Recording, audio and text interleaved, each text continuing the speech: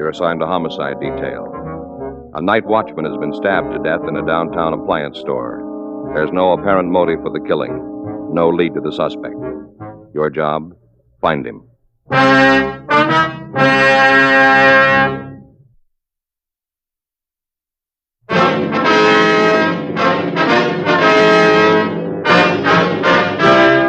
Dragnet, the documented drama of an actual crime. For the next 30 minutes, in cooperation with the Los Angeles Police Department, you will travel step by step on the side of the law through an actual case transcribed from official police files.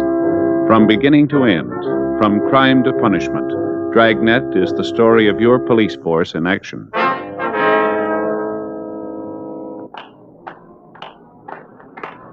It was Monday, August 8th. It was warm in Los Angeles. We were working the day watch out of homicide detail. My partner's Frank Smith. The boss is Captain Lorman. My name's Friday. We were on the way out from the office, and it was 8:26 a.m. when we got to the corner of 7th and Ducommon Streets. Bentley Appliance Company. Sure a big place, huh? Yeah. There's somebody coming. Mm-hmm. Yeah, what do you want? Police officers. Oh, yeah, just a minute. Come on in. Thank you. Thanks a lot. I guess it'd be a good idea if I locked the door again, huh? If you'd like to, yes, sir. Good idea. There, now, it's all secure. My name's Ralph Bentley. I'm the one who put in the call. This is Frank Smith. My name's Friday. How you do? I do, sir. Where's the body? Oh, back here in the stockroom. Who found him, Mr. Bentley? Our building superintendent, Curtis Holman. Is he here now? Yeah, he's upstairs. All right. I suppose you'll want to talk to him. Yes, we will. Oh, I'll get it. Go ahead. Oh, thanks. Oh, over here. It's behind these packing cases. Uh-huh. Well, you can see there he was stabbed. Yeah. Oh, it's sure a mess, isn't it? Yeah. What's his name? Mr. Bentley? The victim's name? Oh, Clyde Maddock. M-A-T-I-C-K? I-K, no C. Mm-hmm. What time was the body discovered? It must have been about 7:30. That's when Holman comes to work. Did he find her right away? I don't know. I haven't been able to get him to say much. When I came in, he was just standing here looking at the body. He was kind of numb, you know. Mm-hmm. What time did you get here? Must have been about 7:45. That's when I called you, wasn't it? Yes, sir, about that time. Yeah, that's when it was, and 7:45. How long has this Maddock worked for you? Oh, 3 years. Almost 4. Has anything in here been disturbed? Not that I know of. I don't think Holman touched anything. I couldn't talk to him very much, but I'm pretty sure he knows enough to leave things alone. Well, I sure can't understand it. What's that? Well, take a look around. It doesn't look like there's a fight. Does it look like it to you? No. Well, that's it. What do you mean? Well, it stands to reason it was somebody he knew. Some stranger, there'd be signs. He wouldn't just let somebody come up and stab him in the back, now would he? Doesn't seem likely, does it? Well, in the 3 years he's been with us, I've never heard anyone say an unkind thing about Maddock. Not one. Man didn't have an enemy in the world. Well, that doesn't mean much. One of his friends didn't like him then.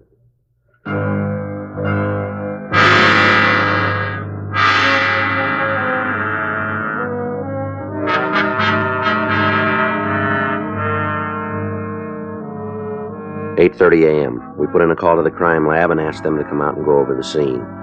The manager led us upstairs to the main offices, and we met the building superintendent, Curtis Holman.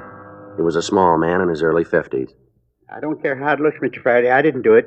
You got to believe that. I didn't have anything to do with it. Now, nobody says you did, Holman. The officers just want to ask you some questions. Well, I don't want them to think I killed him. I don't want them to think that. What time did you find the body? I guess it must have been around 7:30, someplace around in there. Mm-hmm. You see, I just come in, locked the door after me, and then I was going to come up here and change my clothes. Yeah? I got my own closet down there in the hall. My own closet. Yes, sir. I was coming back, going upstairs, and I saw him just laying there. Right away, I knew he was dead. Mm-hmm. Didn't have to have nobody tell me that. I knew he was dead. What'd you do? Nothing. Couldn't. What's that? Couldn't do nothing. First time I ever saw a dead man. I don't know. Just stood there and looked. First time. Yeah, that's where he was when I came in. Yeah, I was just there. You see, I didn't kill him. Wasn't me. Somebody did it, but wasn't me. All right, Holman, all right. Now, we was friends, Clyde and me. Friends. I guess I should have told you he doesn't mean any harm. We understand. Played cribbage once in a while in the morning. Me and Clyde played cribbage. Was there anybody else in the store when you got here, Holman? Huh? You talking to me?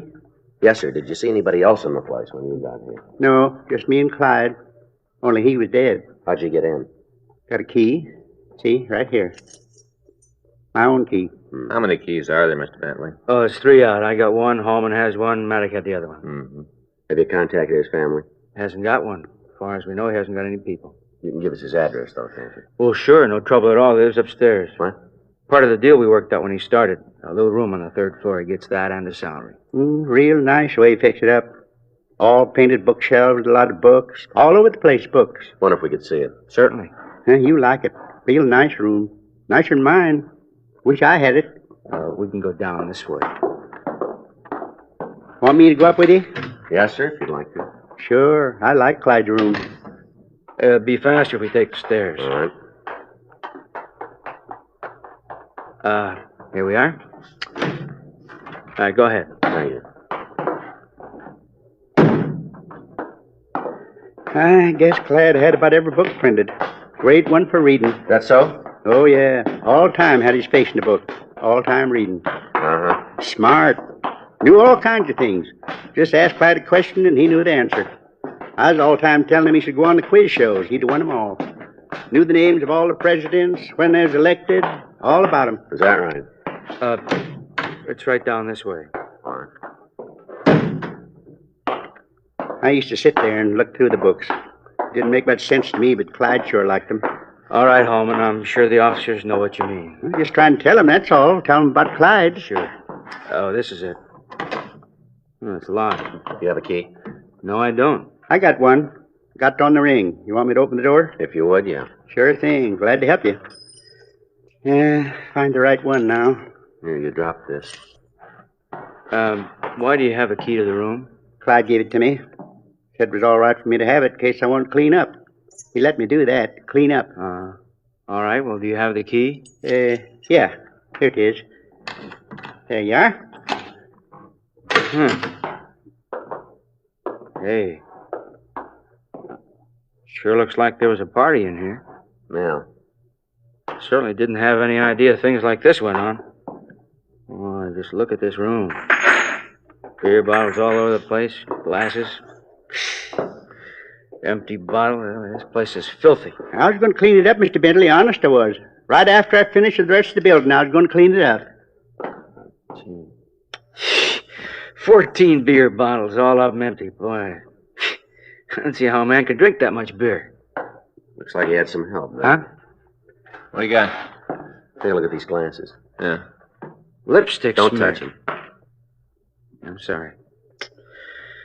Boy, that really does it. That's the capper. Sir? Oh, when he took the job, I made it perfectly clear. No mistake about it, none at all. What do you mean? Beer drinking, I don't mind. He's got that right. But I told him there wasn't supposed to be any women up here. Yeah. He knew it. Doesn't look good. Place of business just doesn't look good. Yeah. I told him if he broke the rule once, just once, he'd be sorry about it. That's what I told him. He's got no quarrel about it now. Huh? He's sorry.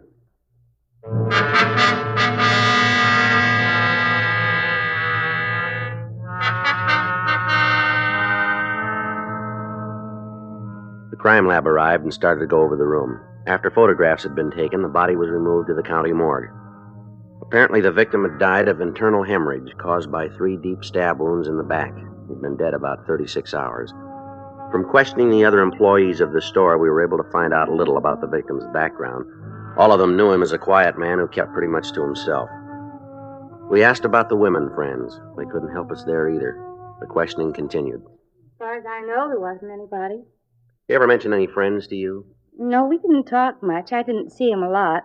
You know, he'd be in the halls or something like that, but we didn't talk much. Is there anything more you can tell us that might help?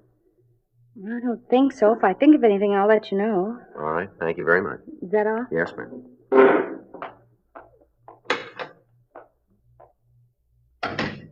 Well, sure getting us nowhere. Yeah.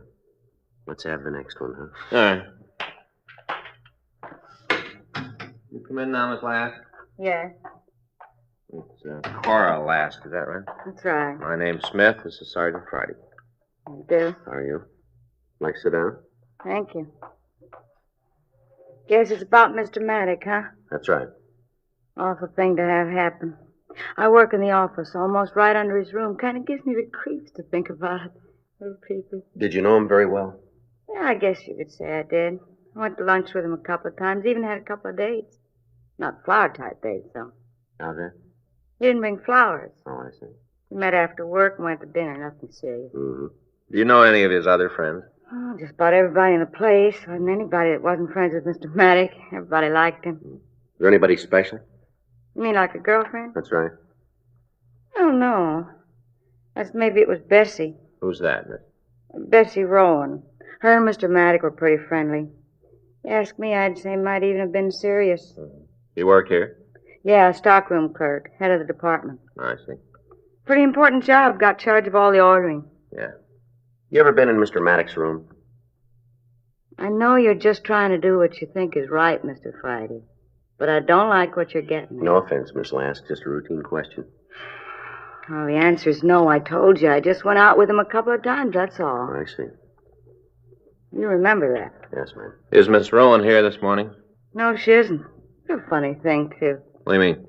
It's not like her to miss a day's work. Long as I've been here, she never done it before. Always here, always on time. Mm-hmm. That's why it's so funny. She called this morning and said she wouldn't be able to make it. Did she say why? Not really. Kind of talked around it, you know. Matter of fact, I didn't think she had a real reason for not coming in. How was that? The way she acted. Say, you don't think it had anything to do with Mr. Maddock, do you? I wouldn't know. I bet that's it. She knows something. That's why she's not coming in. That's the reason. Possible. More than that, she knows something. I'll bet you on it. Bet you anything. No, that wouldn't be too fair. Huh? We'd like to see you win.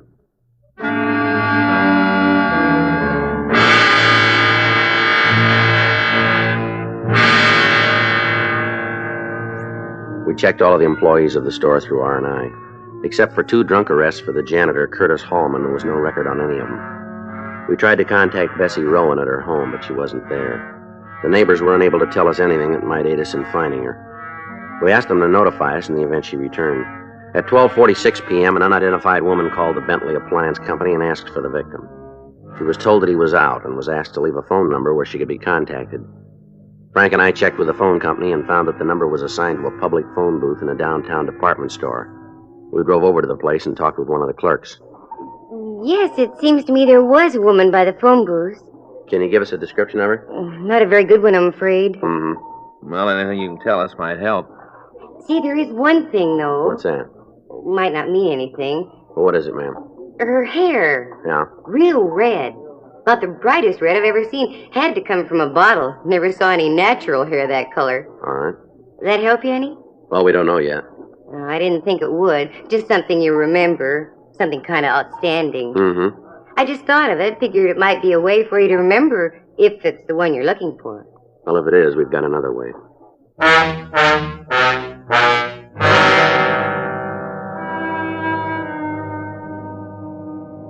4:35 p.m. Frank and I went back to the city hall and checked into the office. There was a note in the book for us to get in touch with Sergeant J. Allen at the crime lab. He just finished his preliminary examination of physical evidence and wanted to go over his findings with us. Back here, Joe. Frank. Yeah. Okay. Well, how'd you do? Not bad. Here, take a look. Yeah? These are the beer bottles we found in the room, 14 of them. They're clean. Able to lift 3 good prints from one of the glasses, though. Enough for identification? You come up with a finger. Not enough for classification, though. No. Anything else? Oh, I went over the room with a vacuum cleaner. Found this in the couch. Earring. Yeah. Imitation stone, mounting's gold filled. Nothing else on it. Mm-hmm. Any way of checking where it was bought, Jay? It'll be pretty hard. Costume jewelry, a lot of places make it. Even more than that cellar. Yeah. Found this handkerchief on the floor under the couch. No monogram. Any laundry marks? No. Went over it with ultraviolet. There's nothing there. Is that it? Well, lipstick marks on the glasses we lifted them. Might be able to use them in identification. Yeah. You come up with a motive yet? No. As near as we can tell, there wasn't anything stolen from the store. The victim had $36 in cash on him. Expensive watch, ring. None of it was touched. You got any more for us, Jay? Well, couldn't find the murder weapon. Wasn't in the room. We checked the rest of the place. Couldn't turn it. Any idea what it might have been, Jay? A sharp instrument, probably a pocket knife, 3-inch blade. Oh, one more thing. Not sure about it, though. Yeah. Yeah, I'll get it. Take a look. What do you got there? Hair. Found them on the victim's jacket. No way of telling how long they'd been there. Human? Yeah. Whoever they belong to shouldn't be too hard to spot. What do you mean? Bright red.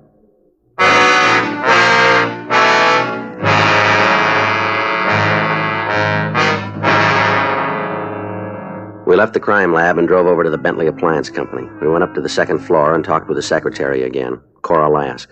Sure, I can give you a description of Bessie. No trouble at all. Have you heard from her today? Not since this morning. I told you about that. You know, how she wouldn't be in. Yeah. That's the only time. Now about the description. What color hair does she have? It's a blonde color. Dark or light? Kind of in between. I guess that's the reason she fixes it up. How do you mean? Touch-up. Usually a sort of strawberry blonde, I guess you call it. Uh-huh. Last time she did it, I guess it was a week ago. She had an accident. Well? With the dye. She did something wrong. Sure looked funny. How do you mean? But it turned out wrong. Embarrassed her all over the place. Everybody was making cracks about it. She said she was going to redo it first chance she had. Yeah. I kind of laughed myself. It was pretty hard to imagine. What's that? That color red hair.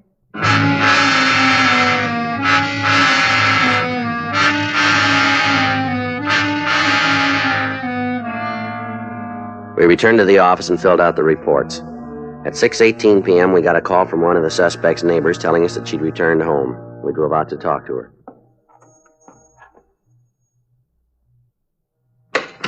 Yeah? Bessie Rowan? That's right. Who are you? Police officer, I'd like to talk to you. Well, I haven't got anything to say to you. Not going to do me much good, though, is it, huh? Is it? You're going to take me down to the pokey anyway, aren't you? Aren't you going to? Might be better if we talked to you inside. Oh, well, then. Come on in. Make no difference where we talk. Not a bit. You ain't going to believe me anyway. About what? That I didn't kill Clyde. You ain't going to believe me, are you? Why don't you tell us? All right, I will. What do you think of that, huh? What do you think of that? You alone here? No, I got 3 or 4 friends hiding in the closet. They usually don't come out this early, though. Wait until it gets dark. That's when they like it, when it's dark. Mm-hmm. Now, you want me to tell you now, huh? Do you? About what? About Clyde. How he's dead. You want me to? Why don't you try? No matter what I say, you're going to believe what you want to, so it'd probably be easier if I went along with you, wouldn't it, huh? Might be. Okay, then. I killed him.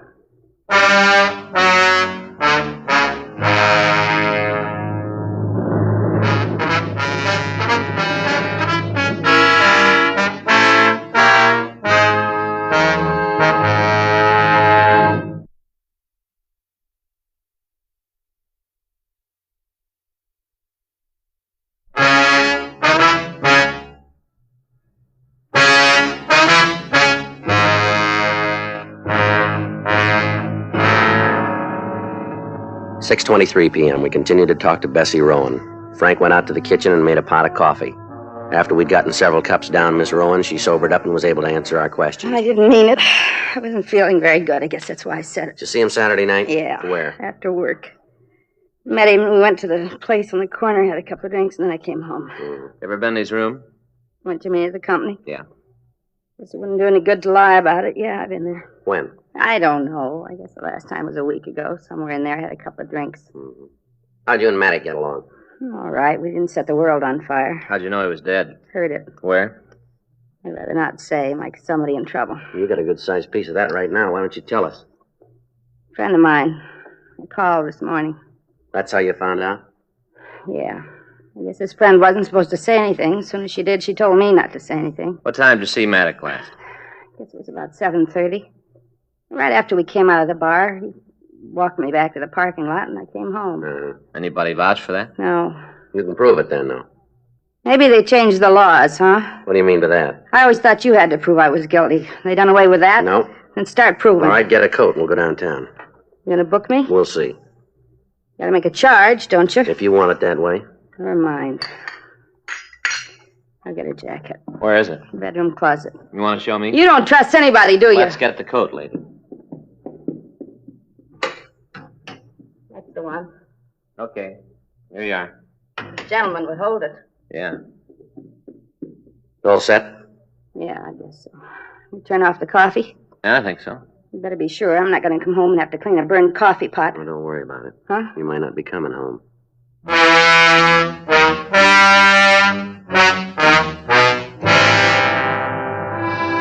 The woman was taken downtown to the city hall.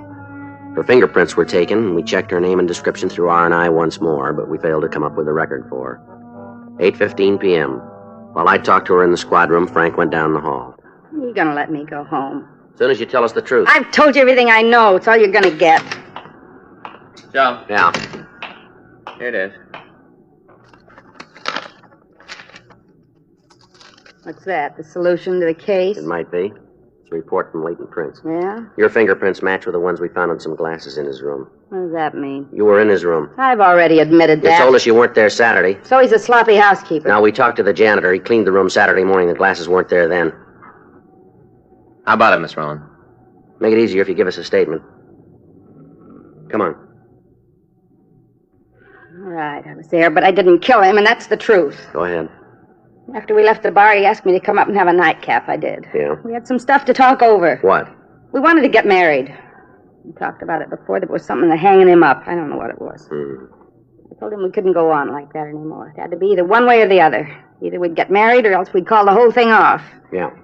He asked for a couple of days. Said he'd clean up whatever the trouble was by then. Yeah? I told him to go ahead. That's all. Had a couple of drinks and then I left and I came straight home. What time did you get there? About 10. Maybe 10:30. Why'd you lie to us? I don't know. I was drunk. You saw that. Yeah. I got scared. Figured sure you'd think I did it. Did Maddox have any other girlfriends? I don't know. We didn't talk about it. Did he mention anybody else? Yeah, I guess. A couple of times he talked about some girl that was giving him trouble. Called him at work, you know, on his back. Told me he was trying to get rid of her. Possible she might have been the reason you couldn't get married?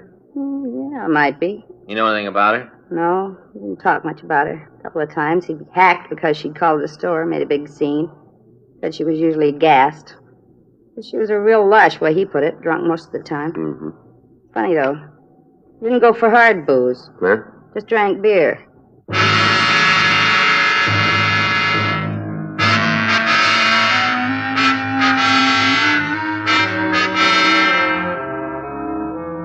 On the chance that the empty beer bottles we'd found in the victim's room had been bought in the neighborhood, we began an immediate canvass of the liquor stores in the area.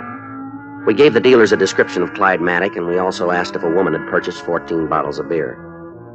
In the first 5 stores, we drew a blank, but the clerk in the 6th told us that he had made such a sale on Saturday night to a woman. He was unable to tell us who she was, but he did say that he'd seen her several times in the neighborhood bars. We started to check them. Several bartenders knew the woman, but were unable to tell us her name or where we could find her. At 12:20, we stopped at a place called the Pink Pigeon. Yeah, I know her. In here all the time. She's a beer drinker. You know her name? Let me think. Yeah, Gladys something. I don't think I ever heard the last part. Wouldn't make me unhappy if she didn't come back. What do you mean? Well, she's all the time tanked, loud, dirty mouth. Chick like that doesn't do the place any good. You know where we can get in touch with her? What's the matter? She done something? We'd like to talk to her. Well, sure. I didn't mean to stick my nose in where it don't belong. That's all right. You know where we can find her? I don't know. I guess her place would be as good as any. Well, where's that? Couple of blocks up. It's a brown house, second from the corner. You can't miss it. Just like her, a real mess. There's weeds all around. It's a brown house. All right, thank you. I'm glad to help out. I've been saying for a long time she was going to end up in real trouble. Been saying that for a long time. I've been telling everybody. Uh-huh. They didn't believe me. Well, they will now.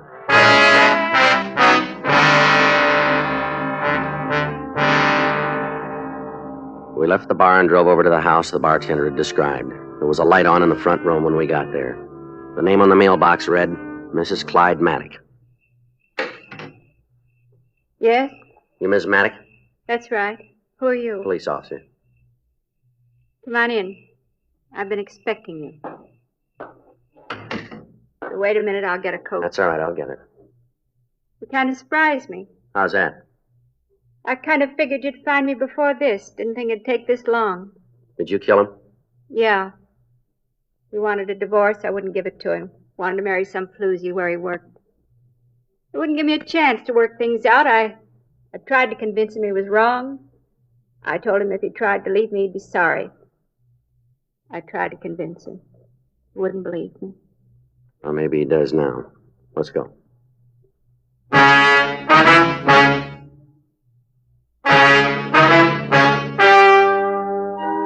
The story you've just heard is true. The names were changed to protect the innocent. On December 16th, trial was held in Department 97, Superior Court of the State of California, in and for the County of Los Angeles. In a moment, the results of that trial.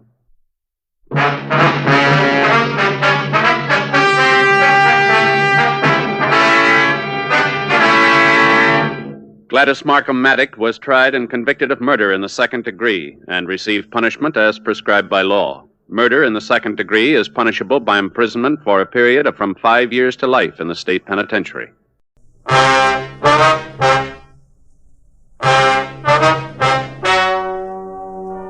Ladies and gentlemen, the story you are about to hear is true. The names have been changed to protect the innocent.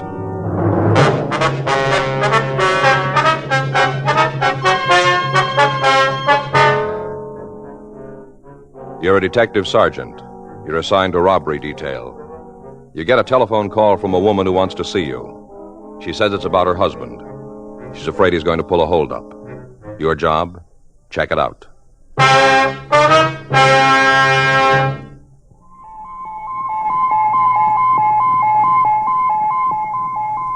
Listen. Listen to news of an electronic miracle. The greatest improvement in cigarette making in 30 years. It's the Accuray, and it's a Chesterfield exclusive. To you, it means cooler smoking, smoother smoking than was ever possible before. The Accuray electronically checks and controls the making of your Chesterfield. So, for the first time, you get a perfect smoke column from end to end. You'll marvel at the extra flavor that comes through. Yet, because this measurably better cigarette smokes more slowly, you enjoy a cool mildness never possible before. Yes, from the first puff to the last, your Chesterfield smokes smoother. Your Chesterfield smokes cooler. Chesterfield is best for you. Today, discover what modern science can do to increase your cigarette enjoyment. Change to Chesterfield and put a smile in your smoking. Look for the new Chesterfield carton. It tells you only Chesterfield is made the modern way with Accuray.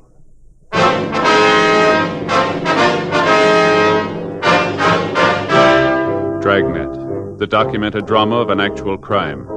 For the next 30 minutes, in cooperation with the Los Angeles Police Department, you will travel step by step on the side of the law through an actual case transcribed from official police files. From beginning to end, from crime to punishment, Dragnet is the story of your police force in action. It was Wednesday, May 18th. It was cool in Los Angeles. We were working the day watch out of robbery detail. My partner's Frank Smith. The boss is Chief of Detectives Thad Brown. My name's Friday. I was on my way into the office, and it was 7:49 a.m. when I got to room 27A. Robbery. Morning, Joe. Hi, Bob.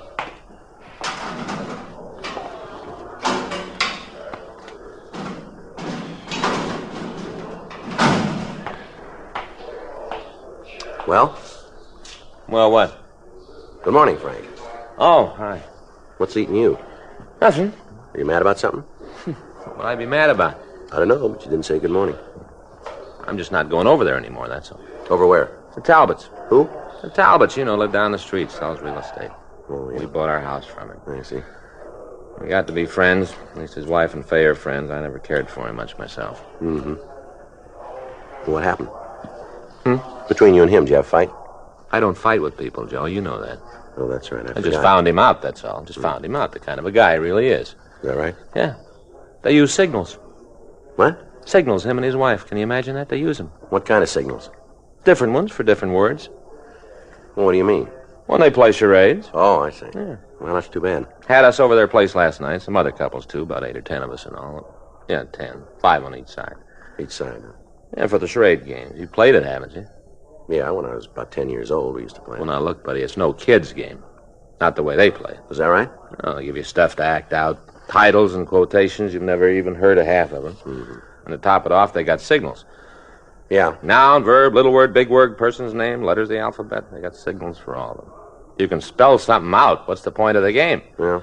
Beat you pretty bad, didn't they? Huh? Last night in the game, you lost. That hasn't got anything to do with it, Joe. No, I don't imagine. Doesn't matter who wins or loses. It's the principle of the thing. That's all it is. Signals. Yeah, I'll get it. And they use them. Robbery, Friday. Yes, ma'am. Well, I don't know. What seems to be the trouble? I see. Yes, I guess we could. Where is that? Are they open this early? All right. Yes, ma'am. We'll be there. Goodbye. Lady wants to talk to us. Says she'll meet us at a bar out on Melrose. What's it all about? Her husband. Yeah. He bought a gun.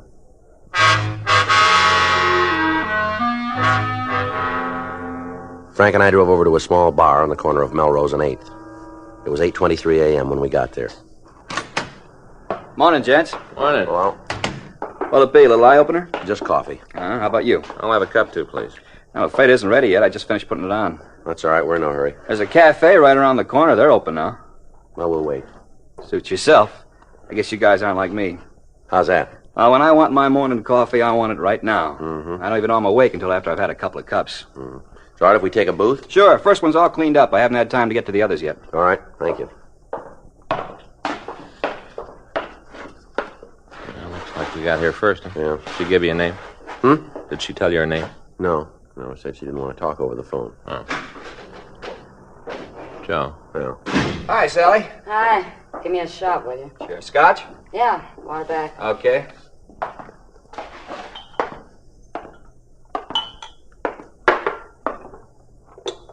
Go ahead, mister. Take a good look. I was waiting for somebody. I guess I made a mistake. Yeah, you sure did. I'm sorry. A little later on, I might be interested, but not at 8:30 a.m. Getting worse all the time, ain't it? Gal can't even have a morning pick-me-up without some guy starting to move in on her. Well, he's looking at you, Mike. Down a hatch.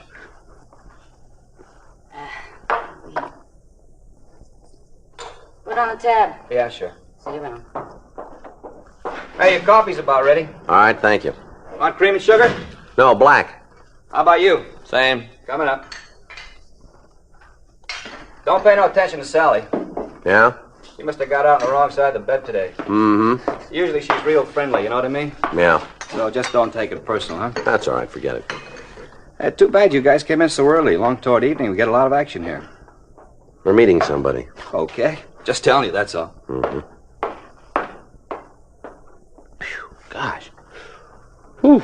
Yeah, boy, that's hot, all right. Boy, I think I burnt my tongue. that's too bad. Tomcat Bar, Mike speaking. Who? Well, I don't know. Yeah? Yeah, okay, sure. Hey, one of you guys got a name sound something like Friday? That's right. Well, you're being stood up. Huh? She said to tell you not to wait.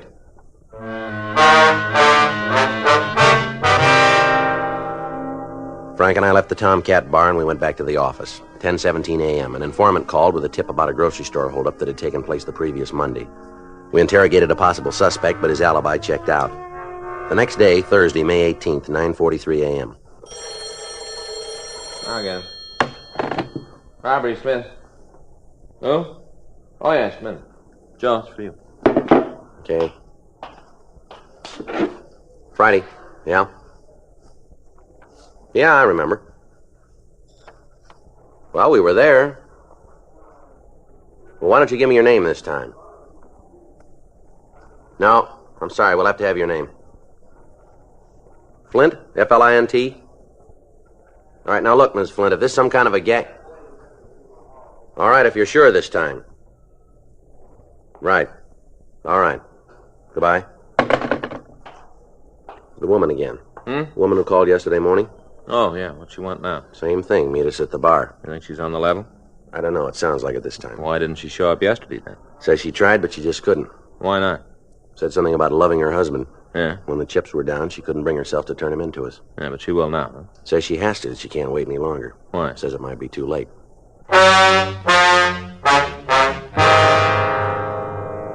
10:16 a.m. Frank and I left the office and drove out to the bar. When we got there was only one customer in the place, a small, dark-haired woman sitting in the corner booth. Hi. How are you today? What'll it be, coffee again? Yeah. Okay, what do you want? Well, we'll let you know. Hmm? That woman over there in the corner, Yeah? do you know who she is? I don't think she's been in before. All right, thank you.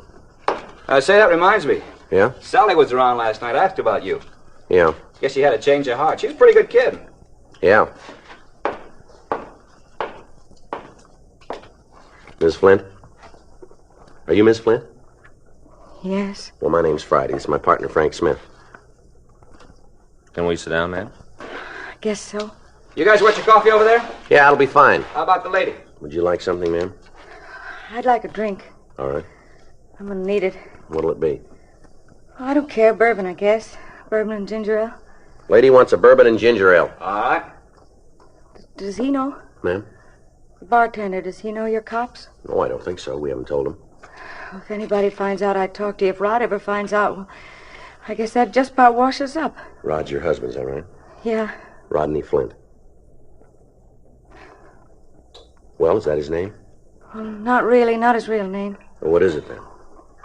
I don't know if I'm doing the right thing. I just don't know. Mm-hmm. He'd never understand. He'd say I was double-crossing him. Maybe I am. Maybe I... Here you are. 2 coffees and bourbon and ginger. What do we owe you? That's $1 even. There you go. Okay, thank you.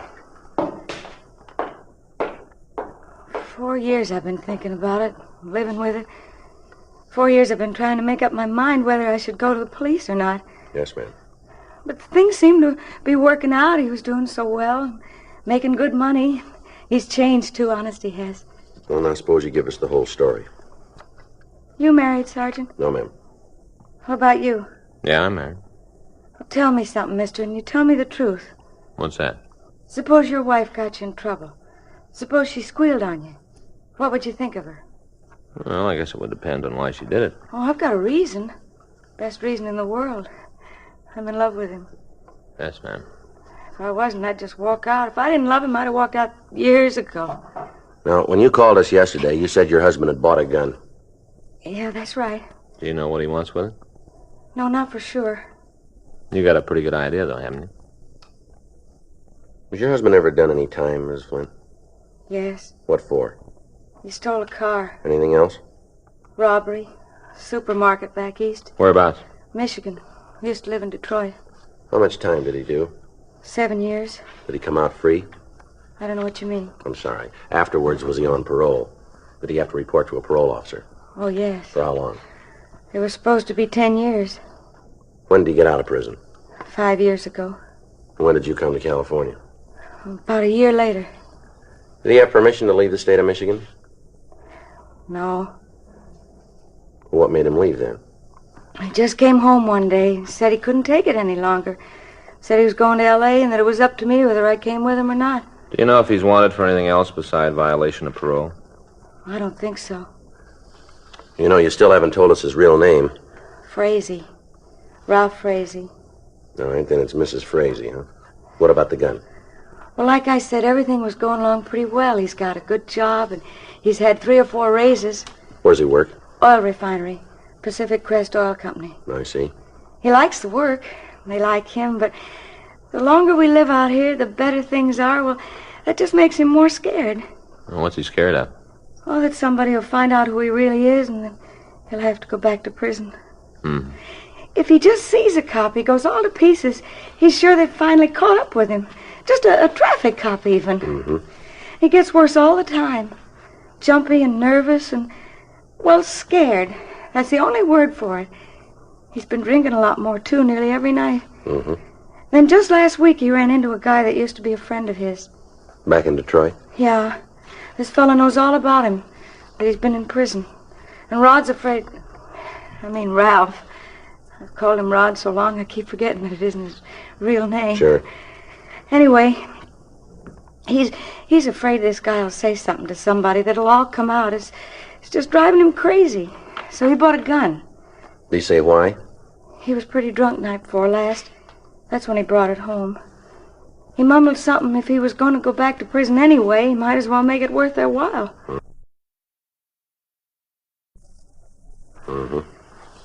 Maybe he's planning another robbery, I don't know. I don't really think he would. But with all this drinking and being so darned upset, well, I don't know what he might do. Where's the gun now, Miss Frazee? At home. He hid it in the stove in the pan under the broiler. At least that's where he put it last night after... After what? Well, you see, he was carrying on doing a lot of talking, and he was holding the gun at the same time, waving it around, telling me how easy it'd be to go out and rob somebody. Said that way he could get enough money for us to leave the country and go to Mexico, maybe, where they'd never find us. Right in the middle of everything, the pistol went off. I see. It was just an accident. He wasn't pointing at anything. The bullet only went into the ceiling. I'm sure he didn't mean to pull the trigger. Yes, ma'am.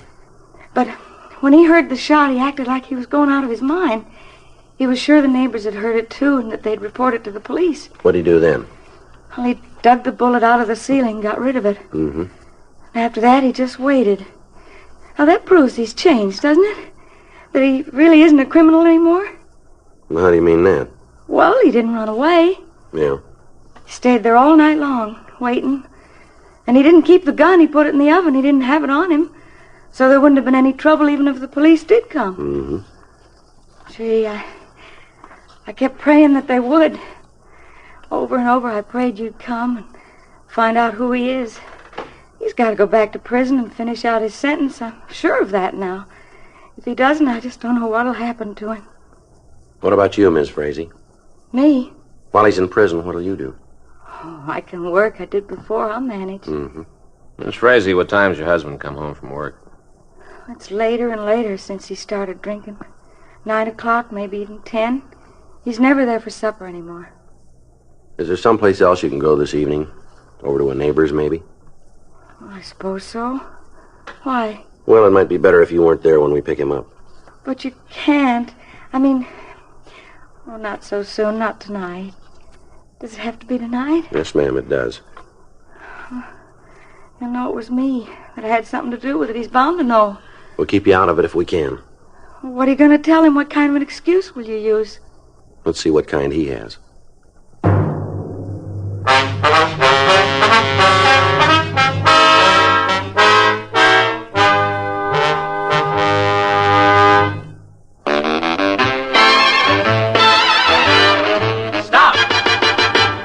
Smoking with a smile, with Chesterfield. Smoother, cooler, milder, Chesterfield. Put a smile in your smoking, just give 'em a try.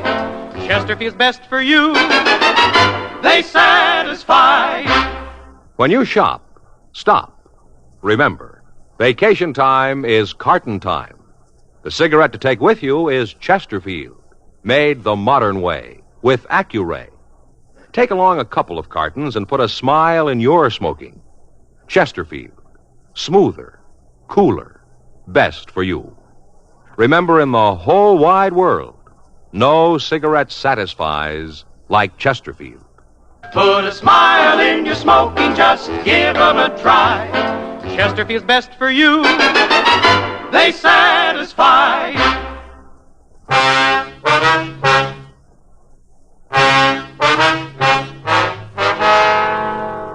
Frank and I continued to talk to Mrs. Frazee. She agreed to be out of the house during the evening. She also gave us a description of her husband. She said he was WMA, 38 years old, 5'11", and he weighed about 170.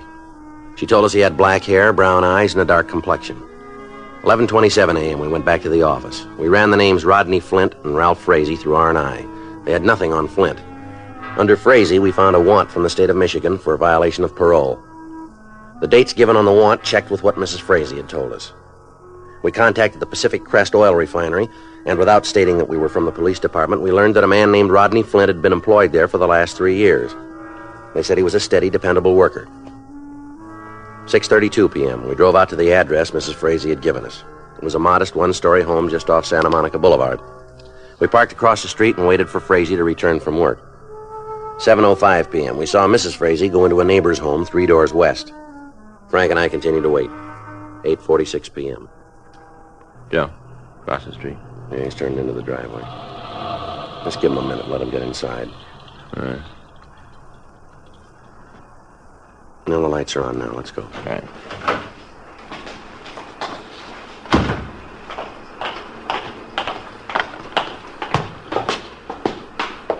I don't see the bell. Over there. Oh, yeah.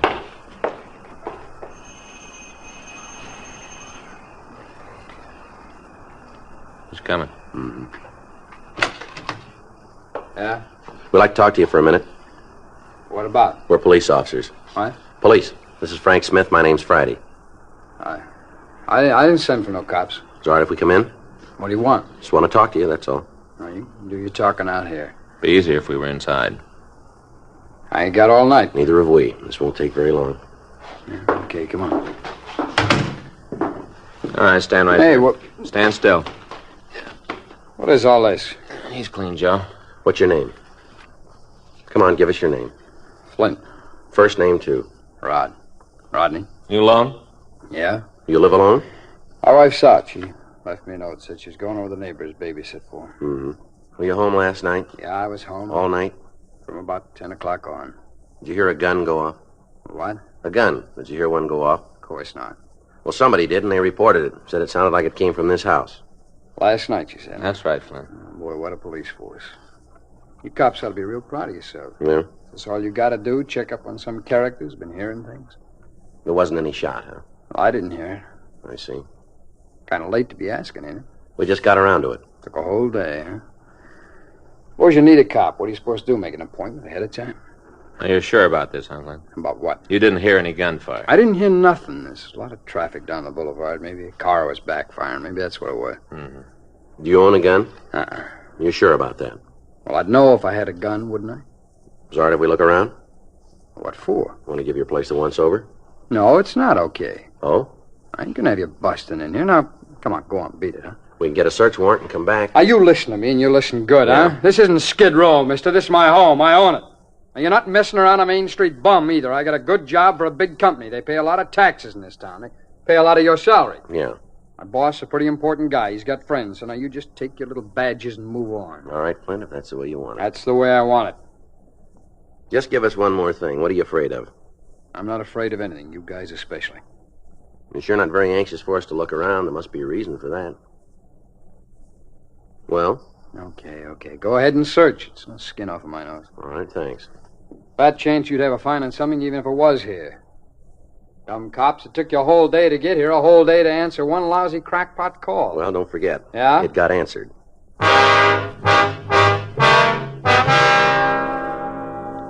Frank and I began a routine search of the house. While Frank went through the 2 bedrooms, I took the living room and dining area. We found nothing suspicious. 9:42 p.m. We'd finished with the front part of the home, and we went into the kitchen. The suspect followed us. Okay, if I fix myself a drink while you're messing the joint up? It's up to you. You guys want one? What? A blast. You want one? No, thanks. What about you? No, thanks. You don't drink, huh? Not hurting my feelings. I'll check the service ports, Joe. All right.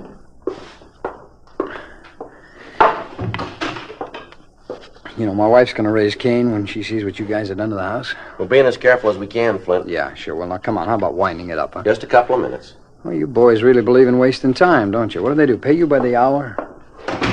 There's nothing out there, Joe. No. I guess that takes care of it. Yeah. All right, come on. I'll be glad to show you to the door. We'll find our way.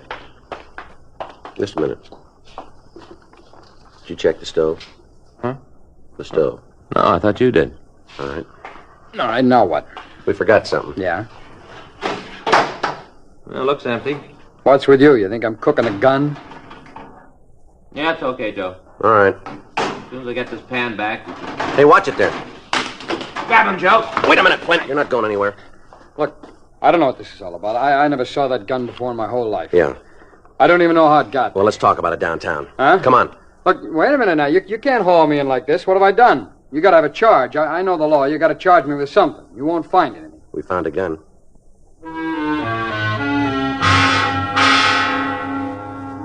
We drove the suspect down to the city hall, rolled his prints, and booked him in on suspicion of robbery. 11:06 p.m. We brought him into the squad room for questioning.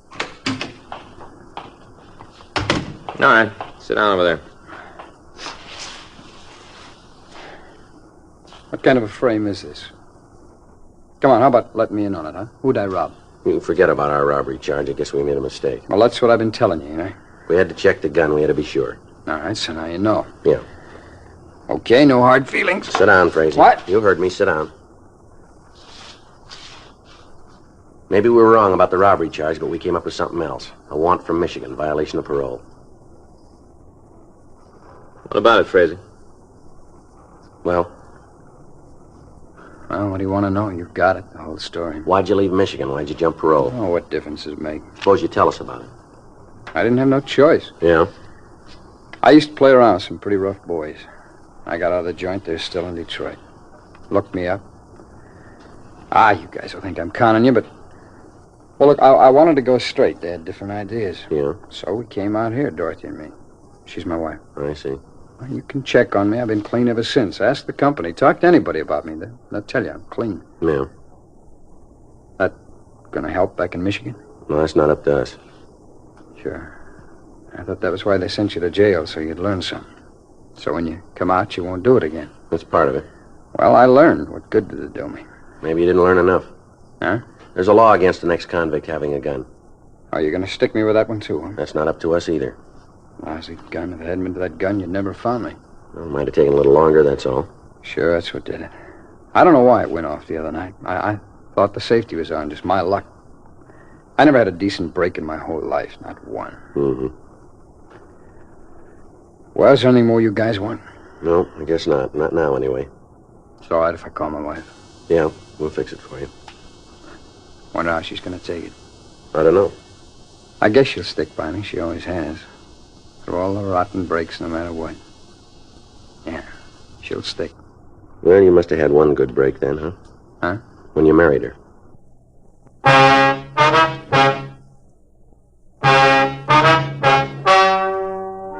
The story you've just heard is true. The names were changed to protect the innocent. On Thursday, May 25th, the meeting was held in the district attorney's office in and for the county of Los Angeles, state of California. In a moment, the results of that meeting. Now, here is our star, Jack Webb. Thank you, George Fenneman. Friends, discover for yourself what modern science can do to increase your cigarette enjoyment. Remember, Accuray puts a smile in your smoking. Enjoy a smoothness and coolness never possible before. Chesterfield, best for you.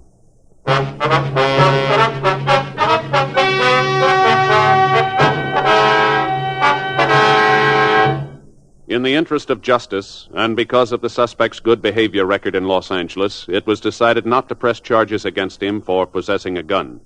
Ralph Putnam Frazee, alias Rodney Flint, was turned over to Michigan authorities to serve out his previous sentence. He has since been released and has returned to his former employment in Los Angeles.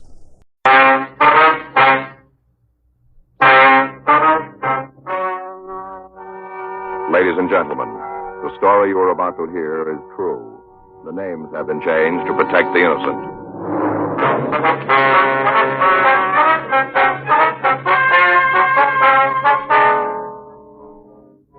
You're a detective sergeant. You're assigned to burglary detail. You get a call from a citizen that a burglary is in progress. You know the exact location. Your job, stop it.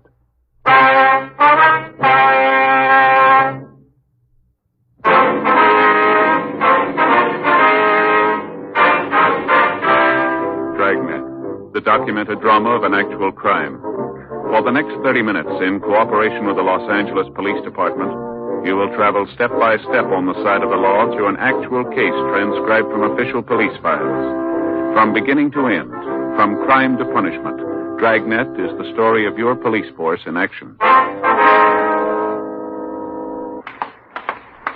It was Tuesday, June 14th. It was warm in Los Angeles. We were working the night watch out of burglary detail. My partner's Frank Smith. The boss is Captain Bernard. My name's Friday.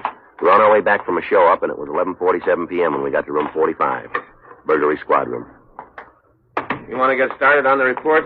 Yeah, all right. I should be glad to get home. I'm tired.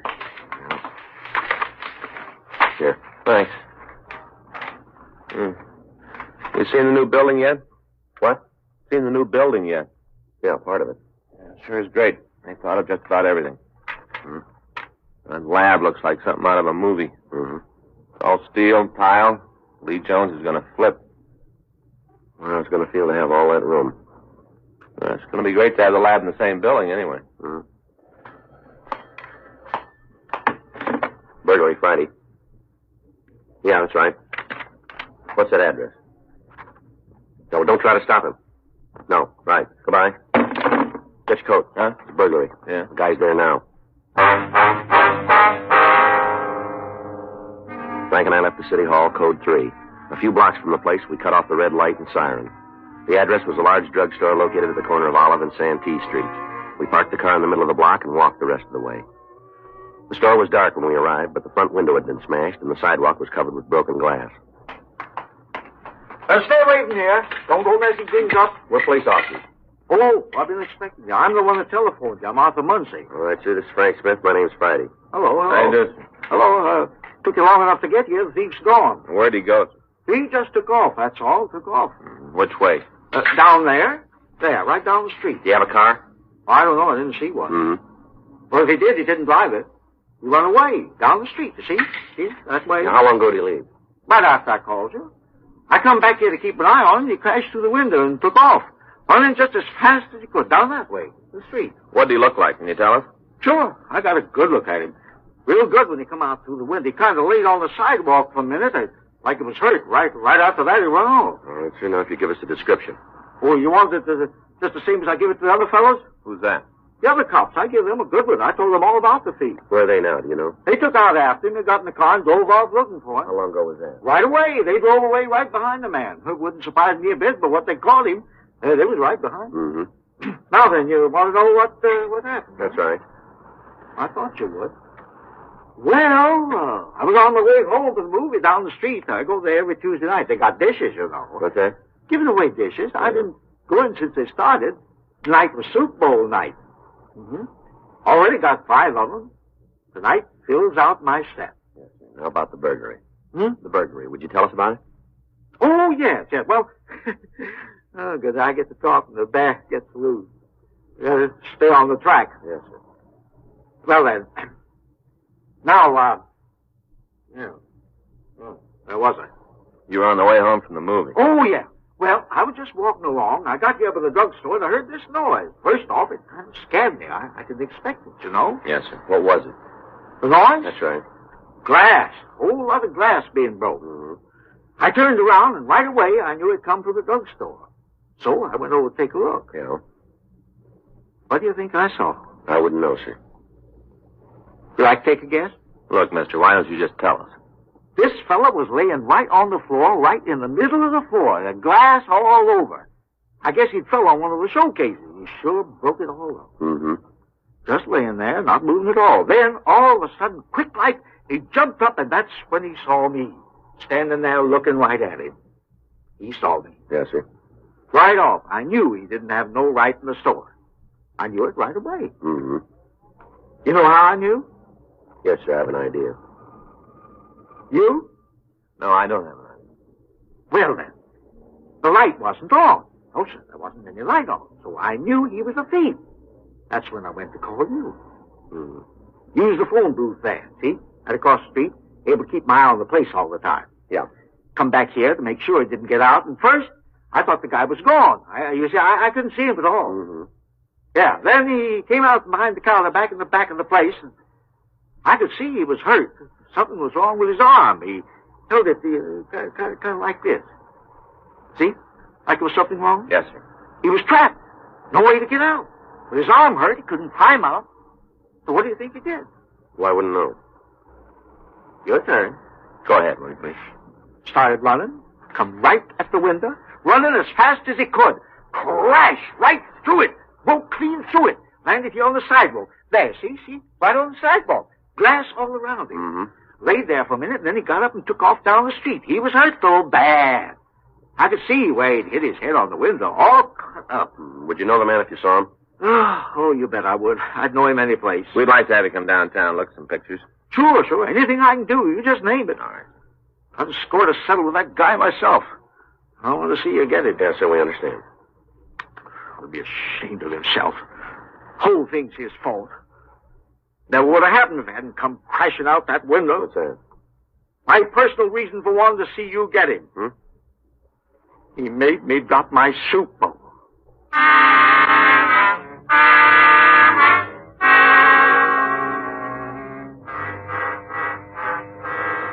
We got a complete description of the suspect, and a local broadcast and an APB were put out. Arrangements were made for the witness to be taken to the city hall to check through the mug books, and then Frank and I started to canvass the area. 12:20 a.m. Think he made it? I don't know. The way Arthur Muncie put it, he was hurt pretty bad. Couldn't get too far. Yeah. Want to pull up? Let's check that alley. All right. No, it doesn't go all the way through. Mm-hmm. Let's get out.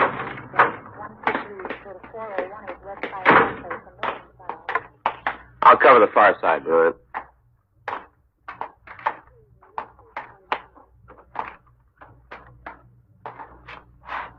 How about it? All right, come on up.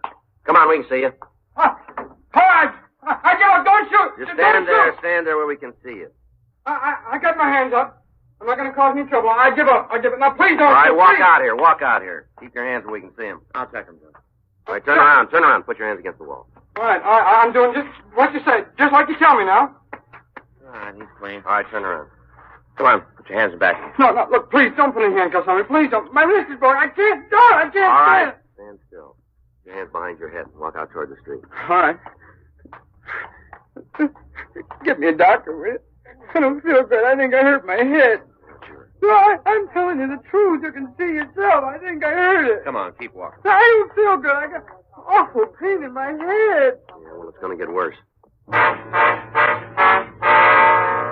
The suspect was taken to Georgia Street Emergency Hospital for treatment. We identified him as Leroy Ernest Finch, 27 years old. He had a record listing 2 convictions of burglary along with several misdemeanor arrests.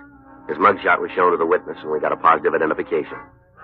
After emergency treatment, Frank and I were able to talk to him. How about it, Finch? Make a statement? About what? A burglary. You guys are forgetting something. What's that? I'm the one who's sick. I don't know what you're talking about. I don't think about any burglary. That's a nice try, Finch, but it's not going to work. You better tell me what you're talking about. We got a witness who saw you break into a drugstore tonight. He's willing to go to court with it. Well, then you better get a new witness, because the one you got is all worn out. Yeah? Yeah, that's right. How'd you get cut up? A couple of guys tried to rob me. I didn't like the idea, and they put the screws to me. You expect that story to stand up? You gotta prove it didn't happen. We can. Well, then be my guest. Why don't you save us all a lot of time and cop out here? Well, that'd make things real easy on you, wouldn't it? It'd help. Well, it's too bad I can't go along with you boys, but I'm not going to carry a beef I didn't build. You want us to believe that, don't you? I don't care what you believe. I'm telling you the truth. I was mugged tonight. A couple of guys took my wallet, beat me up, and that's the way it is. There's nothing you can do to change it.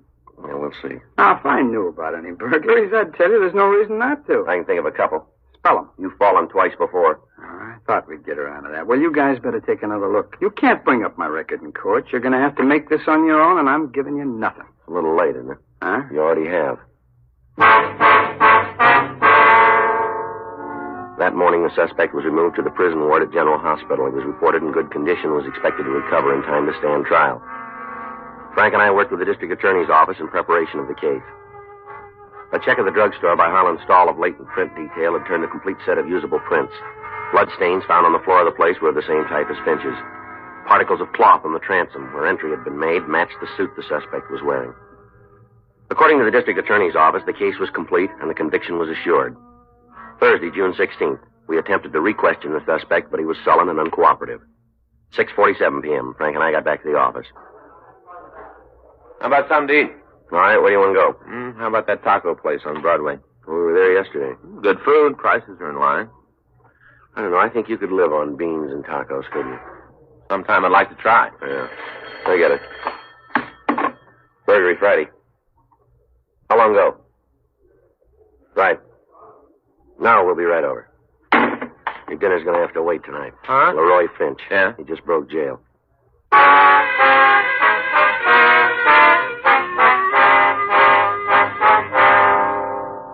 We left the office and drove over to General Hospital.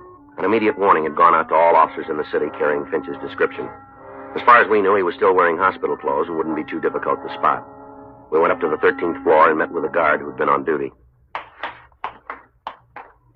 I see you went out this way.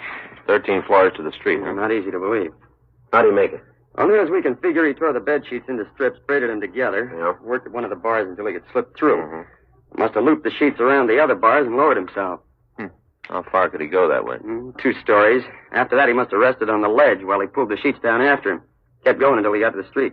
Anybody see him on the way down, do you know? We're checking now. Not likely. If there had been anyone, they'd let us know. Yeah. Sure hate to see that guy on the loose. The way he talked, he's going to cause a lot of trouble. Any chance he had help getting out? No, he's the only one in the room. Didn't have any visitors. Door was locked. You mention any friends in town? Anybody he might go to? No, about the only thing he talked about was the beef against him. All the time saying that he was going to beat it. How he was going to blow your case sky high. Yeah. He was sure of himself. Said you'd never get him into court. He didn't have a chance. Yeah. It looks like he might have been right. It isn't going to change. He hasn't beat it. Yeah? He just postponed it. For the rest of the night, the area was subjected to an intense search. All people in the vicinity were questioned. Cars going into and out of the blockaded section were checked. At 7:30 the next morning, a search was called off. Apparently, Leroy Finch had made good his escape before the warning had been sounded. For the next 2 days, Frank and I checked everybody listed in his package. Friends and relatives were placed under surveillance. All known associates and places he was known to frequent were checked.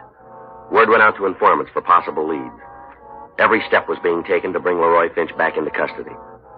Sunday, June 19th, we got word that Finch had been seeing a woman just before his arrest. Her name didn't appear in any of the reports. Frank and I drove out to see her. I guess this is it. Well, what about the back? Oh, this is the only entrance. All right. I'll get the door. Okay.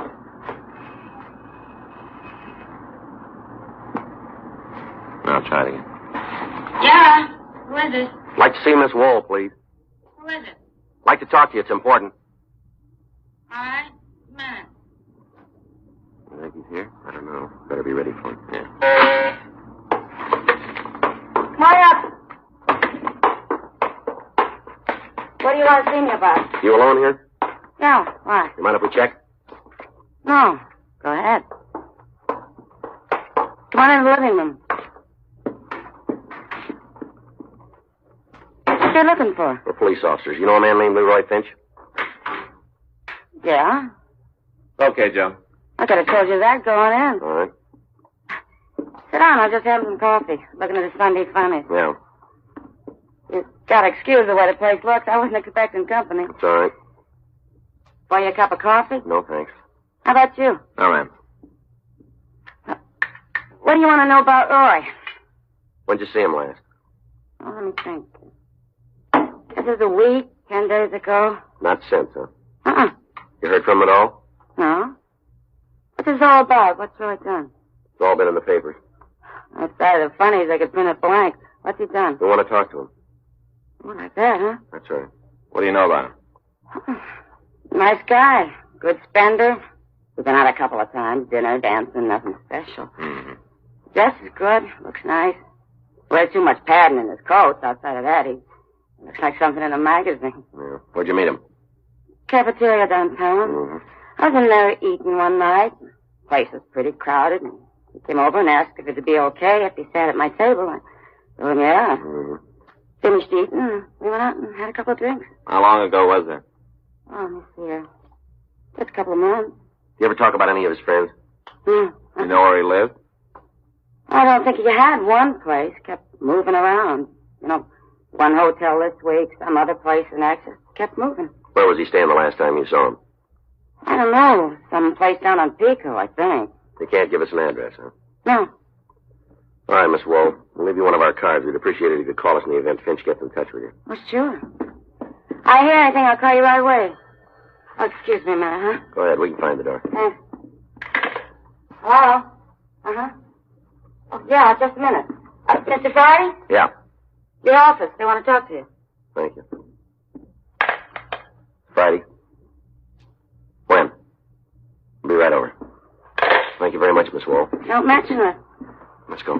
Yeah. What do you got? They found Finch. Yeah. He's been hiding in a house in Highland Park. Is he there now? No, he left about an hour ago. Whose place belonged to? I don't know. If we want to talk to him, we better step on it. Yeah. He shot them both.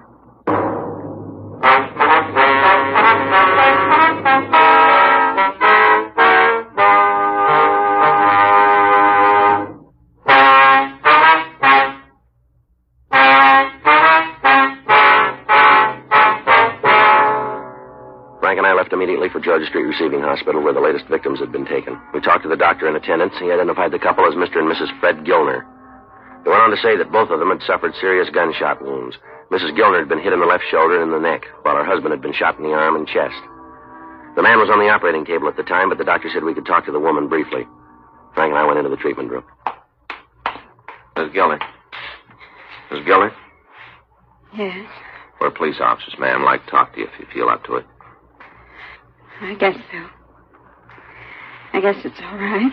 We'd like you to look at a picture and see if it's the man who shot you. Where is it?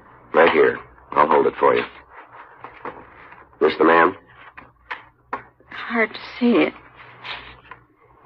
Do the best you can, please. Yes.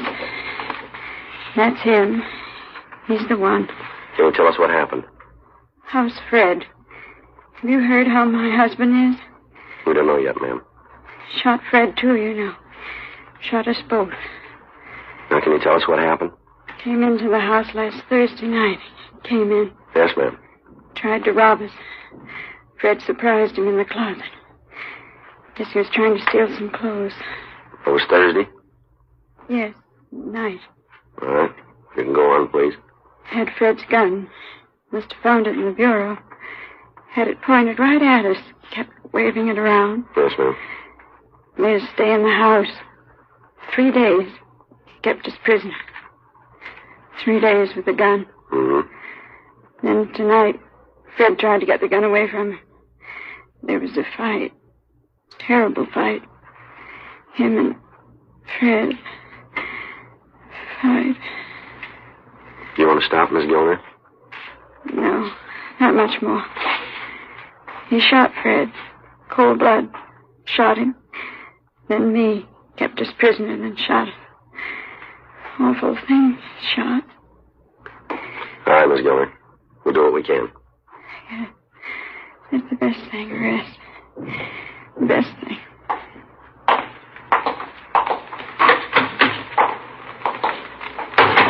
You want to check the doctor? Yeah. Excuse me? Yes? Where can we find Dr. Savin? I think I saw him a couple of minutes ago. He went into treatment room number 3. Sorry if we go in. Yes, he's alone. Thank you. Doc? Oh, yeah, Joe. Frank, come on in. Thank you. How'd it go? Tough one. I think he's going to live. That's good. Hope he feels the same way. What do you mean? Bullet severed the spinal cord. Yeah. He'll never walk again. A check was made at the Gilner house, and their automobile was found to be missing. From papers in the house, we got a make and license number. A supplemental broadcast was gotten out carrying the information. The description of Leroy Finch was broadcast to all policemen in Southern California every 30 minutes. At the end of each transmission, the officers were warned that the suspect was armed and was to be considered extremely dangerous. Border stations were notified, and the checkpoints into Nevada were alerted. Bus and railroad stations were covered, and airline terminals were placed under surveillance. Roadblocks were set up on highways into and out of Los Angeles. If Leroy Finch was still in the city, every precaution was taken to prevent his escape. 36 hours went by without word. Tuesday, June 21st, Frank and I checked into the office. I'll check the book. Good. Friday. Yeah, Ed. Been trying to reach you guys. Where you been? We just got back from 77. What's the matter? You better check with the skipper. Huh? That car Finch was driving? Yeah. They just found it.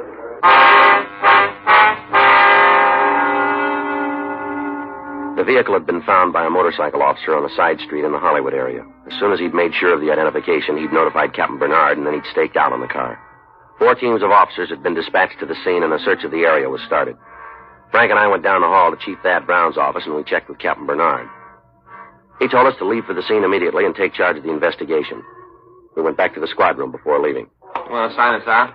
Yeah. I got it. Burglary Friday. Oh, yeah. Speak up a little, can't hear you. What's that? No, I got it. All right, we'll be right there. What do you got? It was Hazel Wool. Finch's girlfriend? Yeah. He just walked in.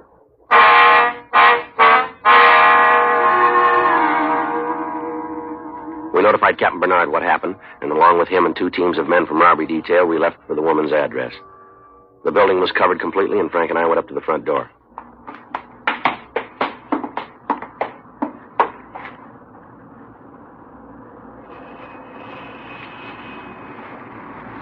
Who is it?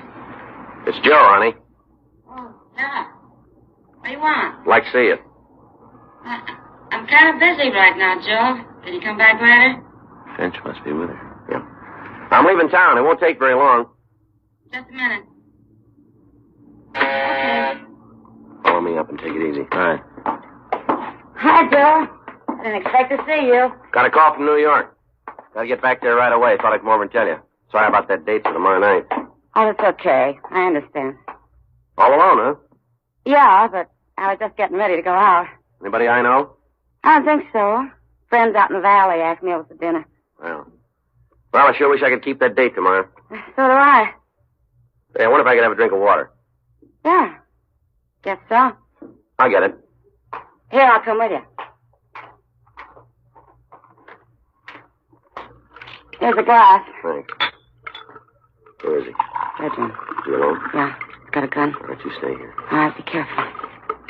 Thanks a lot. Well, I'll be running along. Okay. All right, Finch, we know you're in the bedroom. Throw that gun out and you follow it. Come on, Finch, throw out the gun. You come and get me, cop. We can wait a lot longer than you can, Finch. Well, let's see. We'll take the building apart if we have to. Go ahead. I'm not going to walk out of here. All right, you called it. Frank? Yeah. Get downstairs, ask him to bring up the gas equipment. Okay? Watch your fight, coming out. All right, come on, Vince, get up. Now, leave me alone, cop. Leave me alone. Come on your feet. I can't. I'm hurt. I can't get up. You're not hurt that bad. It's just a shoulder wound. I am too. You don't. I'm going to die. I know it. Come on, get I'm up. going to die. You're pretty sure of that, aren't you? Yeah. I can feel it. You got it wrong, Finch. Huh? It won't be that easy.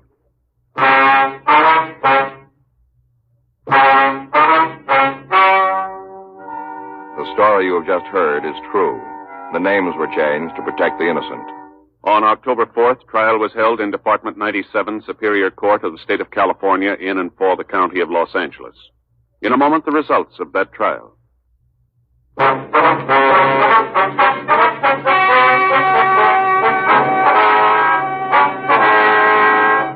Leroy Ernest Finch was tried and convicted of burglary in the first degree, escape, a felony, assault with intent to commit murder, 2 counts, and grand theft auto, 1 count.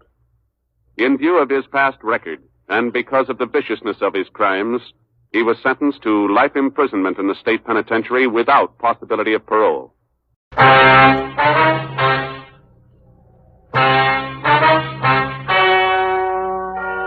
Ladies and gentlemen, the story you are about to hear is true.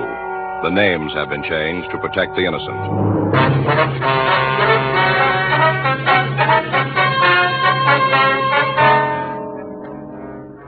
You're a detective sergeant. You're assigned to burglary detail. A woman posing as a housemaid has been stealing cash and other valuables from homes in your city. Your job? Stop her.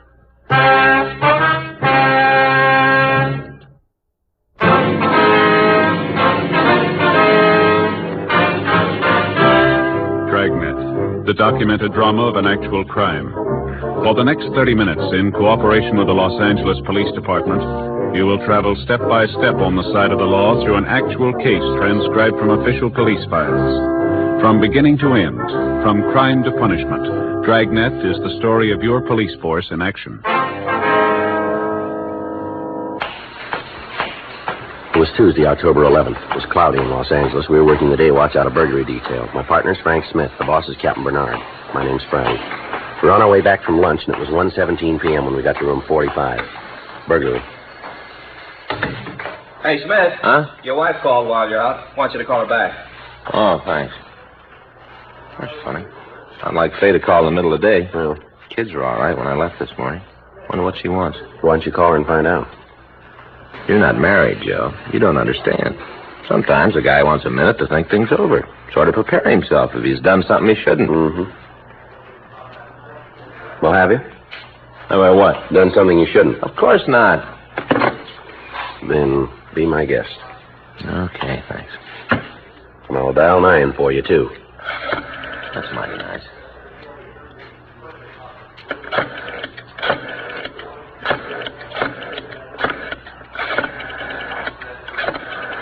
Funny, I know the kids are all right. Mm-hmm. Smart. Hi, honey. Yeah, they just told me. Well, we're out to lunch. Why? Something wrong? Oh. When did it happen? I see. Does she know who? She reported? Why not? Oh, yeah. Well, what'd you tell her? I guess we could. Yeah. Sure. This afternoon, I guess. Yeah, Joseph. Well, it'll be about 7:30, I guess. All right, honey, thanks for telling me. If anything comes up, I'll call you. Yeah, bye. Nice old lady like that. What's that? I don't think you ever met her, Joe. Her name's Mrs. Vesper. No, it doesn't sound familiar. Used to live next door to us when I was a kid. Mm-hmm. Known me since Well, ever since I can remember, I guess. She's alone now. Faye calls her up every once in a while, see if she's all right. Called her this morning. Yeah. Miss Vesper says she had some money stolen, some jewelry. Happened yesterday. Didn't she report it? Faye doesn't seem to think so. Wants me to talk to her. All right, let's go. Well? And Joe? Yeah? You gotta promise me something. You gotta give me your word right here. I don't want you to kid me afterwards about the way she treats me. Miss Vesper? Yeah. I told you she's known me all my life. Yeah. Well, sometimes she acts like I'm still a little boy. You know how it is. Sure. So you won't rib me, huh? No. About anything at all? Well, what are you getting at? Well, she doesn't think I ought to be on the force for one thing. I might as well tell you about it. If I don't, she will. Yeah. She always claims I should have taken up something else. Like what? Oh, you know the crazy ideas people get, especially about kids. Well, Miss Vesper thinks Well, see, when I was a lot younger, real young, 10 or 12, I used to sort of memorize things, little pieces and poems. Well, what? Memorize things, poems and little pieces, and I'd go next door and recite them for her. Yeah. You say she's known you all her life? Yeah, practically, I guess. Well, it'll be true if we don't get out there. Well, she got a real kick out of them poems, and I wasn't much good, but she was prejudiced because she liked me, you know. Want to go? Want to go? Yeah, but I just want to explain this. That she thinks I should have kept at it. Made it my career. Reciting poems? No, not exactly reciting, Joe. I didn't just recite them. You wrote them, too? Yeah.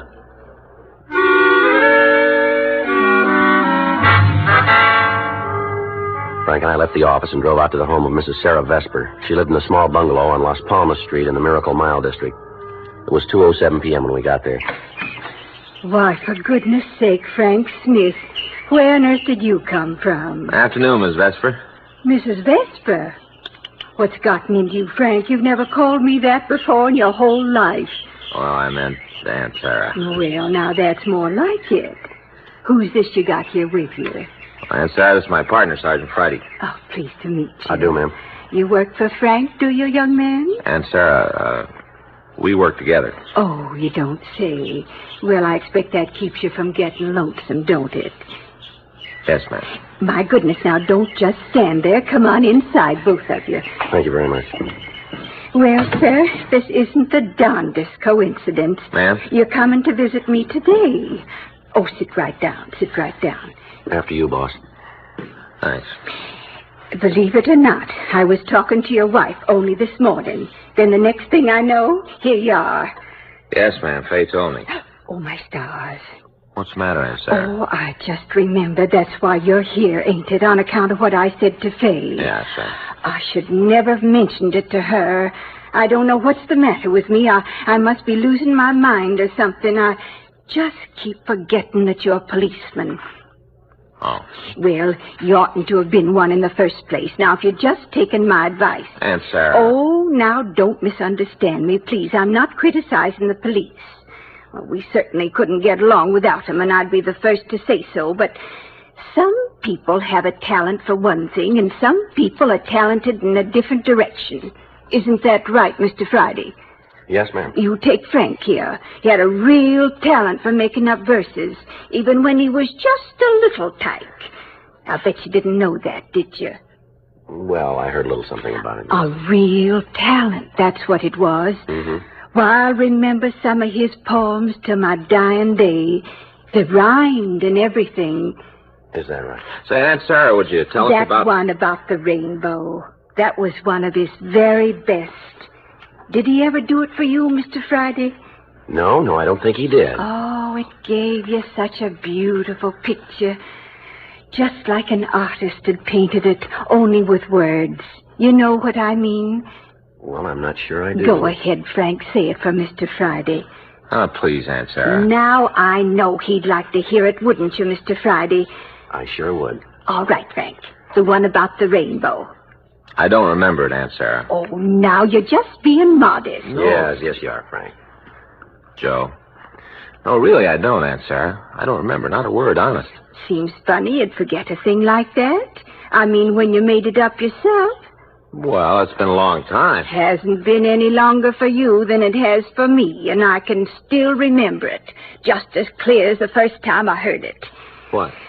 Rainbow, rainbow, up so high, That's how it begun, Mr. Friday. Mm-hmm. Love to hear it, Frank. Rainbow, rainbow up so high, blue and red and yellow and brown, like an arch across the sky. Won't you ever tumble down? Where did it go from there, Frank? The next verse, what was it? I'm sorry, Aunt Sarah, but we haven't got much time. Oh, well, anyway, that gives you an idea of Frank's talent. Yes, ma'am, it sure does. Oh, come on. Aunt Sarah, would you just tell us about the things that were stolen from you? Miss Vesper. Oh, well, I suppose I should have got in touch with the police. Yes, ma'am, you should have. Well, I didn't see where that would help matters none. Just like closing the barn door after the horse had been stolen, and besides, I didn't want to hurt Barbara's feelings. Barbara? My niece. Oh, I see. You remember Barbara, Frank? Hmm? Oh, sure. You played out in the backyard with her the whole summer she was visiting me. Kind of a scrawny girl. Oh. Of course, she's filled out now. You just wouldn't recognize her. Has 2 children of her own. Nice home out in Westwood. Yes, ma'am. What's your niece got to do with all this, Miss Vesper? Oh, she's the one who sent her. Ma'am? The cleaning woman. Well, did you know your niece was sending this woman over? No. I guess it was supposed to be kind of a surprise. Oh? Anyway, she just come up to the door yesterday morning, long about 9:30, announced that she was ready to go to work. I see. First, I didn't know what she was getting at. Then she explained about Barbara hiring her to give me a hand. Of course, I don't need nobody. Little place like this, no trouble at all. Yes, ma'am. But I didn't want to hurt Barbara's feelings, so I told her to come on in. Figured maybe she could help out some of the heavy work, turning the mattresses and moving furniture. Sure. What was the woman's name, Aunt Sarah? Margaret. That's what she told me, Margaret. Do you know her last name? No, don't think she even mentioned it. All right, what happened next? Well, we did the cleaning. Not that she was much of a housekeeper. Practically had to go over the whole place after she left. About how long did she stay, do you remember? Half day. That's what she said Barbara hired her for. Must have been about, 10 after 1 when she went. Didn't even give me a full 4 hours. Mm-hmm. Insisted on my fixing her some lunch, too. I tell you, that woman sure had her share of gall, eating my sandwiches at the same time she was robbing me. Wonder she didn't ask for car fare. Mm-hmm. Well, just what was it she stole? My cash money. Cleaned out every pocketbook in the dresser. Found the bills I had hid under the dresser scarf, too. Yes, ma'am. How soon did you find out that these things were gone? A little while after she left, when I went to straighten up the mess she'd made. And you still haven't talked to your niece about all this? I told you I didn't want to get her all upset. Mm-hmm. I suppose she will think it's funny I haven't called to thank her. I wonder if you'd mind calling her now. You mean right now? Yes, ma'am. And do I have to? Well, we'd like to get this cleaning woman's name and address. You don't have to say why you're calling, Aunt Sarah. Oh, she's bound to know something's wrong. Barbara's no fool. Well, if you won't talk to her, we will. We can find out where she lives. Huh. Guess I was wrong about you, Frank Smith. Ma'am? Guess you're turning into a policeman after all. Like looking a gift horse in the teeth, that's what it is. Barbara's going to think you don't appreciate all she's done for me. You wait there, I'll be right back. Yes, ma'am. All right, go ahead and say it. Go on, get it over with. Ride me about the poem. I saw you smirking. I'd rather you did that than just sit there with that silly smirk on your face. I suppose you never made up any poems when you were a kid, huh? Oh, I might have. I'll bet. Blue and red and brown, like an arch up in the sky. When will you tumble down? Is that it? Oh, Joe. Of course, I wasn't a real talented poet. Yeah. What are you staring at, then? Oh, nothing at all. Well, then stop it, will you? No, I was just noticing you need a haircut, don't you? Well, I'm going to get one this week. You're not letting it grow long, then? Why would I let... Joe, so help me if we ever get out of here. Just slipped out. I won't say another word, I promise. Or look either, huh? All right, I won't even look. Good. Well, now that isn't the strangest thing. Did you get hold of your niece, Miss Vesper? Oh, yes. I talked to her, but I don't understand it. Simply don't understand it. What's that? A cleaning woman. What about her? Barbara didn't have anything to do with it. Oh? She's never even heard of her.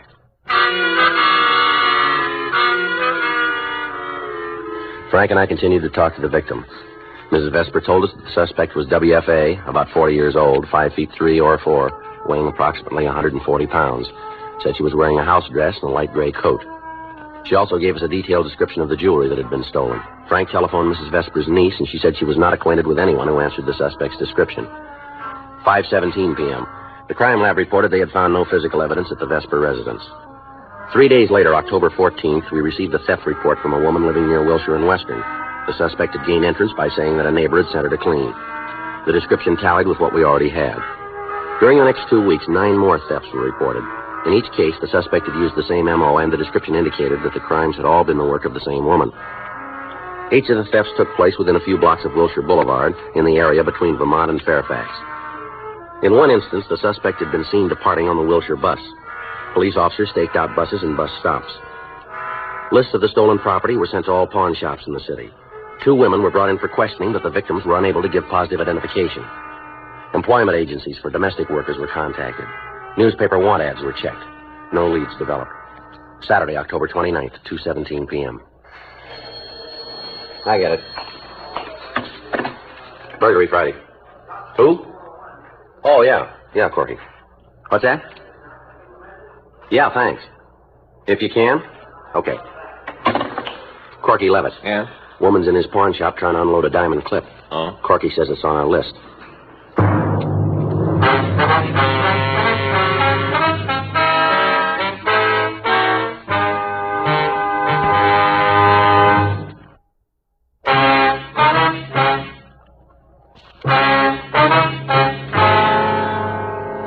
We left the office and drove down to Corky Levitt's pawn shop on South Main. Over the phone, Corky had said he would stall the woman as long as he could. It was 2:28 p.m. when we got to his place. The woman was still there. You make up your mind, Buster, give me some dough on the thing or hand it back. I'll take it someplace else. Let's have a look at it, Corky. Sure. Hey, what is this? Police officers. Huh? All right, let's go. Take your hands off me or I'll I clap. said let's go. Thanks, Corky. Sure, you bet. Yeah, thanks a lot. I suppose you let me in on it. What's the beef? We'll talk it over at the office, huh? About what? This clip. You mean it's hot? Is that what you're getting at? Why don't you tell us? Well, wouldn't you know it? Lucky Rita. Sure walked into it this time, didn't I? Looks like it. You clowns have got your minds all made up. You think I stole that pin, don't you? Somebody did. 2:42 p.m. We contacted Control 1 and notified them we were bringing in a female suspect. They took down our mileage and location and made a note of the time. 8 minutes later, we pulled into the city hall and we again checked with Control 1. While the suspect was being searched by a policewoman, we talked to one of the victims. The victim positively identified the diamond clip as belonging to her. 3:41 p.m. We interrogated the suspect in the squad room. All right, sit down over there. You want a cigarette? Yeah.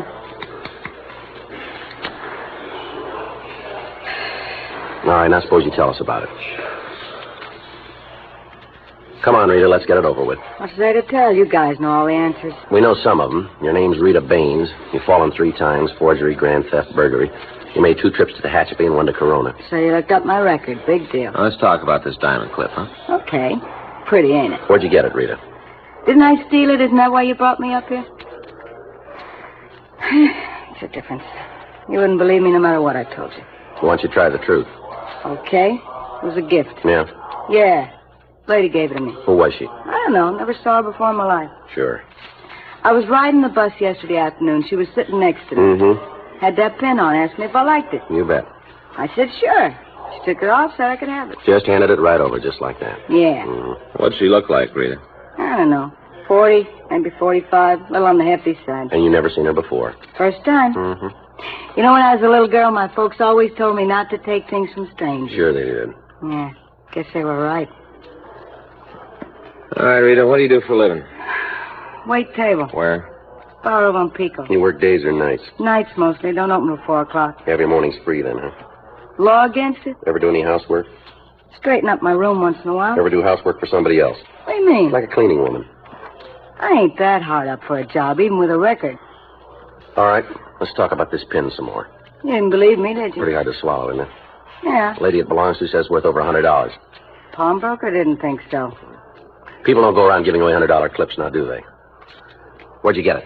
Dame on the bus asked me if I liked it. I said yes, she gave it to me. Yeah.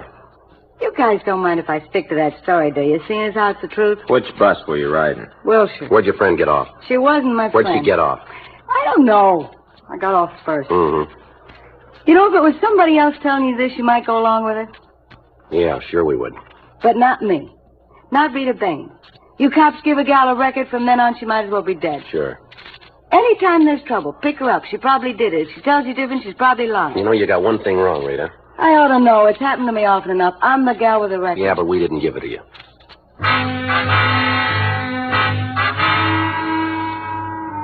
Frank and I continued to question the suspect, but she refused to change her story. 8:42 p.m. A special show-up was held for several of the burglary victims. None of them identified Rita Baines. 9:06 p.m. She was released from custody, and we went back to the office. Well, if she didn't take that clip, she knows who did. Maybe. Yeah, stands to reason, Joe. Nobody's going to go to all the trouble of stealing this stuff and then give it away.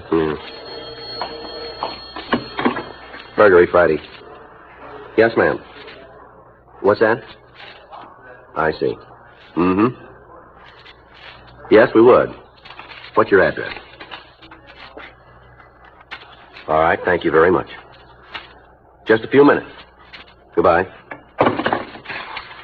Well, here we go again. Another burglary? Mm-mm. Another piece of free jewelry.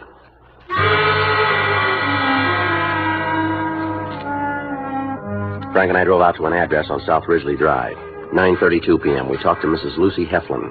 She showed us a pearl choker that had been given to her by a woman she met at a bus stop earlier in the evening. I didn't want to take it. I told her so, but she wouldn't listen. Yes, ma'am. And then afterwards, when I got home and thought about it, well, I started wondering if maybe there was some reason why she was so anxious to get rid of those pearls, so I called you. Just where was it you saw this woman, Miss Heflin? Corner of Wilshire and Barstow. That's where I was waiting for my bus. I take the Wilshire Express home. Uh-huh. She was on a local. I see. And when it pulled up, she got out. I guess she must have turned her ankle or something. Anyway, she dropped her pocketbook. Mm-hmm. Well, I helped her pick up her things, and that's when she gave me this choker. I see. Said she didn't have any use for it herself and for me to keep it. Tried to give it back, but she wouldn't wait. Mm-hmm. I tried to follow her, but just then my bus came along, and I knew there wouldn't be another one for maybe an hour. Yes, ma'am. They don't run very regular after 8 o'clock. Yes. Anyway, I figured I could always return the choker if that seemed like the best thing. How were you going to do that, Miss Heflin? Do you know the woman? Oh, no, but I watched her from the bus. We had to wait for the light to change. Yeah. Saw her go into a building, apartment house. Oh? I suppose that's where she lives.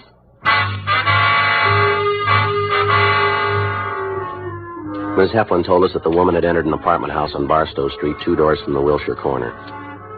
We asked her to describe the suspect, and her description tallied with what we already had. 10:15 p.m. We drove over to the Barstow Avenue address and talked to the manager of the apartment. He told us that a woman answering the suspect's description lived on the 2nd floor, apartment 7. He said that her name was Edna Landy. Frank and I went upstairs to talk to her.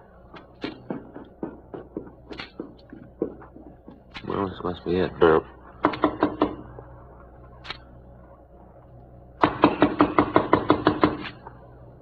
Somebody's coming. Miss Landy? Yes, sir. Police officers. Oh, I'd like you to come downtown with us, Miss Landy. all right. I'll get my coat. Never mind, I'll get it for you. It's in the closet over there. Okay. I'll look around while I'm at it, Joe. Yeah. You won't find anything. Guess so? I gave the last of it away just this evening. Mm-hmm. Lady I met at the bus stop. Gave the last piece to her. I see. She was very kind to me. Helped me when I dropped my purse. I'm glad I had something nice for her. Pearl choker, that's what it was. Yeah. Everything's clean, Joe. All right. I said you wouldn't find anything. Why'd you do it, Miss Landy? Why'd you steal those things? Oh, I wasn't stealing. Oh, you weren't, huh? Of course not. I was just teaching them a lesson. Yeah. They needed it. Needed it bad. Never trust anybody. Always say you're stealing from them. So who are you talking about, Miss Landy? People that hired me to work for them. Do their cleaning. These people didn't hire you. They're all the same. Folks out here, back east, all the same. Where's back east? Chicago, Illinois. Mm-hmm. Doesn't matter how much you do, how hard you try. Ma'am? Sooner or later, something's missing. They say you took it. Mm-hmm. Worked for them 10 years. Doesn't matter. Least little thing gets lost, they say you're a thief. I see. Made up my mind to show them. As long as they're going to blame me anyway, might as well do something to deserve it. Mm-hmm. Good lesson. That's what they need. All right, let's go. I'm an honest woman. I've always been honest. Sure. I never took that money from Mrs. Dresser. She was wrong to say I did. Never took nothing that didn't belong to me. Until you came out here. That's different. Even then, I wasn't taken from myself. I gave all the jewelry away. It wasn't for me. Oh, it was more than jewelry, Miss Landy. A lot of money missing, too. No, I didn't keep it. Oh? I sent it off, every penny. Sent it to charity, different charities all over. I wouldn't keep something that wasn't mine. I see. Maybe next time they'll be a little more careful who they say is a thief. Yes, ma'am. It isn't right to accuse somebody when she hasn't done it just because you're the cleaning woman. That doesn't mean you're not honest. Mm-hmm. Well, I showed them. Showed them if I really wanted to be a crook, how easy it was. Mm-hmm. You mustn't think I was doing anything wrong. No. Just trying to make them understand, that's all. Cleaning woman's like everybody else. She's got feelings, too, and pride, like everybody else. Mm-hmm. Maybe now they'll see where they made their mistake. Yeah. Well, they better. I won't stand for being called a liar and a thief, not anymore. Folks better treat me a whole lot different from here on in. Well, that's right, Miss Landy. What? They will.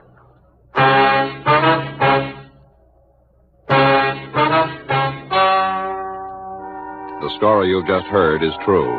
The names were changed to protect the innocent. On December 14th, a hearing was held in Department 96, Superior Court of the State of California, in and for the County of Los Angeles. In a moment, the results of that hearing.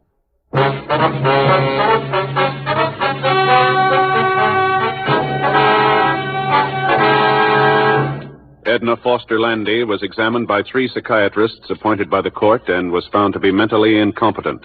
She was committed to a state medical hospital for an indefinite period of treatment.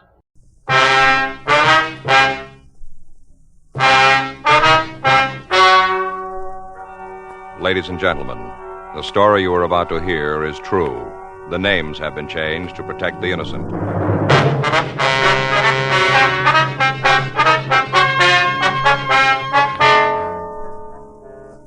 You're a detective sergeant. You're assigned to Internal Affairs Division. A man who claims he's a policeman has been accepting bribes in your city. Evidence points to the fact that he is an officer. Your job? Check it out.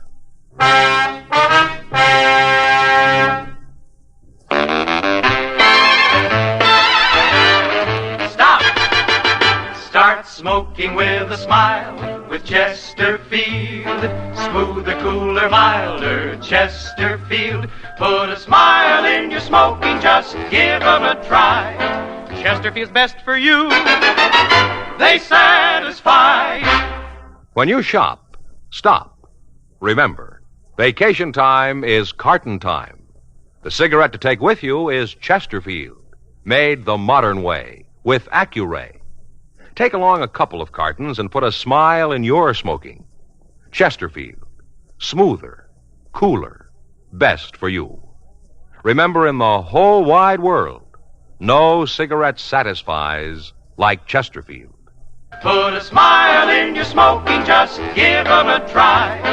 Chesterfield's best for you. They satisfy.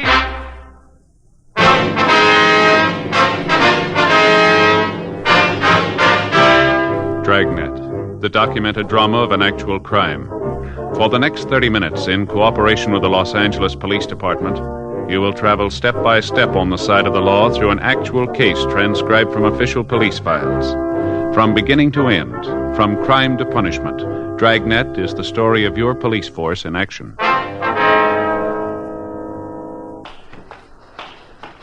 It was Monday, April 18th. It was cold in Los Angeles. We were working the day watch out of Internal Affairs Division. My partner's Frank Smith. The boss is Captain Fulton. My name's Friday. I was on my way into the office, and it was 7:58 a.m. when I got to room 36, squad room. Good morning. Hi. We keeping you up? Huh? There's a couch down the hall. Maybe you can use that. Yeah. Remember a couple of months ago, Faye was on that quiz show? Yeah. Yeah, seems I heard something about that. Well, one of the prizes was a dog. You know, they were going to give us a little pup. Mm-hmm. Turned out they were giving away cockers. They're nice dogs, thoroughbreds. Mm-hmm. Faye and me talked it over and decided we'd rather have one of those basset hounds. What are they? One of those dogs with the little short hind legs and long ears. You know, long face, basset hounds. Yeah. Mm-hmm. I see them in the magazines. You know, they got sad eyes, always look so sad. Yeah. Well, they're hard to get. We had to wait a while. I got the call Saturday. Pup was there. Mm-hmm. I went out and picked him up. Mm-hmm. Named him Hector. Yeah, that's it, Hector. Why? Why? Well, because the old expression kind of fit. Since Hector was a pup. Get it, Joe? Hector, see, he's still a pup. Oh, Hector the pup. I was up with him all night. He couldn't sleep. Kept whining. You still work here, don't you? I just stayed up and kind of hummed to him to comfort him. You still working here? Oh. Anything come in this morning? Yeah, there's a couple of mugshots over there from Sacramento. Thank you. Oh, sure be glad to get to bed tonight. Excuse me. Yes, ma'am. Something we can do for you? Man down room 38, Bunko, told me to come here. Yes, ma'am. DeBetta, that's his name, said to see you. Mm-hmm. Want to report something. All right, would you like to sit down? Thank you. Now, what can we do for you? I think it's been too long. What's that? Well, I paid for it over a month ago. I'm tired of waiting. You want to tell us about what you mean? Well, Henry should be home by now. It's been over a month. Who's Henry? My husband, Henry Farwell. When I gave the man the money, he said he'd get Henry out of jail right away. That's what he told me. What man? The man who came to see me. Oh, yes, ma'am, but who was he? A policeman.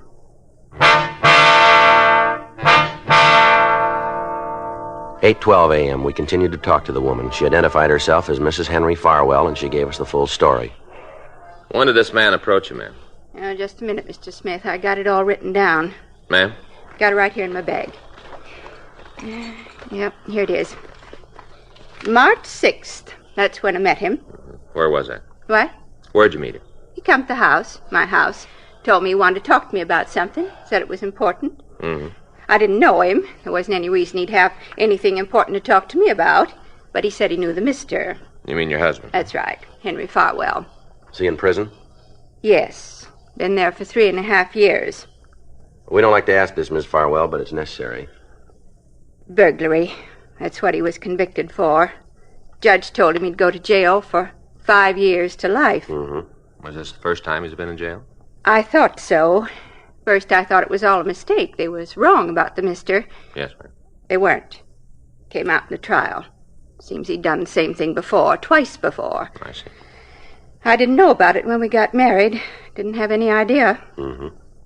The mister's my second husband. Mm-hmm. First one died 10 years ago.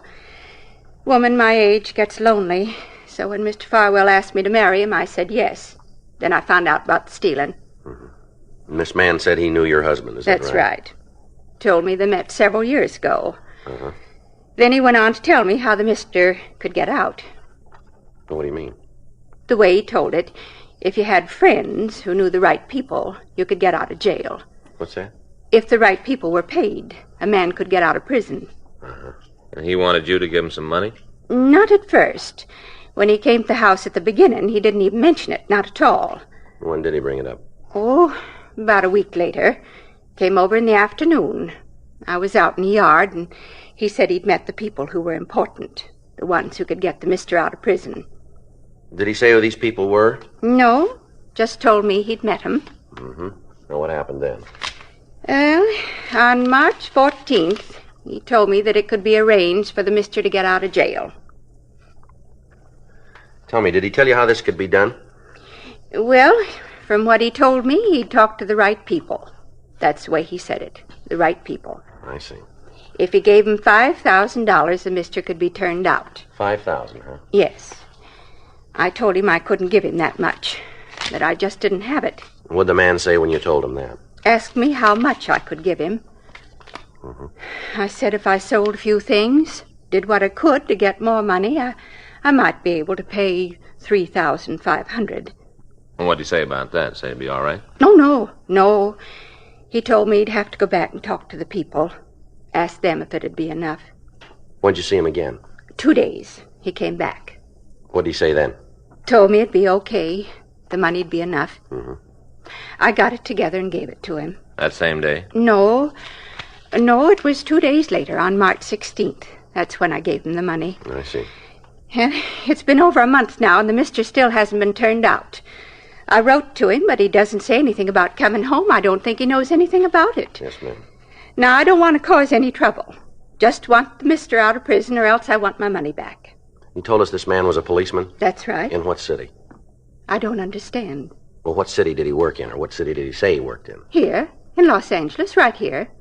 Did he show you some identification? Oh, yes. I wouldn't just hand over the money without that. I saw his badge. Mm-hmm. Does it look like this one? Let me see. Yeah. Just like that one. Same thing. Mm-hmm. Did he give you a name? Yes. He said he was Jim Sorvell. Sergeant Jim Sorvell. That's Sorvell? That's right. I'll check it. Did you see anything else to identify him? What do you mean? Well, did he show you any other cards, anything else? You mean it might be a wrong name? That's right. Oh, no, I'm sure about that. I wouldn't just hand my money over to anybody. I was sure. Well, how do you mean? I saw his driver's license. Did he tell you where he worked? You mean in what department? That's right. Yes. It's one of the reasons I believed him, because of where he worked. Yeah. Right here in the city hall.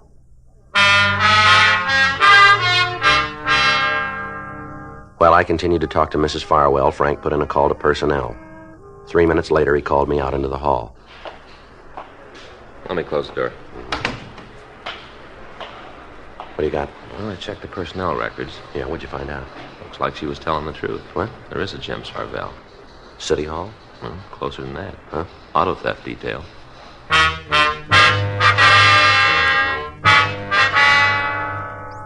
We put in a call to auto theft detail and asked that Sergeant James Sorvell see us right away. While the victim waited in the squad room, Frank and I took the officer down to the interrogation room. Go ahead, sit down, Jim. Yeah. Thanks. Well, what's this all about? Well, it's a rough one, Jim. We hope you got the answers. Now, give me a try. How long you been a policeman? 12 years. How long you been working auto theft, Jim? 2 years this time. I worked there before, about 5 years ago. Uh-huh. Well, what's this all about, anyway? You know a woman named Farwell? Farwell? Mm-hmm. No, I don't think I do. How about a man, Henry Farwell? No, I don't think so. No, wait a minute. A few years ago when I was working burglary, seems we had a suspect with that name. Yeah. Big guy. Fallen twice before, the way I remember. Bad name around town. Might be the same one. What about him? I heard he went to the joint a couple of years ago. Well, his wife came in here this morning. Yeah? Says she gave a man $3,500 to get Farwell out of jail. Lawyer? No. Some kind of a deal. This fella said he knew the right people. Told her a little juice would open the doors for her old man. How do I fit into this? Well, this guy told her he was a policeman. Showed her ID to prove it. What name? Yours. You believe her? Well, no, we don't want to. We figured we'd get your side of the story first. Well, there's nothing to tell you, Friday. I had no part in the action. That's the truth. I hope it stands up. It's got to. I don't know anything about the deal. Nothing at all. I wouldn't know the woman if she walked in here right now. Well, then you don't mind letting her take a look at you, then? No. Bring her in. Right? Yeah.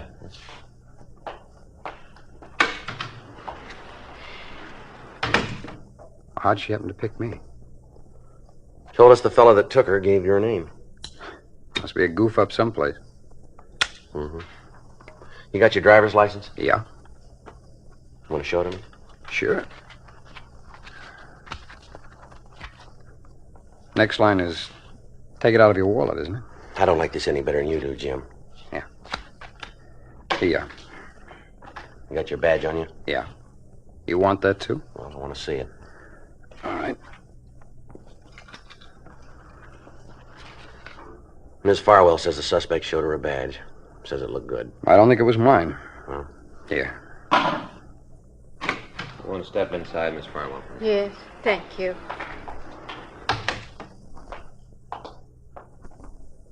All right, Miss Farwell. You know this man? Yeah? Seems I've seen him someplace before. Yes. Now be careful and look carefully. Do you know where you've seen him? I'm trying to think. Take your time. Be sure. Yes, ma'am. Please be sure. Yeah, hair's a little shorter. Had a mustache before. But I can tell. I can tell for sure. What's that? He's the one that took my money.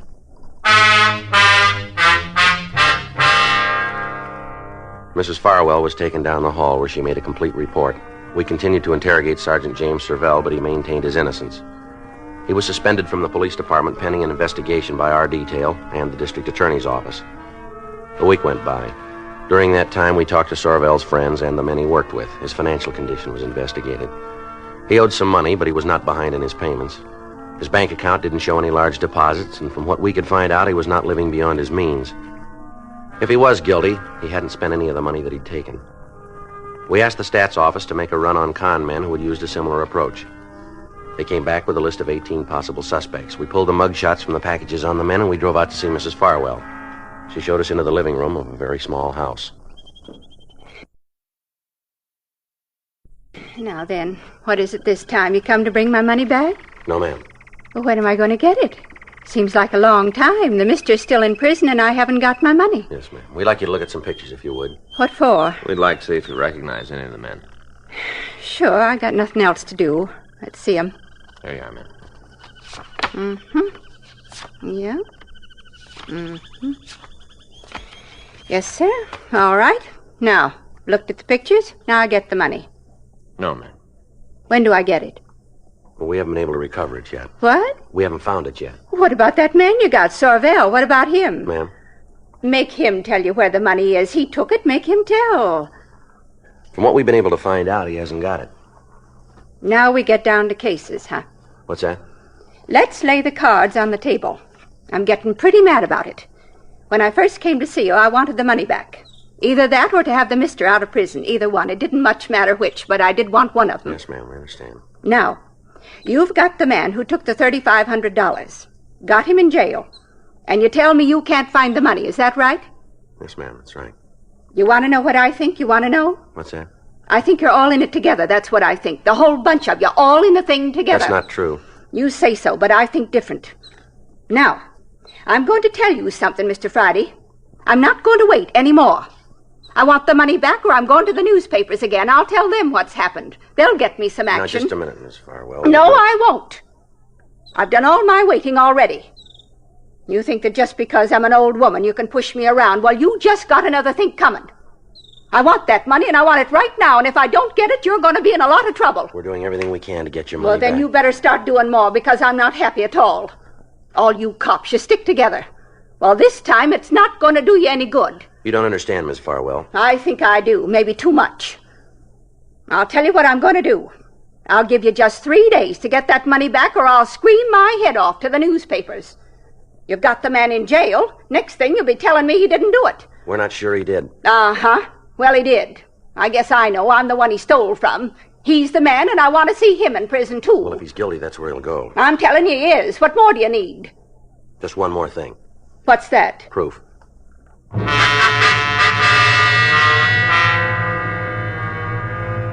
Frank and I went back to the office and met with Captain Fulton. We laid out the results of our investigation. According to what the victim had told us, we had the right man in custody. But according to the evidence we'd found, it was a case of mistaken identity. 2 days later, on Thursday, April 28th, we got a call from a bartender out on Vermont Avenue. Frank and I drove out to see him. Hi. I'd like to see Vince Elkhart. I'm him. What do you want? Police officers. It's Frank Smith. My name's Friday. Oh, yeah? Want to come back here? We can talk. Yeah, fine. All right, what do you want to see us about? I know I'm letting myself in for a lot of trouble. Anything you guys can do to help me out, I'd appreciate it. But I ain't asking for no special treatment. Well, now, suppose you tell us what it is. Well, night before last, a couple of kids came in. They sat at the bar, ordered a drink. Mm-hmm. Well, they looked kind of young, so I asked to see their ID. Playing it safe, you know. Go ahead. Well, they showed me their driver's licenses. I checked them. Looked all right to me, so I served them. Yeah? Guess it made them kind of embarrassed. They only had one and then shoved off. Mm-hmm. They was no sooner out of the place when this guy came up. Told me he wanted to talk. What about? Said the two kids were underage, minors, that I'd served him and the beef was on. Well, who was he? That's why I called you. Maybe I was wrong serving the kids. Maybe I did make a mistake, but I sure ain't going to stand for no shakedown. Not a penny's worth. This man tried it, did he? Sure. Told me if I paid off, he'd forget what he saw. Well, who is he? Cop. Name of Jim Serval.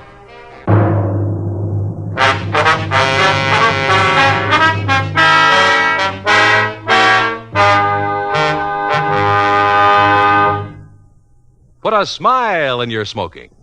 Next time you buy cigarettes, stop. Remember this.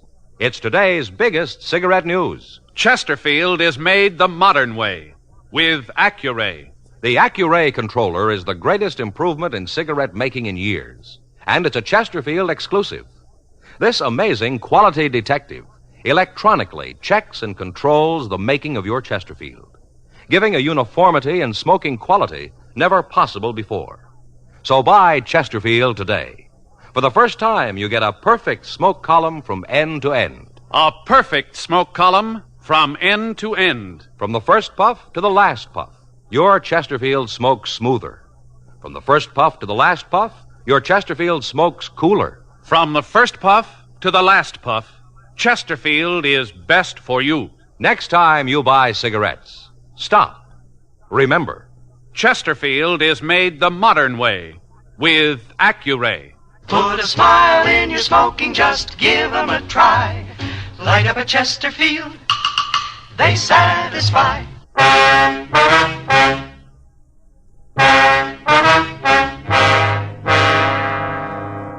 We got a description of the man who tried to blackmail Vince Elkhart. It matched Sergeant Jim Sorvell. While I continued to talk to Elkhart, Frank put in a call to the policeman and asked him to come over to the bar. It took him 12 minutes to get there. He was brought into the place and confronted by the bartender. Would you turn around? Sure. How's that? Uh-huh. Yeah. How about it? Isn't any doubt as far as I'm concerned. No. He's the wrong man.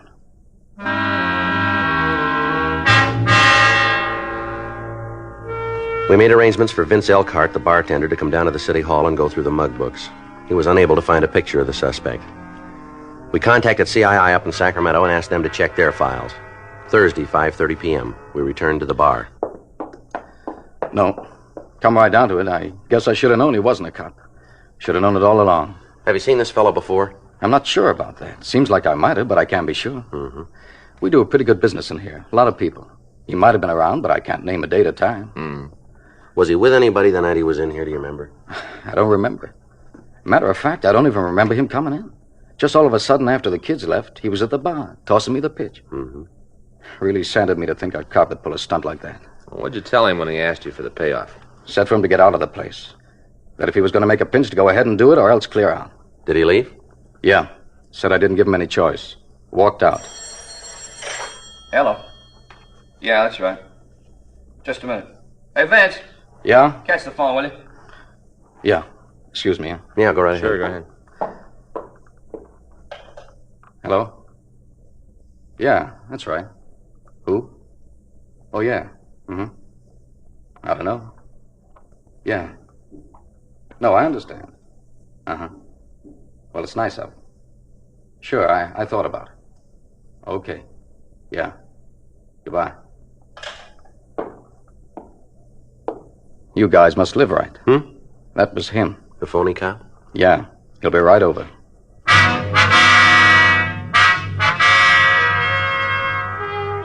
Frank and I took up positions in the back of the bar. 20 minutes later, the suspect walked in. Hi, Elkhart. Hello. Want to give me a Coke High? Sure. Looks like him. Mm-hmm. Well, it's sure been cold lately, huh? Yeah. Not doing much business. Slow night. Here's your drink. Thanks.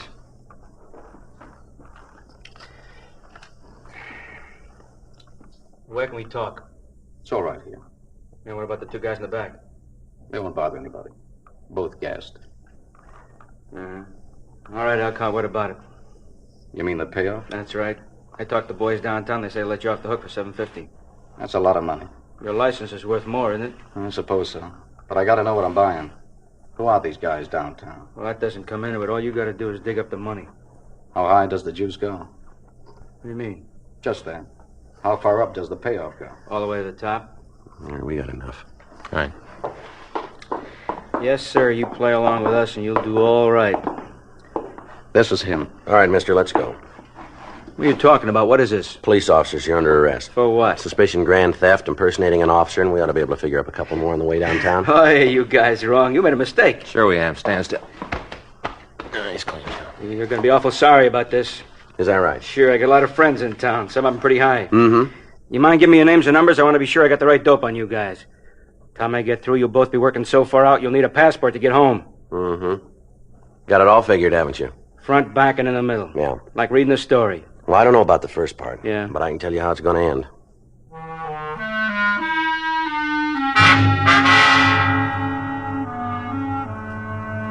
The suspect was taken down to the city hall. He refused to give us his name, and a thorough search of his person failed to turn up anything to aid in identifying him. His fingerprints were rolled, and while we waited for the results of the check, Frank and I talked to the suspect in the squad room. How long you figure you're going to be able to keep this thing up? I don't know what you're talking about. No, come off it. We've got you dead to rights, and you know it. News to me. Why don't you tell us who you are? I forgot. You know a man named Jim Sorvell? I don't think so. Well, according to that bartender, you said you were Sorvell. Oh, he's got a big mouth. Look, have you ever been arrested? I forgot. You better get your memory back. Why? Okay. ID, Smith. Yeah? Mm-hmm. Wait a minute. Toss me that pad, would you? Here you are. Thanks. All right. It's 46? Yeah. Yeah. Right.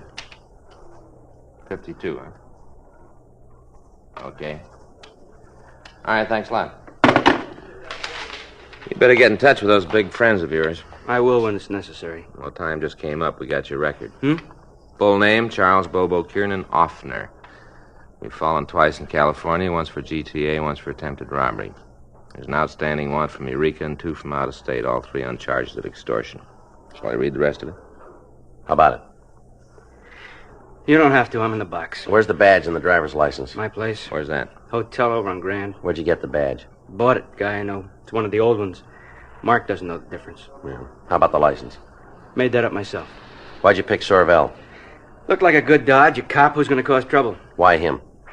Tagged a cleaning store out in Highland Park one night. Must be the place where this Sorvell does business. Clerk thought I was him. We got to talking. Things just worked out. What about the prison deal? How'd you build that for yourself? Oh, I know a guy up at Q. He buddies up with a prisoner, gets all the information, and kites a letter out to me, and I pull the swindle. How many times you worked the deal? Collected 3. The last one was an old woman. What'd you take? $3,500. Just you and the guy up in the joints, that all there is? Yeah. You willing to make a statement? Sure. All right, we'll call a stenographer. Look, can you tell me something? What's that? The 2 out-of-state beefs, you think they'll extradite me? We don't call it. Why? I'd rather do my time here in California. It's nicer here. Yeah. Prettier. Lots of nice scenery in California. It's different. Well, I wouldn't worry. Hmm? You won't see much of it.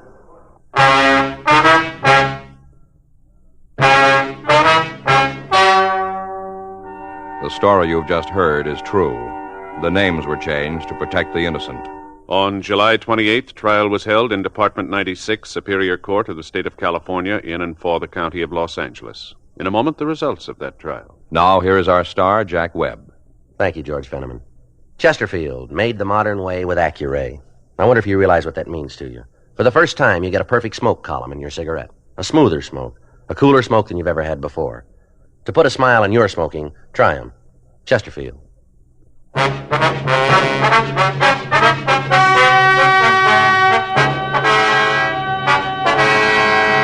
Charles Kiernan Offner was tried and convicted on grand theft money, 3 counts, and received sentence as prescribed by law. Grand theft money is punishable by imprisonment for a period of not less than 1, nor more than 10 years in the state penitentiary. Sergeant James Sorvell was reinstated in his duties with full back pay. Dragnet. Ladies and gentlemen, the story you are about to hear is true. The names have been changed to protect the innocent.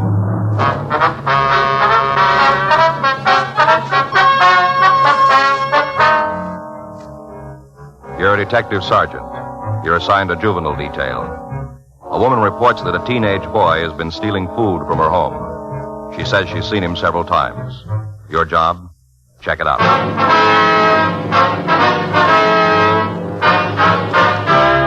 Dragnet, the documented drama of an actual crime. For the next 30 minutes, in cooperation with the Los Angeles Police Department, you will travel step by step on the side of the law through an actual case transcribed from official police files. From beginning to end, from crime to punishment, Dragnet is the story of your police force in action. It was Tuesday, April 12th. It was warm in Los Angeles. We were working the day watch out of juvenile detail. My partner's Frank Smith. The boss is Captain Powers. My name's Friday. I was on my way into the office, and it was 7:57 a.m. when I got to the second floor of Georgia Street Juvenile. Squad room. Now, don't try to tell me you needed 3 hours to make a simple phone call. He was arrested at 1 o'clock this morning. That's right. I didn't hear about it until after 4. Now, why weren't we contacted immediately? My wife was half out of her mind. We're sorry about that. Oh, morning, Joe. Morning. Mr. Neff, this is my partner, Sergeant Friday. How are you? This is Vincent Neff's father, Joe. I see. Were you in on this thing, too, Friday? That's right. Took both of you to arrest a 15-year-old boy, did it? We made the arrest together. Why? Well, I'd be ashamed to admit it. Well, just what seems to be the trouble, Mr. Neff? My boy's in jail. He's been there all night. Yes, sir. I found out about it a couple of hours ago. I want to know why I wasn't called at once. Well, sir, we called you as soon as we could. Your son wasn't carrying any identification. He refused to answer our questions. We had no way of knowing who to contact. Well, he was scared, that's all. You can't blame him for that. Oh. How'd you get his name if he wouldn't tell you? You beat it out of him? The other boy we picked up decided to cooperate with us. I'll just bet he did. He wanted to shift some of the blame. If my son's done anything at all, anything he shouldn't, you can be certain that Lemmert kid put him up to it. Mm-hmm. Vincent doesn't even know what this is all about. You've talked to him, have you? Certainly. Says it's a mistake, the whole thing. Sure. Oh, I suppose the police don't make mistakes, huh? We make them. I'll say you do, and you pull the beauty this time. It doesn't look that way to us, Mr. Oh, don't tell me how it looks. I know my son. I know when he's telling the truth. He says this is a mistake, and I believe him. Well, it's natural, I guess. You know, I'm not going to make any wild threats or try to go over your heads, but I want that boy released, and I want him released at once. Sorry, sir, we can't do that. I'm being just as patient as I can with you, Sergeant. Mr. Neff, we filed a petition on your son. There'll be a pre-detention hearing in juvenile court as soon as possible. The court will decide what happens to him after that. It's out of our hands now. It wasn't out of your hands last night when you arrested him. That was our job. Your job is to protect people's rights. You're supposed to be cops, not bullies. Now, take it easy, Mr. Neff. There's plenty of crime in this town and plenty of criminals. Robberies, killings, holdups. Only trouble is they never get solved. Guess the police force is too busy manhandling youngsters and chasing bums out of freight yards. All right, Mr. Neff. Too busy or too scared. You're afraid to tackle the real gangsters. You might get hurt. You'd rather pick on a teenage kid who can't fight back. Cowards, that's what you really are. You're cowards, not policemen. Let me ask you something, Neff. Suppose a couple of guys drive into a filling station. One of them cracks the owner over the head with a tire iron while the other one cleans out the cash register. You think we ought to forget about it or go after him? I'm not interested in hypothetical cases. I'm talking about my son. So am I. What do you mean? You said you spoke to the boy. Didn't he tell you why he's here? He said he didn't know. Is that what it is? You think he's mixed up in a filling station robbery? Is that where you're holding him? Maybe you better ask him again. I'm asking you. Yes, that's right. That's it. Well, you'd better be able to prove it, Sergeant. Believe me, you'd just better be able to prove it. A woman across the street from the station saw two boys drive away. She got the license number. Vince doesn't have a car. It was young Lemmert's jalopy. But your son was still with him when we made the arrest. Well, that doesn't prove anything. That doesn't prove they were together at the filling station. It was some other boy, not Vince. That's what your son says, too. Well, then why don't you believe him? Lemmert gave us a different story. Well, what do you expect? He doesn't want to take all the blame. He's in a jam, and he wants some company. The woman across the street is sure there were two boys, Mr. Neff. Well, that doesn't make one of them my Vince. Does she say it was Vince? Is she willing to swear to it? No, sir. What about the owner of the station? Has he identified my son? He can't identify anybody. He's still unconscious. Oh. Well, I'm sorry for him, of course, but you haven't got any right to blame Vince. And you haven't got any evidence against him either. We got the tire iron that was used in the slugging, Neff. Well, what about it? We had it checked by Leighton Prince. Well? They found a set. They can't be Vince's fingerprints. They can't be. I'm afraid they are. No, you're wrong. You made a mistake. Not this time. Look, we're sorry, Mr. Neff. Oh, why would Vince do a thing like this? There's no reason. He's had everything we could give him. It'd be different if we were poor, if he didn't get an allowance every week. Yeah. There's just no reason. No, sir, I guess he found one. Well, I'm sorry. Sorry if I was a little rough on you. It's all right. I better get on home now. His mother will... If you want to know if he's all right. Yes, sir. There's one thing. Yes, sir? If he really did this terrible thing, I'm glad you caught him right away, right after it happened. Now we got a chance. Sir? But it won't happen again.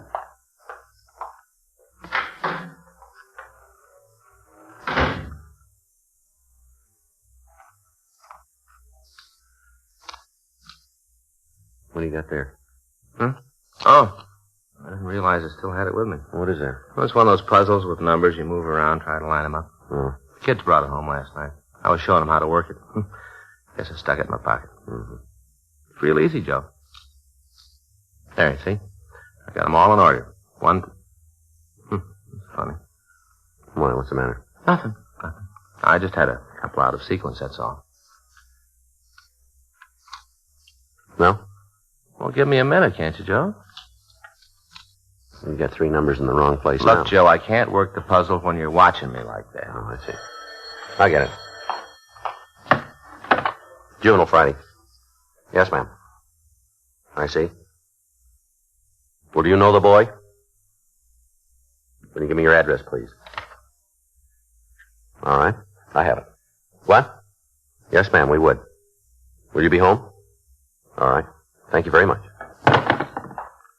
Lady up in the Hollywood Hills. Yeah? Some youngster's been stealing groceries out of her garage. She know who it is? She got a pretty good idea. Yeah? She almost caught him.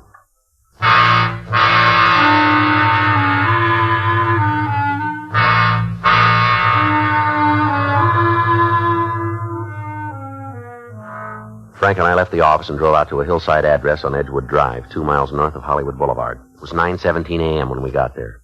Well, there isn't too much to tell. A week, 10 days ago, I started missing things from the garage here. What sort of thing? Canned goods. I keep an extra supply on those shelves over there in the corner. I see. Well, there wasn't much gone, just a couple of items now and then. First, I wasn't even certain. I thought maybe I'd used them up myself and forgot about it. Mm-hmm. Then this morning I saw him. It was right after Clarence went to work. Well, now, about what time would that be? 7 a.m. That's when he leaves. No later than 5 after. Mm-hmm. I was doing up the breakfast dishes, and I heard somebody fussing around the garage. By the time I got to the back door, he was sneaking off across the yard. I gave a shout, started after him. What happened then? I guess my yelling kind of took him by surprise. Anyway, he turned around and dropped the stuff he was holding. He sure didn't wait to pick it up, though. Started off as fast as his legs would carry him. He headed up the hill there. That was the last I saw of him. Well, now, just what was it he dropped, Miss Roman? A couple of cans of my groceries and a big paper bag. That's it, there on the stool there. Mm-hmm. I looked inside. Maybe I shouldn't have, but I thought it might be some more of my canned goods. That's all right. What do you got, Joe? Books? Huh? Books here. Huh? Theoretical Physics, Principles of Dynamics, Frontiers of Molecular Structure. Couldn't make head nor tail of them myself. Must be something he's studying. Yes, ma'am. His name in him? No. No, they're all from the Hollywood Library. Mm-hmm. Wonder if you could tell us what he looks like, Miss Roman. Yes, I guess so. First off, I'd say he looks like books. How's that? You know, the studying Oh, type. yes, I see. Sort of thin and pinched. Mm-hmm. Blondish hair. Light complected. About how tall is it? 5'6" or 7. Might look taller than he really is on account of being so thin. Mm-hmm. About how old would you say he was? 15, 16, somewhere in there. Just a youngster. Did you notice his clothes? Hat on, pants looked pretty worn. And a sweater. What about the color? The sweater was blue. Pants were too faded to tell. Mm-hmm. Now, I want you to understand one thing, Friday. Yes, ma'am. I'm not real upset about him taking our food. If he needs it, that is. It just seems to me there ought to be a better way of going about it. Nobody has to steal. Yes. Is today the first time you ever saw this boy, Miss Roman? Oh, no. I've seen him a couple of times before. 1 or 2 mornings he walked past the house on his way down the hill. Other evening I saw him heading back up. Of course, I didn't connect him with my missing groceries then. Oh, we'll have a look around. If he just lives up on the hill, he shouldn't be too hard to find. Oh, no, Mr. Friday. He doesn't live up there. Nobody does. Ma'am? Edgewood Drive gives out 100 yards beyond us, just around the next curve. Oh, We're the last house.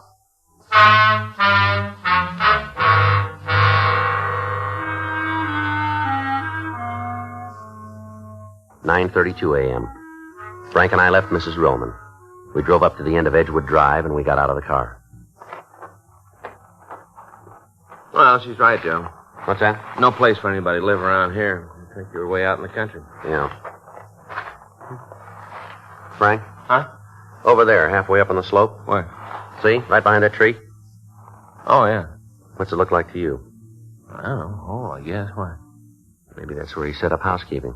What are you talking about, Joe? Well, didn't you ever try when you were a kid? Try what? Hiding out in a cave.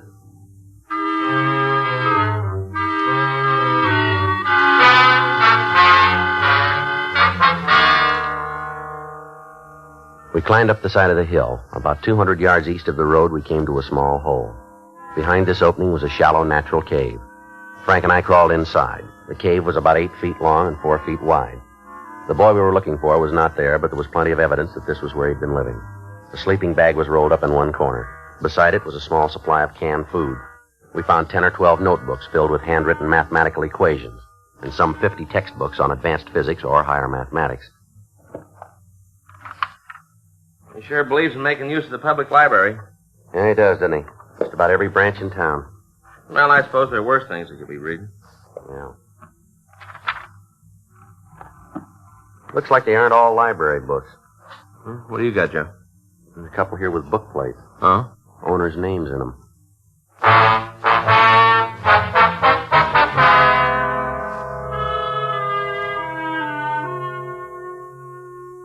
Book plates in 3 of the texts indicated that they were owned by a person named Carl Winderman. All the other volumes were the property of various Los Angeles libraries. We contacted the office and made arrangements for another team of juvenile officers to stake out on the cave. On our way downtown, we stopped off at the Hollywood Library. We showed the librarian several volumes which belonged to that branch. Her records indicated that the books had not been checked out. She had no idea who had taken them or when. 11:13 a.m. We put out a local with the boy's description and we checked with missing persons. As far as we could tell, he had not been reported missing. 11:46 a.m. Frank and I made several calls to branch libraries. They all said that the books in question had been removed from their shelves without authorization. We checked the phone directories for the name Carl Winderman. At 12:06 p.m., we reached him at his office at Bradfield University. Yes, sir, I see. Well, that'd be up to you, sir, any time you say. I'd be fine with that. Yes, sir. Well, thank you very much. That's the right guy, Joe. Head of the physics department. Mm-hmm. You know anything that might help us? Yeah, he knows the boy.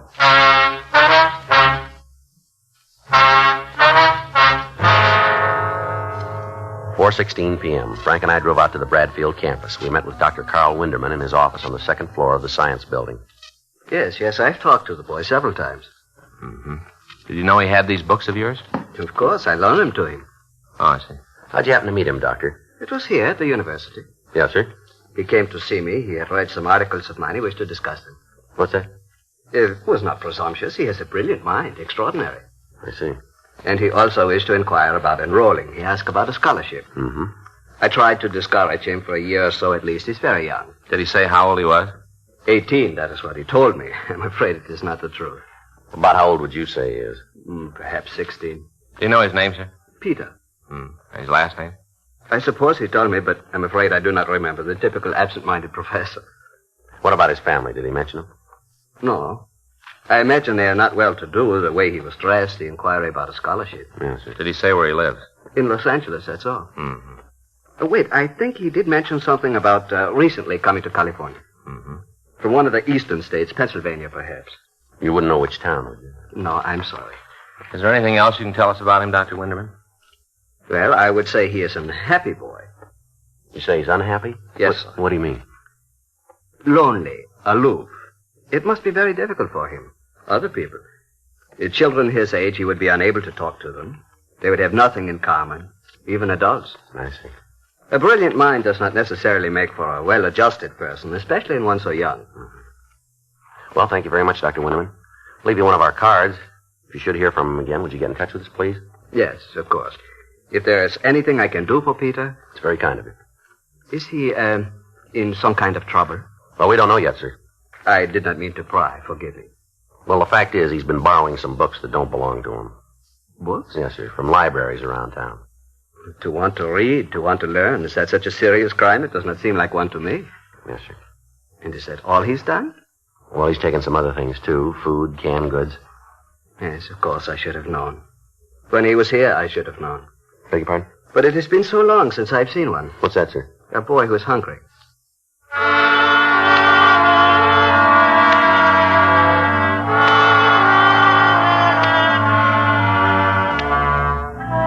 Frank and I went back to the office. The officers on stakeout reported that the boy had not returned to the cave. The stakeout was continued. 7:48 p.m. You still fooling with that thing? Oh, I wasn't even thinking, Joe. I just happened to reach in my pocket. Let me see. Did you get him in order yet? I wasn't trying, Joe. I told you I didn't even know I was fooling with it. I get it. I wasn't trying. Yeah. Juvenile Friday. Yeah. Uh-huh. Whereabouts? Okay. We'll be right over. Thank you. Kid walked into a grocery store, walked out without paying for his groceries. Sound like our boy? Store's on the corner of Green Street and Edgewood.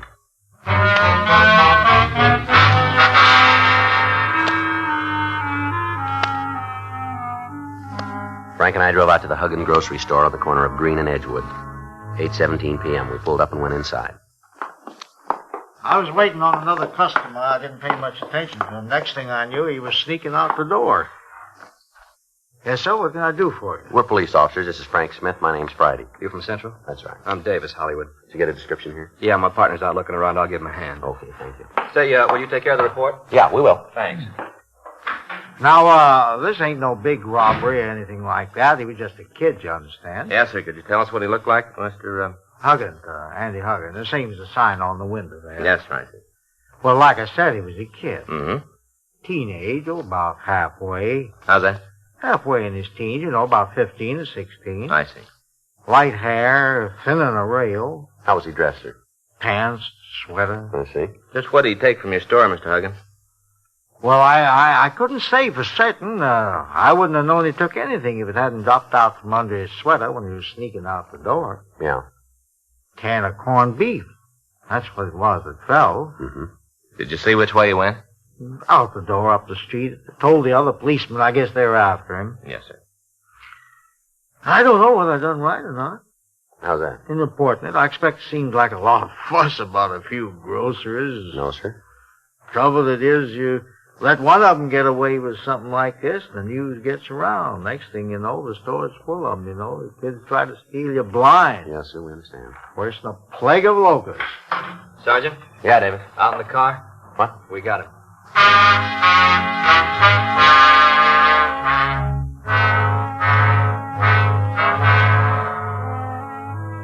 The patrol car officers had found the boy hiding in an alley a few blocks west of the grocery store. We transferred him to our vehicle and drove him down to Georgia Street. 9:46 p.m., we took him up to the interrogation room for questioning.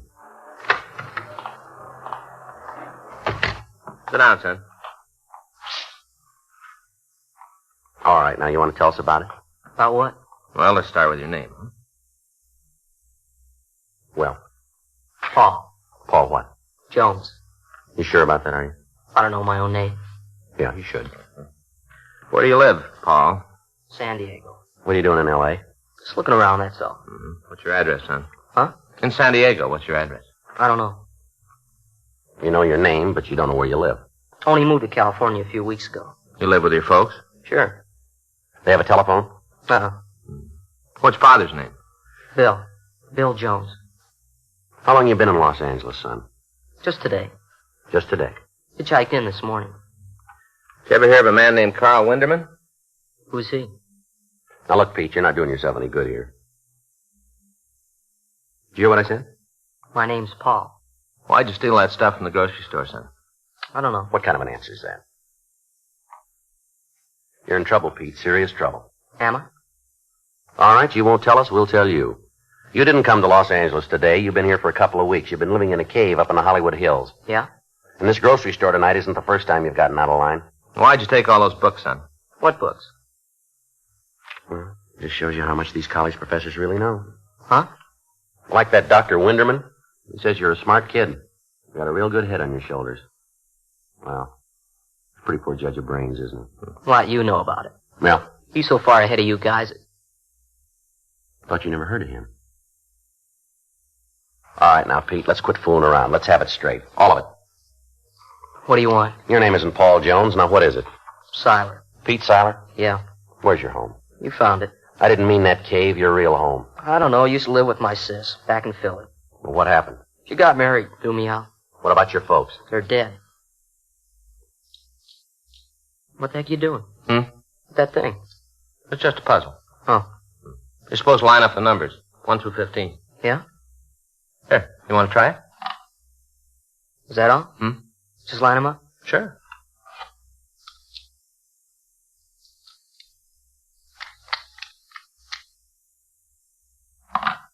Now what? Well, that's it, I guess. Oh. Why'd you come out to California, Pete? Wanted to go to college. Thought maybe I could study physics. Did you finish high school? No, not the history and English part. What do you mean? Science and math, I finished them a couple of years ago when I was a kid. Just how old are you? 16 almost. Mm-hmm. Be harder if you didn't look at it. Huh? That puzzle. Yeah? You know, let the guy see it first so he knows just where the numbers are. Oh, yeah. Then make him work it with his hands behind his back. Remember it. Huh. Be harder that way. Yeah. I'll show you. Go ahead, mix them up. Okay. I thought you were going to memorize it first. I did. Take a look. I get them right? Yeah. It's harder that way, though. All right, Pete, now let's go back to it. Hmm? Why'd you take all those books? I wanted to study them. I was going to return them when I was through. I couldn't get a library card, not without a real address. What about the canned goods you've been stealing? It wasn't much, just enough to eat. Mm-hmm. What's going to happen to me now? Well, that's not up to us.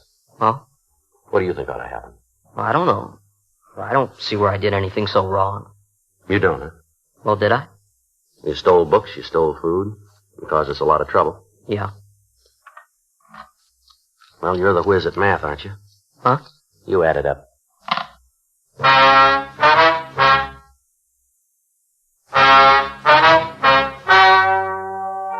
Ladies and gentlemen, the story you've just heard is true. The names were changed to protect the innocent. On April 16th, a hearing was held in juvenile court, the state of California, in and for the county of Los Angeles. Dragnet. Ladies and gentlemen, the story you are about to hear is true. The names have been changed to protect the innocent.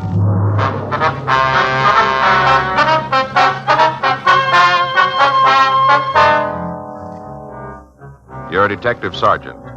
You're assigned to robbery detail. 2 men have been terrorizing the tavern keepers in your city. In spite of your efforts, they continue to run free. Your job? Stop them.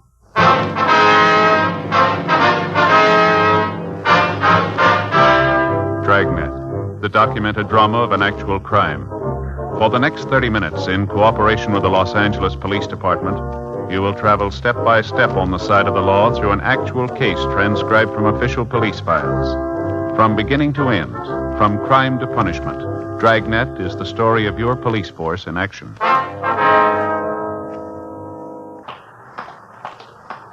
It was Tuesday, June 14th. It was hot in Los Angeles. We were working the day watch out of robbery detail. My partner's Frank Smith. The boss is Chief of Detectives Thad Brown. My name's Friday. We're on our way out from the office, and it was 11:13 a.m. when we got to the corner of 7th Street and Sunset Boulevard. The Black Dog Bar and Grill. In the back. Well. Hi. How are you? Hello? What'll it be? Police officers. Oh, cops, huh? That's right. This is Frank Smith. My name's Friday. How are you, Nick Thomas? I guess about last night, huh? That's right. We'd like to go over a couple things with you. Why, sure. Can I get you anything? No. You mind if I have a cup of coffee while we talk? No, go ahead. Okay. Sure surprised me. What's that? Last night, I sure wasn't expecting it. Yeah. You know, you read about things like that happening, but you just never figure them happening to you. Mm-hmm. Of course, you've been in the business as long as I have. You ought to expect it. At least that's the way I figure it. Yeah. Well, okay, what do you want to know? Well, according to what you told the officers last night, the men came in the place about 11:30. Is that right? That's right, 11:30. You sure about the time? Oh, yeah. You see, I always look at that newscaster, 11:15, 11:30. Mm-hmm. He went off the air, and they just put up the card where it tells what station it is, and this guy walked right in. Yeah. Can't stand him myself. What? The newscaster, I can't stand him. Me and the missus have gotten some real bad beefs about him. Is that right? Oh, yeah, she digs him, but I can't stand him myself. He's a real no good. Mm-hmm. He's the kind of a guy where if some old man spit in the sidewalk, he could build it up so we should evacuate the whole city. You know what I mean? Yeah, I think so. Well, he's like that. Mm-hmm. He's a real no good. Wonder if you checked this description of the 2 men who held you up. Sure. Know those 2 guys any place. Ever saw them again, I'd sure know them. Mm-hmm. Yeah, that's them. The tall one and the fat one. That's them. I'd know them any place. What'd they say to you? Oh, hardly nothing at all. Just walked up to the bar, leaned over, and told me to hand over the money. I see. Do you remember the exact words? You mean the way they said it? Yeah. Well, let me see. I think it was, okay, Mac, this is stick-up. Do like we tell you, you won't get hurt. Like that he talked. Mm-hmm. Just give us some money, don't make any noise. Yeah. Oh, I did. Walked right back to the register, opened it up, and handed over the loot. What happened then? Told me to keep quiet, and then they walked out of the place. Mm-hmm. Anybody else in here? Oh, there's a couple of people up in front. Did the thieves bother them? No, they were just after the money in the register. Other couple didn't even know there was anybody here until it was all over. Let me see. There were a couple of kids. What's that? Kids, you know what I mean. Like young and real in love. Roof could have fallen in. They wouldn't have known it. Yeah. Cops talked to them last night, but they couldn't tell them nothing. You say you'd know these men if you saw them again, huh? You just get all the money you can on that one. Did you see if they had a car? Who? The men who held you up. Oh, no. They didn't have one, huh? Well, I didn't see it. Is there anything about them that you can tell us? No, just a couple of guys, one tall, the other one fat. Did you see if they had a gun? You think I'd have handed over the money if they didn't? What kind of a weapon was it? It was a gun, the kind with bullets. You pull the trigger, it goes bang, like that. Yeah, It was a gun. I know, but was it a revolver or an automatic? Well, I don't know. I guess it was, Well, come to think of it, I guess... Hey, you know, you're right. What do you mean? I didn't see it. Not even a peek. Guy had his hand in his pockets like this, you know, like this. Yeah. I didn't actually see the gun, though, not for real. Mm-hmm. He just had it in his pocket. Yeah. Hey, you figure he was just playing a joke on me? What's that? A funny that he really didn't have a gun at all? Well, we wouldn't know. Well, why not? What? Well, why don't you know? It's your job, isn't it? Knowing things like that? Bunch of crooks running around. You don't even know if they got a gun. The fine lot of cops you guys are. Mm-hmm. Hey, I might have just given him that money for nothing. If he didn't have a gun, there was no reason to hand it over. No reason at all. I should have found out. That's what, huh? How do you mean? I made a grab at the guy. Probably didn't have nothing in the pocket but just his hand or something like that. Yeah. If he didn't have one, if I was right, I could have told you guys. What if it was the other way? Huh? What if you were wrong?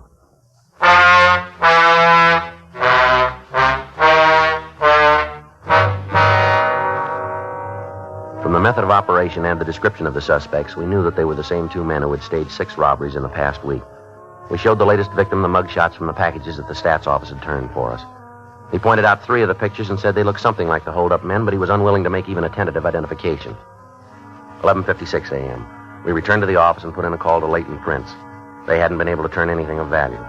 A canvass of the area around the bar had netted nothing. The case stood where it had 7 days before when the robbery was first reported, 1:15 p.m. Well, it doesn't seem to be a directional trend. No, we're hitting all over, aren't they? Anything from Brereton? A list of names came in this morning. We've already checked most of them out. We could use a few more leads. I'd settle for one. Yeah. You seen the skipper? Yeah, I was in earlier. I don't think he's in the office now. I wonder when he's going to climb on it. I don't know. I've been expecting it, Joe. Better off around? I haven't seen him. Why? Well, he said he might be able to help us turn something. Yeah. Said he had an informant down on L.A. Street. Hot shot. Let's go. Same 2. Yeah. They hit again.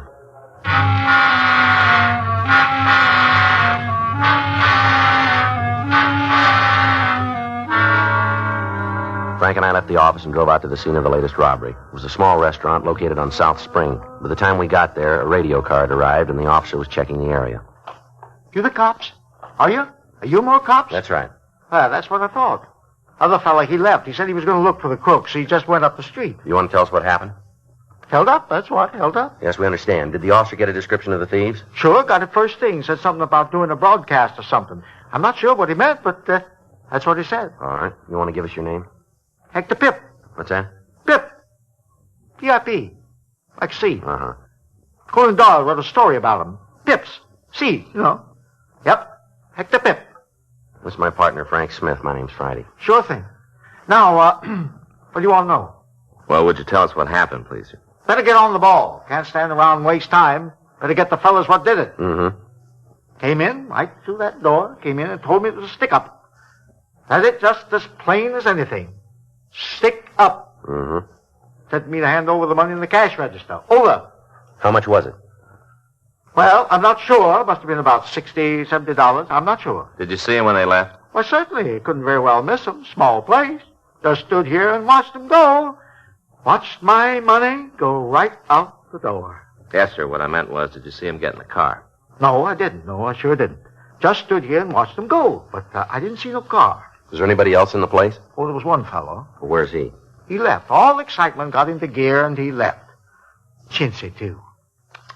Chintzy. What do you mean? Owed me for a piece of cream pie and a cup of coffee. Mm-hmm. Have you seen him before? No, a new face. He ain't from around here. Brand new. Did you hear either of the two men use a name of any kind? I sure did, yeah. You want to tell us?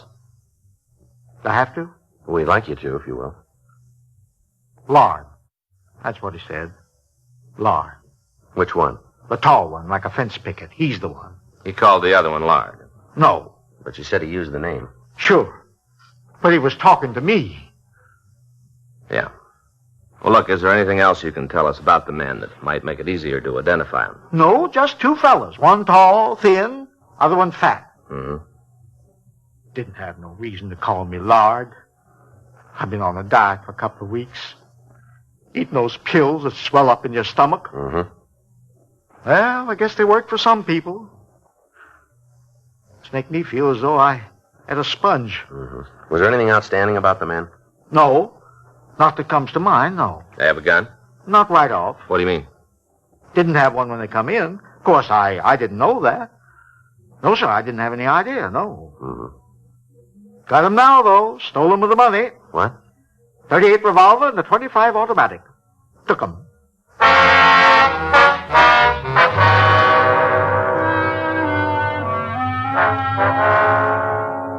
Frank and I took the latest victim to the city hall. While he started to check the mug books, we ran the serial numbers of the guns through the record section. We found that they were both registered to Hector Pip.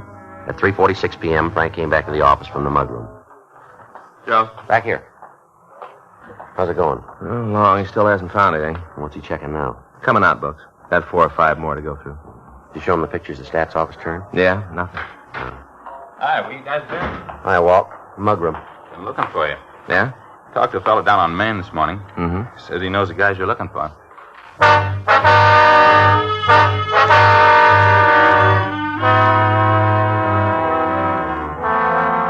We made arrangements for somebody to stay with the victim, and then Frank and I left the city hall. Sergeant Walt Bitteroff drove us over to talk to his informant. We found him in a cheap hotel on Wall Street. All right, Walt, come on in. Thanks, Angie. You get it? Yeah. Here you are. They cold? Right out of the icebox. Yeah, thanks. These are the 2 guys I told you about, Angie. Oh, yeah. Hey, you want some cold beer? No, thanks a lot. How about you, Walt? Uh-uh. You don't mind if I have one? Oh, go ahead. Oh, I must have had a good time last night. Yeah. My eyes feel like they're 3 feet apart. Uh-huh. Yeah, nothing like a cold beer the next morning. My girlfriend gave me some new glasses, like in the beer commercials. Yeah, they're nice. Sure looks good, doesn't it? Mm-hmm. Oh, yes, sir. That's what I needed.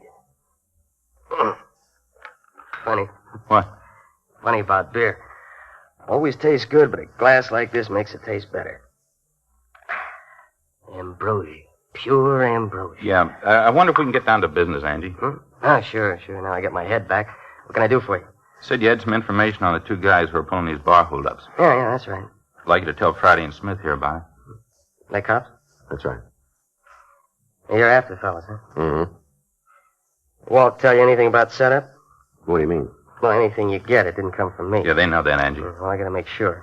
I remember something that helps you out. I forget it right away. You talk to me 5 minutes from now, I don't remember. Deal? All right. What about the guys? Heavy. Got in town a couple of months ago. Where are they from? St. Louis. You got the names? Yeah, part of them. What do you mean?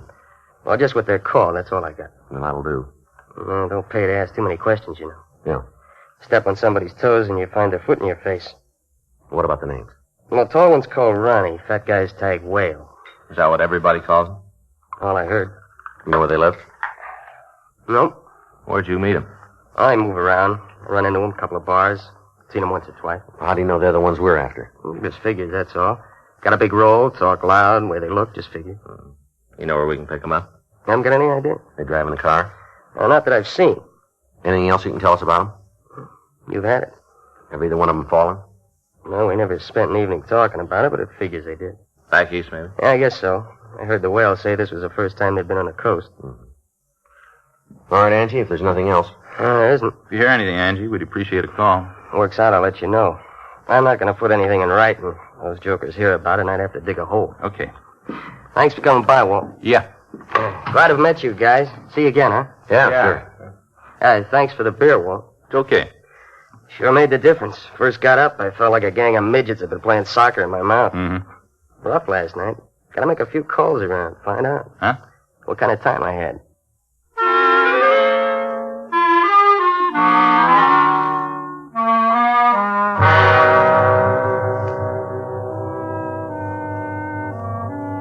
We returned to the office and sent a radiogram to the St. Louis Police Department requesting all information on anyone in their files who'd used the nicknames Ronnie or Whale. We checked the 2 names through our moniker file without result. The next day, Wednesday, June 15th at 5:26 p.m., we got word from the east. Here it is, Joe. St. Louis? Yeah, looks like they turned him. Let me see.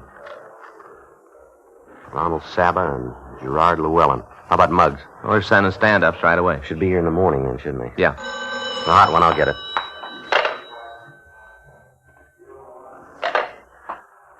What is it? Robbery out on Olympic. Sounds like Ronnie and the Whale. How long ago? Just left the place. Shot it up pretty bad. Anybody hurt? Yeah, policemen got in their way.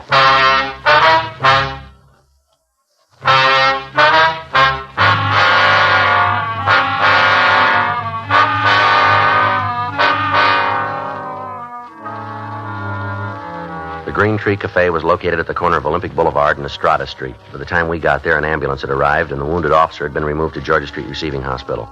A felony car from Central Division had arrived at the scene and had started to search for the officer's assailants. We got the story from the bartender, Alvin Jaggers. Well, two guys come in, like I told you, walked right in, told me it was a holdup. How'd the policeman get shot? On the way out, it happened. After I give the guys the money, started to leave, Abner saw him, tried to stop him. You know the officer, do you? Yeah, he comes in once in a while. Him and his wife come in for steak sandwiches. Was his wife with him tonight? Yeah, I think she went up to the hospital with him. I think that's where she went. Mm-hmm. Anyhow, when Abner saw these two fellers, the hold-up man? Yeah. When he saw him, he told him to put down the guns. Where was he standing? You mean Abner? That's right.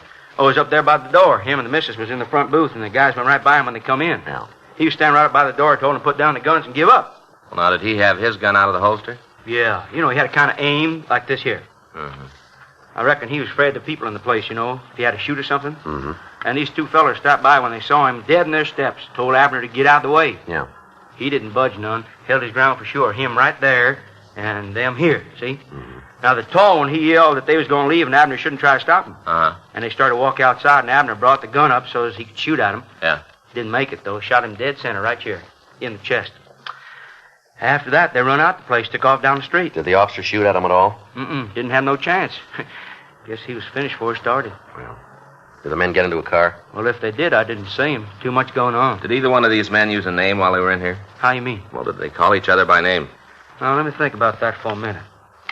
Yeah, I think they did. What was it, do you remember? Well, after the shooting the tall one, he turned to the other fella and he said, "Come on, well, let's get out of here." Uh-huh. Which one of them did the actual shooting? No, I couldn't tell you that. What do you mean? Well, both of them shot about the same time. Wasn't more than a half a second difference. Bang, bang, real fast. Both about the same time. I don't know if they both hit Abner, but they both shot at the same time. Have you seen these men around before? Matter of fact, I have. They've been in here? Yeah, must have been 3-4 weeks ago. Mm-hmm. Come in with Georgia. I guess they're pretty good friends. Who's she? Regular customer, spends a lot of time in here. Drinks slingers. Rough. Mm-hmm. You know where we can get in touch with her? Shouldn't be too hard. She lives down next block.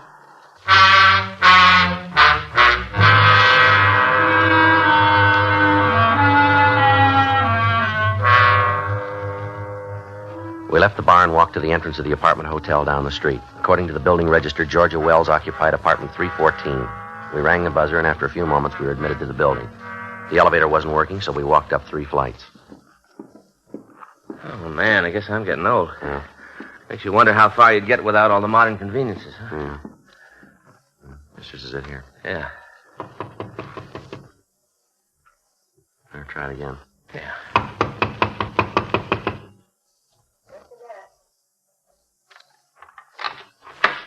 Yeah? Georgia Wells? That's right. I know you. Police officers, we'd like to talk to you. What about? Might be better if we came inside. Sure, come on in. Nothing here to hide. Come on. I'll look around, Frank. Yeah. What's he looking for? Just want to check the place. You gonna find anything here? I got no beef with the cops. Never been in any trouble before. I want to keep it that way. All right. It's clean, Joe. You gonna tell me what this is all about? You know a couple of men named Ronald Saba and Gerard Llewellyn? Why you asking? Do you know them? Yeah. You know where they are? No, look. Maybe if you tell me why you're looking for the boys, I can help you out. It's a police matter. You go find them yourself. When'd you see them last? A couple of days ago. Where? Bar over on 6th. You know where they live? Look, mister. I don't carry no water for them, but I'm not going to blow the whistle until I know what the beef is. It's pretty serious, and you're not doing yourself any good acting like this. You know where we can find them? Look, I'm going to level with you. I know the boys. Sure, they're a lot of laughs, good spenders. That's all it is with us. We got it that you're pretty good friends. You've been talking to the landlady. She's all the time sticking her nose in where it don't belong. That's so? Yeah. She's hacked at me anyway. Go out of her way to make trouble. All the time, she'll go out of her way. And why'd she do that? She don't like me, that's why. She ain't got no reason. She just don't like me. All the time yelling about how I'm using too much laundry, how I let the water run too long, beefing about how I'm not supposed to do no cooking in the place. Pot of coffee, and she's ready to take it in front of the UN. Mm-hmm. I told the truth. Boys and me been out a couple of times, dinner, drinks, maybe a show, that's all. Nothing serious between us. Matter of fact, they both leave me cold, romantic. Well, then you shouldn't worry about telling us where to find him. I just don't want to get mixed up in nothing. That's all there is to it. I don't want to get dragged into something I didn't build. You can see that, can't you, huh? You can see that. Where do we find him? He'll be here in 40 minutes.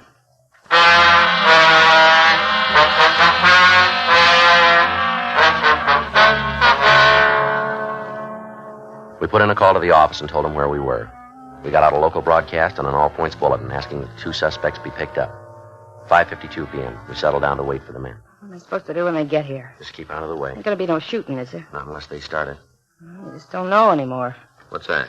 You go out with a guy, nothing serious, a few laughs, and you end up in trouble. They ever tell you what they did for a living?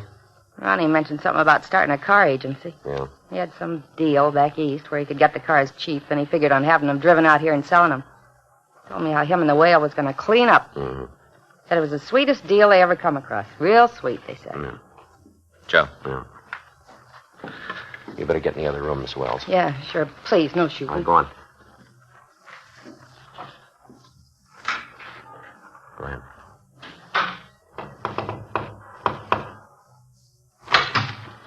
Hi, honey. All right, mister, hold it right there. What is this? Come on, turn around. What? Turn around. Put your hands up on that wall. There. Here, Joe. 38. Where'd you get this, Saba? I don't know what you're talking. This gun, where'd it come from? I never saw it before. It was in your coat. Well, then you creeps put it there. It ain't mine. Where's Llewellyn? Who? Gerard Llewellyn. I never heard of him. All right, put your hands down. I turn around now? Yeah.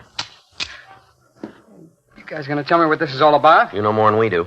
Well, I ain't gonna argue about that. Where's the whale? You guys been on the spike. I don't know what you're talking about. You want to call downtown, get somebody out here, we'll take him in. Yeah.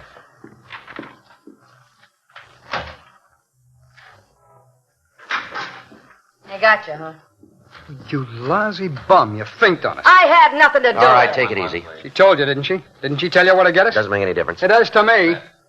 All she ever wanted was a good time. All the time wanting to go to the best places. All the time with the expensive clothes. You lousy bum, that's all she is. All right, that's enough of that. You're not kidding.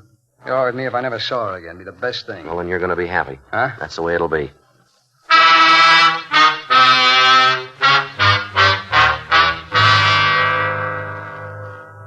Another team of men came out from the office and took over the stakeout on the apartment. Frank and I drove Ronald Saba down to the city hall. We put in a call to the receiving hospital and found that the wounded officer would recover. 6:57 p.m. We started to lay out the evidence for the suspect. We checked the gun through our record section. It's the one you stole from Hector Pip yesterday. Mistake someplace. Yeah, but we didn't make it. You got nothing to hold me on. Nothing. 4 of the victims have seen your picture. They're willing to swear that you're one of the men who held him up.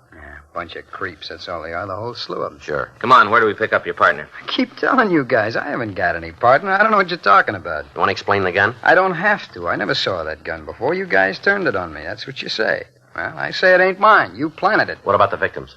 They made a mistake. It's happened before. Lots of times. You read about it all the time where some joker gets up in court, swears he knows some fella, guy ends up spending a couple of years for something he didn't do. All the time there's stories like that in the paper. Mm-hmm. All the time. Well, you sit there and think you're clean. We got it figured different. I don't care how you got it figured. I'm telling the story the way it happened. Now, you keep talking about this fella Whale or whatever it is. I don't know. I never heard of him. All these jobs you say I did. I don't know anything about them either. I'll get it. Oh, yeah, well, just got a call from D. Leitner. Yeah. Picked up Llewellyn. Girl's apartment? Yeah, he copped out, gave him the whole story. We're bringing him in now. Okay. Well, you just heard it, Saba. How about it? You want to make a statement now? Might go easier if you tell us. Get out of here! All right, grab him. Come on. Sit down there. Come on, let me out of here. Let me out! All right, now on your feet. Get up. Lousy fat slob. He just kept his mouth shut, that's all. Just kept his big fat mouth shut. We'd been all right. Him and his big mouth. Now, let's go. Him and his big fat mouth. Right into the joint. That's where he's put us. Right into the joint. That's right. His idea, the whole thing. He's as full of hot air as he is. Well, I hope he's happy. Look what he did. He got me a ticket right into the joint. No. Huh? You paid your own way.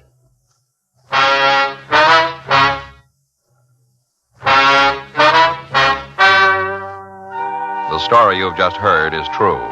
The names were changed to protect the innocent. On October 18th, trial was held in Department 94, Superior Court of the State of California, in and for the County of Los Angeles.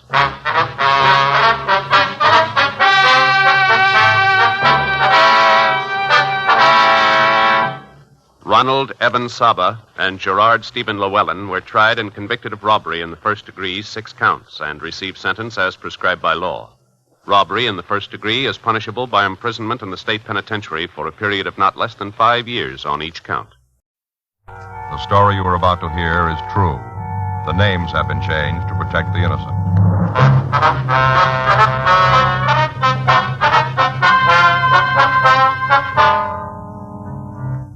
You're a detective sergeant. You're assigned a forgery detail. For the past 6 weeks, a man has been passing phony payroll checks in your city. You've got a description, but no positive identification. The check forgeries continue. Your job? Stop them. It was Tuesday, May 17th. It was windy in Los Angeles. We were working the day watch out a forgery detail. My partner's Frank Smith. The boss is Captain Welsh. My name's Friday. We were on our way back from lunch, and it was 1:13 p.m. when we got to room 29. Forgery. Yes, ma'am, that's right. I see. Hold on a minute, will you, please? Hey, Joe. Yeah? Skipper wants to talk to you and Smith. Right, thanks. Well, just one thing, ma'am. Could you tell me what kind of account it is? Yes, ma'am, I understand that. Is it a Come in. account? Well, in that case, the husband's got a perfect... Hi, Skipper. You want to see it? Yeah, sit down. I guess you know what's on my mind. Oh, we got a pretty good idea, yeah. Corner Pocket had me in this morning. Been getting beefs from all over town. Factories raising Cain because their employees can't cash legitimate payroll checks. Merchants scared to death of being stuck with a phony. Making any headway on this guy? Not much. Well, just where do we stand? Lay it out. Well, he passed another one last Tuesday, a tailor shop on South Jefferson. How many does that make? Well, 24 that we know of. All in the last 6 weeks? Give or take a couple of days. You sure they're from the same guy? Same M.O., same description. A couple of times he had a woman with him. Said she was his wife. We sent out circulars on them both. Got any results? 1 or 2 leads. They didn't pan out. What about your informants? Nothing. They're holding out? I don't think so. I don't think they know him. Captain Welch. Yeah. Yeah, they're here. Uh-huh. I see. Okay, give me the address. Yeah. Yeah, I got it. Don't worry, I'll tell him. 24 bum checks, huh? That's right, Skipper. That's wrong. Huh? 25 now. On April 6th, we'd received the first report in this series of check forgeries. A grocery store on the corner of Oakwood and 3rd had cashed what appeared to be a payroll check from the Jeffers Carner Aircraft Company. It was marked payable to Russell J. Foreman. In our investigation, Frank and I had learned that the check was fictitious and that the company had never employed anybody by that name. We had also learned that bona fide Jeffers Carner checks were printed in a different manner and in a different color. During the next 5 weeks, we'd received additional reports of forged payroll checks supposedly issued by various Los Angeles manufacturers. In each case, the suspect had had what seemed to be good identification, either a driver's license or an employment ID card from the company named on the check. The suspect had never used the same name or the same plant twice, but descriptions given by victims had indicated that the forgeries were all the work of one man. On 3 occasions, he'd been accompanied by a woman who had been introduced as his wife. Victims had been unable to make an identification from our mug books. Descriptions of both suspects and their M.O. had been checked to the stats office and had been sent to CII up in Sacramento. A local and an APB had been gotten out. The 25th victim was Alvin Driscoll, owner of a men's clothing store on South Maryland Avenue. Frank and I interviewed him at his shop. He told us that the forged check which he had cashed appeared to be from the Elderdale Oil Refinery. I come into the store, bought a couple of items, give me his payroll check to pay for them. That's all there was to it. That was last Friday? Friday morning, along about 9:30 a.m. What was it he bought, Mr. Driscoll? Sports shirts. My count over there. Marked down to $2.98. Some of them was as high as $5 last year. They're real good buys, believe me. Yeah, medium. That was his size. Uh-huh. What else can you tell us about this man? How's that? What did he look like? Well, like I said, he takes a medium shirt. That'd make him pretty average. Mm-hmm. About 170, I judge. Black hair, a little bit of gray in it. Pleasant face. Ordinary fellow. How was he dressed? Suit, shirt, button-down collar. Suit was a charcoal brown, about the shade of that one on the rack over there, down at the end. See it? Mm-hmm. When he gave you the check, did you ask for any identification? Well, I didn't have to ask. He just handed it over. He had a whole wallet full. Driver's license, union card, whole wallet full. Well, that may have been forged, too. Well, it looked genuine to me. Yes, sir. Wasn't any way of my knowing it was phony. I done just what I was supposed to. Everything. Make sure you get identification of your cash check. Mm-hmm. That's what the bank says. It's what you police fellas say, too, isn't it? Yes, sir. Mm-hmm. Well, I'm still out $100, ain't I? Looks that way, doesn't it? Mr. Driscoll, is there anything you can tell us about this man? Well, no, nothing that comes to mind. Did he have a car? Do you know that? Yeah, I know. Well, did he? Brand new Ford Convertible, one of them two-tone models. Probably wasn't even broke in yet, but that sure don't keep him from gunning it when he went barreling out of here. Are you certain about this? About what? Well, that he was driving a new Ford Convertible. Well, I guess I know one when I see one. I'm considering buying a new Ford myself. Not like that snazzy roadster he had, a sedan, maybe.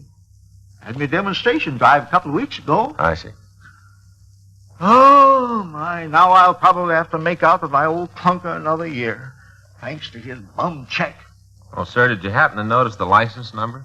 On the convertible? Yes. Yes, I noticed it. Well, do you happen to know if it was a California plate or an out-of-state? It's California. Do you remember the number? Now, what do you fellas think I am, anyway? You expect me to memorize a whole string of figures like that when I only seen them once? I ain't no quiz kid. Yes, sir.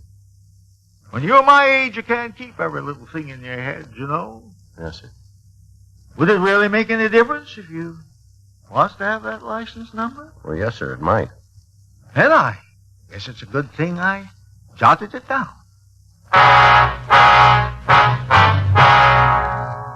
The victim, Alvin Driscoll, checked his files and showed us a carbon copy of the sales slip for the items which the suspect had purchased.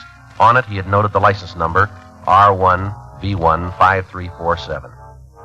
3:38 p.m. Frank and I went back to the office and asked DMV to run down the number for us. That's right. 5347. Mm-hmm. Will you call us back? Okay, thanks. It'll be a minute or two, Joe. Mm-hmm. Looks like we might be getting our first break. Yeah. Well, you got a cigarette? Yeah. You all out? Well, I wouldn't be asking if I wasn't. Oh, okay. Doesn't mean anything, Joe. Here you go. All right, here you are. No, go ahead, keep them. I got another pack. That's all right. I'll get some more. Well, I told you to keep them, Joe. There's only a couple there. Matter of fact, there's only one. Oh. Thanks anyway. Sorry. Marjorie Smith. Wait a minute.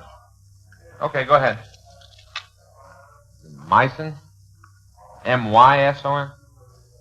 Yeah, I got it. Uh-huh. 117. Huh? You sure? Yeah, I see. Okay, thanks. Well, DMV came up with a car to match that plate. Uh-huh. There's one thing wrong. It isn't a brand new Ford. Oh? It's a 6-year-old Buick.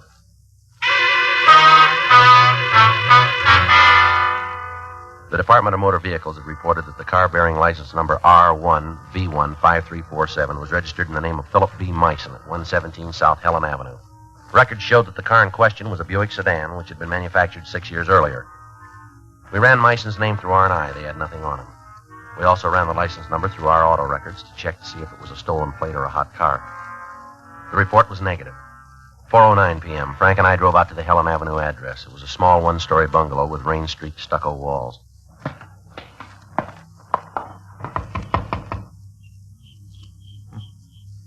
Try it again. Yeah. Yeah, who is it? Police officers. Well? You're Miss Philip Myson? Yeah. Miss Frank Smith, my name's Friday. All right, your name's Friday, his name's Smith, my name's Myson. Where's that get us? We'd like to talk to you for a minute, Miss Myson. You mean you want to come inside? Well, it might be a little easier to talk there. Nobody's stopping me. Yes, ma'am. You want to sit down, you have to clear off a space. I'm not much of a housekeeper. It's all right, we can stand. Suit yourself. Miss Myson, is your husband home? Phil? Yes, ma'am. Mm-mm. Do you know where we might get in touch with him? No. You must have some idea. I haven't seen him since last March. Oh, what kind of a car does he drive? Ask him. Did he ever own a Buick sedan? License number R1V15347. Why? We'd like to know where the car is now. It's out in the garage, and that's where it's staying. You can tell that lousy crumb if he thinks he's going to take the car away from me. He's got another think coming. Your husband isn't trying to take your car. Yeah? What are you doing here? We'd like to check the license plate, that's all. You sure that's all you want, just to check the license? That's all. Oh, wait a minute. I'll get you the garage key. Thank you. Sorry if I gave you a rough time. You can't blame me. Character like my husband, he's apt to try anything. Yes, ma'am. Well, here you are. You sure you lock it up when you're done? Yes, ma'am. I'll take a look at it, Joe. Right. I might have known it was too good to last. Ma'am? Not hearing from Phil for over 2 months. Is he still in Los Angeles, would you know? Not if he's got good sense. What do you mean? If he's smart, he'll stay as far away from me as he can. Yeah. He's just plain lucky I didn't kill him. Giving me a shirt with some other dame's lipstick on the collar, expecting me to wash it out. I should have throttled him with it. Yes, ma'am. Do you have a picture of your husband, Miss Mason? Why? We'd like to know what he looks like. Like a bum, that's what. Do you have a picture? Snapshot, maybe. Would you see if you can find one for us? All right. Just looking at him will probably spoil my supper. Yeah, here's some. I'm married to a face like that, and I have to worry about other women. All right, if we borrow this for a couple of days? Do me a favor. Keep it. Joe. Excuse me, Miss Mason. Yeah. That's the right license plate for our car. Buick sedan? Just like BMV had at 6 years old. Okay. Here's your key, ma'am. You locked up tight? Yes, ma'am. Sorry if we bothered you. Oh, forget it. Hey, wait a minute. Yes. Not that I give a darn, but how about telling me why you're so interested in Phil? It was just a police matter. You don't think he pulled a job or something? Why should we think that? You shouldn't. If you do, you're way off base. You really picked the wrong guy. Yes, ma'am. Take it from me, if a jerk like Phil ever got out of line once, just once, you boys wouldn't have to go looking for him. Oh? No. You'd catch him red-handed.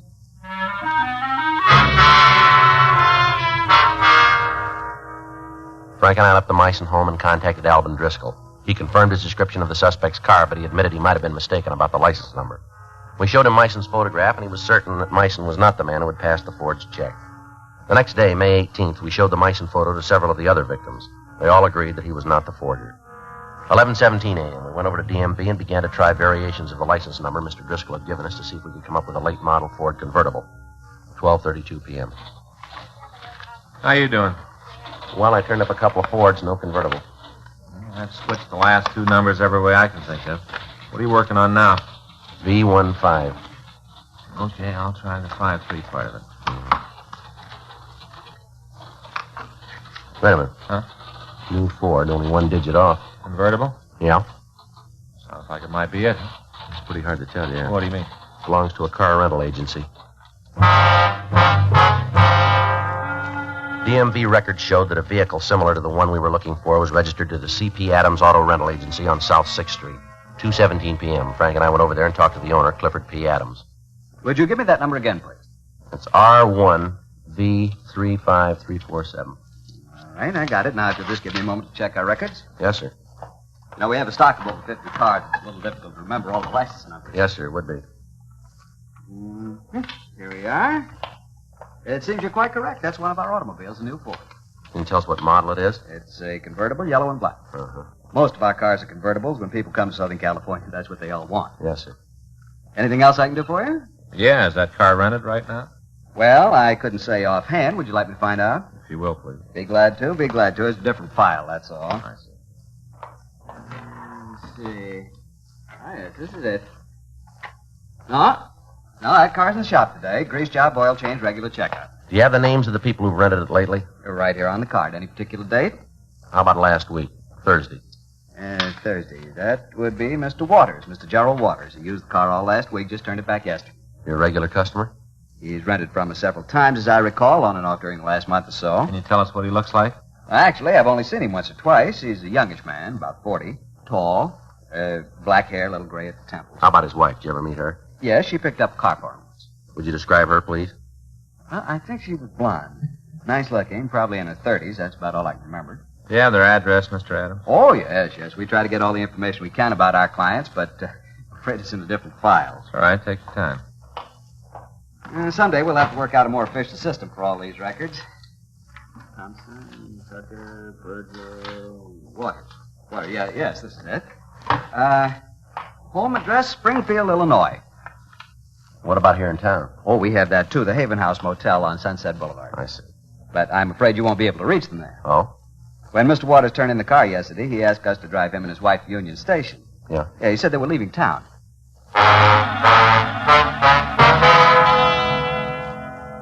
We got a sample of the suspect's handwriting, and we asked Mr. Adams to get in touch with us if he heard from Gerald Waters again. We sent a teletype to Springfield, Illinois, requesting any information they might have about Gerald Waters. The next day, May 19th, the Springfield PD replied that a man answering Waters' description was wanted for a series of Illinois check forgeries. They also said his true name was Fred H. Joyce. They said that they were forwarding a mugshot airmail special delivery. The mug arrived on Friday, May 20th. We showed it to 4 of the check victims, and they all positively identified the photograph.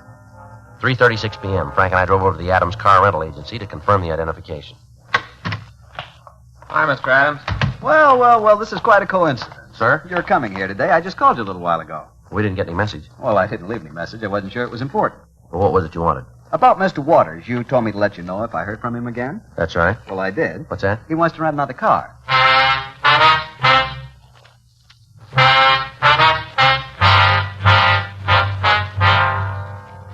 We showed Mr. Adams the mugshot of Fred Joyce, and he stated positively that Joyce and Gerald Waters were the same man. He also told us that Waters had called the car rental agency about 11 o'clock that morning to make arrangements for renting a new convertible. Joyce had asked him to have the car ready at 5:30, and he said he would pick it up. Frank and I waited in Adams' office, 5:28 p.m. Want to go ahead and answer it? CP Adams Car Rentals. Who? Oh, yes, just a minute. It's him, Mr. Waters, or whatever his real name is. Let's find out what he wants. Yes, Mr. Waters. Oh, yes, it's all ready. I thought you were going to pick it up. Oh. Well, I don't know. Hold on a second. He says he's tied up, that he can't get away. He wants us to deliver the car. Ask him where he's calling from. Where are you, Mr. Waters? I say. Well, I don't know. I'm a little short-handed today. I'll have to check. The phone booth somewhere on Wilshire. Where does he want you to send the car? Where do you want the car delivered, Mr. Waters? Mm-hmm. The Crest Plaza. How soon? I guess we could make it by then. Tell him you gave it to him. All right, Mr. Waters, we'll do our best. Thank you very much. You'll be in the bar of the Crest Plaza Hotel at 6:30, just off the lobby. Right, thanks a lot. Oh, about the car, I wouldn't want it damaged. Don't worry, Mr. Adams. You don't need to send it. What? We'll take care of his transportation.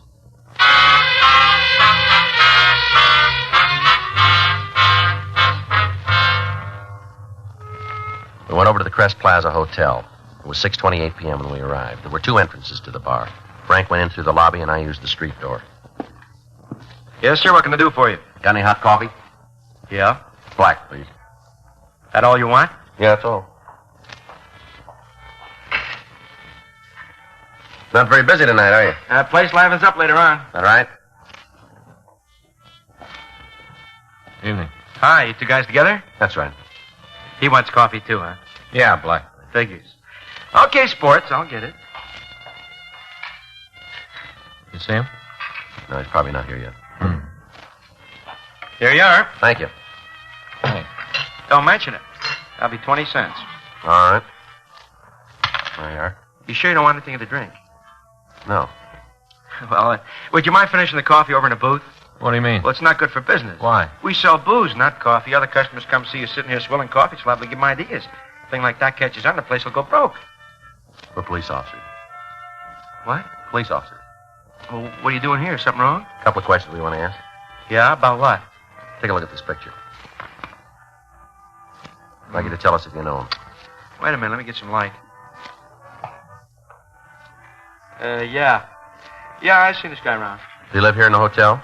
I don't think so. He comes in once in a while, though. He usually drags a blonde around with him. Mm-hmm. You guys been looking for him long? Quite a while, yeah. You must be looking in the wrong places. What do you mean? He just walked through the door. That's him. Let's go. How about a dry martini, eh? A couple of them will set pretty good before dinner, huh? Yeah? Something you want? You Gerald Waters? What? Gerald Waters, is that you? You from the car lot? You come up with the first answer, mister. How about the name? Yeah, I'm Waters. Where's the car? You won't need it. Police officers, you're under arrest. What are you talking about? You keep out of this, honey. All right, come on, Waters, on your feet. You better take it easy. You're liable to find out you're rousing the wrong guy. Well, I'll tell you, I'm going to run that risk. Get up. Okay. Keep your hands on the table. I don't know what this is all about, but I know you haven't done anything wrong, Gerald. Whatever happens, I'll stick by you. I'll get a lawyer. I'll raise the money somehow. Whatever happens, I'm never going to leave you, Gerald. Don't worry about it, lady. What? You're coming along. We took the two suspects into custody and drove them down to the city hall. 7:08 p.m. We turned the female suspect over to a policewoman to be searched, and we brought Joyce into the squad room for interrogation. All right, Joyce, take everything out of your pockets. My name's Waters. You know that. We know it's Joyce, too. Go on, empty. Lay the stuff on the table. Where do these keys fit? Lockers. Where? I forget. Sure. Listen, why are you holding my wife? She hasn't done anything. If you think you can frame me, go ahead and try it, but turn her loose. That's not up to us. Why not? She's been with you too often. What do you mean? When you were passing those phony checks. Phony checks? Is that what you think I've done? There are about 25 people who say it was you. They're wrong. That's all. Dead wrong. They don't think so. Are you willing to go to court? I better shut up. Ever been to Illinois, Joyce? What? Springfield. What do you know about that? You're in the upper brackets, Joyce. We got the whole story. Come on, Joyce. It'll make it easier all around. How about it? Where's Myra? She's all right. Where is she? Right down the hall. I'll tell you what. Yeah? We can get together on this thing. We can come to an agreement. Go ahead.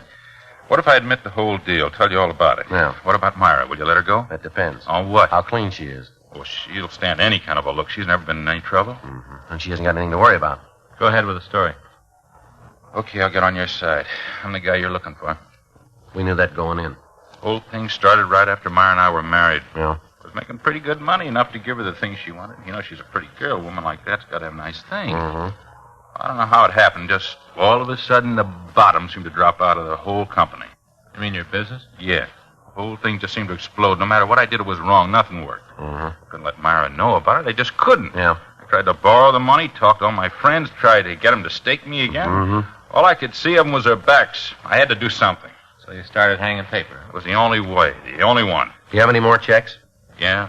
Keys there. They're for a locker downtown. You'll find all the stuff there. Okay. All right, now how about it? What? Now, you let Myra go? She didn't know anything about it. Not a thing. She didn't have anything to do with it. I swear it to you. Mm-hmm. You're not going to hold her, are you? Now that I've told you the truth. Forgery, Friday. Yeah. Mm-hmm. Where? Okay. Thank you. They just checked your wife's prints, Joyce. Why'd they do that? You aren't going to hold her. You gave me your word. You don't want her for anything. A couple of other states do. What? You aren't the only husband she's had, and you aren't the first forger she's worked with either. What kind of a double cross is this? No double cross. She's got a record as long as your arm. That's a lie. A dirty, lousy lie. Oh, take it easy, Joyce. Sit down. Still a lie. Figure it out for yourself. Take a good look. What do you mean? Did your wife know anything about the checks? Sure, after we got going. Wasn't any way to keep it away from her. How about when you started? She know then? No. You sound pretty sure. Maybe you talked it over with her. I don't know, maybe. She might have helped you out a little then, huh? Maybe some of the operation was her idea. How about it, Joyce? I don't know. I don't much care anymore. Maybe it was her idea. Maybe she did play me for a sucker. Sure sounds that way to us. Doesn't really make any difference if she did. Take a look around you, cop. Everybody's a sucker. Everybody in the world is going to fall for a con game sooner or later. Everybody. Mm-hmm. Those guys that cash the checks for me. Suckers, every one of them, just like me. Look at all the money they're out. Well, there's a big difference. Huh? That's all they're out.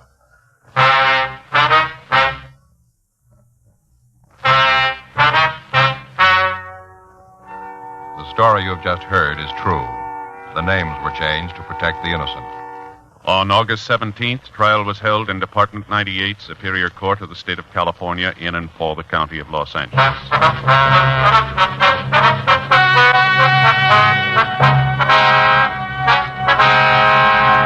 Frederick R. Joyce, alias Gerald Waters, was tried and convicted of forgery, 5 counts.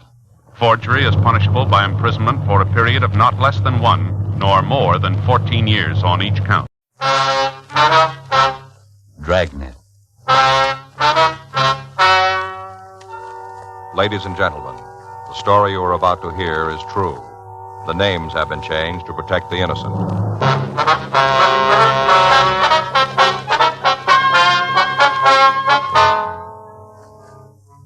You're a detective sergeant.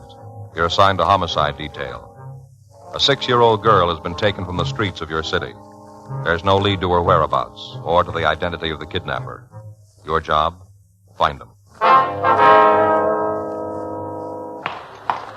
It was Monday, May 1st. It was warm in Los Angeles. We were working the day watch out of homicide detail. My partner's Frank Smith. The boss is Captain Lorman. My name's Friday.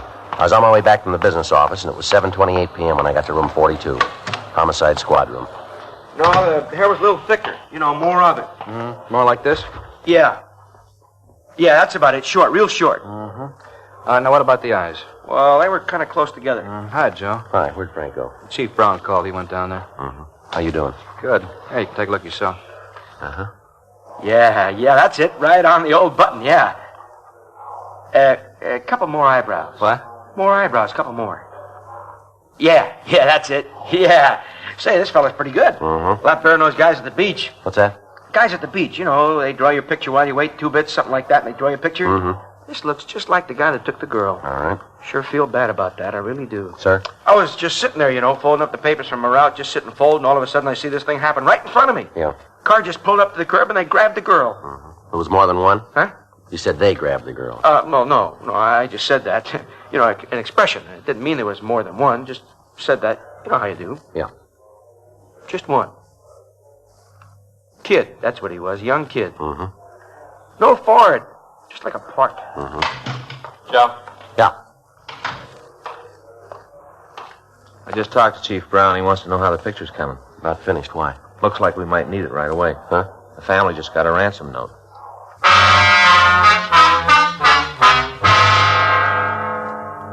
The suspect was described as WMA, 26 years old, 5 feet 8.5 inches in height, and weighing about 140 pounds.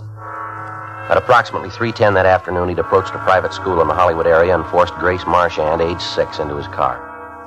The only witness to the kidnapping had spread the alarm, and in a matter of minutes, every police officer in the area had the description of the man and the car he was driving. Word of the crime had gone out to all policemen in Southern California. They were all looking for a little girl. Units from Juvenile Division, working under Captain John Powers, joined in the search. A roundup of known deviates was started. All available information sources were tapped, but in spite of our efforts at the end of 4.5 hours, the child still hadn't been found. 8:02 p.m. Frank and I drove out to the house. We parked our car in the next block and walked to the Marchand residence, where we met with Captain Powers and the missing girl's parents. Thought we could talk in here. Marchands are pretty upset. Yeah. What about that note? It's downtown. Leighton Prince are going over it. How'd he get here? Kid brought it. What about him? 16 years old, lives in the neighborhood. Where'd he get it? Says a man approached him in the drugstore at the corner, asked him to deliver a letter. Gave the kid $1, boy didn't know what was in the letter. What did it say? Got a copy of it. Here. You want to see your kid alive, get $50,000 in small unmarked bills ready. You'll get a phone call. Don't tell the police, don't tell anyone. If you do, forget about your daughter. How was it written, Captain? Words were cut out of the evening paper, pasted on a plain white sheet. Anything there? We don't know yet. As soon as Leighton Prince are through with it, Larry Sloan's going over it. Well, what about this Marchand? Can he swing that kind of money? Yeah, I guess so. He says he will. Are they going to go along with us? I'm not sure. Mrs. Marchand would like us to get off their side. Well, how about him? He wants his daughter back. Well, And you going to talk to him? I guess we better. What about the phone? Did you make arrangements to have it covered? Oh, yeah. There's an extension in the study. You can use that. It's close enough to the one in the master bedroom so we can talk to the Marchands while they're on that one. Okay. Anything new turn up downtown? No, still questioning deviates. Well, we've taken the kid who brought the note downtown. Going to have him check the mug books. And we better let him see that drawing, too. Yeah. What about the house? You got it covered? Pretty good, yeah. There's a team from Hollywood across the street, another one out in the back. Where are they? One across the street's in a neighbor's house. The other one's in a car out back. Okay. Let's go, huh? Yeah, they're in the living room. All right. How they taking it? Rough. Here you go. You've got to get them out of the house, and I know they're going to ruin everything. Now, just calm down, dear. How are you, Captain Powers? Mr. Marchand, this is Sergeant Friday and his partner, Frank Smith. How are you, sir? How do you do? This is my wife. How are you, Miss Marchand? Is there anything new? Have you found her yet? No, ma'am, not yet. I told you they're going to get her back. All this mess is just going to make it Now, impossible. take it easy, dear. Send them away. I don't want It'd be all right if I take her upstairs. Yeah, sure. Come on, honey. Now, why don't you lie down? Try to get some rest. Is that going to bring her back? Crying's not going to do any good, is it, dear? Now, come on. Until you get them out of the house, I'm not going to get her. Maybe it might be better if you waited out in the kitchen. I'll try to get her calm. All right, sir. I'm sorry. Yes, sir. Here, come on, dear. Did you tell them to leave? Yes, I did. Let's go. They're not doing anything, and they're She's taking it pretty hard. Yeah. Have they called a doctor? He's on his way. Have they got any other children? Yeah, boy, 10. Where's he? Her sisters, Marchand, took him over there this evening. Well, there are 6 teams from Metro standing by, 4 from our detail. How about the sheriff's department? I talked to Dick Tiernan. They're with us all along the line. Good. This season's bad. I hope the doctor gets here pretty quick. Is there anything we can do? You know the answer to that one. Well, You like some coffee? no, thank you. Oh, thanks. No, I'm going to make some anyway. All right. I'm sorry about my wife. That's all right, sir. Taking the whole thing pretty hard. We made any arrangements to get the money, Mr. Marchand? Yes, I called my brother. There's nothing we can do about it tonight. The first thing in the morning, we'll get it together. We'd like to be with you. What? We'd like to help you prepare the money. I don't know quite how to say this. What's that, sir? Well, I know you men are trying to help, but I don't want you interfering with the payoff. It's going to make it a little difficult. Maybe so, but that's the way it's got to be. All right. That's the way you want it. Well, it is. You know it's not going to make much difference. What do you mean? Well, the kidnapper probably knows we're working on the case already. He's counting on the fact that you won't go along with us. What is it you want to do? Well, we'll help you get the money ready, take the numbers of the bills, and prepare the package. We don't want to endanger your daughter's life. As far as we're concerned, you can go right ahead with the payoff when you're contacted. But if we can help now, it'll make it easier after the money's been paid. On who? Huh? Who's it going to be easier on, you or Grace? You're going to make sure we get it back? You willing to write insurance on that? There's no answer to that question. That's the whole point. We want our daughter back. I don't care what we have to do or how we do it, as long as Grace is back. That's all that's important. We can understand that. I know but what you're you've got trying to do, and I appreciate it, but this is our problem. I don't want to take any chances on something going wrong. As soon as we hear from the man who has her, we'll do what he says. And you're not going to let us help her. No. And I think it might be better if you called your man off. You're making it hard for us. I'm not trying to, but can't you understand? All we want is our girl back. It doesn't make any difference how it's done as long as she's home. That's all that counts. What about the man who took her? That's your problem. As soon as Grace is home, I'll go along with you on whatever you want to do. But until then, I don't want you meddling. Thought you said they'd gone. They're just leaving. You're not going to be happy until she's dead, are you? That's not true, ma'am. Well, it looks like it. All these policemen, the whole thing, a lot of noise, nothing more. You're not doing any good. Why don't you get out? They're leaving, dear. When? After they throw Grace up on the front lawn? Is that when they'll go? All right, honey, now. All right, ma'am, we'll leave. Then get out! Go on! Don't stand around! All right, now that's enough, Mabel. They know it. She's my baby. All right, now calm down, will you? This isn't going to do any good. What you around? You haven't done anything to make things hard. What good are they doing? I'm afraid you better leave. All right, sir, we'll talk to you later. As soon as we get Grace back, I'll... What was that, sir? I say, as soon as we get Grace back, I'll call you. Yes, sir. You're sure you won't let us help? No, you better go now. Well, now what? I guess we wait. Yeah. What about the surveillance? You going to call it off? No, I don't think so. We'll check it with the skipper. Yeah. It'd be a lot easier if the Marchands had let us help them. At least we know what was going on. Give us a chance. Yeah. This way we're in the cold. Nothing we can do. I wonder if it makes any difference. Huh? Maybe we lost already.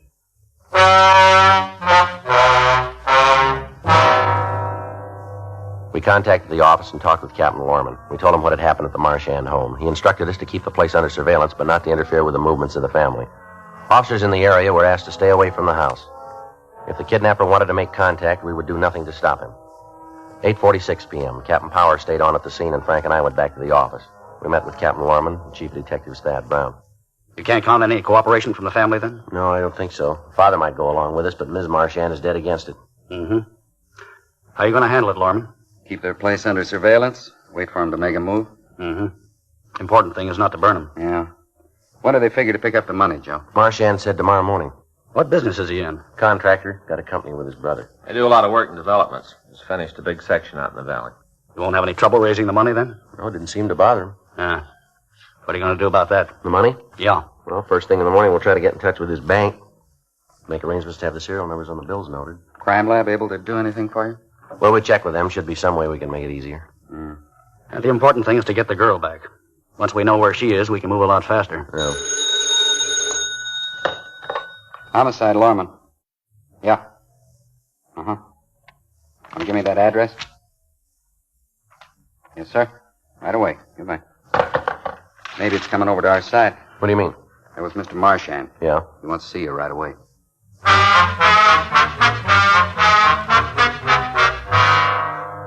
Frank and I left the office and drove over to the address Mr. Marchand had given us on the phone. It was an all-night restaurant on Hollywood Boulevard. We found him in a booth at the back of the place.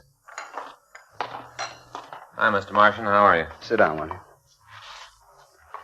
Heard anything new? No. The reason I called, I got to thinking after you'd left. The way we acted isn't going to help any. Not going to make it any easier on anybody. That's right.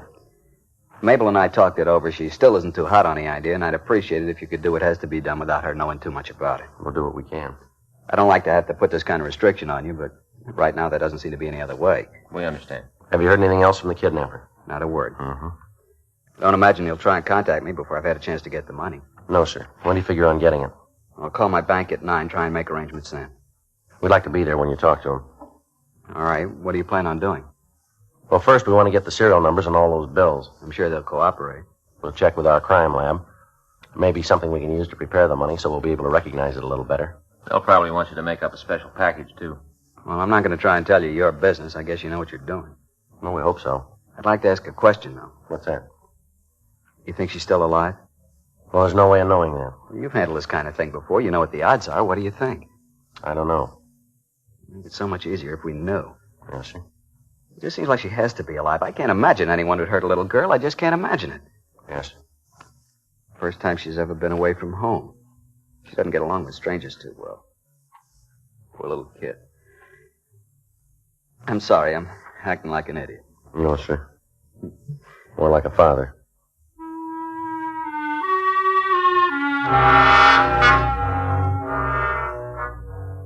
We took Mr. Marchand back to his home, and then Frank and I checked out for the night. The next morning at 7:30 a.m., Henry Marchand, Frank, and I met with Ray Pinker in the crime lab. Have you talked to the bank yet? No, we figured we'd check with you, find out what you were going to want. Mm-hmm. How's the money going to be paid? We don't know yet. There's only been the one contact. Yeah, saw that yesterday. What's the best way of working the deal, Ray? You're going to get the numbers on the bills? Yeah. Well, the note said to get the amount in small ones. I guess that means 5, 10s, and 20s. Probably. Quite a few to work with, won't it? Doesn't make a lot of difference. What are you going to do? Well, we can dust the package and the money with silver nitrate.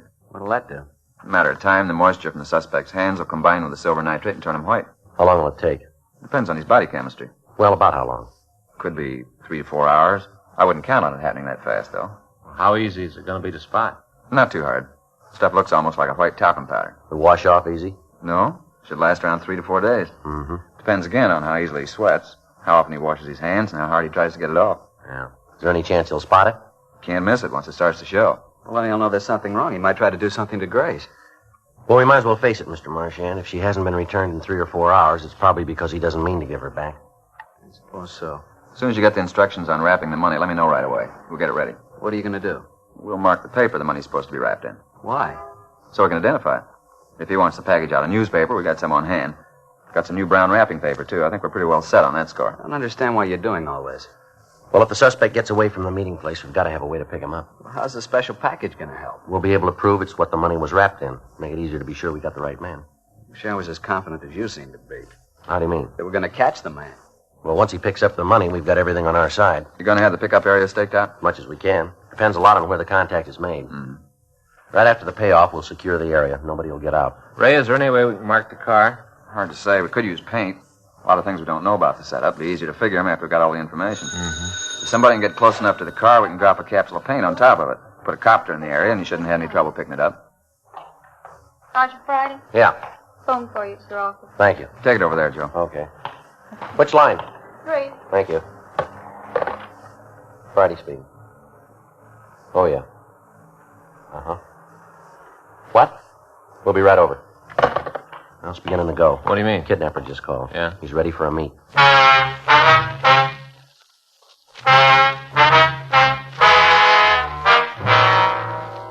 The second contact by the kidnapper had been made by telephone. He talked to Mrs. Marchand and instructed her to tell her husband to have the money ready by 6 p.m. that evening. He went on to say that another call would be made giving instructions for payment of the ransom. Mr. Marchand, Frank, and I talked with her about the call, and then we had a meeting with Captain Lorman and Chief Detective Thad Brown. It was decided to go ahead as the kidnapper had ordered. At 9:02 a.m., we got $50,000 from the bank. We went back to the city hall and talked to Captain James Fisk. He assigned 6 girls from the record section to aid us. We divided them into 3 teams of 2 each, one calling the numbers on the bills, the other typing a list. At 3:45 p.m., the job was finished. The money was taken to the crime lab and dusted with silver nitrate powder. Because we didn't have the final instructions on the delivery of the ransom, Ray Pinker gave us a supply of plain newspapers and brown wrapping paper. Both types were marked so they could later be identified in court. He also gave us pellets of dark and light paint in the event we had an opportunity to mark the kidnapper's car. 4:30 p.m., we got in touch with Dave Robart at the Sound Lab and made arrangements for 3-way radio equipment. Chief of Detectives Thad Brown contacted Army authorities, and with their cooperation, we had a helicopter standing by in the event it was needed. Teams of men from Metro Division and Homicide Detail were planted in the area around the Marchand home. And at 5:15 p.m., Frank and I, along with Marchand, drove out to his house to wait for the third contact from the kidnapper. Red 1 to Red 6. Red 1 to Red 6. Come in, please. Red 6 to Red 1. Do you read me? Yeah, Jack, you're coming in fine. Who's riding with you, over? Tilden. You got any word yet? Over. No, nothing. We'll talk to you later. Red 1 out. Well, that's it, Joe. They're all in position. Yeah, now we got the tough part. Yeah, waiting. Say, all these cars, isn't there a chance the kidnapper might see them? No, sir, they're scattered all over the area. Matter of fact, none of them can even see the house. Hope it works out. Well, everything's going with us so far. Keeps up, we shouldn't have any trouble at all. Yeah. Is your wife all right, Mr. Marchand? Yeah, I guess so. She's upstairs. The doctor gave her something to make her sleep. Didn't want it, but he figured it was best. Yes, sir. Wasn't anything she could do to help. This whole thing's been pretty hard on her. Mm-hmm. Maybe when it's over, we'll take both kids and go out of town for a vacation. The rest to do it good. Yes, sir. Been pretty rough on her. I'll get it. Just a minute, Mr. Marchand. Give us a chance to get that other phone. Well, you can use the one in the breakfast room through that door. All right. Now, don't pick up the receiver until you hear me say now. You got it? All right, any way you say. Can't I answer it now? He might not wait. Just a second. Now. Hello? What? Oh, yes, Sam. No, I can't right now. No, yeah, uh-huh. Look, Sam, I'm expecting an important call. Can I talk to you tomorrow? I'm sorry about it. Yeah, sure. No, it's nothing else. Yeah. All right, Sam, I'll talk to you tomorrow. Okay, bye. Sam Nicholson wanted to know if I could play golf with him in the morning. Yes, sir. Thought at first it might be the kidnapper. Yeah. It wasn't. Thought sure it was him. Oh, I wish something would happen. Just waiting will drive me crazy. You know, if we just knew she was all right, that's all. If we just knew. Yes, sir. All right, give me a chance to get that other phone. Wait till I say now. I know it's him this time. Now. Hello? Yeah, that's right. No, I was in the back of the house. What? No, the line isn't tapped. No, it isn't. I give you my word. Yeah, what about Grace? Is she all right? Yeah, I got it. Uh-huh. No, it's here in the house now. That's right, $50,000. Yeah, wait a minute. I better get a pencil. All right, go ahead. Yeah. Uh-huh. No, I know where it is. Yeah. All right, I'll try and find something. No, I'll find something. Yeah, all right. I'll leave as soon as I can. Uh-huh. No, I won't bring anybody, I swear it. Yeah, will you have Grace there? Hello?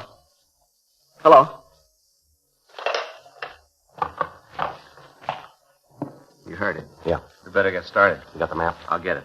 He said Grace was all right. You hear him say that? Yes, sir, I did. He said she was okay. Well, I hope he was telling the truth. Yes, sir, so do we. You know, it's been a long time, Sergeant, but I guess you never forget how. What's that? To pray. The man on the phone had instructed Mr. Marchand to attach a piece of white material to the front of his car and to drive north on Highway 101. He said that near Zuma Beach he would indicate his presence by flashing the headlights of his own vehicle. Marchand was to pull over to the side of the road and walk halfway to the kidnapper's car. After a wait, the suspect would approach Marchand and take the money. At that time, he'd give us information on the girl's return. 6:10 p.m., all of the cars in the operation were told of the latest developments. It was decided that I would hide in the back seat of Marchand's car with a walkie-talkie and keep contact with the other officers. Frank and Captain Powers would be directly behind us in Unit 1K80. As soon as we made contact with the kidnapper, they would try to take the suspect into custody. The money was wrapped in the brown wrapping paper, and at 6:14 p.m., Marchand and I went out to his garage and got in the car. He drove out Sunset Boulevard to the Pacific Coast Highway and turned right. We drove for about 40 minutes. There was no sign of the kidnapper. Red 2 to Red 1. Red 2 to Red 1. Come in, Red 1. Red 1 to Red 2, over. How's it going, Joe? Any sign yet? No, we're approaching Zuma Beach. Should be pretty quick now. Friday, there's a car up ahead. I can just make it out. Stand by, Red 2. I think we made contact. How about him? Yeah, that's it. He just flashed his light. Frank, we just made contact. Better take it easy. Okay, Joe. Keep us posted. Can you see us? We can just barely make out your lights. We're about a half a mile behind you. Right. Red 1 out. Now, how about it, Marcia? It's him. He flashed the lights again. Okay, do what he said. Approach slowly. Try to get as close as you can. All right. Now do exactly what he says. Give him the money and try to find out where your daughter is. Yeah. He's driving off. What? He's leaving. He isn't going to wait. I'm going to stop him. I'll stop him. What are you doing? Hang on. We're going to hit.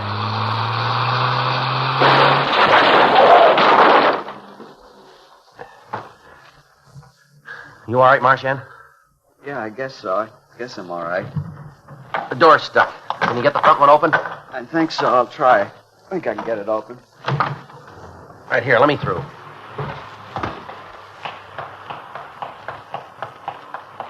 You all right in there? Hey, is he hurt? I had to stop him. There wasn't any other way he was going to leave. All right, give me a hand with this door. Yeah, sure. There wasn't any other way he was going to leave. All right, come on. Leave me alone. Get away and Come leave on, me alone. get out of there. I can't. I think my leg's broken. I can't move it. Make him tell where Gracie is. Make him tell. Leave me alone. All right, come on, out. Please leave me alone. I can't stand it anymore. Where's Grace? Where's my daughter? Wait till we get him away from the car. I want to know where she is. If you don't make him tell me, I'll do it myself. I'll kill him if he's hurt her. I'll kill him right here. All right, come on, give me some help. Kill him. Just leave me alone with him, that's all. Just leave me alone. That won't make it any better. Why'd you do it? Why'd you run into me? You tried to take off, didn't you? I got scared. I wanted to get out. I didn't want to go through with it. Is the girl all right? You're going to get me a doctor. You're going to do something about my leg. You got to do something. All right, we'll take care of it. How about the girl? Is she all right? Come on, mister. Don't make it any rougher on yourself. What about the girl? I'll make him tell. I don't know. I don't know anything about it. All right, come on. Now, where's the girl? Is she all right? Answer me. Where is she? All right. All right. She's okay. I didn't touch her. I didn't hurt her at all. Where is she? Hotel downtown. She's okay. A hotel downtown. What hotel? The Piedmont. Room 506. You in this alone? Yeah. There's nobody else. All alone. All right. Yeah? Yeah. You all right? Yeah. How about the kid? Piedmont Hotel, room 506. Better get a call out on it right away. I'll take care of it, Frank. Okay, Captain.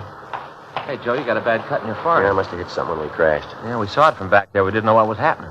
You better call an ambulance for me. We'll take care of it. You better do it fast. I don't know how much longer I can stand it.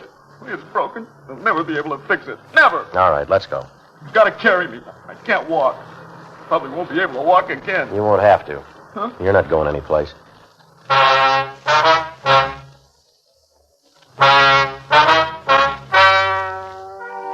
The story you've just heard is true. The names were changed to protect the innocent. On September 16th, trial was held in Department 89, Superior Court of the State of California, in and for the County of Los Angeles.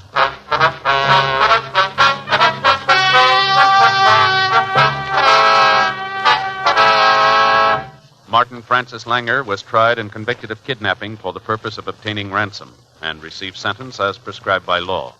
On recommendation of the jury, he was sentenced to the state penitentiary at San Quentin, California, for the rest of his life.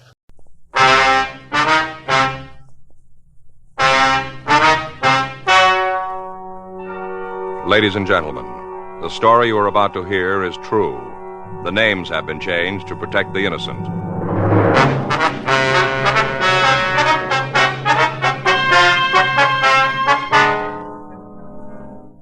You're a detective sergeant. You're assigned to robbery detail. The owner of a small delicatessen reports that he's been robbed. He says the thief casually walked out of his store and disappeared. Your job? Find him.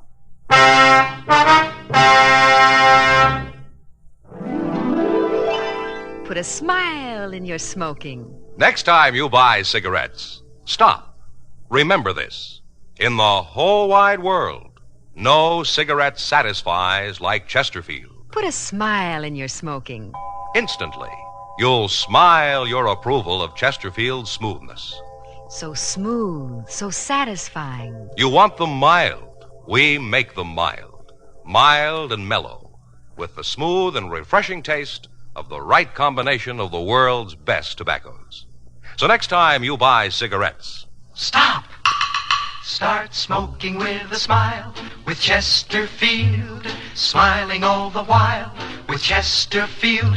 Put a smile in your smoking, just give 'em a try. Light up a Chesterfield, they satisfy.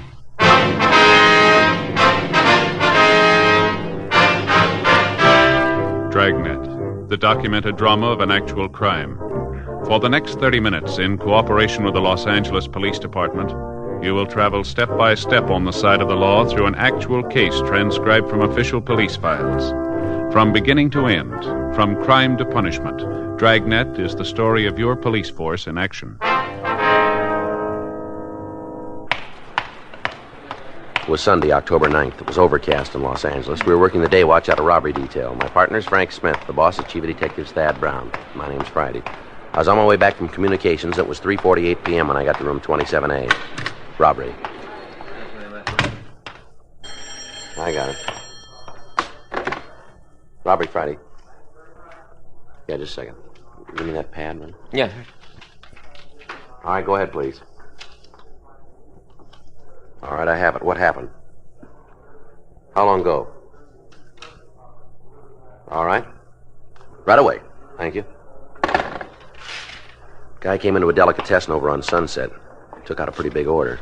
Yeah? Sack full of money. 4:15 p.m. Frank and I drove out to a small combination delicatessen and grocery on the corner of Sunset and 3rd. The owner of the store, Mr. Paul Claypool, told us that the robbery had taken place approximately 20 minutes earlier. He said that the patrol car officer who had answered his call had left to make an immediate search for the suspect. Gave a real good description, I did. Yes, sir, you said that. Kept my wits about me. All the time that young hoodlum was in the store, I was studying him. Didn't let him catch on, of course, but I was making mental notes. I wonder if you'd tell us just what happened, Mr. Claypool. How's that? Well, we'd like to hear about the robbery right from the beginning. Oh, checking up on me, huh? Sir? Making sure I give you the same story I gave that other cop. Oh, no, sir, that's not the idea. I told him everything there was to tell. Well, we'd like to hear it, too, that's all. You ain't going to hear nothing different from what he did. Well, would you tell us anyway? Well, if that's how you want it. This here crook fella came walking into my store, big as life. That's how it begun. Mm-hmm. That was about 20 minutes ago, was it? Oh, might be 21 or 2, but now depends on how long you've been talking to me. Yes, sir. What'd he say when he came in? Bandit fella? That's right. Nothing. What? Nothing. That's what he said. Not a single solitary word. I see. Didn't even open his mouth. Just handed me an envelope. Yeah? Sealed it was. Sealed up shut.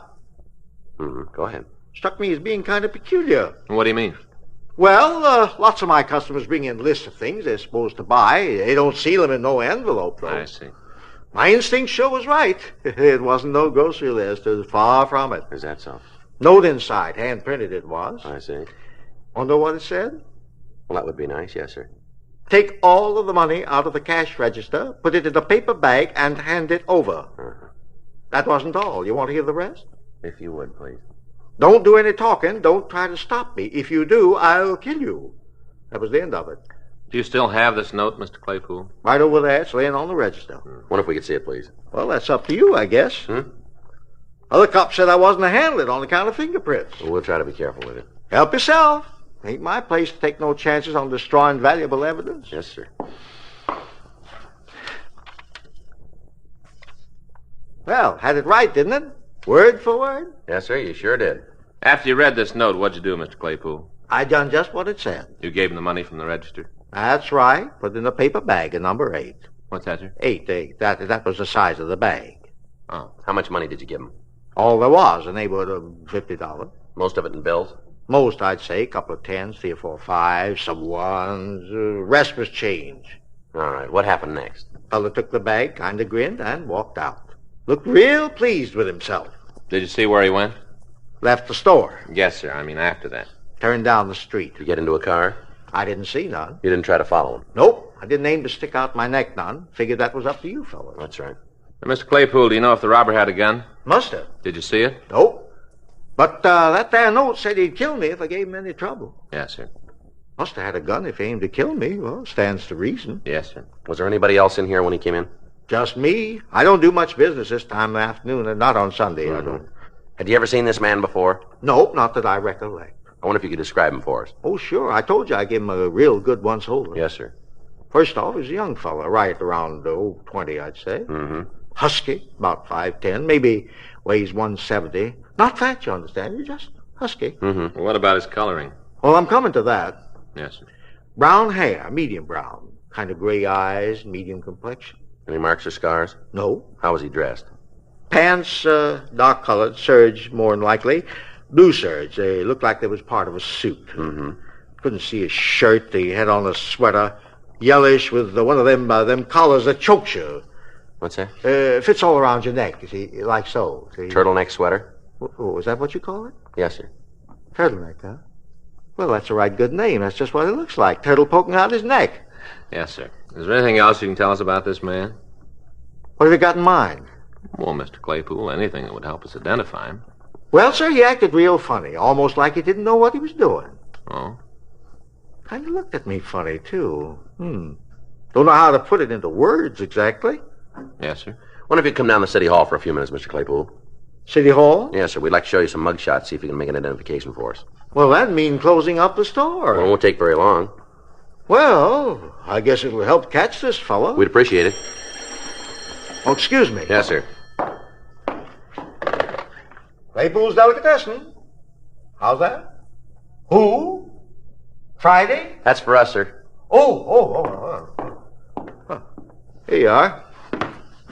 Thank you. This Friday. Yeah, that's right. How long ago? Fountain? Yeah, I got it. Thank you. Well, we won't need you downtown just yet, Mr. Claypool. Change your mind, huh? Yes, sir. What's up? Flower shop over on Fountain. Yeah? Sounds like the same guy.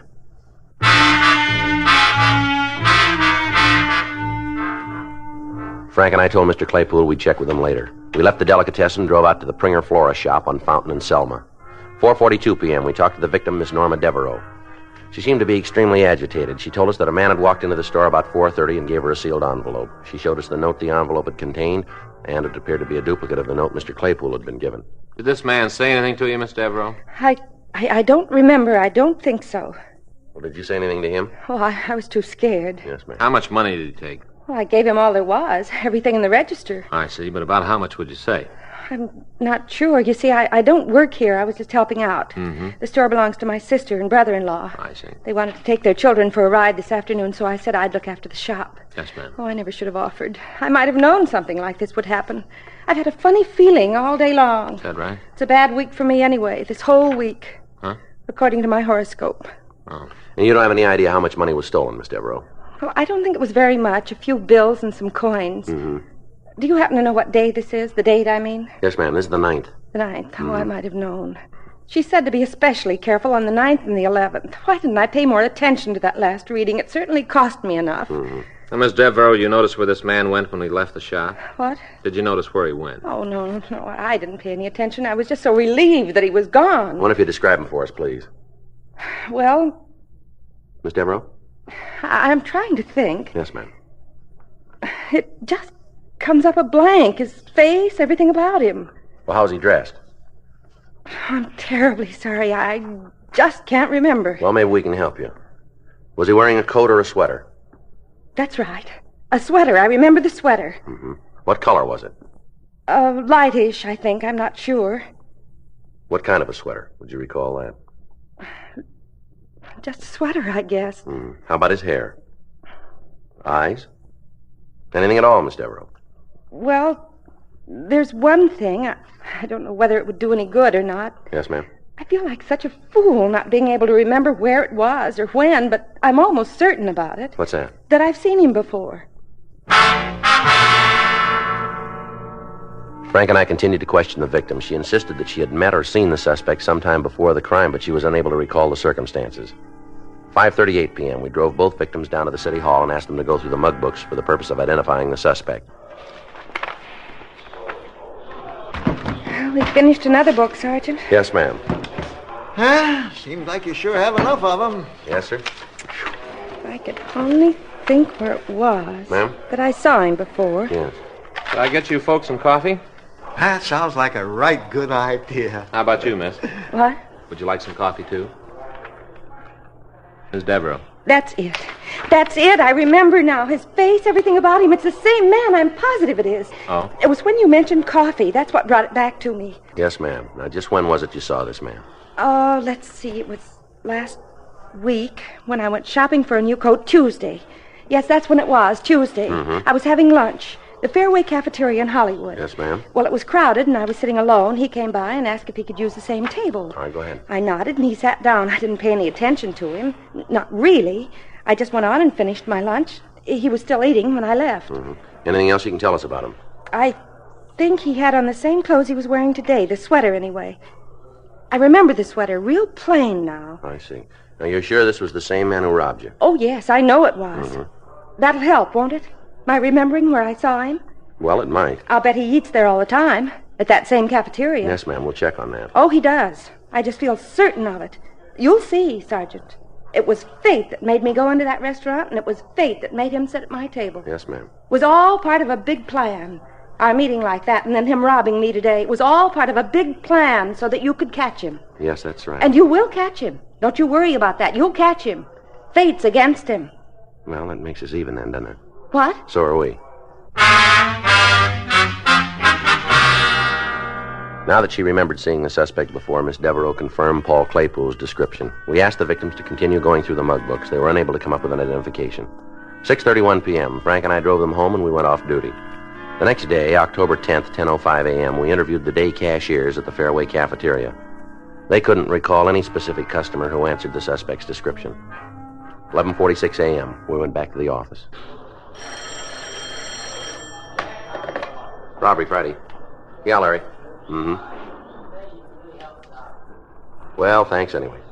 Right. Sloan. Yeah? Says he can't give us a lead from the way those notes were printed. Oh? Well, how about an early lunch today, huh? It's all right with me. Where do you want to go? Well, I don't care. How about you? Doesn't make any difference to me. Well, suggest someplace. No, I told you it doesn't make any difference. Well, I don't know why it always has to be up to me, Joe. Where we eat. Why don't you decide once in a while? All right, fine. Let's go to that new Chinese place on Broadway. For lunch? Well, why not? Well, you don't want Chinese food for lunch, Joe. I don't. Of course not. Well, what do you got in mind? I might have known. I'd end up making the choice. Sure is a problem, isn't it? Well, it gets kind of monotonous, that's all, buddy. Well, it's tough. Say, Yeah, something we can do for you? is this here where you the guys that handle robberies? Yeah, that's right. Like them two yesterday? Which two?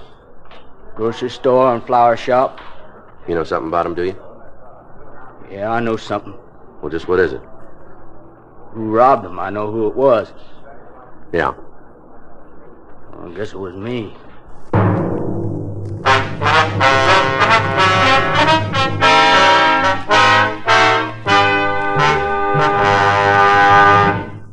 Put a smile in your smoking.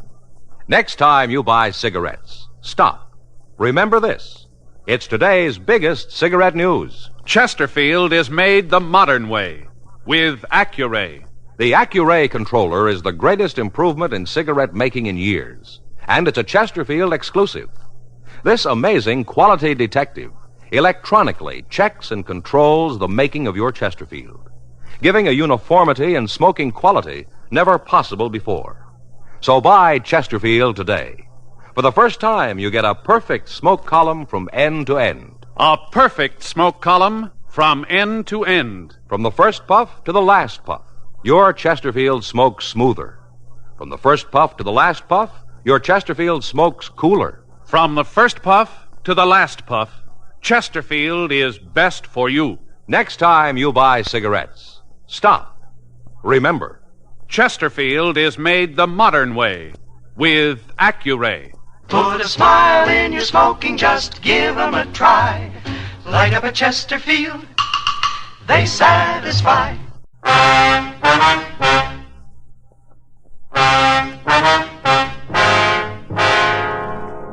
The man who had come into the office answered the description we'd received from the victims. He was in his early 20s, stocky build, about 5'10", brown hair and gray eyes. He was wearing dark blue trousers and a yellow turtleneck sweater. He told us that his name was Harvey Tilden and that he lived in a rooming house on West Ivar. He readily admitted the two robberies, but he insisted that he had not meant to commit the crimes. I didn't know what I was doing, that's all. I just didn't know. Well, what are you trying to sell us? Were you drunk? Of course not. I hadn't had a drink, not even a beer. Well? Well, he told me it was money they owed, that I was collecting it for him. Who told you that? Stoney. Who's Stoney? Well, that's all I know him by, Stoney. And you were collecting money for him, is that it? Uh-huh. And you expect us to buy that, too, don't you?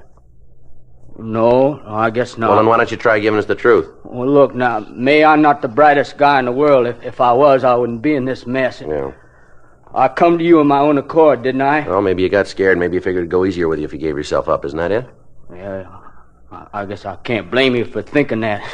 Sure was a dumb trick. Well, why'd you do it then? Because I didn't know, because he told me it was just a job I was doing. Mm-hmm. Stoney told you. Yeah, that's right. Mm-hmm.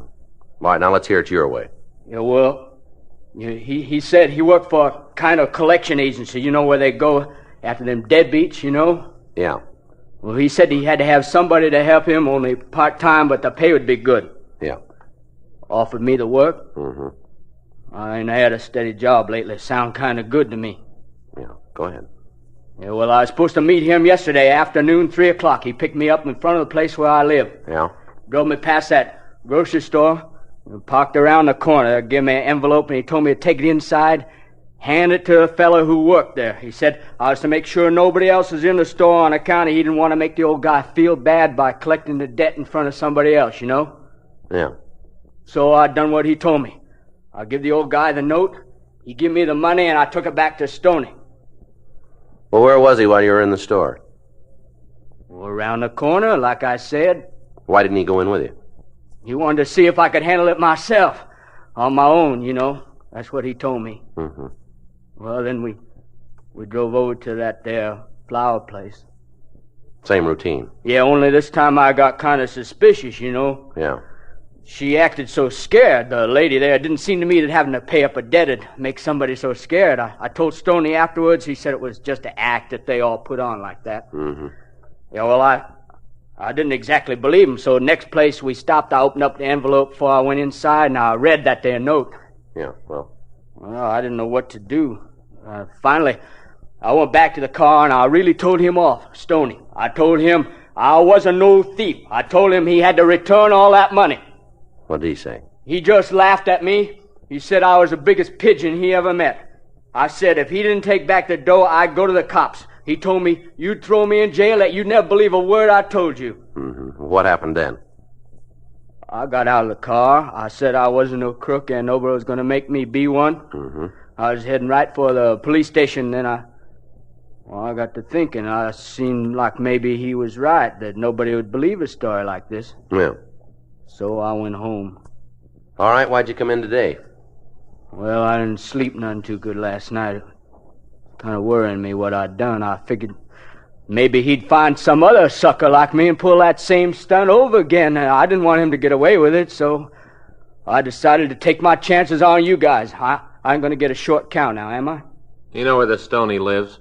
No, he never said, not to me. And you don't know his last name either? Well, where'd you meet him?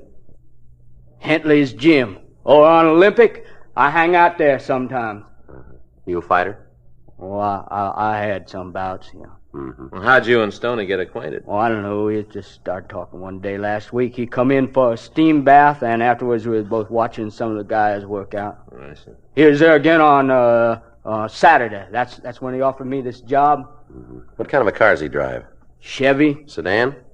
No, coupe, hardtop, last year's model. You know the license? No, I don't pay no attention. Mm. It wouldn't matter if it did. I ain't much at remembering things. Yeah. Can you tell us what Stoney looks like? Yeah, why, he's a big fella, sharp dresser. How old is he? 35, maybe 40. What color's his hair? Sort of red. Anything else? Scars, anything like that? No. That's the whole story, huh? Yeah. You didn't know you were robbing those stores? You didn't have any idea? Honest, I didn't. Sounds crazy, don't it? Yeah, it does. Joe, talk to you for a minute. Yeah. You wait right there, Tilden. Yeah, okay. I must think we're pretty done, expecting us to fall for a line like that. Yeah. What's he take us for? I don't know. Couldn't be true, not a word of it. Yeah. Heck of it is. Yeah. Such a darn fool story, Joe. I just can't help believing it. Well, I'm a lower. So do I. Frank and I continued to interrogate the suspect. He maintained his innocence, and we were unable to shake him. We ran the name Harvey Tilden through R&I. They had nothing on him. We also ran the name Stoney through the moniker file, and we came up with two possibles. We pulled the mug shots and showed them to Tilden.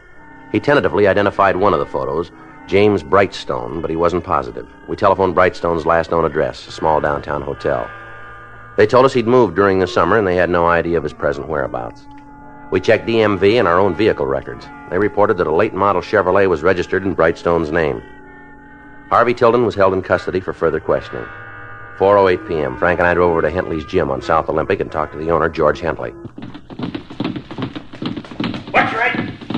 That's it. Stoney, Right, Yeah, that's right. Full name maybe James Brightstone. We're not sure. Now Now move away. Don't ring a bell. He in a fight game? Well, we aren't sure. How about a Harvey Tilden? You know him? That jerk, sure I know. He come here pretty often? Off and on. Used to do a little boxing. Had a perfect record. 6 fights, 6 KOs. He was punchy before he ever got in a ring. Tilden says this is where he met this Stoney. Yeah, could be. Take a look at this picture, will you? You ever seen this guy before? Hey, you got a left hand, use it. Well? I wouldn't swear to it. Guy looks something like this. Been coming in lately. Works out, takes a steam bath. You know his name? I never asked. You been around today? No, not so far. When was the last time, do you remember? End of last week, Friday, Saturday. Is he talking to Tilden? Oh, I don't know, maybe. Guys come in here, friendly type guys. They all talk to each other. All right, here's our card.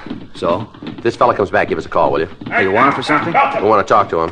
Okay, if he comes in, I'll call you. Thanks. Sure, I'm a real obliging type fella. I got no beef with you cops. Be a waste of time, though. Calling you. If you want to see this guy, all you got to do is turn around. What's that? He just walked in the door. Frank and I talked to the man George Hentley had pointed out. He readily admitted that he was James Brightstone. He also admitted knowing Harvey Tilden. He said he had spent the previous afternoon in his room at the Jackman Hotel. We telephoned the hotel, but the clerk was unable to confirm Brightstone's alibi. 5:31 p.m. We drove the suspect down to the city hall and continued our interrogation.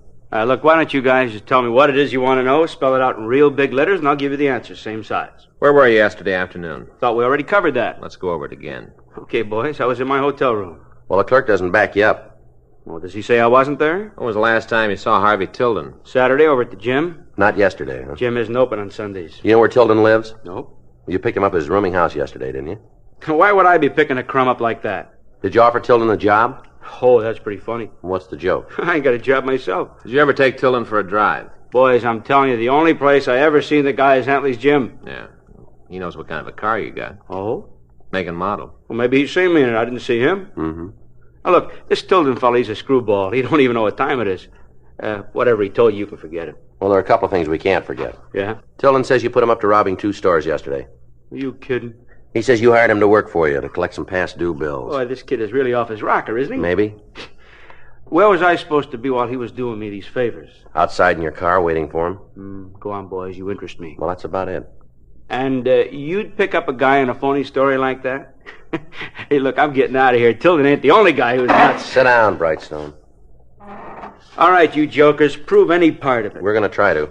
I'd like to know how. We got a team out right now checking the neighborhood of both robberies. If anybody saw your car around those stores yesterday afternoon, you got trouble. I got news for you guys. It don't matter where I was yesterday. You can't tie me into these jobs. We'll see. Matter of fact, I'll give you a hand. I might have been driving around those stores yesterday. Is that right? Yeah, come to think of it, I went for a ride along about 2 o'clock. Slipped my mind before. Sure. Not that I know where Tilden pulled his heist. You don't, huh? Sure, of course not. Then what makes you think you were in the vicinity? Well, I'm not saying I was. I'm saying I might have been. Yeah. Just where were you? Who knows? It took me a real long drive. What time did you leave your hotel? 2 o'clock, maybe. What time did you get back? Later. How much later? All right. I tell you what, I'm going to give you guys a break. Good. Now, I know you can keep this up for 72 hours, and I got more important things to do, so let's get it over with, That's okay? entirely up to you. Okay. Tilden was giving it to you square. He was just a pigeon. Dumbest pigeon I ever ran into. Yeah, go ahead. Well, that's it. You got it now. What are you going to do about it? What do you think? Oh, if you're smart, you're going to turn me loose. Mm-hmm. Yeah, look, let me give you a little advice, free. So Tilden was a fall guy, all right? I admit it to you guys. Yeah. But to nobody else. Anybody else asks me, I deny it, the whole thing. So you might as well play smart. You figure on sticking me with this rap, you got to have a signed confession. I ain't going to give it to you. Well, now, maybe we won't need it. Boy, you got the biggest rocks in your head.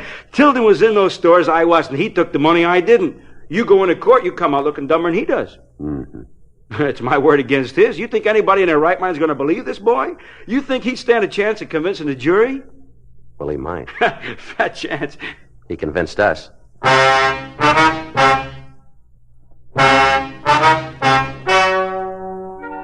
The story you have just heard is true. The names were changed to protect the innocent. On January 8th, trial was held in Department 98, Superior Court of the State of California, in and for the County of Los Angeles. In a moment, the results of that trial. Now, here is our star, Jack Webb. The date, June 19th. The man in question, Father. The gift for Father's Day, Chesterfield. Make it a point to pick up a couple of cartons, first chance you get. It's the easiest way I know to put a smile in Dad's smoking, and a nice way to remember a great guy.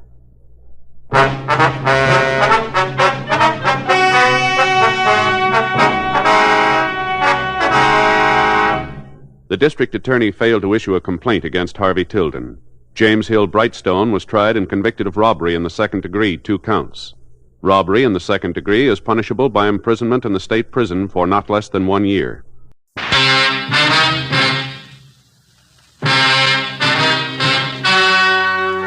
The story you're about to hear is true. Only the names have been changed to protect the innocent. Fatima Cigarettes, best of all long cigarettes, brings you Dragnet.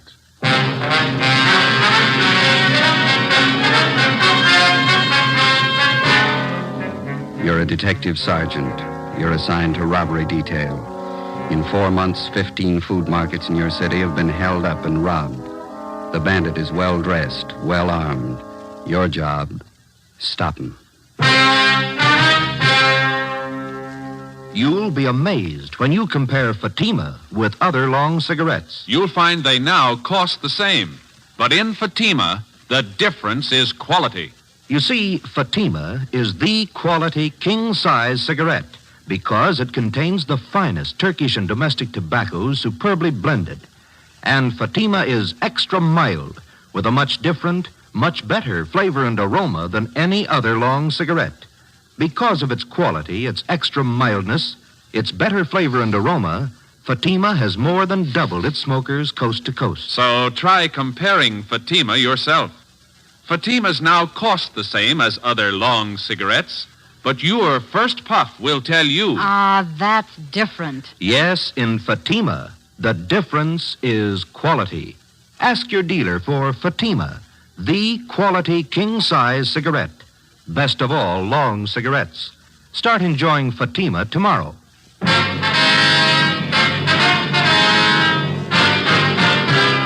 Dragnet, the documented drama of an actual crime. For the next 30 minutes, in cooperation with the Los Angeles Police Department, you will travel step by step on the side of the law through an actual case transcribed from official police files. From beginning to end, from crime to punishment, Dragnet is the story of your police force in action.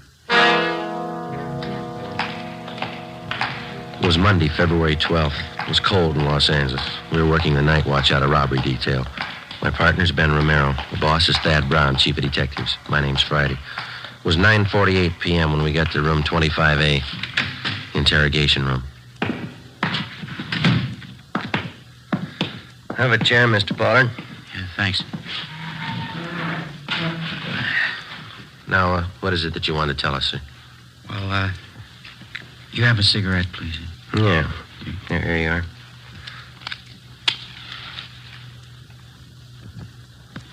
Thanks.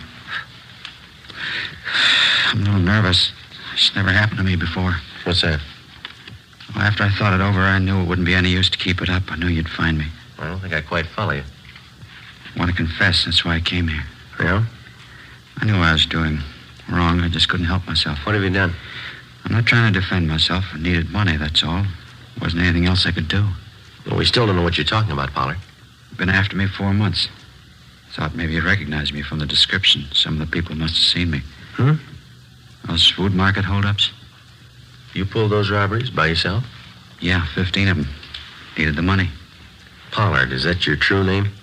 That's right, yeah, Frank Pollard. You ever been arrested before? Drunk charge, that's all. I don't know why I went wrong. It just did. You ever done any big time? No. Well, why do you want to confess? I want to get it off my mind. I want to tell somebody. Everybody. Look, call in newspapers now. I'll give them the whole story. I'll tell them everything. How many of those markets did you hold up, Pollard? 15. You said you needed the money, is that right? Why? Personal reasons. Now, look, you got a light again. The smoke's out there. Yeah. Here you are. Yeah, thanks. You used pretty much the same routine on all of the holdups, is that right? Yeah, I only pull one job a week. Figured that was the safest way. Dressed pretty well, like a salesman. Always had a briefcase with me. Is that where you carried the gun? Yeah. Always worked, too. I'd show up at closing time, get the manager in the back room, then pull the heist. What kind of a gun did you use? Service pistol. I had it from when I was in the Army. How do you usually work it? Well, when I got the manager alone in the back office, I'd just pull the gun and I'd say, give me the money, all of it. They knew I wasn't fooling. They'd give me the dough. You don't seem to fit the hold-up man's description too closely. Did you wear a mask on those jobs, is that it? Sometimes I did, sometimes I didn't. How about the man who worked with you? Where's he? Wasn't anybody else, just me. Worked him alone. That's where you cops are wrong. You thought there were two of us, didn't you? We thought so, yeah. Pulled every job by myself. That's where I crossed you up. I knew what I was doing. I didn't need any help. Well, how about that market out on West 7th that you held up last night? Did you pull that one alone, too? Yeah, sure. I always work alone. Guess I had you guys going, huh? Your story doesn't come very close. The man we're after doesn't use a service pistol. He never wears a mask, either. What are you guys getting at? I told you I pull those robberies. I ought to know how it happened. I use a service pistol. Did you use it in that robbery last night, the one out on West 7th? Sure, I always use the same gun. Last night was no different. You're wasting time, mister. What do you mean? Look, I just want to confess. No, sir, there wasn't any robbery last night. On further questioning, the suspect, Frank Pollard, broke down and admitted his confession was a lie. He explained that he wanted the publicity to impress a girlfriend. We had him fingerprinted and delivered him to the Georgia Street Hospital detail. He was filed on and then removed to the psychopathic ward at the county hospital for further examination and treatment. Our 4-month-old search for the market bandit went on. In the 2 weeks that followed, we tracked down more leads. They led nowhere. The real market bandit was still at large. On the night of February 25th, he hit again, this time at a supermarket out on Santa Monica Boulevard. We interviewed the manager, a Mr. Harry Talbot, in his small office at the rear of the store. I guess I should have known better. I got the bulletin you sent out on the guy, his description, everything. I just wasn't thinking, I guess. He came in the market just before closing time, is that right? Yeah, a couple of minutes after 8. Looked well-dressed, had a briefcase under his arm. I fell for it like the rest of them. I thought he was a salesman. Well, how about the man's description, sir? About 5'11", 170 pounds, I guess. Gray suit. It's the same description you had printed up in the paper. Mm-hmm. Was anyone else around when the man came in the door? One of my clerks, Everett Smiley. He saw him leave and get in a car right after the robbery. Is this clerk still around? We'd like to talk to him. Oh, he went down the street a minute. He'll be right back. Mm-hmm. Yeah, maybe that's him. Yeah? Mr. Talbot, you remember me, Mrs. Bolton? Oh, yes, ma'am. I'd like to ask you a favor, Mr. Talbot, as an old customer. I'm tied up right now, ma'am. Could I see you a little later on? I won't even come in, Mr. Talbot. You see, we're having our annual benefit whist party down at the community church. They were going to have it next Thursday, but I made them put it off another week so we could get some decent prizes. Oh, yes, ma'am. Of course, a lot of our people are good customers of the store here, so I knew you'd be willing to give something to the prize list. Oh, yeah. Shall I put you down for one of the door prizes? Maybe 2 or 3 market baskets full of canned corn, peas, things like that. Yeah, okay, Mrs. Bolton. I'll have Everett fix them up tomorrow. Of course. Well, thank you very much, Mr. Talbot. I'll have my boy Robert pick them up tomorrow.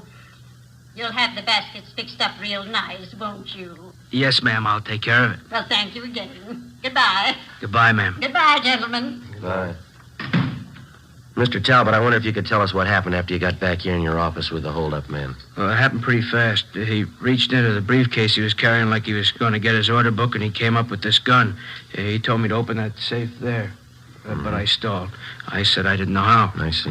And that's when he started telling me what he'd do to my family, my wife, if I didn't open the safe. He knew all about us, my address, my wife's name, my kids. He said he'd get them if I didn't do what I was told. Same M.O. Never failed him. What'd you do then, Talbot?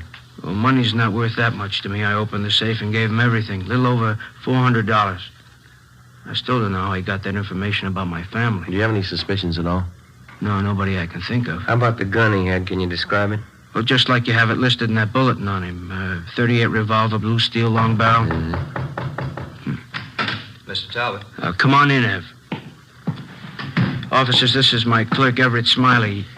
I'm sorry I forgot your name. Friday and Romero, robbery detail. Hi. No. Hello there. Hey, Mr. Talbot says that you saw the hold-up man leaving the market. Is that right? Yeah, that's right. He walked right out of the store and down the street just like nothing happened. I didn't know anything was wrong till later.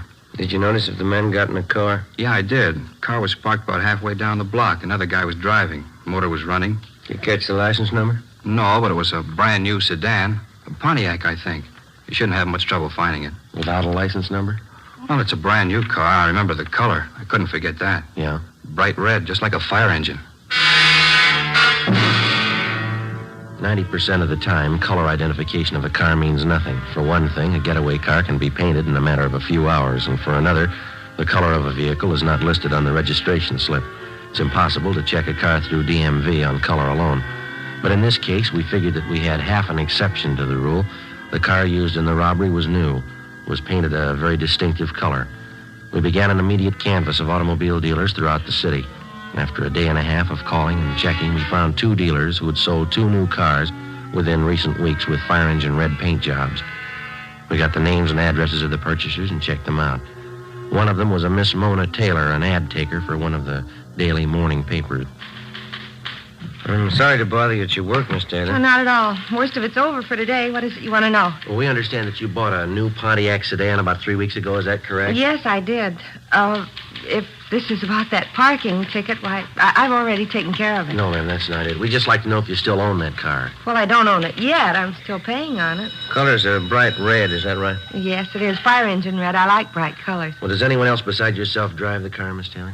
Well, yes, once in a while. I lend it to my boyfriend, Al. Al Daly. I've known him for a long time. Oh, excuse me. Classified ads, Miss Taylor. Yes, sir. 2-room apartment.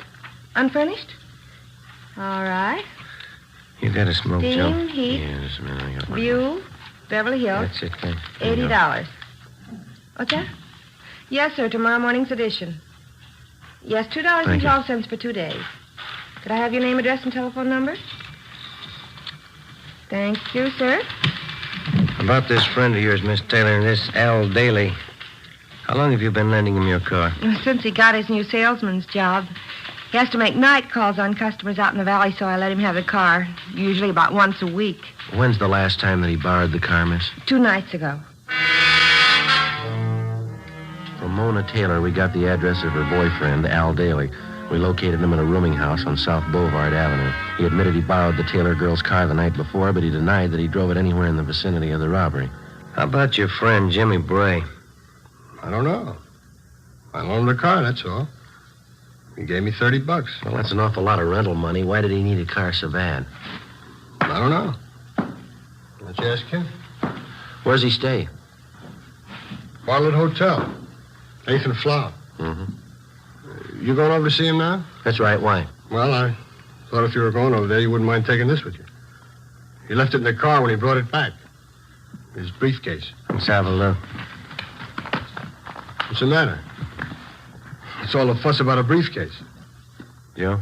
Mm-hmm. What is it? Let's see. All right, you got an answer for that, Daly? Sure, a funny place to keep a gun. We took Al Daly downtown where he was held for questioning. We had a stakeout placed on his rooming house. We had both Daly and Bray checked through R&I. No criminal record. The briefcase and the .38 revolver were booked as evidence with the property clerk. There was no record or prints on the gun. The Taylor girl's car was impounded to be checked for fingerprints. 7 p.m., we drove out to the Bartlett Hotel on 8th and Flower. The room clerk confirmed the fact that Jimmy Bray was a registered guest at the hotel. You want to call the office, Joe? Yeah, all right, I'll do it. You got change? Yeah, I think I have. Yeah. Okay.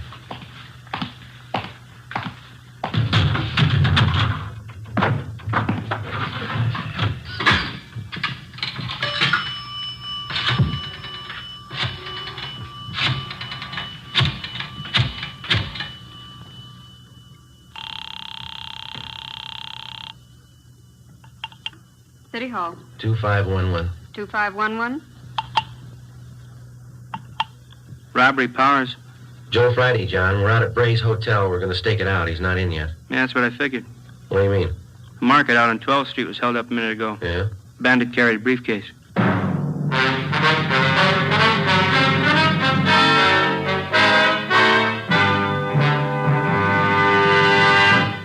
You are listening to Dragnet, authentic stories of your police force in action. You'll be amazed when you compare Fatima with other long cigarettes. Buy a pack.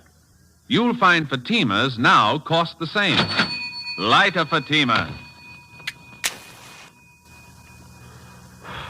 Ah, that's different. What a difference. Yes, friends, in Fatima, the difference is quality. Quality of tobaccos, the finest Turkish and domestic varieties, extra mild and superbly blended to give you a much different, much better flavor and aroma than any other long cigarette. Quality of manufacture. Smooth, plump cigarettes rolled in the finest paper money can buy. Quality. even to the appearance of the bright, clean yellow package, carefully wrapped and sealed to bring you Fatima's rich, fresh, extra mild flavor. Try comparing Fatima yourself. Fatimas now cost the same as other long cigarettes, but your first puff will tell you... Ah, that's different. Yes, in Fatima, the difference is quality. Ask your dealer for Fatima, the quality king-size cigarette.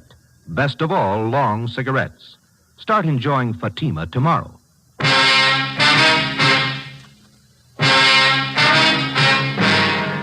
11:30 p.m. After checking Bray's room and finding nothing, Ben and I remained on stakeout at the Bartlett Hotel. The suspect failed to show up. At midnight, Young and Mackenzie came out and relieved us. We drove back to the office and got the particulars on the holdup of the 12th Street Market. The M.O. was almost exactly the same as in the other 16 robberies. The victim's description of the holdup man matched perfectly with Bray's. By noon the next day, the suspect still had not returned to his hotel. An intensive canvass of the immediate neighborhood around the Bartlett Hotel netted us nothing. Nobody remembered Bray. We checked the bars and restaurants that he was known to patronize. No one had any idea where he might be. Details at the airport, railroad stations, and bus terminals were alerted. We got out a supplementary description on our original APB. The sheriff's office was kept advised. 2 days passed. Still no sign. We questioned and re-questioned Al Daly. Either he couldn't or he wouldn't add anything to what he'd already told us about Bray. A series of stakeouts were placed at food markets in areas where Bray had staged robberies previously. A composite picture of the suspect was made up and given wide distribution throughout the city. It all went for nothing. The following Tuesday, March 4th, Bray robbed a neighborhood market in Highland Park of $150. I had to give him the money, Sergeant. He threatened my wife and kids. Said he'd see something happen to them if I didn't open the safe. Did you say he wore gloves, sir? That's right. I thought it didn't jibe at first. A salesman wearing gloves like that. Didn't think about it till it was too late. Did you notice if he was on foot or did he get away in a car? He had a car, all right, parked down the street there. Saw it through the window. Another fellow was at the wheel. Mm-hmm. Did you notice anything else about the car? The license number, maybe? No, I couldn't see that. But it was a coupe. I'm sure of that. Yeah? It was red. Bright red. There was one angle we couldn't figure. If Bray was bent on a steady career of robbery, why did he use an escape car painted the most conspicuous color possible? We checked out Mona Taylor's car again. There was no connection. The search went on. 2 weeks, 3 weeks, another month. Bray kept to his usual schedule, one robbery a week. The legwork went on, too. On March 20th, we got a call from one of Ben's informants. He told us that he'd seen a man answering Bray's description in the Venice Park amusement area down by the beach. Well, we drove down to Venice to check it out. Pretty good crowd for a cold night. Yeah. Where do we find this friend of yours? See where the merry-go-round is up ahead? Yeah? It's just beyond that. He runs one of the booths. You throw baseballs at phony milk bottles, 3 chances for a dime, you know. Oh, yeah. He and his wife run it. They've been out here for years. I don't know how they ever make a living at it. Hey, those hot dogs smell good, don't they? Is that your friend's booth across the way there? Yeah, that's it. Come on, fellas, show the girls how you can throw a baseball. Spill the milk. How about it? We'll let the girls have a free throw. Step up and win a prize. Looks like Maud's running the place tonight. Maud, that's his wife. Oh, yeah. How you doing, Sergeant? Cold night, huh? Hi, Maud. This is my partner, Joe Friday. How are you? Glad to know you, Joe. Guess you're looking for Scooter, huh? Yeah, is he around? Just down the way, Sarge. Hey, how about it, Sailor? Try your luck. 1 thin dime. Spill the milk. Pretty good crowd tonight, Maud. Oh, yeah, but they're not spending. Hasn't been good at all lately. Where'd you say your husband was, ma'am? Just down the way. Old man Hudson's out to chow. Scooter runs a merry-go-round for him while he eats. Well, thank you, Maud. We'll drop back and see you before we leave. Right. Glad to meet you, Joe. Yeah, glad to meet you. Goodbye. What do you say, girls? Have the boys show you how good they can throw. Spill the milk. How about it? Scooter, is that what you said? Is that the guy's name? Yeah, that's right. He used to run the scooter drome. You know the little electric cars you drive around, bumpers all around them? Yeah. All right. Hey, perfect time. There he is. Scooter! Hey, Scooter! Hi, Sarge. I've been waiting for you. Hop on. Yeah, go ahead, Joe. Okay.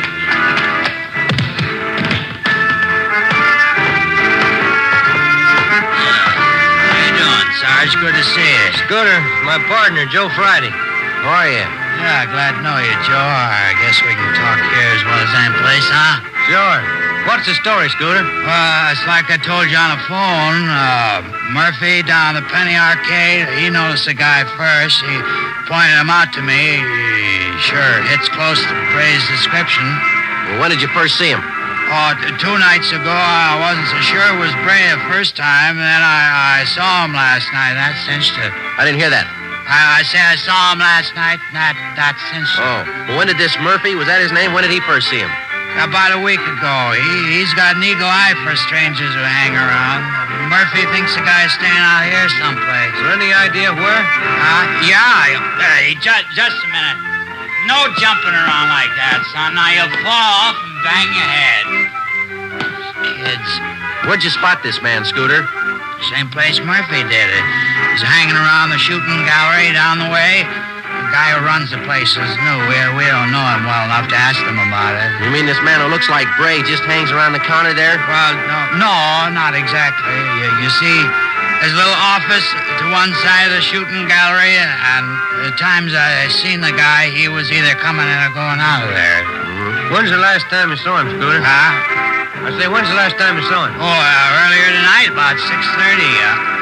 I think Murphy's right. The guy's holding up in there. Hold on there, girlie. Now, don't try to get off the merry-go-round till it stops. That's the girl. Thank you a lot, Scooter. We'll check back with you before we leave. Yeah, okay, Sarge. I hope it helps you out. I'm glad I met you, Joe. Right, see you later. There's the shooting gallery down there by the bullseye, son. Yeah, if the guy is Bray, it's funny that he hasn't been spotted before. This area is pretty well patrolled here. Yeah. Try your skill, fellas.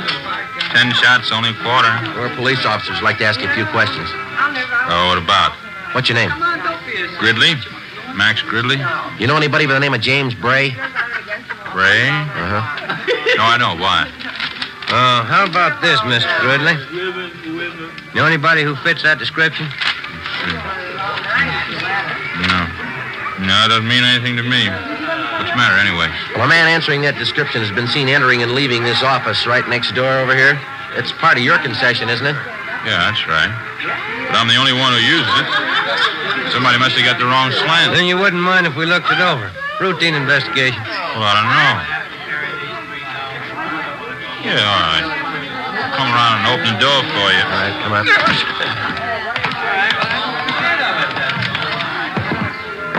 It's just a cubby hole, as you can see. Kind of use it as a storage place. Sometimes I have my lunch in here. Take a nap once in a while. Looks pretty well lived in. All those clothes are yours, Mr. Gridley? Yeah, that's right. Why? Hey, Mac, how about a load on this thing? Oh, it's a customer. Excuse me a minute. Be right back. Yeah, go ahead. Hey, Joe. Yeah. Over here, have a look. This towel. Yeah. Look at the name stenciled on it. Bartlett Hotel. 9:30 p.m. We advised the shooting gallery operator not to attempt any phone calls. Then I called the office, and Ricketts and Powers came out to help us with a stakeout on the shooting gallery and the adjoining office. Ben and I covered from the Penny Arcade directly opposite the shooting gallery. Ricketts and Powers were staked out 2 doors away at a stand that advertised handwriting analyzed, 25 cents. We waited. Ben munched on a bag of popcorn. 10:30 p.m., no sign of the suspect. 11 o'clock, still no sign.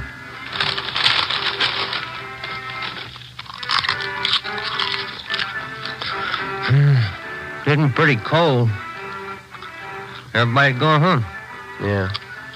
You got any more of that popcorn there? Oh, yeah, here you are. There's 2 pieces left. Very good. Must have been. Not much in there now. Oh, I'm sorry. I can get another bag. Machine's right over there. No, turn it off. How about some peanuts? No, thanks. Oh, sure there's some in there, Joe. Want some? No. Sure would like to see Bray show up.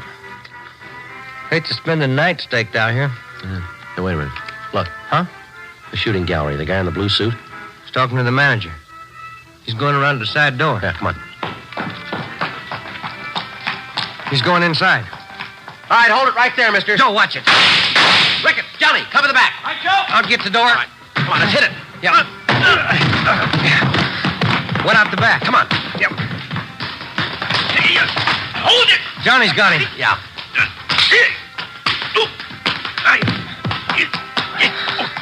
Good. Johnny, you okay? Yeah. It's a rough one. Let's roll him over, huh? Yeah, all right. How about it, Joe? Short, dark complexion, fat. What do you think? I don't know, but it's not Bray. Ricketts and Powers remained on stakeout at the shooting gallery while Ben and I took the suspect downtown along with the proprietor of the shooting gallery, Max Gridley. We had the man treated for cuts and bruises at Georgia Street Receiving Hospital, and then we took him to the office. He identified himself as Blake Chatfield, an unemployed salesman. After 2 hours of questioning, he broke down and admitted that he was Bray's accomplice. In each of the 18 robberies, he drove the getaway car. He said for the past month, he and Bray had been living in the office adjoining the shooting gallery. He was booked at the New City Jail on suspicion of 211 PC. Max Gridley was held for further questioning. 1:35 a.m. We checked back in at the office. Guess I had too many hot dogs out there. Yeah, what's the matter? Oh, indigestion. Maybe it was the popcorn.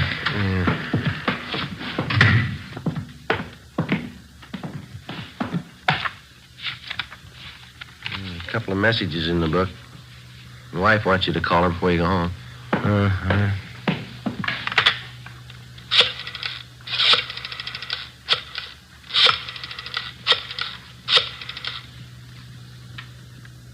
Hello, Amy. Yeah, long night, yeah. What? Loaf of graham bread. Well, I'll try. Okay, dear. Yeah, bye. Same old thing. Yeah. I get it. Robbery Friday. Johnny Powers, Joe. Yeah, John. How's it going? Jimmy Bray finally showed. We got him. Any trouble? No. Drove up in a bright red coupe. Couldn't miss him. Mm-hmm. You coming in now? Yeah, just leaving. See ya. Right, John. Bye. Well, I picked up Bray. Bringing him in now. Good. Sure been a long haul. Almost 5 months. Yeah, it's a long time. Hey, Joe. Yeah? Where am I going to get a loaf of graham bread at this time in the morning?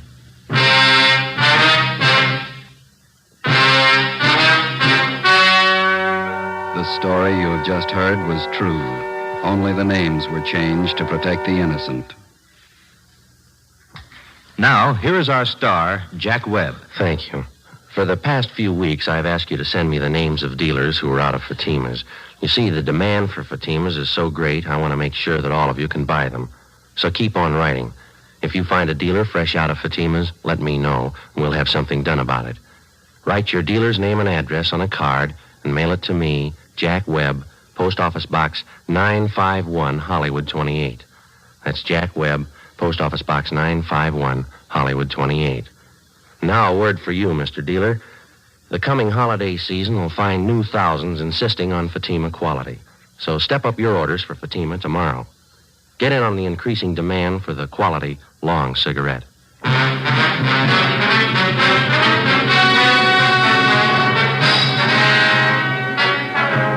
James R. Bray and Blake A. Chatfield were tried and convicted on several counts of armed robbery and received sentences as prescribed by law. Max Gridley was filed on for failure to register as an ex-convict. Bray and Chatfield are now serving their terms in the state penitentiary. The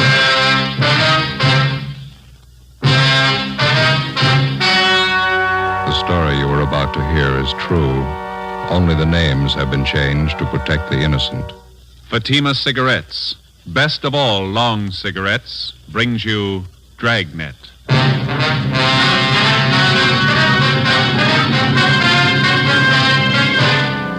You're a detective sergeant. You're assigned a bunco detail.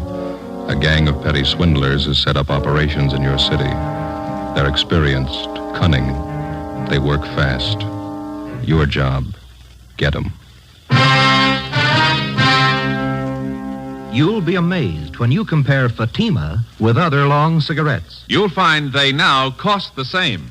But in Fatima, the difference is quality. You see, Fatima is the quality king-size cigarette because it contains the finest Turkish and domestic tobaccos superbly blended.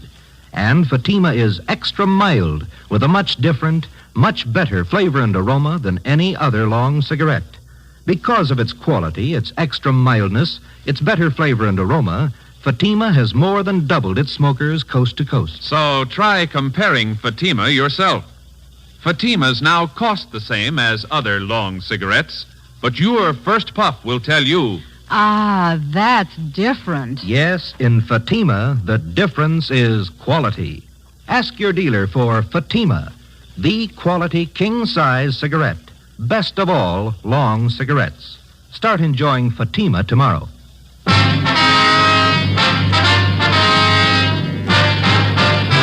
Dragnet, the documented drama of an actual crime. For the next 30 minutes, in cooperation with the Los Angeles Police Department, you will travel step by step on the side of the law through an actual case transcribed from official police files.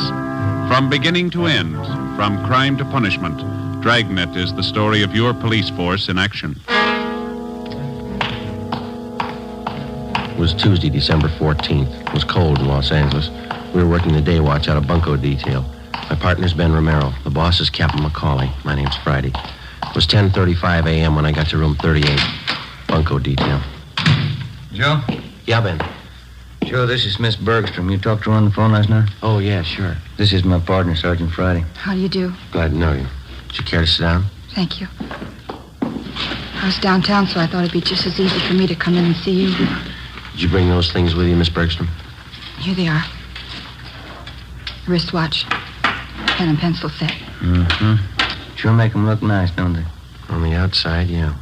Let me take the back off the watch for you. There. You can see for yourself, Sergeant. It's junk, not worth 15 cents. Charged me $48 for that watch. Said it was wholesale. He wasn't making any profit on it. Told me he was doing it because he'd known Harry so well. Watch only ran for a day, then it stopped. How about the pen and pencil set, miss? This is bad. Pen's just a shell, won't even write. Same with a pencil. I paid him $30 for them. Mm-hmm. This engraving on the pen. With love from Harry. That's Harry's boy I was engaged to. That's how the man got me interested to start with. Came to my house and gave them to me. The watch and the pen and pencil. Said Harry had ordered them as presents for me. See? I just had to cry when he brought them. Poor Harry. When did this man come to your home, Miss Bergstrom? Yesterday morning. Guess I should have been more careful, but I didn't think anybody would do a thing like that. What kind of a story did he give you? Well, he came to the door and told me his name was Spencer. He said Harry had ordered these things as presents for me, and Harry told him to deliver them to my house. The watch looked beautiful in the case. I didn't know anything was wrong. I see. Would you go on, please? He told me it was a special order. Said Harry had written him from overseas a week before. Harry was in the Marine Corps, you know. Mm-hmm. Well, he said he hoped the engraving was all right. The way Harry wrote, he wanted it in his letter. I just couldn't take it. I cried. This man, he pretended to be a close friend of Harry? Yeah. That's why I showed him the letter. One from the Marine Corps about Harry being killed overseas. When did you receive that letter, Miss Bergstrom? 2 days before, on Saturday. Harry's name was on the casualty list on Monday. Yes, we understand. What did the man do when you showed him the letter? He sympathized with me. Or he pretended to. I didn't think there was any trick. I didn't think anybody was that low. Pen and pencil set looked a little cheap, but I wanted them no matter how cheap they were. Harry's last present to me, that's what I thought. How did he broach the idea of money? Well, when he was ready to leave, he told me Harry had ordered the things on credit. He said he didn't want to mention it, but he wondered how he could get payment for the watch and the pen and pencil. Well, he didn't show you a bill, did he? An invoice listing the price of the watch or the engraving that was done? No. And I didn't want him bothering Harry's mother or father at a time like this. I borrowed some money from my dad and paid him. Let's see, it's $48 for the watch, $30 for the pen and pencil set. Yeah. He gave me a phone number to call if the watch needed adjustment, and when I found the watch was a fake, I called the number. It was a Chinese laundry. They didn't know anything about it. You haven't seen or heard from this man since he left your house yesterday morning? No. Could you describe this man for us, Miss Bergstrom? What he looked like, clothes he was wearing? It's right here on this slip of paper, Sergeant. I wrote it all out for you. Thank you. Well, Well, you're not alone. If that's any consolation, there's an army widow out in Hollywood who was cheated on the same kind of deal last Friday. So cruel, using a dead person's name to cheat you. Yes, ma'am. How can anybody get lower than that? They keep trying. Ben and I took Miss Bergstrom's crime report. The phony watch and pen and pencil set were booked as evidence. In the past 2 weeks, we'd received a half a dozen identical complaints from relatives or friends of lately deceased persons. The swindler, or con man, as he likes to be called in his trade, gets the names of lately deceased persons from the obituary column or the military casualty list in the newspapers. And then he fixes up some cheap article of merchandise with appropriate engraving and calls on the friends and relatives of the deceased. He pretends to know nothing about the death of the person whom he claims placed the order for the merchandise. In almost every case, the friend or relative agrees to pay for the articles at some exorbitant price. For the con man, it's a lucrative racket. For the public, a vicious one. Wednesday, December 15th, Ben and I looked up an informant, a former con man. What do you think of it, fellas? Been in business for 2 months, doing fine. What do you think of it? Looks great, Judge. Nice setup. Finest baby laundry in South Los Angeles. That's why I advertise. Hey, you don't think that's too broad, do you? No, I don't think so, Judd. You got some nice equipment here. Baby laundry. How'd you ever get started? Father-in-law set me up with a loan. Says he got tired of me trying to sell him bum watches. Well, that's a good break for you, Judd. Say, you got a couple of minutes? We'd like to talk to you. Sure thing. Come on back here. Okay. Fine, thanks. Yeah, I've squared away, living a solid life. Not bad at all, you know. It surprised me. You ever see any of the old gang, Judd? Not much, no. Some of the old grifters look me up now and then, try to touch me. No go. Hey, here you are.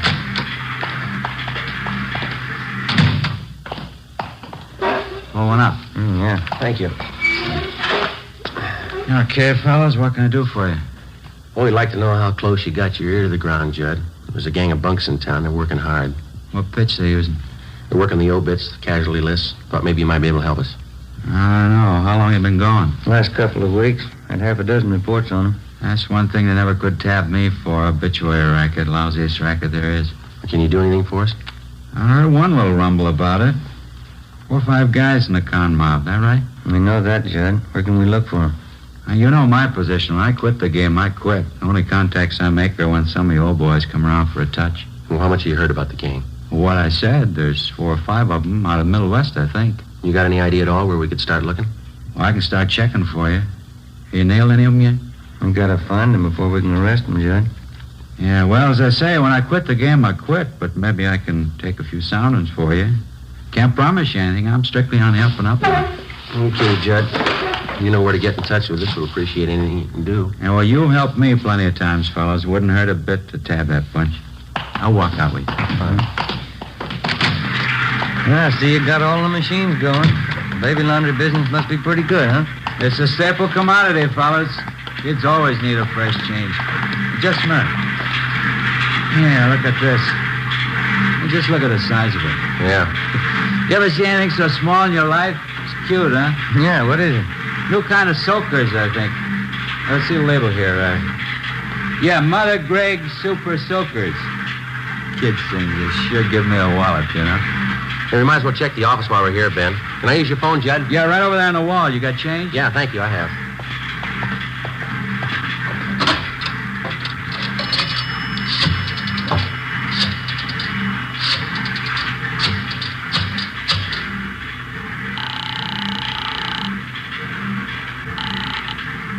City Hall.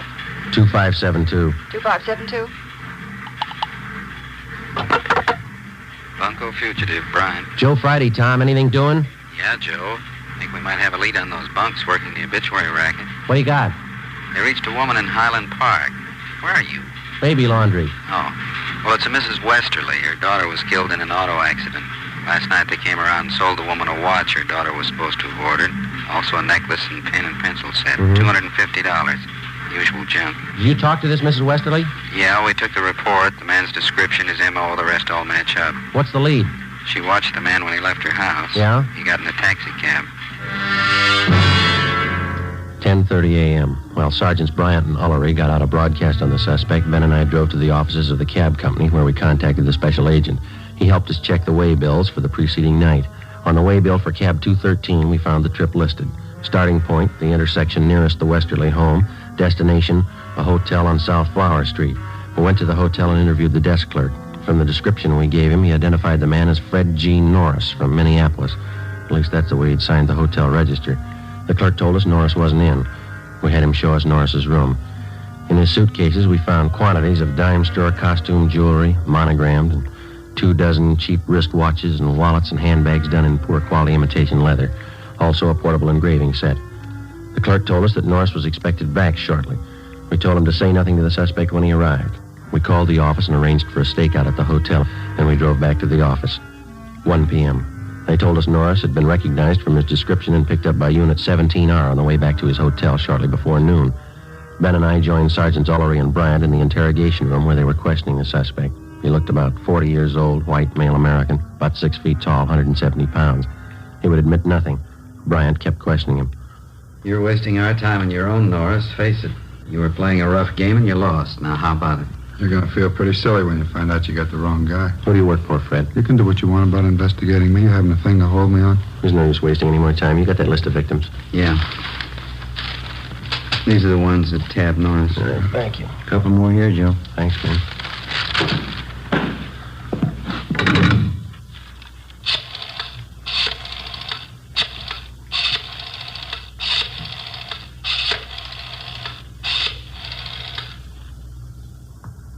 Hello, Miss Bergstrom there, please? Oh, this is Sergeant Friday, Miss Bergstrom, bunco detail. Yeah, we picked up a suspect. We'd like to see if you can identify him. Would it be all right if we sent a car out for you right now? All right, fine. Thank you very much. Bye.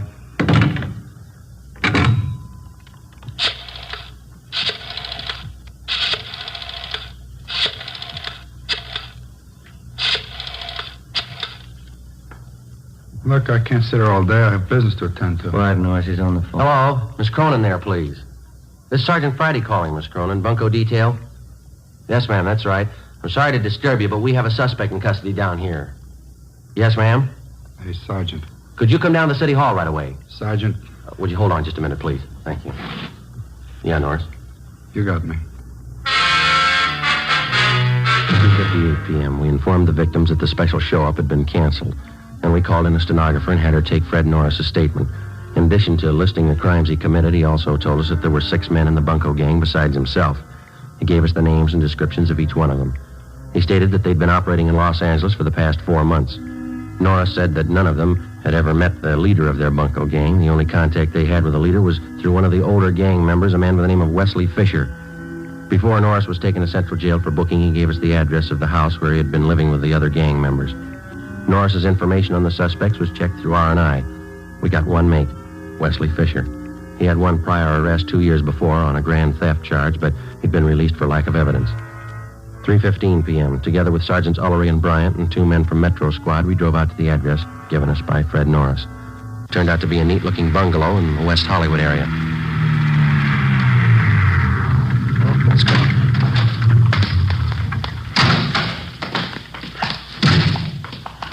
We can take the front door, Joe. Yeah. Say, Tom. Yeah? You want to have Johnson and Brewer cover the back of the place, please? Okay, Joe. Maury and I will cover the side. Thanks. Well, let's go, man. Did you want to see the people who live there? Yes, ma'am. Do you want to check for the termites now? I'm Mrs. Callahan, the owner. No, ma'am. We want to see the tenants. I'm afraid you're a little late. Is that so? They just moved out, bagging baggage.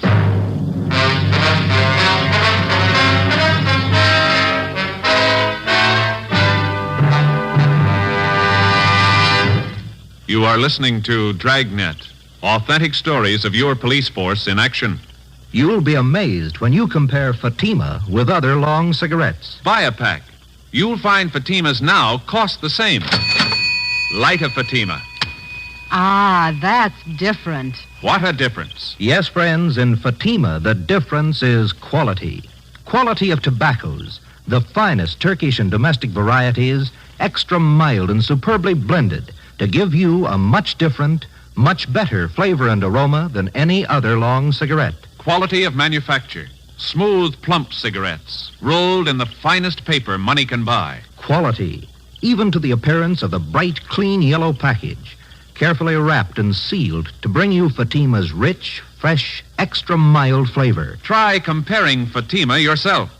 Fatimas now cost the same as other long cigarettes, but your first puff will tell you... Ah, that's different. Yes, in Fatima, the difference is quality.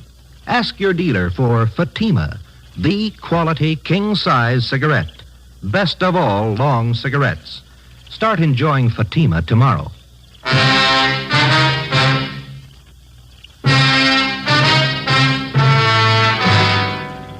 Wednesday, December 15th, 4 p.m. We made a thorough check of the house, which the 6 suspects had just vacated.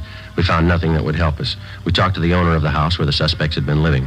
She told us that she'd rented the place furnished to them about 3 months before. She identified Wesley Fisher's mugshot, but she told us that he'd used the name of Charles Wilder.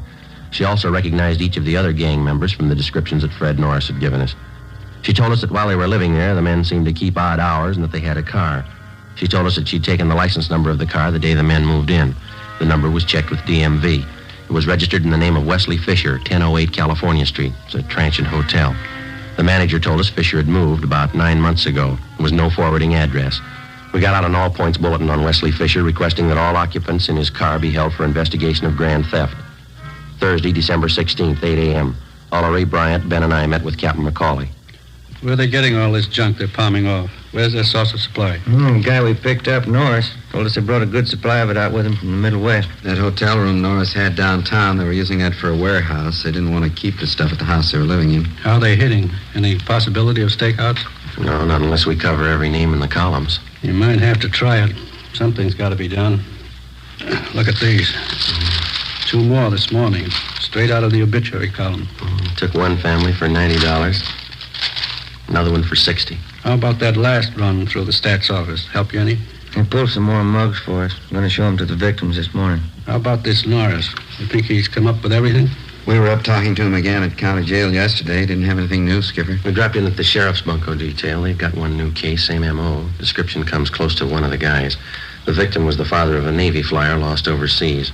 They sold him a gold watch chain that his son was supposed to have bought him for a present. Solid brass. The sheriff's men got anything new? We've been working pretty close with him. Nothing new. Excuse me. Bunco fugitive, Captain McCauley. I talk to Joe Friday. Oh, yeah, hold on. You, Friday. Oh, thank you. Yeah. Joe, this is Judd. Can you meet me out at my place? What do you got? The name Wesley Fisher mean anything to you? 8:30 a.m. Ben and I drove out and met with Judd at his home. He was still in his bathrobe when he met us at the door. He told us he had an important appointment downtown at 9 o'clock and he was in a hurry. We talked to him while he shaved. Hope you fellas don't mind. Can't miss this date, lining up some new business, you know. It's all right, Judd. Go right ahead. Yeah, I gotta move fast on these things before they cool, you know. Well, works the same with us, Judd. What's the story? Well, I don't know what's worse. Brother Max called me this morning. You remember my brother Max, don't you? No, I don't think so. He works the Pink Parrot bar in South Main. When you were in to see me the other day about those grifters you want, I gave my brother a tumble on it. Told him keep an eye open. Hand me that towel, will you? Oh, yeah. Here you go. Thanks. They're all steamed up. What'd Max come up with? Well, he's night bartender at the Parrot, you know. Now, last night he spotted a couple of guys at the bar. Had some day-old newspapers. Uh-huh. They were sitting there with the papers turned to the obituary column, checking off names, writing down addresses. Max is pretty sharp that way. He spotted them right off. Lousy razor. Does Max know these 2 men he spotted? No, not by name, but he knew that one of them lived in the hotel next door to the bar. When the hotel night clerk came in for a beer, Max asked him about it. He tabbed one of the guys as Wesley Fisher. Did he have anything on the other man? No, the clerk told Max he doesn't live at the hotel, but he spends a lot of time there with Fisher. Well, had he seen Fisher and this other guy at the bar before? Yeah, Max says he's been in before. Got lashed up a couple times. Mm-hmm. Say, would it be okay to contact your brother at his home, Judd? Sure. We don't want to contact him at the bar. Yeah, sure thing. get you the address as soon as I'm finished here. He just moved. I see. I don't know. Hope I didn't get you guys out here for nothing. Appreciate it, Judd. Looks good. Seems to fit. That hotel down there, it's a hangout for con man. Angles are all there. Let's hope Fisher is. 8:53 a.m. We arrived at the hotel on South Main Street. We checked with the desk clerk, who told us that Wesley Fisher had room 37. As far as he knew, Fisher was in his room. We got a pass key from the clerk and went up to room 37, where we found Fisher and another man. He identified himself as Raymond Breen, one of the gang members identified by Fred Norris. We also found a small supply of cheap watches and pen and pencil sets in Fisher's car. It was parked near the hotel, was impounded. We took both suspects back to the city hall. We questioned them separately in the interrogation room. Breen was first, but he refused to answer our questions. He was taken back to the squad room, and Wesley Fisher was brought in. Sit down, Fisher. Thank you. Guess you know why you're here. No, I haven't the least idea. All right, then we'll show you. Do you know Fred Norris? Fred Norris. Name sounds a little familiar. Can't quite place it. He places you pretty well. He says he worked with you and Breen up till a couple of days ago. That's so? Yeah. Says he lived with you in that bungalow out in West Hollywood. That's so. Norris, West Hollywood. When was that? 2 days ago, Fisher. Your landlady identified your mug. She even had the license number of your car. What's it prove, gentlemen? Proves you're lying. You and Breen worked together. You did work with Norris. You're part of one of the filthiest rackets going. Gentlemen, you're making a bad mistake. No, there's no mistake, Fisher. Your picture's been identified by at least a half a dozen victims. Now, you can go on playing coy all you want, but we can prove that the pen and pencil sets that you sold some of the victims are identical to the ones we found in your car. I haven't any idea what you're talking about. Believe me, that's the truth. You wouldn't know the truth if it followed you, mister. Now, look, maybe you're great at conning old men and young girls, but don't try to pass any of it here. Now, just a moment, please. Now, you listen, you two-bit thief. I couldn't begin to tell you off for the rotten things you've been pulling off in this town for the past 3 months. That young girl who lost her boyfriend overseas, that widow out in Hollywood, the old man in Highland Park whose wife passed away. You must have felt pretty sharp cheating them out of a few bucks. Maybe you don't remember, mister, but we do and they do. And you're going to pay for them. You all through? I'm through, Fisher. You're just starting. I have nothing further to say, gentlemen. You can talk to my lawyer. We'll give him your new address. Yes? County jail. Suspects Wesley Fisher and Raymond Breen were booked and transported to the county jail. Both of them were positively identified by the victims. Warrants were obtained for the 3 suspects, Norris, Fisher, and Breen. They were arraigned and held to answer at a preliminary hearing on several counts of grand theft. During the next 2 weeks and through the Christmas holidays, identical complaints of bunco operations continued to come in. Friends and relatives of lately deceased persons were still being victimized. The gang's operations continued as usual. There was only one change. The crime report showed that a woman was now operating in the obituary racket along with the male suspects. Christmas came and went. On New Year's Eve, Ben and I were assigned to standby duty. A few minutes before 8 p.m., we got a call from the county jail that Wesley Fisher wanted to see us. Went to the 10th floor of the jail, the interview room. I'm not going to take all the heat. They're in just as deep as I am. If they can't do right by me, I'll square it up myself. I'll tell you everything I know. Go ahead, Fisher. What is it? Her name's Betty McGraw. She's the one you've been looking for. The whole idea was hers. She planned it out. She got everybody together. It was her show. Where can we find her? 213 Foster, apartment 8. Wesley Fisher gave a complete statement of all his crimes and also implicated the other members. He told us Betty McGraw was his girlfriend.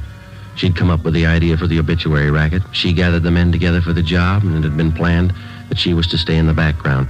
In case of trouble, she would furnish aid to the gang members in the form of bail bond money and lawyers. She received a percentage of the take from each of the gang members. We checked her through R&I. She had a criminal history dating back 11 years. We obtained her mugshot. 10:30 p.m. We went out to the address Fisher gave us. A maid answered the door. She told us that the McGraw woman was not there, that she'd gone to a New Year's Eve celebration at a downtown hotel. It was 11:15 when we got there. We identified ourselves to the special officer at the hotel and showed him the mugshot of Betty McGraw. He thought he'd seen her at the main bar. We started looking. Sure do pack 'em in. Yeah. Say, excuse me, please. Can I get through here? Thank you. Sorry, excuse me.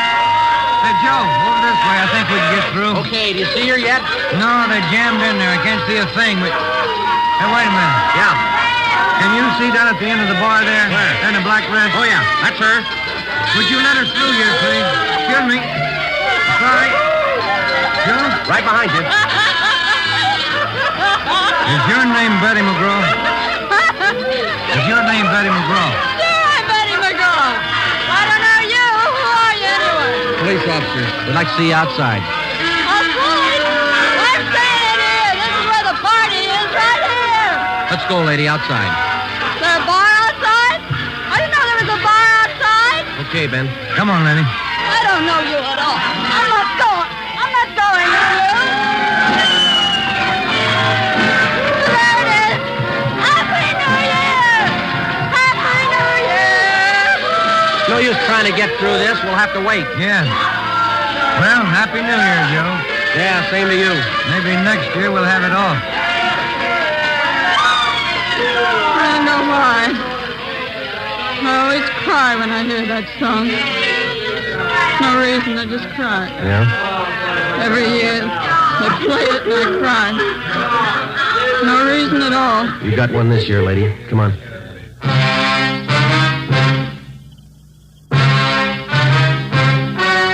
The story you've just heard was true.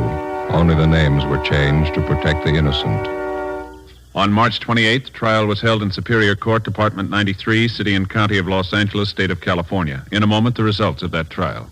Now, here is our star, Jack Webb. Thank you. In the past few weeks, I've asked you to send me the names of cigarette dealers who are out of Fatimas.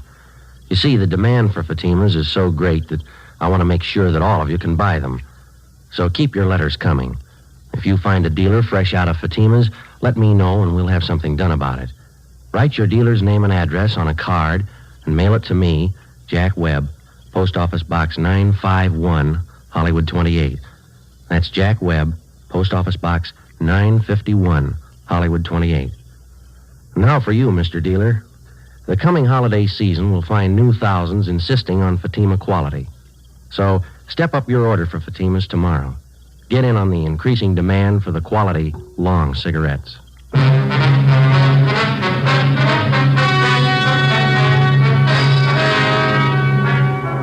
The remaining members of the Bunko gang were apprehended and brought to trial. All of them, including the gang leader, Elizabeth McGraw, were tried and convicted of grand theft. They are now serving their terms in the state penitentiary.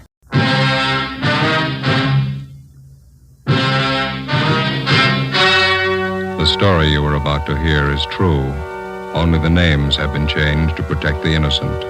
Fatima Cigarettes, best of all long cigarettes, brings you Dragnet.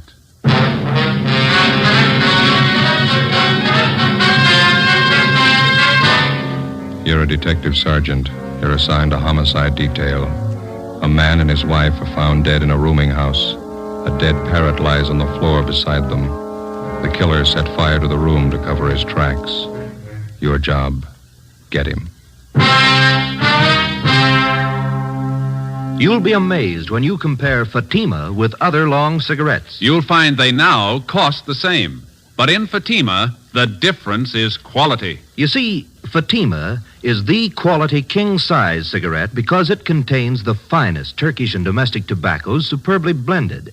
And Fatima is extra mild with a much different, much better flavor and aroma than any other long cigarette. Because of its quality, its extra mildness, its better flavor and aroma, Fatima has more than doubled its smokers coast to coast. So try comparing Fatima yourself. Fatimas now cost the same as other long cigarettes, but your first puff will tell you... Ah, that's different. Yes, in Fatima, the difference is quality. Ask your dealer for Fatima, the quality king-size cigarette. Best of all long cigarettes. Start enjoying Fatima tomorrow.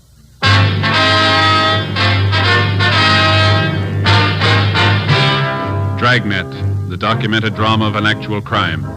For the next 30 minutes, in cooperation with the Los Angeles Police Department, you will travel step by step on the side of the law through an actual case transcribed from official police files. From beginning to end, from crime to punishment, Dragnet is the story of your police force in action. It was Wednesday, April 2nd. It was windy in Los Angeles. We were working the early morning watch out of homicide. My partner's Ben Romero. The boss is Thad Brown, chief of detectives. My name's Friday. I was on the way back from communications, and it was 5:25 a.m. when I got to room 42. Homicide.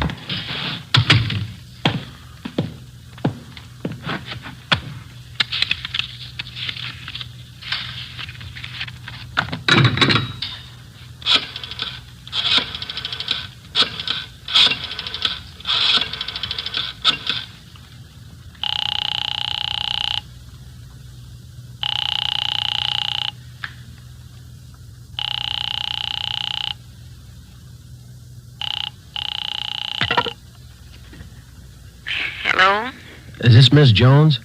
Yes, who is it? This is Joe Friday. I'm sorry to bother you, Miss Jones. Is Lee there? Oh, yes, Joe. Just a minute. I'll wake him. Lee. Lee, honey. Lee, it's Joe Friday. He wants to talk to you.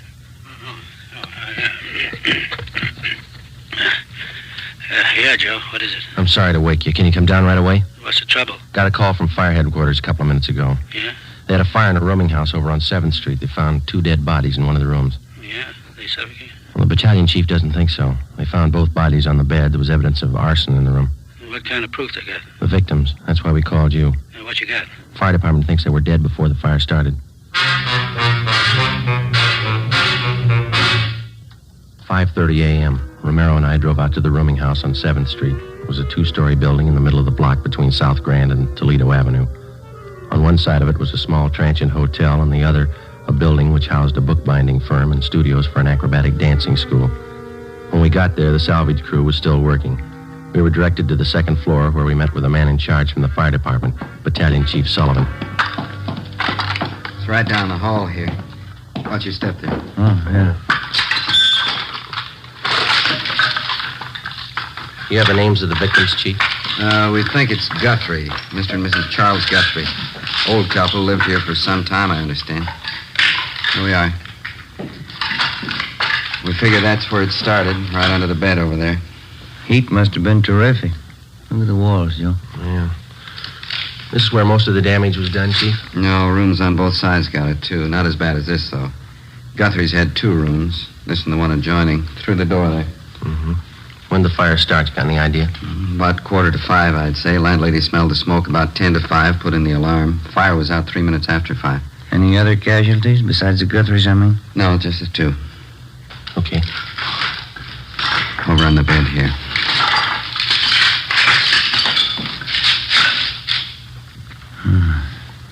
Yeah. One of the worst I've seen. Yeah, it's pretty bad. And Ben, you can see from the position of the 2 bodies, doesn't look to me like they suffocated. Mm-mm. No evidence that they tried to get out of the room. Both relaxed. Looks like somebody did them in, then tried to cover with arson, huh? Oh, Chief. Yeah? On the floor there. Oh, yeah, a parrot. Somebody wrung its neck, looks like to me, and then threw it there on the floor. There's the empty cage there in the corner, and door's open. Chief? Yeah, why? Schubert's still talking to the landlady? He hasn't come back. Clyde'd like you to meet Friday and Rebello. No. Sorry, Friday and Romero, homicide detail. This is Clyde Wine from the arson squad. How are you? You want to show him that setup, Clyde? How it was touched off? I'm glad to. You can take a look under the bed there. Tells most of the story. You see directly underneath there? Let me see. Mm-hmm. What is that, Wine? Pretty charred. Rags and papers. Had a good soaking in kerosene before they were touched off. Strung out all under the bed here. Yeah. Couldn't miss, huh? Thorough guy, whoever set it up. Most of the carpeting in the room was doused with kerosene, too. This much you can count on. The man who touched it off knew something about timing devices. Want to show him that rig, Clyde? Right here. Yeah? Ordinary electric heater. This automatic timer was connected to it, then plugged in. Heater was placed under the bed right next to the rags and papers. Timer was set probably for about 4:45 a.m. Mm-hmm. Timer let go on schedule. Heater warmed up. Rags and papers caught fire, then the mattress. You can see the rest for yourself. That timer pretty intricate, Wine? The man who put it together was no amateur, as the chief said. Must have known something about clockwork. Clyde, see you a minute? Yeah, Mac. Excuse me, I'll be back in a minute. Too bad. Thanks very much. You find anything else that might tie in, Chief? Not in this room, no. Dead parrot there. Door of the cage open. Probably a pet. Might have been out of the cage at the time of the fire. Is it possible the parrot could have suffocated, Chief? Not from what I can see, no. As I say, it looks to me like somebody wrung the bird's neck. A few green feathers on the floor there. Mm-hmm. That's the adjoining room in there. Okay.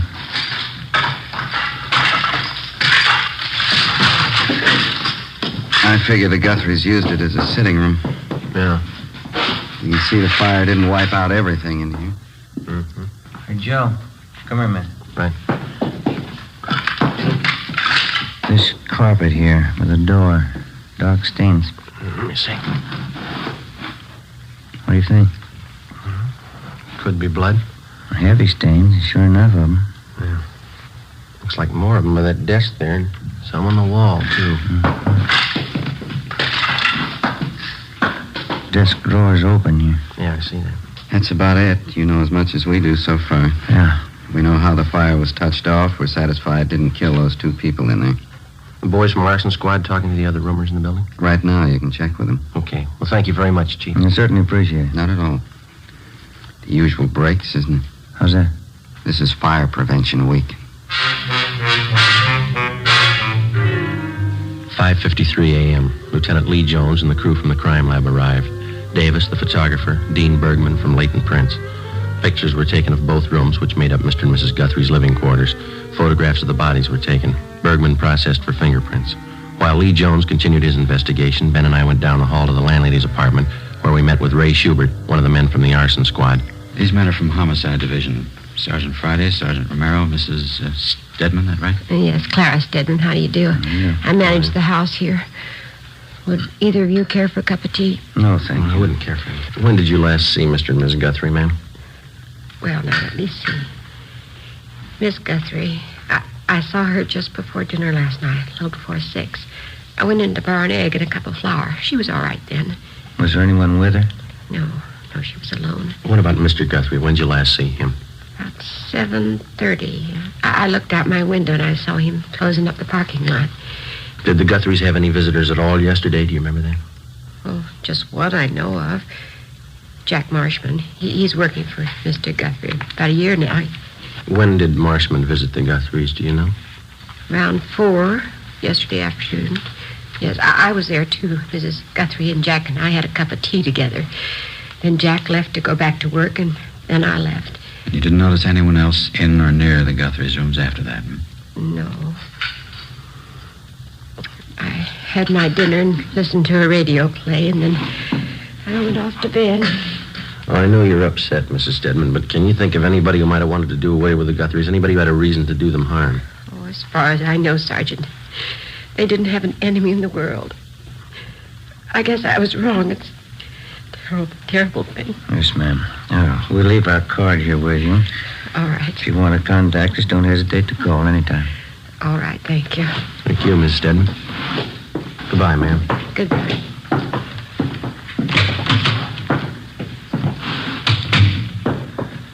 What time you got? 6:15. That's pretty early. They ought to be able to post the bodies for us this morning. Say Friday? Oh, yes, Chief. Jones, your crime lab man's looking for you. Thank you. Ben, you called the coroner, didn't you? Yeah, he's on his way over. Good.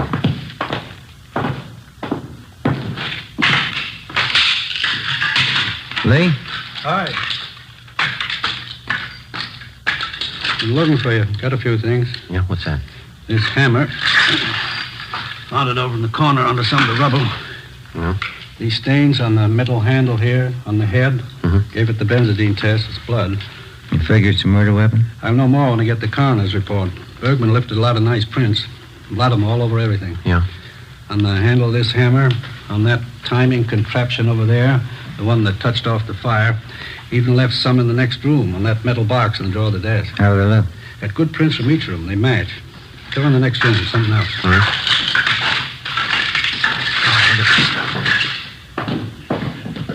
Yeah? Those stains on the carpet by the door.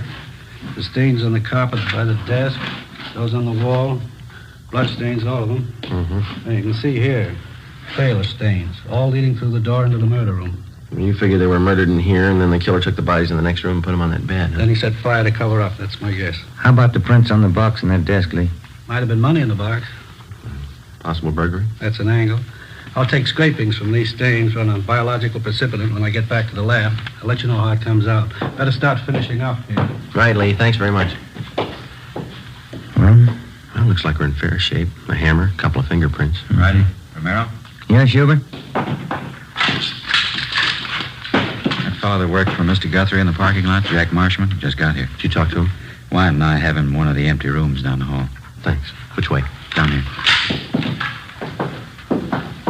Seems pretty well broken up. You talked to anyone besides you since he got here? No, I told him the Guthries were dead, that's all. He's taking it pretty hard. Which one? Right here.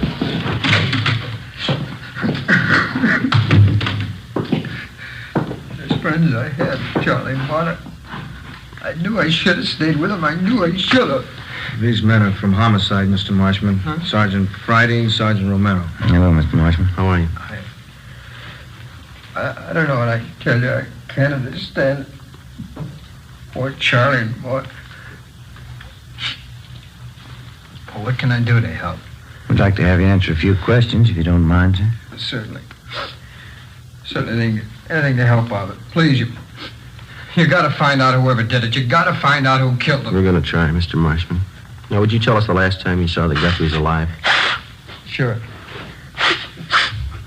Maud, Mrs. Guthrie, about 4:15 yesterday afternoon. Me and Mrs. Stedman, she's a landlady, we had tea with her. And I went back to help Mr. Guthrie at the parking lot. Mm-hmm. When's the last time you saw him? Oh, it's about 6:30. That's when I get off duty at the lot. I said goodbye to Charlie. Never dawned on me it was the last time I'd see him alive. I just can't understand. It's such a vicious thing. Charlie and Marta. It's really terrible. Yes, sir. You want to just sit down there, Mr. Marshman? Oh, thanks very much. Ray. Yeah? Are you sure you're the only one who talked to Marshman since he got here? That's right. I met him at the door downstairs. Well, the only thing you told him was that the Guthries were dead. That's all he got from us. Any chance he could have been in the room since the fire? Not a chance. Then how do you know somebody killed him?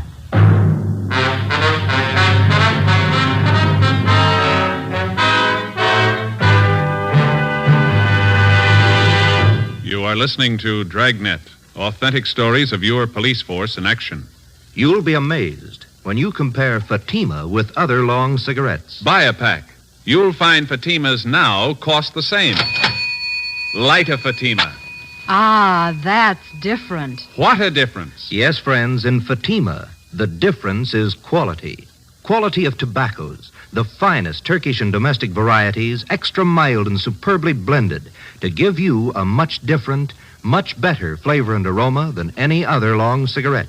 Quality of manufacture. Smooth, plump cigarettes rolled in the finest paper money can buy. Quality, even to the appearance of the bright, clean yellow package, carefully wrapped and sealed to bring you Fatima's rich, fresh, extra mild flavor. Try comparing Fatima yourself. Fatimas now cost the same as other long cigarettes, but your first puff will tell you... Ah, that's different. Yes, in Fatima, the difference is quality. Ask your dealer for Fatima, the quality king-size cigarette. Best of all long cigarettes. Start enjoying Fatima tomorrow.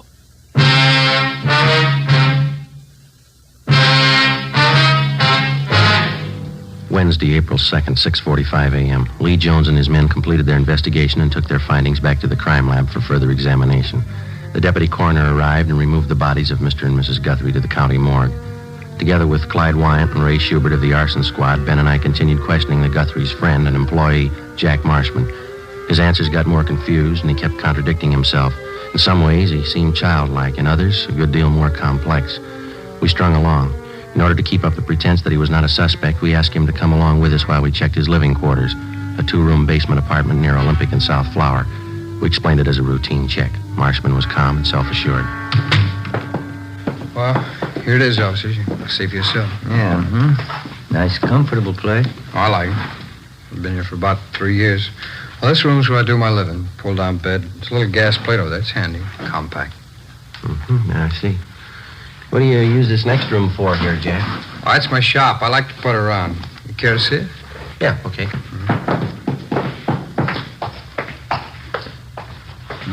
It's very nice. What's your hobby? Watchmaking. Used to be a watchmaker. I haven't worked at it lately, though. Job's pretty hard to find. Yeah. These parts here on the bench. You making something, Jack? Oh, just fooling around. Old alarm clock there. I'm fixing it up for a friend. All these wires and things. They all go into the works, huh? More or less, yeah. Just something I was fooling around with. It keeps me busy, you know. I like a hobby. They say it's good for you. That's what they say, yeah. Where does this door go, Marshman? Oh, that's my closet. Just some clothes and stuff in there. Just junk. Don't mind if I look, do you? Well, it's only a closet. There's just clothes and junk. There's nothing to see. Say, Jack, do you usually keep this stuff around? Huh? Oh. It's kerosene, and it's pretty dangerous to store like this. There's no cap on it. Yeah, I'm glad you reminded me. I got to get a cap for that. I use it to wash up. My hands get dirty working around the bench. Well, this shirt, these trousers, are yours, Jack? I wish you wouldn't drag that stuff out. It gets my stuff all mixed up. Yeah, they're mine. That's what I figured. The stains here is quite a few of them. Some kind of paint I was using. I'm pretty sloppy with paint. That's not paint, is it, Jack? It looked like blood to me. Well, what difference does it make? They're working clothes. I think your reason was in the day. Oh, why don't you lay off? Hmm? Who cares what kind of stain it is? You come in here snooping around, looking all around. I invited you in here. I didn't give you the place. This is my apartment, and this is my shop. Now, you can get out. You hear me? Both of you can get out. What's the matter, Jack? I said you can get out. All right. You want to tell us before we go? I'll tell you what. Why you killed the Guthries? What do you mean? Why did you kill Mr. and Miss Guthrie?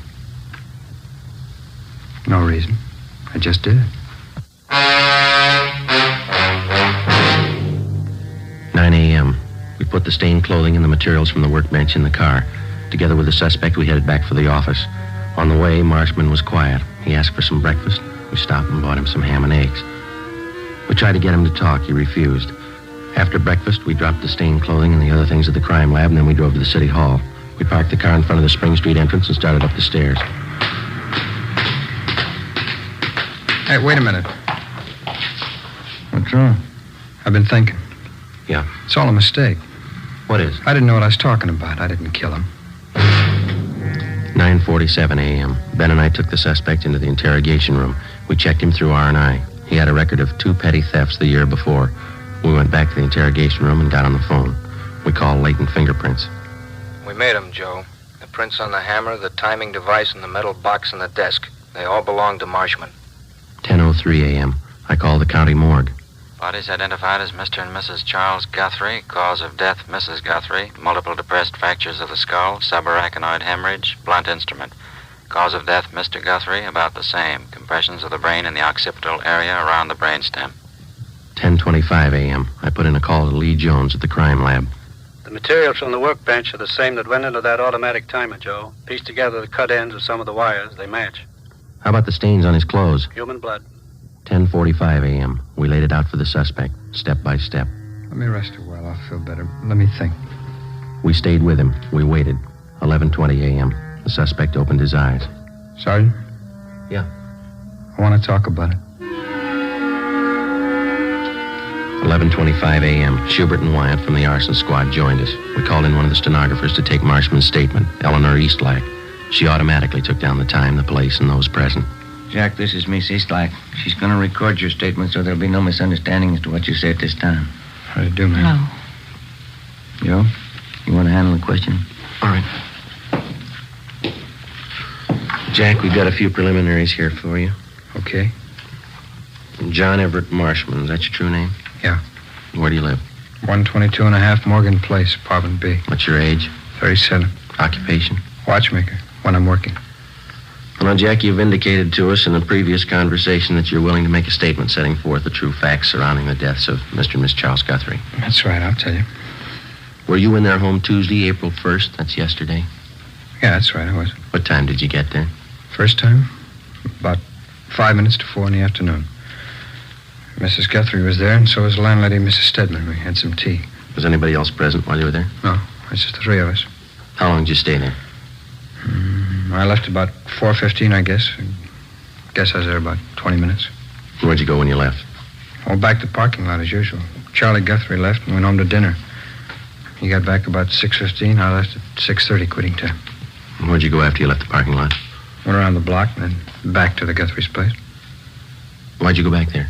To get money. Charlie never paid me enough. Picked me up and expected me to work for nothing. All right. Now, in your own words, will you tell us just what happened starting when you entered the Guthrie's apartment the second time? Mrs. Guthrie opened the door and I went in. She gave me a cup of tea and I told her I wanted some money. She wouldn't give me any. I don't know why, but I was mad. I was sick and tired of both of them. They never gave me enough money. Eleanor?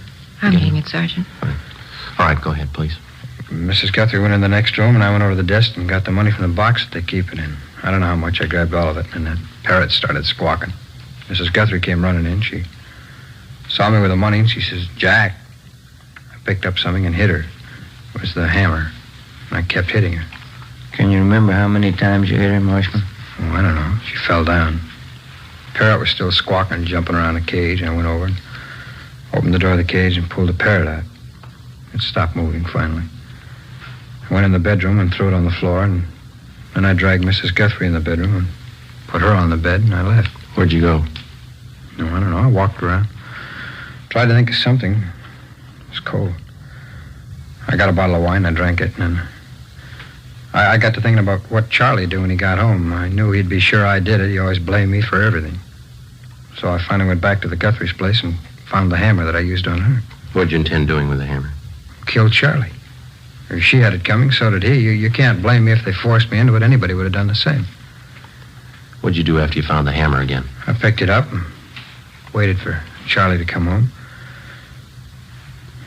I remember that. The wine made me feel pretty good. I stood there in the dark holding the hammer, watched out the window for Charlie. It was cold out, I remember that. There's a radio on down the hall, and I held on to the hammer and waited for Charlie. The neon light across the street that came through the windows. Old lady was on the bed in there. I could see the parrot on the floor. It was quiet. I had a smoke. Traffic kept going by outside. I could hear that.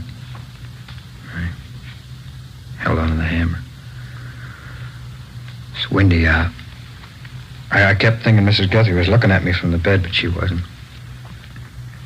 Charlie came home at the usual time, a little after 7:30, and I stood by the door. He came in and closed the door after him. When he reached for the lights, I hit him. He fell down. I hit him some more. You couldn't blame me. Anybody would have done the same. Anybody would have, the way he kicked me around. How many times did you hit him, Marshman? I don't know. Was it twice? 3 times? I don't know. Hit him till he quit moving. That's all. I took him, dragged him into the bedroom, put him on the bed with his wife. I put him over. Wiped the stains off of me and left. It's the only thing I could do. Where'd you go then? My place. I knew that timer had to do the trick. I put it in a shopping bag with some stuff, and I went back to the Guthries. They were still there on the bed. Parrot was on the floor. Would you repeat that last part, Mr. Marshman? Oh, I said they were still on the bed, the Guthries, and the parrot was on the floor next to the bed. Put the kerosene on the carpet and the rags and paper under the bed and rigged up the electric heater and the automatic timer to set it off. A little slower? Yeah, would you speak up, Jack, and then slow it down just a little bit? Oh, sorry. How did you rig the timer to set off the heater, Marshman? Can you tell us? Oh, it'd take all morning to tell you. You got the timer. I'll take it apart and explain it to you if you want. All right. What was your purpose in setting fire to the room? You knew both Mr. and Mrs. Guthrie were dead, didn't you? Oh, sure. Sure they were. They forced me into it. I set the fire to make it look like an accident, like they'd burned to death. Well, what'd you do after you set the timer? Oh, I left, went down the street, bought a couple of bottles of wine, talked to the guy a minute. I walked around a while. It was too cold, so I went home. When'd you get home? 2:30 maybe. I don't remember too well. Did you go right to bed? Yeah. Did you go to sleep? No. I laid there and read a movie magazine, drank the wine. Finally, I finished up the 2 bottles and dozed off. What time did you get up? A little before 6 this morning. Went down to the Guthries to nose around. That's why I met you guys. Well, you know all the rest because I've been with you ever since. All right, Jack. Anything else you'd like to add? No, I told you everything. All right. And this statement was given free and voluntarily, and there's been no promise of immunity or reward extended to you? Yeah, that's right. Was any force, violence, or duress used to induce you to make this statement? No. Okay. These questions and answers have been recorded by the secretary here. After they've been transcribed, will you be willing to sign it as a true statement? Well, sure, I'll sign it. All right, Eleanor. Can you get that out as soon as possible? All right, Sergeant. Thank you. You're welcome. Well, that's it, huh? All of it? That's it. Oh, that's good. That's good. I'm tired. It's been a long night, a long one. Get used to it. Huh? They're going to get longer.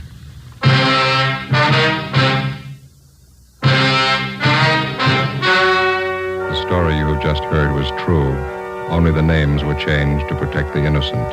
On July 29th, trial was held in Superior Court, Department 86, City and County of Los Angeles, State of California. In a moment, the results of that trial. Now, here is our star, Jack Webb. Thank you. Recently, I've asked you to send me the names of cigarette dealers who are out of Fatimas. You see, the demand for Fatimas is so great that I want to make sure that all of you can buy them. So keep your letters coming.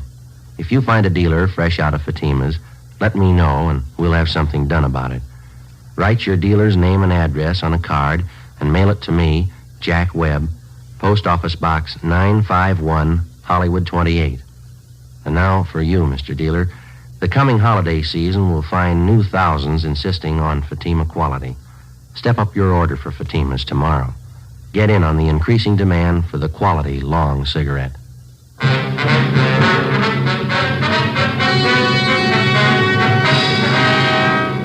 John Everett Marshman was tried and convicted of murder in the first degree, 2 counts, and arson, 1 count. He is now serving a life term in the state penitentiary without possibility of parole. The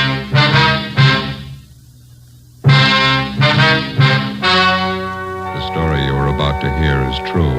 Only the names have been changed to protect the innocent. Fatima Cigarettes, best of all long cigarettes, brings you Dragnet.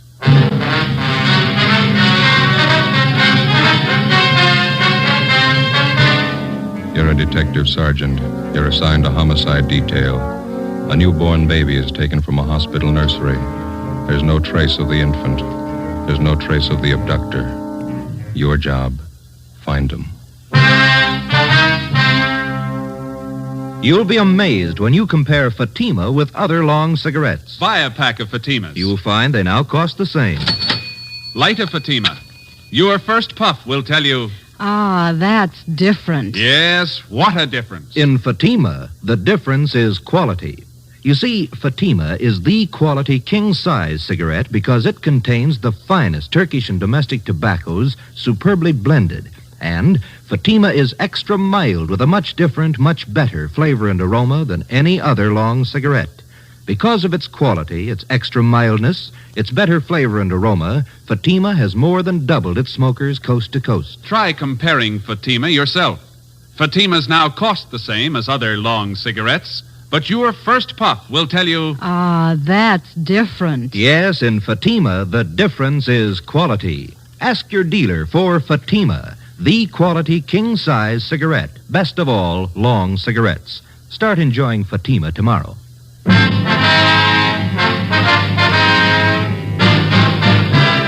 Dragnet, the documented drama of an actual crime. For the next 30 minutes, in cooperation with the Los Angeles Police Department, you will travel step by step on the side of the law through an actual case transcribed from official police files. From beginning to end, from crime to punishment, Dragnet is the story of your police force in action.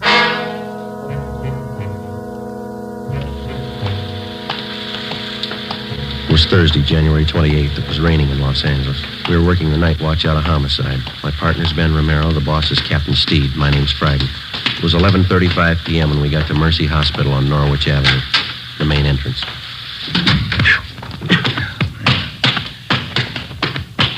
Better check at the desk. Yeah. 2B, right away, Eleanor. 2B, Wayne. Yes, sir? Police officers, we received a call from the hospital here. Oh, yes, sir. Right this way, please. Yes, ma'am. Dr. Walsh is waiting for you. Is he the man in charge? Oh, no, Dr. Walsh is the head of the hospital. I see. Please, Dr. Walsh. Fine. Come in, please. Come in. Thank you, miss. Yes. Dr. Walsh. How you do? It's my partner, Sergeant Romero. My name's Friday. Yes, Homicide. I'm waiting for you. Will you have a seat, please? Thank you. Thank you, sir. Gentlemen, I just got here a few moments ago myself. No doubt you know as much about this as I do. We were notified that a 3-day-old baby's missing. Is that correct? Yes, one of the Stryker twins. Born just Tuesday morning. Mm-hmm. Where'd the baby disappear from, Doctor? Nursery. Can't understand how it could happen. Never heard of such a thing. Who was in charge of the nursery? Nurse O'Connor. She's back with the superintendent of nurses. Quite upset. Would you like to talk to her? Yes, sir, we would. All right. This way, please. Thank you.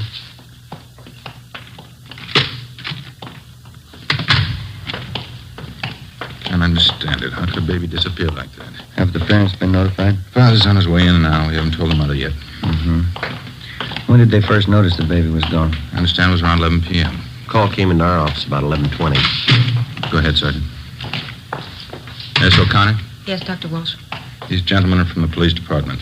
Sergeant Romero, Sergeant Friday. Oh, you What do you do? They want to know all about what happened tonight.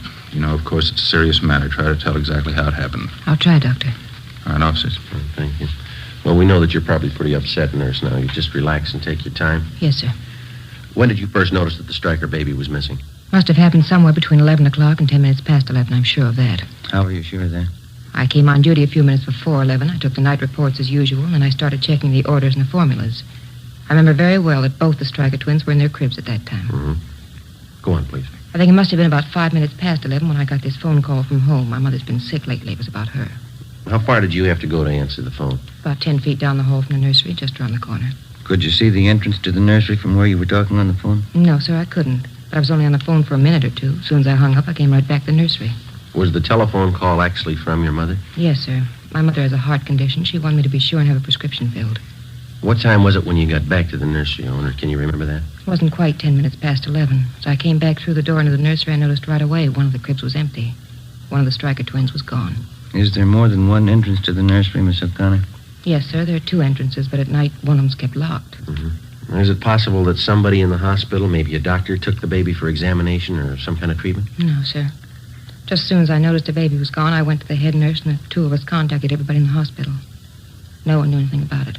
Well, is it possible that the child's mother could have come down from the 2nd floor and taken the baby? No, sir. Miss Stryker's been asleep since 10 o'clock. She's still asleep. Were there any other nurses or attendants working near the nursery when the baby disappeared? No. No reason for anyone besides myself to be around at that time. None of the cleaning people. They'd all gone home. Dr. Walsh, I wonder if we could have a look at the nursery now. Certainly, Sergeant. Want Nurse O'Connor to come along? Yes, would you please? Yes, sir. Thank you.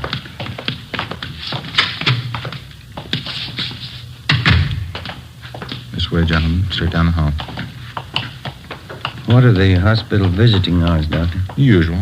2 until 4 in the afternoon, 7 to 9 in the evenings. Quite strict about that. Do you know if all the visitors had left the hospital by 9 o'clock tonight? Well, of course, I wasn't here, but the superintendent of nurses told me they'd all left by 9. She's compiling a list of every visitor we had this evening. Good. They'll all have to be checked. Nursery's right here, officers. Mm-hmm. This empty crib just inside the window here. Yes, sir. It's where the baby was. You can see it's right next to the door here. I noticed that there's no blanket in the crib. Is that missing, too? Yes, sir. The crib's just the way I found it when I came back from the telephone. I haven't touched it. Are there any marks of identification on the blanket or the clothing? Each one's stenciled Mercy Hospital. Each baby wears an ID bracelet. Doctor, I wonder if we could have that crib brought out to have it checked for possible fingerprints. Certainly, of course. Is this the other door to the nursery you mentioned, Miss O'Connor? That's right, Sergeant. I checked it. It's locked. That large window on the other side of the nursery. Is that a stationary window? Yes, sir, it is. It faces onto a small court. Well, then whoever took the baby had to use this door. It's the only way they could have gotten in. Oh, excuse me a minute. I want to attend to the baby in there. Sure.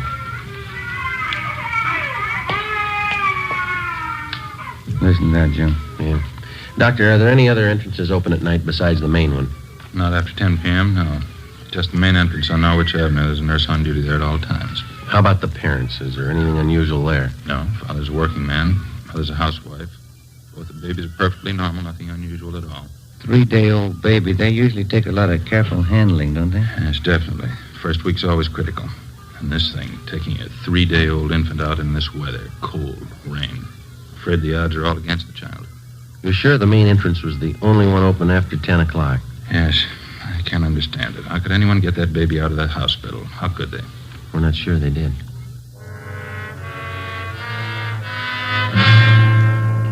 Midnight. A 3-day-old twin boy was missing from his crib in the hospital nursery. That's all we knew. We checked the list of possibilities. The baby could have been taken for ransom. Somebody wanted revenge on the Stryker family and decided on the baby as the best means. Maybe someone just wanted a child, someone mentally unsound, a maniac, a pervert. Maybe an accident had happened at the hospital. Somebody wanted to cover up. Possibly one of the parents or their families had a motive. Perhaps somebody just wanted the child dead. We called the office and got out an APB on the Stryker baby and a description of the blanket and the clothing. Details of officers were alerted at the bus depots, railroad terminals, the airports, all public transportation facilities. Steps were taken to notify doctors, hospitals, sanitariums, anybody in any place where a 3-day-old baby might be taken. The entire area around Mercy Hospital was canvassed. No information. The baby's crib was dusted for prints. No leads, no physical evidence. The investigation continued. When George Stryker, the father of the child, arrived, Ben and I met with him in the office of the hospital superintendent. Can't we let people know about it? Newspapers and the radio? We've already covered that. Stories and pictures have gone out to the papers. We've notified the radio stations. They're getting out broadcasts on it. How am I going to tell my wife? Well, sir, there's only one thing that we can promise you. We'll do everything we can to find your baby. Well, isn't there something I can do? Isn't there some way I can help?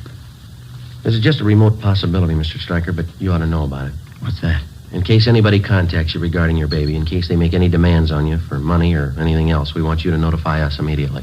What could they expect to get from us? We own our home. That's about all. We just want to cover all the possibilities, Mr. Stryker. In case any demand at all is made, don't try to deal with the people. All right? Yes, sir, I understand. Sergeant? Yeah. One of the men from homicide would like to see you outside. Sergeant will leave us. Oh, thank you, Doctor. We'll have to go now, Mr. Stryker. We'll keep you informed. All right, thank you. Joe? Yeah, I'll leave us. I think we got something back here. What's that? Encinas and I were the night watchman out back, the side of the hospital that faces on Stacy Avenue. Yeah. 2 doors back there, just off the street. One of them's open. Together with Sergeant Olivas and Dr. Walsh, the head of the hospital, we went back and examined the side door which opened onto Stacy Avenue. The latch was obviously faulty. It took only slight pressure on the door to open it. The latch, both doorknobs, and the door itself were dusted for prints. The entranceway and the immediate area were rechecked. No leads, no physical evidence. We traced an imaginary path from the open door to the nursery. We came to the conclusion that it could have been possible for an abductor to enter the hospital, make his way to the nursery, take the child from its crib in the absence of the night nurse, and leave by the same side door without being seen. Storekeepers and residents along Stacy Avenue were re-questioned. We got nowhere. When the abduction story broke in the newspaper and over the radio the next morning, the calls started to come in. People in practically all sections of the city thought that they'd seen the missing baby. Each call was carefully checked out. None of them paid off. 10 a.m. We checked back in at the office. I must be getting old, Joe. Can't seem to take these all-night sessions like I used to. Yeah, I'm pretty tired. I drank too much coffee again. I got a sour stomach. Hi. Hi, Olivas. Right. The stats office come up with that run for us yet? No, they're still working on it. How about that San Bernardino call? Yeah, they called back. They picked the woman up when she got off the bus, checked her and the baby out. Baby belongs to her. Mm-hmm. Anything else come in? All been checked out. The press called again, want to know if there are any new leads. Yeah. Sergeant Friday in here? Yes, sir. Can I help you? They told me in the business office to come down and see you. Surely. Come on in. Thanks. My name's Wallace. I'm the desk clerk down at the hotel on 11th Street, Bluebird Hotel. Yes, sir. I got some information I'd like to talk to you. All right, sir. This is my partner, Sergeant Romero, and Sergeant Olivas. How are you? How are you? Wallace. What's the information about? Well, I got hold of a paper this morning, read about that baby that's missing. Yes, sir. Imagine those people are pretty worried about the kid. Guess they'd like all the information they can get, huh? Looks like that hospital's in a jam, wouldn't you say? Well, what information do you have, Wallace? I guess those parents could sue the hospital if they wanted to, huh? Well, sir, all we're interested in is finding the baby. Can you help us there? Well, I don't know for sure. What are you trying to tell us? Have you seen the baby? Well, I may have. Do you happen to know if they're offering any reward for information? Well, I don't know where it'd come from. The father's a working man. Oh, don't get me wrong, Sergeant. I don't expect anything for any information I'd give, but, well, I don't make too much at the hotel. You know, if they wanted to show their gratitude in some way, just thought I'd mention it. Well, thank you, Wallace. Don't worry about that. Now, what's the information? Well, you know, I didn't mean anything by that. Anybody'd be glad to help out in a case like this. What I came in to tell you was a woman and a young baby checked in the hotel last night when I was on duty. What time? I think it was about 12 o'clock. Woman didn't have any baggage or anything, one little blanket around the kid. When I saw that story in the paper this morning, I got suspicious. Is the woman still registered at the hotel? She was when I left. That was about an hour ago. What name did she register under, you remember? No, I don't, but it's in the register. You can check it if you want. Where is the hotel? 11th and Charleston, right in the corner. I'm sure it must be the kid you're looking for. Say, I hope you haven't got me wrong. How do you mean? About the reward, you know. I don't expect anything for this. We haven't got you wrong. 3:35 a.m. It was still raining. Together with the desk clerk, Wallace, we drove to the Bluebird Hotel on 11th Street. We checked the cards at the desk and found that the woman had registered under the name of Mrs. Harold Parks. The clerk on duty told us as far as he knew she was still in the room with the baby. The room's down this way, Sergeant. Okay. This is the 116. Mrs. Parks. Mrs. Parks. You have a passkey with you, Wallace? Here you are. Thank you.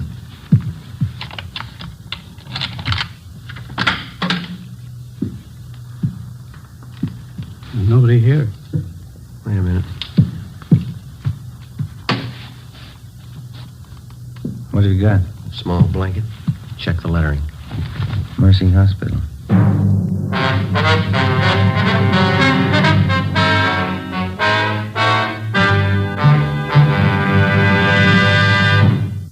are listening to Dragnet, authentic stories of your police force in action. Oh, no. Ah, that's different. Yes, what a difference. There's a difference you can hear, there's a difference you can see, but the difference in Fatima is quality. Yes, friends, when you compare long cigarettes, you'll find that in Fatima, the difference is quality. Quality of tobaccos, the finest Turkish and domestic varieties, extra mild and superbly blended to give you a much different, much better flavor and aroma than any other long cigarette. Quality of manufacture. Smooth, plump cigarettes rolled in the finest paper money can buy. Quality even to the appearance of the bright, clean yellow package, carefully wrapped and sealed to bring you Fatima's rich, fresh, extra mild flavor. Fatimas now cost the same as other long cigarettes, but your first puff will tell you... Ah, that's different. Yes, in Fatima, the difference is quality.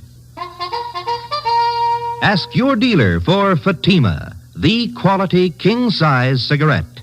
Best of all, long cigarettes. Start enjoying Fatima tomorrow.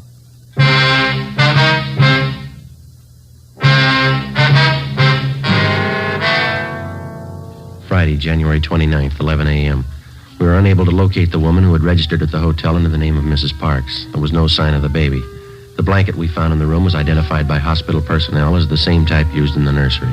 The room was checked for fingerprints and physical evidence. We found nothing. People in adjoining rooms were questioned, but they could give us no information. We got a description of the woman who used the name Mrs. Parks from the desk clerk, and we got out an all-points bulletin on her. Her hotel registration card was checked for handwriting and fingerprints. Captain Steed ordered an immediate canvass of all hotels, apartments, and rooming houses in the central area. The hotel clerks were shown mug shots of possible suspects. They failed to identify any of them. 3 p.m. Friday, the search for the Stryker baby went on. Yeah, checked out all right. Okay, Gil, thanks. Anything? Gil and Zenas checked that Wilshire call. It's another phone. Might have something, fellas. Yeah? Ruiz and I were making the rounds of hotels out along Pico. Stopped at a drugstore for a cup of coffee. Mm-hmm. We talked to druggists while we were there. Had a pretty good story for us. You got a light? Yeah, here you go. Thanks. This drugstore is 2 blocks from the hotel where the woman stayed. It's open all night. And the druggist told us a woman answering this Mrs. Parks description came in about 1:30 a.m. Bought a whole raft of stuff. Mm-hmm. How do you mean, what kind of stuff? Well, everything for a baby. Bottles, nipples, dextrose, oil powder, all that stuff. Was he sure of the woman's description? He gave it to us before we'd even mentioned what this Mrs. Parks looked like. Right down to the color of her coat. Did she have the baby with her when she bought this stuff? The druggist said no. She even asked him if she could buy canned milk there. Where does it lead? How do you mean? Does he have any idea where the woman came from, where she went? No, but he said if she came back in again, he'd call us right away. He's going to notify the other clerks, too. They'll keep us posted if anything turns up. I got it. Homicide, Friday. My name's Mrs. Lucy. I'm calling about that missing baby in the paper. Am I talking to the right department? Yes, ma'am. Do you have any information on the case? Well, I certainly have. I know where that Stryker baby is right now. Where's that, ma'am? Right next door. The Salazars have him. What makes you so sure? It's perfectly obvious, that's all. It's not their baby. Why do you say that? That baby they have no more looks like Mr. Salazar, Mrs. Salazar, than mine do. How do you mean, Mrs. Lucy? It's very simple. Mr. Salazar is dark, quite dark. Dark hair, dark eyes, dark complexion. His wife's the same way. Yes, ma'am. The baby they have is a blonde.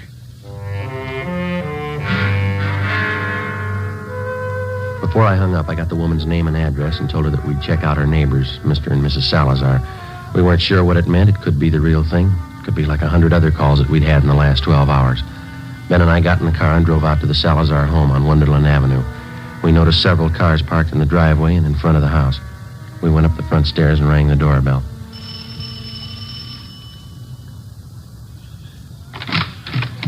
Yes, sir? Come on in, please. We'd like to speak to Mr. Salazar. Yes, sir, that's me. Come on in. Thank you. Come inside. Let me fix you a drink. You're late, huh? No, thank you. We're police officers, Mr. Salazar. I'd like to ask you a few questions. Oh? What's the matter? We making too much noise for the neighbors? No, it's not that, sir. Just like to ask you a few questions. Someplace we can talk. Well, I have to take care of the guests, you know. We have this party here. My son was baptized today, my first son. That's why we're having a party. Yes, sir. We're sorry to interrupt, but this is pretty important. It won't take very long. Well, all right. I guess I can get along for a few minutes. Back here in the kitchen. It's probably the quietest place. Fine. Back this way, officer? Right.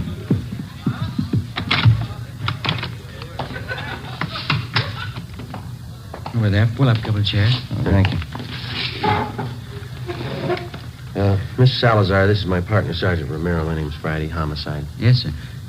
What's the matter? What do you want to ask me? We're investigating a case that involves a missing baby, sir. Oh, the one in the paper this morning. I read about that. It's a terrible thing, isn't it? Yes, sir, it is. We've had a report that the missing baby was seen in this neighborhood. We don't know how true it is, but we have orders to check it out. Well, sure, anything I can do. I don't know how much I can help, but I can understand how that mama and papa feel. My brand new son, I know how I'd feel. How old is your son, Mr. Salazar? He's just 1 week old this afternoon. Fine boy. Was the baby born here in Los Angeles? No, I sent my wife Roberta to Phoenix to have the baby. We thought it'd be a lot healthier for her down there. She has a good friend of hers in Phoenix. Oh, I see. Your wife had the baby in Phoenix, and then she brought him back here. Yes, that's right. Roberta came in early this morning. Big surprise for me. I didn't know she was coming. Right away, I called all our old friends. I called Father DeSoto for the baptism, and I got things ready for the party. Big baptism party. Mm-hmm. You say your wife got back early this morning? Yes, a few minutes after 3 o'clock. Roberta came in on the plane. She said it was late. You know, the big storm. Mm-hmm. I wonder if we could talk to your wife, Mr. Salazar. Well, Roberta's taking a little nap right now. She got in late, you know, all the excitement. Do we have to wake her up? Well, no, sir, not right away. I just wonder if we could see the baby. Well, baby's sleeping, too. Roberta said not to go in, but... Well, if you're real quiet... Yes, sir, we'll be. Okay, he's right back. Over here.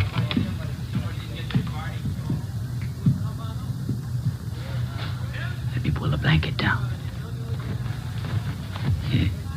There he is. Big fella, huh? He's blonde. Huh? What do you think, Joe? I think he's got a twin. 5 p.m., Harlan Stahl from Latent Fingerprints arrived at the Salazar home. The footprint of the missing child taken at the time of birth was compared with the print from the child the Salazars had. The prints were identical. The missing baby had been found. 5:20 p.m. Ben and I talked with Mrs. Salazar in the kitchen of her home. The christening party went on. I don't think I understand what this is all about, officer. What has my baby got to do with all this? You know as well as we do, Miss Salazar. That baby in there, it doesn't belong to you. It's not yours. What do you mean it's not mine? Of course it's my baby. My husband's and mine. I just brought him from Phoenix last night. That's where the baby was born. What are you trying to do to me? That baby isn't yours, Mrs. Salazar. Now, you know that. It was taken from the hospital. How about the truth? You don't know what you're saying. You don't know what you're talking about. It's my baby. He was baptized today. Juan Tomas Salazar. It's my baby. This is a pretty serious matter, ma'am. The baby's footprint has been checked out. The child belongs to a Mrs. Stryker. We want to know how you happen to have him. Because he's my baby. That's why I have him. You don't know what a mistake you're making. He's my baby. I brought him from Phoenix last night. You can ask my husband. He'll tell you. A woman checked in at the Bluebird Hotel on 11th Street about midnight last night, Mrs. Salazar. She had a young baby with her. You fit her description. I didn't go to a hotel last night. The plane landed here from Phoenix. I came right home. The hotel clerk remembers you. He can identify you. So can the druggist when you bought the supplies from. I bought nothing. The plane landed. I came home. It's my baby. It's my baby. We found the baby's blanket in the hotel room you rented. We have your description from at least 3 people, even the color of the coat you wore last night. You can't take him away. He belongs to me. Me and Frank, you can't take him away, please. You can't. Miss Salazar, why don't you put yourself in the place of the real mother of that baby? How do you think she feels about her baby being taken away? How about it, Miss Salazar? Have a drink, officers, please? For the party? Have a drink, I'll tell you. Tell us what, ma'am? I'm tired. Let me sit down. Yeah. Please, just for a few minutes. I tell you how it happened. I know you understand. Yes, ma'am. It'll be 11 years next month that Frank and I were married. I don't have to tell you we want a baby. Frank always wanted a baby, but no more than I did. It's what we live for. A baby of our own. Yes, ma'am. boy or girl, we didn't care. But we didn't have one. For 11 years, we didn't have one.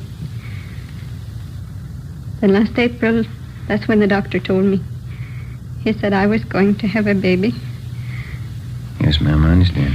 Well, a month before the baby was born, we thought it would be better if I went to my friend's place in Phoenix, Arizona. For the winter, you know, it would be warmer there. Frank thought it would be nicer for me and the baby. Your husband was still in Los Angeles? Yes, he tried to come to Phoenix, but he had to work, so I had my baby alone.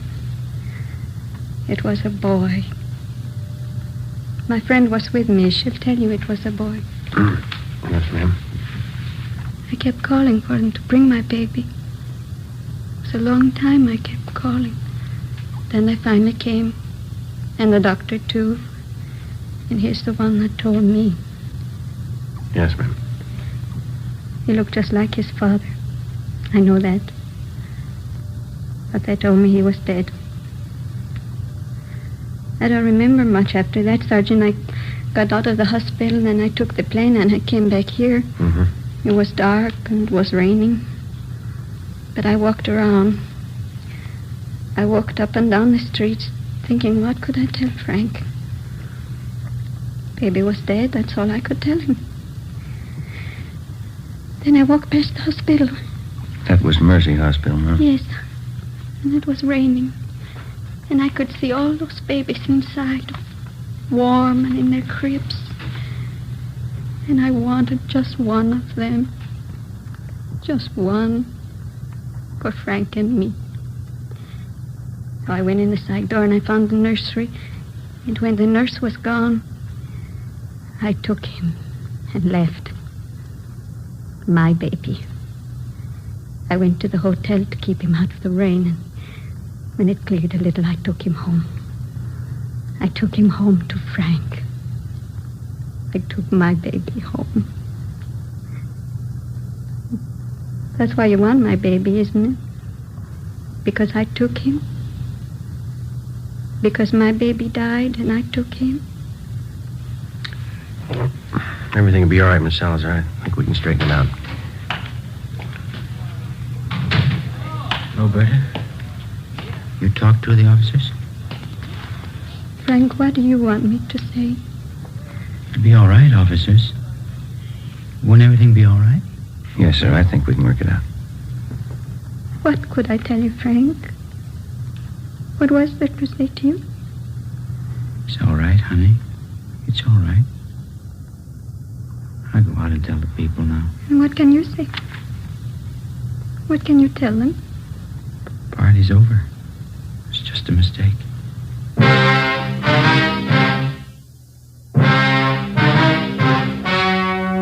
The story you've just heard was true. Only the names were changed to protect the innocent. In a moment, the results of the trial. Now, here is our star, Jack Webb. Thank you. Last week, I asked you to write me if your cigarette dealer was out of Fatima's. Well, you did, and we've done something about it. Now, if any more of you find a dealer fresh out of Fatima's, send me his name and address. We'll take care of that, too. Write me, Jack Webb, Post Office Box 951, Hollywood 28. And, Mr. Dealer, don't wait another day.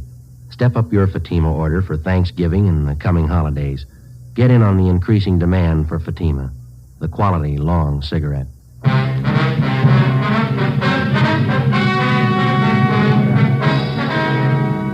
Roberta Salazar was examined by 6 psychiatrists and was ordered to be placed in a state mental institution for treatment.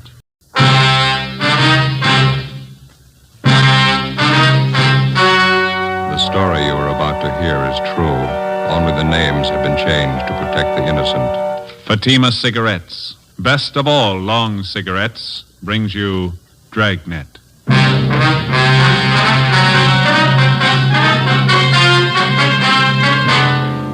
You're a detective sergeant. You're assigned to homicide detail. The life of a young woman is in danger. Anonymous letters and phone calls threaten her with murder. The notes bear the mark of a fanatic. Your job, stop them.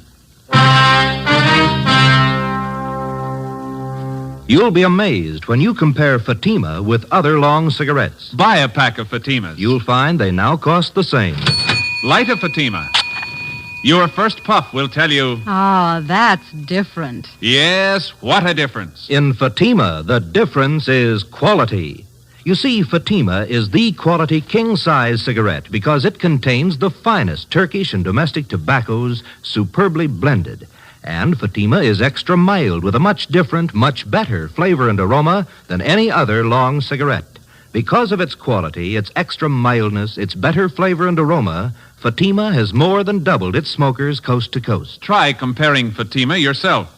Fatimas now cost the same as other long cigarettes, but your first puff will tell you... Ah, that's different. Yes, in Fatima, the difference is quality. Ask your dealer for Fatima, the quality king-size cigarette. Best of all, long cigarettes. Start enjoying Fatima tomorrow.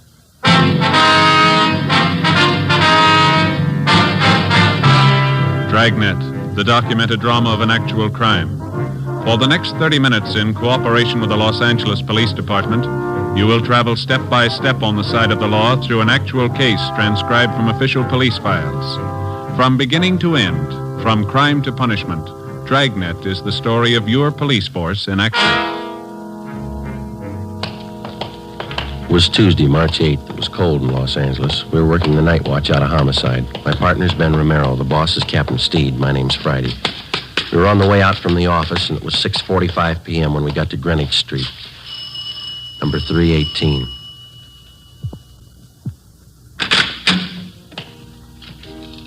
Yes, gentlemen?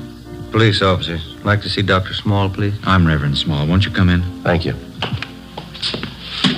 Let me take your hats, officers. I've been waiting for you. Oh, thanks. My name's Friday. This is my partner, Sergeant Romero. How do you do? I'm glad to know you. How do you do, sir? Hope we didn't interrupt your dinner? Oh, no. The organist, Brother Reber, and I were just running over a few hymns for the service tonight. Would you come this way, please, into the parlor? All right. As I mentioned on the telephone, I'm not much of a detective, but I think something should be done about this matter as soon as possible. Well, we'd like to get a few more particulars first, Reverend. When did you first find out about these threatening letters? Sister Dorothy Wilson. I think I told you about her. She came here to the rectory and showed them to me. She told me she's been getting them for the last 4 days, and phone calls, too. Mm-hmm. How long have you known this Dorothy Wilson? Is she one of your regular parishioners? Well, she first joined my congregation about a month ago. She's been in regular attendance at our services ever since. Is that the church next door, joining the rectory here? Yes, that's right, Sergeant. Second Reformed Church of the Holy Book. I founded it here about 3 years ago, and I've been pastor ever since. Have you ever had this trouble before? I mean, threats against the people who join your church? No, never any trouble at all. I wonder if you have those notes that Miss Wilson's been receiving, Reverend? Yes, right here on my desk. Let me see, Yes, here are the 5 Sister Wilson got. And here are the 2 that I received. Wonder if I could look at them. Yes, surely. Here you are. Thank you. Oh, would you excuse me for a moment? It's about time for Brother Reber to get over to the church. I'd better tell him. Certainly, Reverend. Didn't mean to hold you up. No, not at all. I'll be back in just a moment. All right, sir. What do they look like, Joe? Yeah, let's see. Postmarks here are March 4th, 5th, 7th, 8th. Come from different places around town, according to the postmark. There's Long Beach, a couple from Azusa, Glendale here.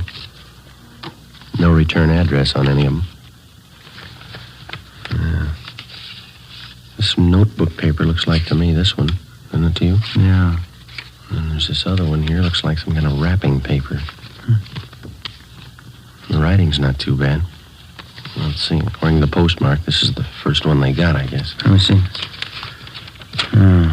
Dorothy Wilson, you are a sinner and you have led a sinful life. Yet you have the nerve to come into our church and make believe you're a Christian. Spelling sure is bad. Yeah. I have been coming to our church for a long time, and it is an outrage to have you praying in our temple. If you don't get out and stay out, I'm going to make sure you're taken care of for good. Look outside. Sister in the Lord. Must be some kind of a fanatic. We better run all these through the crime lab. Yeah.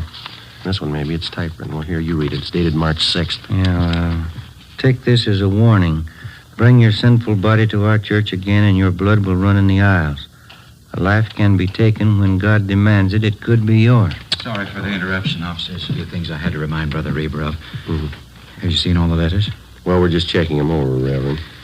It's certainly a terrible thing for our church. I hope we can keep the matter as quiet as possible. Yes, sir. I noticed the 2 different signatures on these notes. Now, half of them are signed, a sister in the Lord. Yes. And the other half are signed, it's Brother D.R. Griswold. Yes, that's right.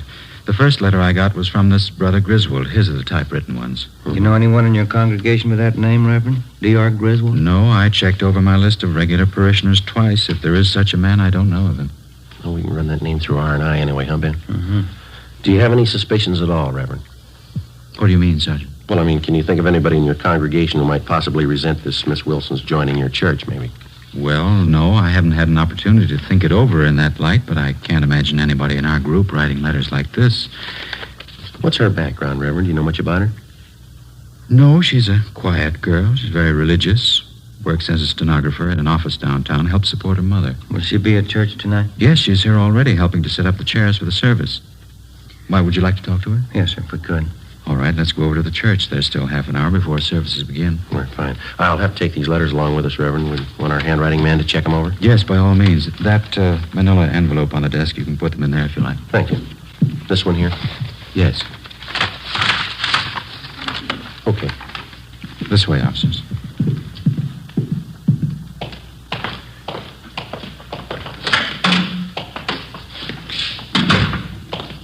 How many members do you have in your church, Reverend Small? 162 regulars. Another 100 or so on the fringe. They attend only occasionally.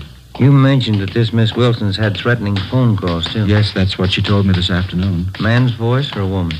Well, Sister Wilson said both. The phone calls usually follow each letter. They identify themselves the same way, Brother Griswold and a sister in the Lord. Have you received any calls from them? No, I've been half expecting them, but I haven't had any yet.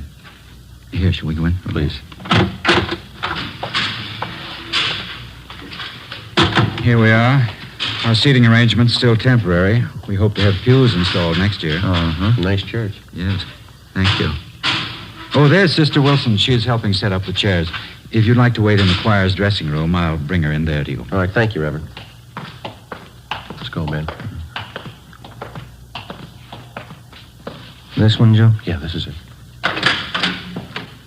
Ought to open a few windows in here. It's musty. Yeah. What time do you say the services start? 7:30. It's 5 minutes past 7 now. Officers? Yes, sir. Officers, this is Sister Dorothy Wilson. Sister Wilson, Sergeant Friday. How do you do, ma'am? Hello. And Sergeant Ramirez. That's Romero. Oh, I'm sorry. Sergeant Romero, Sister Wilson. Hello. Glad to know you. I guess you want to speak with Sister Wilson alone, do you? Well, we'd like to have you stay if you would, Reverend. Wonder if there's someplace where we could sit down. Yes, certainly. Right over here in the anteroom. Fine. Yeah, this will be fine.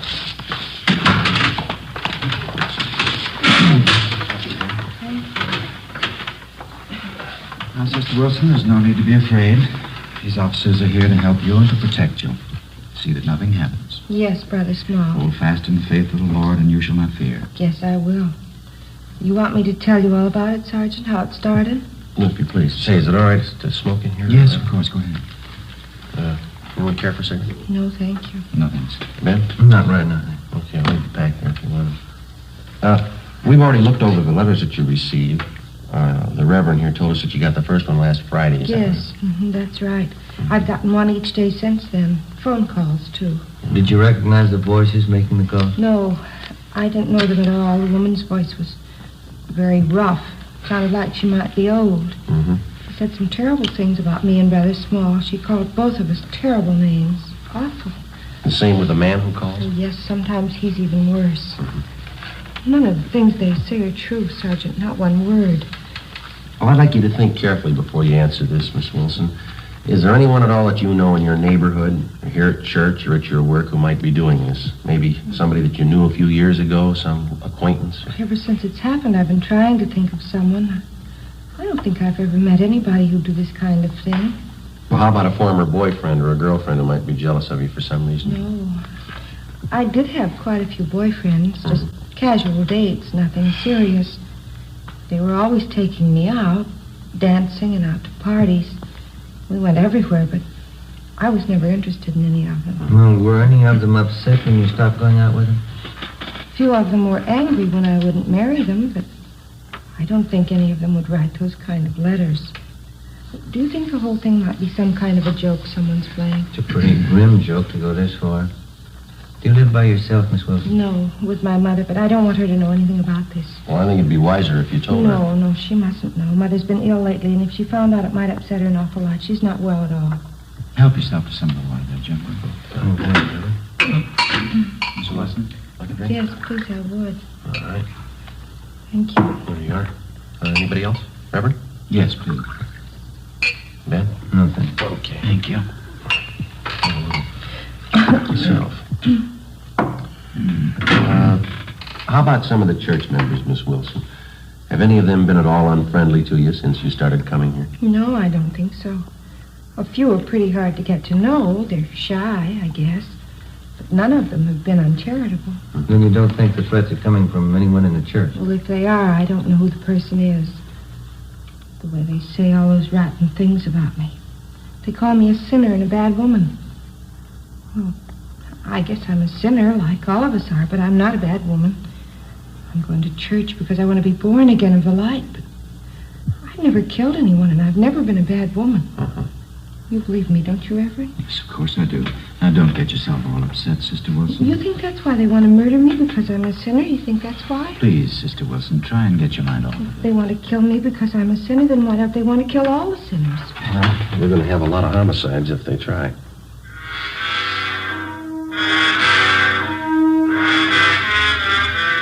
"10 p.m. Together with Sergeants Raines and Bechtel, we tailed Dorothy Wilson to her home. She parked her car at the rear and went inside. A stakeout was placed on her house. The next morning, we took the threatening letters which the Wilson girl had received and asked Don Meyer in handwriting to check them over. During the next 5 days, we checked thoroughly into the background of Dorothy Wilson. We talked to her relatives, her employers, all her friends, past and present. We had no good reason to suspect any of them. We checked out the people at the church, and they were clear. Both Reverend Small and the Wilson girl continued to receive more threatening letters. Some of the language and the accusations were pretty foul. Still, no outward attempts were made on the life of the Wilson girl. A week after we started on the case, we tallied up our findings. They seemed to make sense. We talked it over with Raines in the squad room. Don Myers checking those letters and a sample of the Wilson girl's handwriting, isn't he? What's he got to say? The letters written in longhand are signed to Sister and the Lord, and the typewritten letters are signed Brother D.R. Grizzle. Yeah, I know that. Don says all the letters were written by the same person. How's he figure? Well, similarities in phrasing, same mistakes in spelling, typewritten and longhand both. Signatures on the Griswold letters match the handwriting in the other letters. They were only dealing with one suspect. And Don Meyer seems pretty sure of it, yeah. Well, how does the Wilson girl's handwriting check out? He's working on that. Where's that leave us? You've been on stakeouts at the Wilson girl's home a few nights. Haven't you noticed anything peculiar about the setup? How do you mean? Something that didn't fit? Something that didn't quite jive? No, I don't think so. Well, just that business about her car. Thought that was a little out of line. Yeah, it struck us the same way. Girl always seemed frightened enough about the situation when she's around us, but when she thinks she's alone, it looks to me like she takes it a little differently. Yeah. Every night when she drives home, she parks her car in that dark garage. Must be at least 50, 75 yards from her house. Yeah. I've never seen her look particularly nervous when taking that long walk to her front door. Well, sure, the normal reaction for a frightened woman would be to park the car right in front of the house and then hurry inside. She hasn't done that once. How about all those friends of hers you guys checked out? Anything there? Well, we've been staked out at her house, at the church, and her work. You know that. There's not a thing. Checked with some of her ex-boyfriends, too. Nothing there? Well, the Wilson girl told us that some of the boys had proposed to her. We couldn't find one who'd admit it. They all said she was a nice girl, but they didn't propose marriage. Those threatening phone calls are another thing. Both the pastor of the church and Dorothy Wilson got letters, but only the girl received a phone call. Yeah. Well, logically, if the Reverend got the letters the same time as the girl, he should have been getting phone calls, too. He hasn't received the one. Well, it could be accidental. Whoever wants to kill the girl might figure the Reverend would recognize his voice. Well, it's possible, but you remember that story that the Wilson girl gave us about her mother. Remember that? She didn't want her to know about the letters because her mother was sick. Well, we checked with her mother's doctor, and Mrs. Wilson hasn't been sick in 5 years. Yeah, how about that? What do you figure? I think the girl's a fake. Everything we knew about the case of Dorothy Wilson, everything we'd learned through questioning and observation seemed to point to one definite conclusion. Dorothy Wilson, for one reason or another, was writing the threatening letters to herself. As for the warnings that she got over the telephone, we only had her word for it. We took our findings to Captain Steed and laid out the case for him. He directed us to stay on it for a few more days until we could find enough evidence and testimony to prove out our theory. The following day, Dorothy Wilson received a letter more threatening than any of the previous ones. Reverend Small also received a copy of the same letter. Again, Don Meyer's opinion was that they were written by the same person.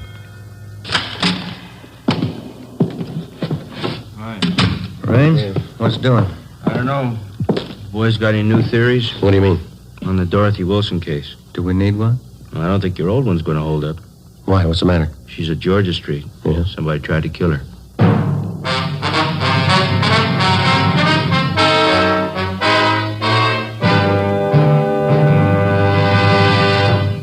You are listening to Dragnet, authentic stories of your police force in action. Oh, no.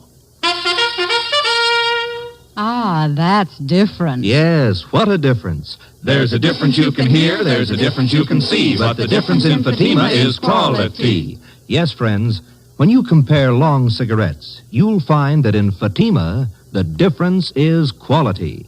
Quality of tobaccos, the finest Turkish and domestic varieties, extra mild and superbly blended to give you a much different, much better flavor and aroma than any other long cigarette. Quality of manufacture. Smooth, plump cigarettes rolled in the finest paper money can buy. Quality even to the appearance of the bright, clean yellow package. Carefully wrapped and sealed to bring you Fatima's rich, fresh, extra mild flavor. Fatimas now cost the same as other long cigarettes, but your first puff will tell you... Ah, that's different. Yes, in Fatima, the difference is quality. Ask your dealer for Fatima, the quality king-size cigarette. Best of all, long cigarettes. Start enjoying Fatima tomorrow.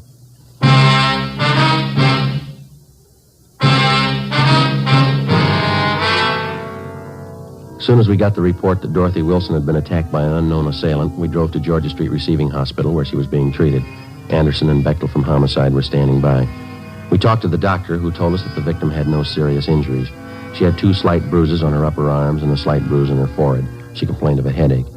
While the doctor made out his report, we questioned the Wilson girl. She told us that she'd gone to the Church of the Holy Book at 6 o'clock that night after work. She told us that she wanted to pray before the start of the regular service at 8:15 p.m. We asked her exactly when and where the attack occurred. At about 6:30, I felt a little tired. I told the officers on duty at the church I thought I'd get a little rest before services started, and then I went into the ladies' dressing room and laid down. That's where it happened. It was terrible. Did you see the person who tried to hurt you? No. I was lying down with my eyes closed, and he must have come up from behind. Put his hands around my throat and started to press tight. It was awful, just awful. What happened then, Miss Wilson? Well, I fought as hard as I could. I kicked and scratched him, and I guess I hurt him because he let go of my throat for a minute. After that, he pulled me down on the floor. I remembered that. And then he put his hands around this part of my head like this. Mm-hmm. The other officers told us that one of the choir members, Mr. Sherman, found you unconscious in the choir room. Is that right? Yes.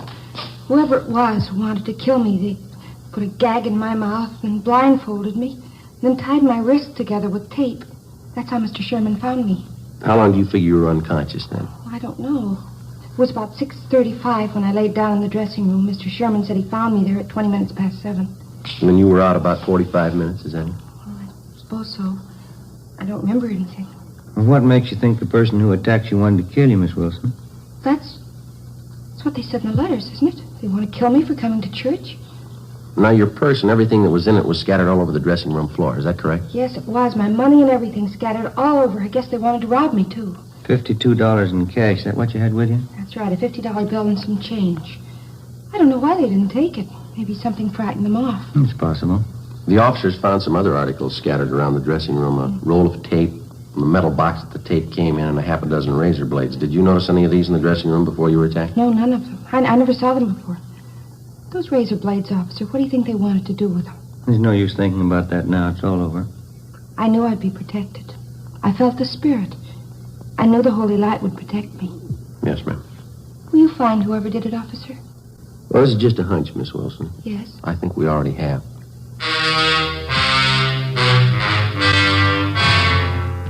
Before we left Georgia Street, we talked to the doctor in charge and got a release for the patient. Dorothy Wilson agreed to drive back with us to the office to make out a crime report. On the way, she seemed to lose most of her nervousness. She was relaxed and she talked quite a bit. Religion's a great comfort to me, Sergeant. I think it's a great comfort to anybody, don't you? Yeah, I do. Maybe I'm different from most girls, but I get an awful lot out of my church. It's like Brother Small says, you have to be born again of the Holy Light if you really want to live. Don't you think so? That's right. I don't know what I'd do if it wasn't for my religion. No, I used to have a lot of boyfriends. Of course, I don't care for any of them anymore, but when I was younger, they were always taking me out all the time. Yes, so? Yes, I had a good time when I was younger, going out to dinner, dancing, parties. Fellas were taking me out all the time. Of course, that was when I was younger. You're not much over 25 now, are you, Miss I'll be 27 in August. That's pretty old for an unmarried girl, but I'm not worried. You get interested in more important things when you get older, isn't that right? Oh, yes, that's right. I remember when I was in junior college, how boy crazy I was. I remember that junior prom I went to. Seems such a long time ago. Yeah. I had the most beautiful white dress, Sergeant, with sequins. And the skirt was all white net gathered in here at the waist, and it flared out real full. I went to the dance with one of the big football players. He looked so nice in his blue suit. His name was Stanley. I knew him for a long time. He's one of the fellows who asked me to marry him. I guess I was too particular. I just couldn't see any of them. Would you mind if I laid out a few facts for you, Miss Wilson? Well, not at all, Sergeant. Go ahead, please. Now, I'm not trying to embarrass you in any way, but since we've been on this case, we've checked with just about all the friends that you've had in the past few years, and that includes your boyfriends, of course. None of the fellows that you've mentioned say they've ever proposed marriage to you. Say they've been out with you once or twice, but that's all. Oh, well, you probably didn't talk to the right fellows. You probably got the names mixed. No, ma'am, we didn't. We talked to the right people. Well, I can't understand that. Neither can we, Miss Wilson. Well, what difference does it make anyway? I wasn't interested in them. I wouldn't have married them anyway. Going out and dancing, parties, that's all they were interested in. What reason did you have for lying to us? Parking in a car, necking with girls, trying to take advantage of them. That's all those fellas wanted. Some of the silly girls they married. Well, I don't... You discover a lot more important things when you get older, Sergeant. No, I don't think that's the point. Why did you lie to us about it? I don't know, really. Maybe I didn't have a reason. I just didn't remember right, I guess. Well, you're sure you remember right about what happened tonight? What do you mean? It just happened. Of course I'm sure about it. Someone tried to kill me. Might as well park on Spring Street, Ben. It's pretty clear this time of night. Yeah, okay. Sergeant, I wish you'd tell me what you're getting at. What are you thinking? Well, there's still a few things that we're not too sure of, Miss Wilson. We'd like to clear them up. What aren't you too sure of? I told you everything I knew. I was lying down in the dressing room and somebody tried to kill me. I told you all about it. Well, you told us you were unconscious about 45 minutes, didn't you? Well, yeah, 40 or 45. No, we talked to the doctor at Georgia Street, and from the way you described the attack, it would have been just about impossible for anybody to make you unconscious that long by pressing his hands against your head. Well, but he hit me on the head, too. You can see the bruise here. Well, yes, ma'am, I know, but that's very slight. The doctor says that couldn't have done it either. In just a minute, I'll get the door here. Let you out, Miss Wilson. What else aren't you sure of? Well, your wrists were taped individually. Now, if somebody wanted to restrain you, they probably would have taped them together, wouldn't they? Well, I don't know what they would have done. All I know is they wanted to kill me. They said so in those letters. We're not too sure of those letters either, Miss Wilson. What? What aren't you sure of? Where they're coming from and who's sending them. We do know they were all written with the same person. Well, how do you know that? They're signed by two different people. Our handwriting man checked them over. He says you're written with the same person. You might as well have it straight, Miss Wilson. Well, if we're going to talk, can't we do it inside someplace? Please, I'm tired. Oh, I'm sorry. All right.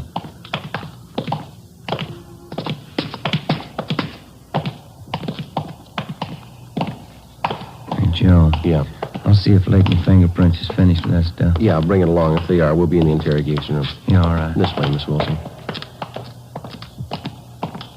A man I know used to be on the police force. Nice fellow. We used to go out all the time together. Oh, that's so. What's his name? Well, that's funny. I don't remember. He's an awfully nice fellow, though. We used to go dancing every week. Mm-hmm. Here we are. Go right ahead. I started questioning Dorothy Wilson, but she wanted to talk about everything except what concerned the case. Dean Bergman and Leighton Fingerprints had already checked each article that was found at the supposed scene of the crime. The Wilson girls' prints were all over them. Did you write those threatening letters to yourself, Miss Wilson? I don't understand. Why do you ask me something like that? Did you write the letters to yourself? You know that's not a fair question, Sergeant. I don't know what you consider fair, but we'd like to know, did you write the letters? Do you know what it is to pray, Sergeant? I mean, really pray? What's that got to do with it? I've been praying all my life. I've been praying hard. Ever since I was a little girl. We'd like to have your answer our question, Miss Wilson. I think you'll understand. This is the answer, Sergeant. I can feel the Holy Spirit in my heart. I know you'll understand. Yes, ma'am. I've been praying for an awfully long time, Sergeant. When I was a little girl, 6 years old, I was praying. Night and day I said my prayers, but there never seemed to be any answer. I never could understand it because I only prayed for one thing. I didn't think it was too much to ask. What was that? I wanted people to know me, Sergeant. I wanted people to know me and like me, that's all, but it never seemed to happen, even when I was a little girl. Don't think I quite follow you, miss. You've got to understand me. Nobody else does. From the time I was a little girl, 6, nobody ever seemed to care if I was around or not. I always tried to make friends, tried to make people like me. I tried very hard, but nobody seemed to care. Nobody even noticed me. Nobody ever noticed me. You mean that's why you wrote those threatening letters to yourself, so that you'd be noticed? I wanted somebody to care about me, that's all. I wanted them to know who I was. Dorothy Wilson. I wanted to walk down the street and have people nod and have them say, that's Dorothy Wilson. There goes Dorothy Wilson. Just for somebody to care, that's all, Sergeant. Just for somebody to care. Well, then the whole thing's purely your imagination. You wrote the letters to yourself, and you pretended somebody attacked you. And all the rest. God told me to do it, Sergeant. He told me to make myself noticed. To stand up and make people know me. I'm sorry for it now, but it didn't hurt anyone, did it? Well, ma'am, you had an awful lot of people working for nothing. Oh, I'm sorry. It was so nice while it lasted. People looking after me, caring about where I went, what happened to me. It's the first time anybody ever really noticed me. It was that important to you? People knew who I was. Dorothy Wilson. They all noticed me. I feel better now that it's over. Oh, there's one thing I've got to tell you, Sergeant. Yes, ma'am. Remember driving here in the car I told you about that junior prom I went to? That time I had a beautiful white net dress with a full skirt, the beautiful new white dress. Yes, ma'am, I remember. What about it?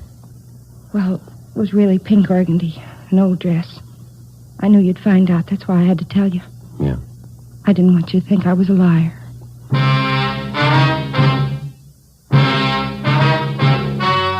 The story you've just heard was true. Only the names were changed to protect the innocent.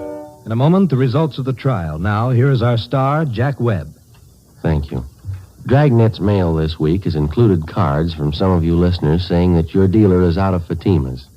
Thank you. We've done something about that. Now, if any more of you find a dealer fresh out of Fatima's, send me his name and address, and we'll do something about that, too. Write me, Jack Webb, Post Office Box 951, Hollywood. And, Mr. Dealer, don't wait a day. Step up your orders for Fatima. Get in on this ever-increasing demand for the quality long cigarette.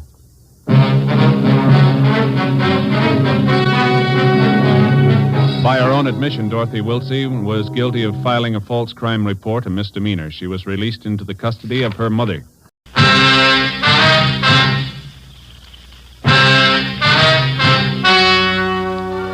The story you are about to hear is true.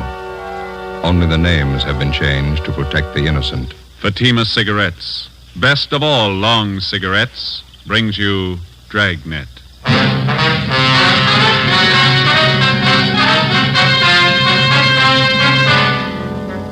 You're a detective sergeant. You're assigned to narcotics detail. A gang of veteran dope peddlers moves into your city. They offer $100,000 worth of heroin for sale. They make their contacts. They're ready to do business. Your job, stop them. You'll be amazed when you compare Fatima with other long cigarettes. Buy a pack of Fatimas. You'll find they now cost the same. Light a Fatima. Your first puff will tell you... Ah, that's different. Yes, what a difference. In Fatima, the difference is quality. You see, Fatima is the quality king-size cigarette because it contains the finest Turkish and domestic tobaccos superbly blended. And Fatima is extra mild with a much different, much better flavor and aroma than any other long cigarette. Because of its quality, its extra mildness, its better flavor and aroma, Fatima has more than doubled its smokers coast to coast. Try comparing Fatima yourself. Fatimas now cost the same as other long cigarettes, but your first puff will tell you... Ah, that's different. Yes, in Fatima, the difference is quality. Ask your dealer for Fatima, the quality king-size cigarette. Best of all long cigarettes. Start enjoying Fatima tomorrow.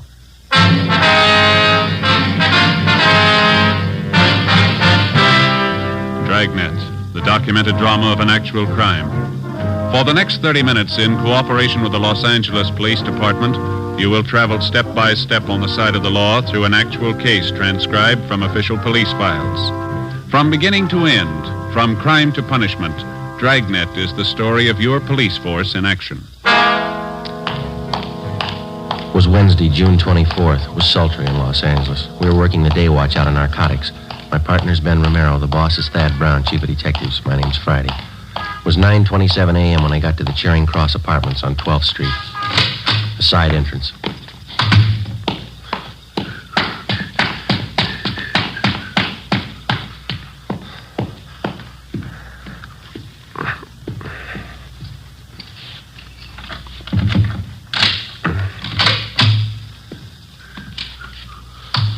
Hi. Hi. Anything doing? Nothing.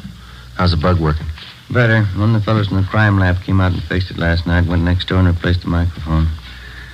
I'm getting real sour on this detail, Joe. Well, here, let me take over for a while, huh? Yeah, you bet you. Here. My ears feel like a couple of baked cauliflowers. 2 solid weeks holed up in this place with a pair of earphones on. Yeah. What do we got to show for it? That woman next door hasn't even mentioned narcotics in 2 weeks. All she does is eat, sleep, and play solitaire. Goes out for groceries once in a while. Hold it. Somebody ringing the buzzer next door. First visitor in a week. Yeah. Just a minute. Yes? Your name is Maywater. That's right. What is it? I talked to a friend of yours, George. Thought it might be a good idea if I looked you up. What do you want to see me about? Well, it's business, Miss Washburn. Could we talk inside? All right, come on in. Let me plug in these earphones, Joe. Yeah, go ahead. I'd like to introduce myself, Miss Washburn. My name's Howard Scully. You and George were former associates, I understand. We worked together a little. What can I do for you? Well, George and I are old friends. We were in business in Hong Kong before the war. He's a nice fellow, George. I have a date downtown in half an hour. I don't have much time to talk. Sorry, I didn't realize you were in such a hurry. I'll get right to the point. Yeah.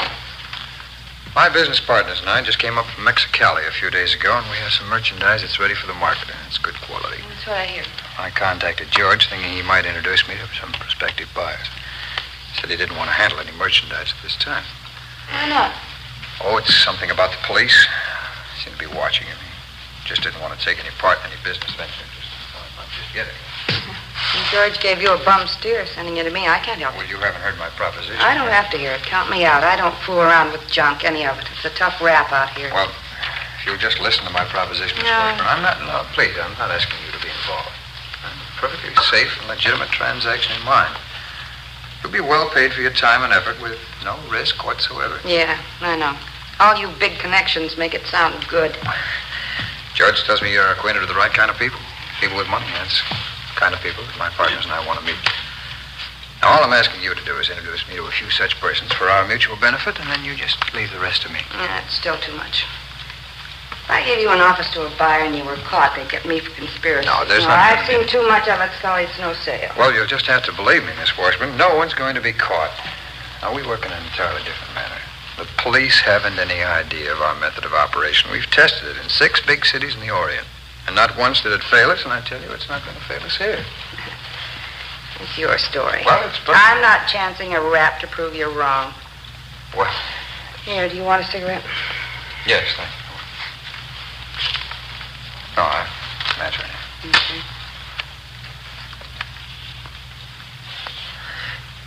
Thanks. Now, I'm only asking one thing, Miss Washburn. An introduction to the right party, and that's all. Now, you know my reputation. I'll make it well worth your while. If the connection is right, you can live on your take for the rest of the year. I don't have many friends, just a few, and I So? guaranteed for my payoff. Well, I can deposit the money with George. He'll hold it until the deal is made. You'll be real rich, Miss Washburn.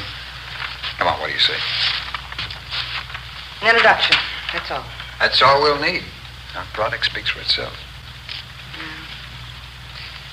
I know a fellow out in Hollywood. His name's McMillan. I can call him and tell him to meet you. That'll be fine, huh, Sue? I'm not going to introduce you. No, that won't I'll be- set up a meet for you, that's all. All right, that's all we ask. Do you have this, Mr. McMillan? McMillan. You have him meet me tonight? I think so, yeah. Yeah, that's fine. Now, tonight at 11:30, I'll be at the corner of 7th and Alameda. Now, remember this now. Yeah, all right. Corner of 7th and Alameda at 11:30 exactly. I'll have on a gray coat, and I'll be carrying a book. Now, McMillan shouldn't have any trouble recognizing me. You just tell him to walk right up to me, put out his hand, and say, "My name's McMillan," that's all. I'll know if he's the right party. "My name's McMillan." That's all he has to say. All right, I've got it. I'll pass it on to you. Fine. Well, I'll make arrangements with George as soon as possible to take care of your fee. Thank you very much, Miss Washburn. Not at all. Just don't be too sure of yourself. The fuzz in this town could smell a bite 3 miles away. We'll take care of the police, Miss Washburn. The system should teach them a few lessons. Well, goodbye, Miss Washburn. Thanks very much. Yeah. Don't come here after this. Call me on the phone. Certainly. Goodbye. Joe, wait a minute. She's going for the phone. Come on.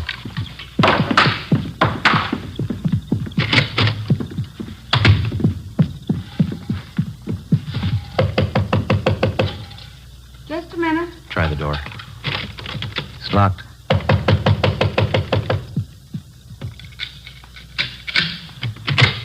What do you want? Police officers. All right, what's the pitch? Like to talk to you downtown. About what? Howard Scully. What about him? We know why he was here. Get your coat, please. I haven't done anything. Come on, lady, let's go. I told Scully I didn't want in. He made the proposition, but I didn't buy it. You know that. I didn't buy a word of it. We did. Before the suspect was taken downtown, we informed her landlady to tell anyone that she'd be out of town for a week. That information was to be passed on to any of her friends or business acquaintances who might try to contact her. After that, we took May Washburn back to the office. After being questioned thoroughly, she was detained for further investigation. At 2 p.m., Ben and I met with Captain Kearney, Central Narcotics, and Inspector Virgil Beckner, State Narcotics Bureau, Southern Division.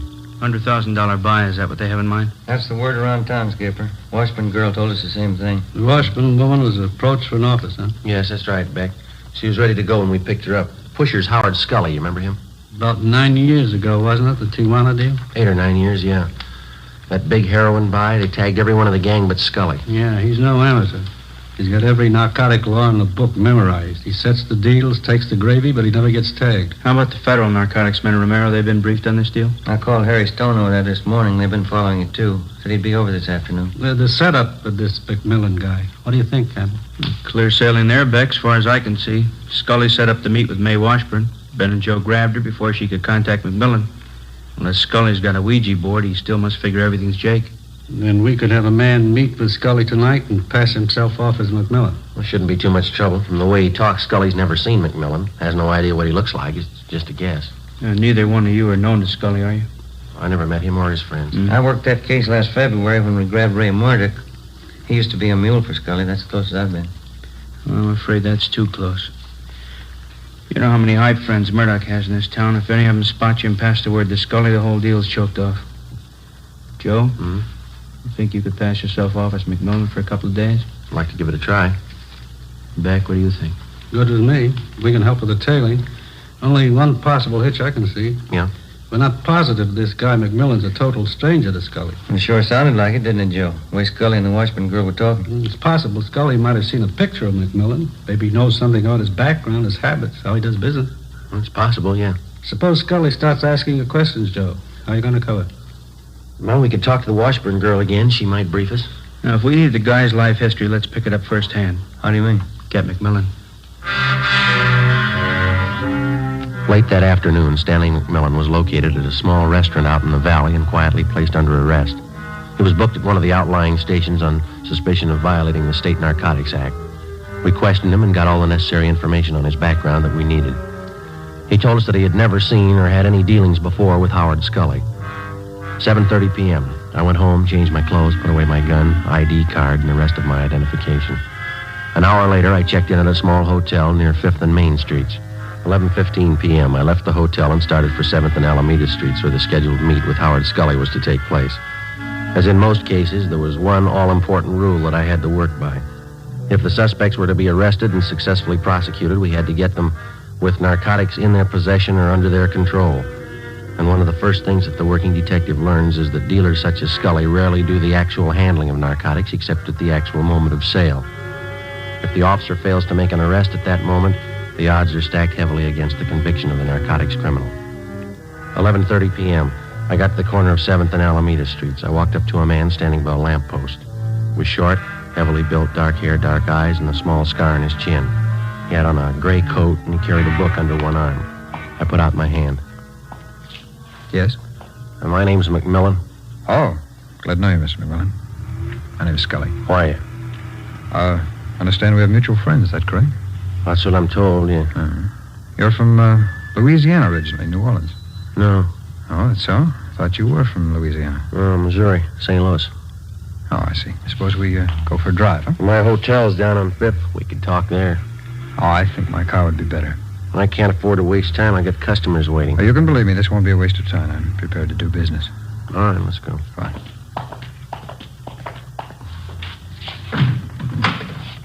No, go ahead, McMillan. All right, thanks. Oh, will you raise that handle on the other side so I can get in? Yeah, sure. Fine. Thank you.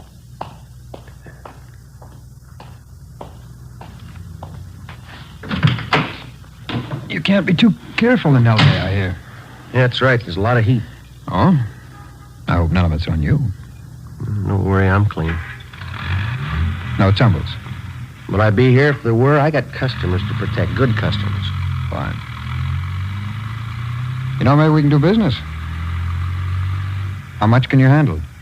How much you got? Well, how about 10,000 worth? Standard rate, full measure. Hardly cut at all. Sounds fair.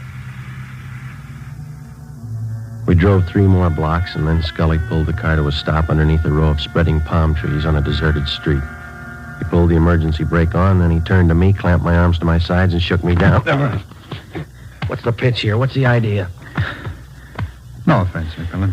Simple precaution in case you had a gun. What do you take me for, mister? I'm not used to doing business this way. That might go real great in the East, but it's nothing out here. Oh, no. I said no offense. This is a hot town. You could be a fuzz. You can't be too careful. You know that. Yeah, well, you don't have to pull that careful stuff with me. Who set up this meet, anyway?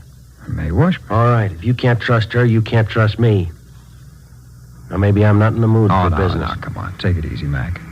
We work this right, and we both got a good deal. Well, let's get to the point. Where's this stuff? You bring the money, we'll bring the merchandise. Wait a minute. The car that pulled up behind us. Let's get out of here. Oh, you're nervous, Mac. Relax. That's my partner. Come on, I'll introduce you. All right.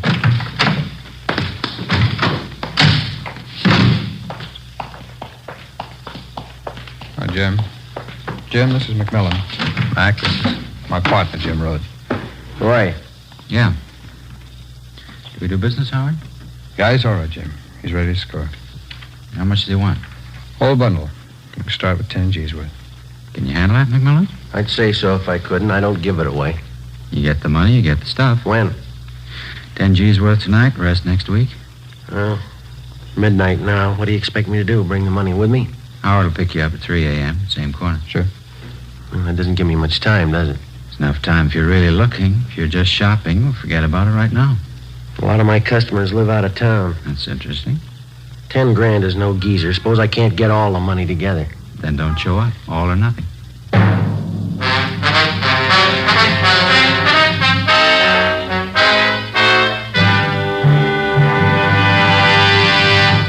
You are listening to Dragnet, authentic stories of your police force in action. Oh, no. Ah, that's different. Yes, what a difference. There's a difference you can hear, there's a difference you can see, but the difference in Fatima is quality. Yes, friends, when you compare long cigarettes, you'll find that in Fatima, the difference is quality. Quality of tobaccos. The finest Turkish and domestic varieties, extra mild and superbly blended to give you a much different, much better flavor and aroma than any other long cigarette. Quality of manufacture. Smooth, plump cigarettes rolled in the finest paper money can buy. Quality even to the appearance of the bright, clean yellow package. Carefully wrapped and sealed to bring you Fatima's rich, fresh, extra mild flavor. Fatimas cost the same as other long cigarettes, but your first puff will tell you... Ah, that's different. Yes, in Fatima, the difference is quality. Ask your dealer for Fatima, the quality king-size cigarette. Best of all, long cigarettes. Start enjoying Fatima tomorrow.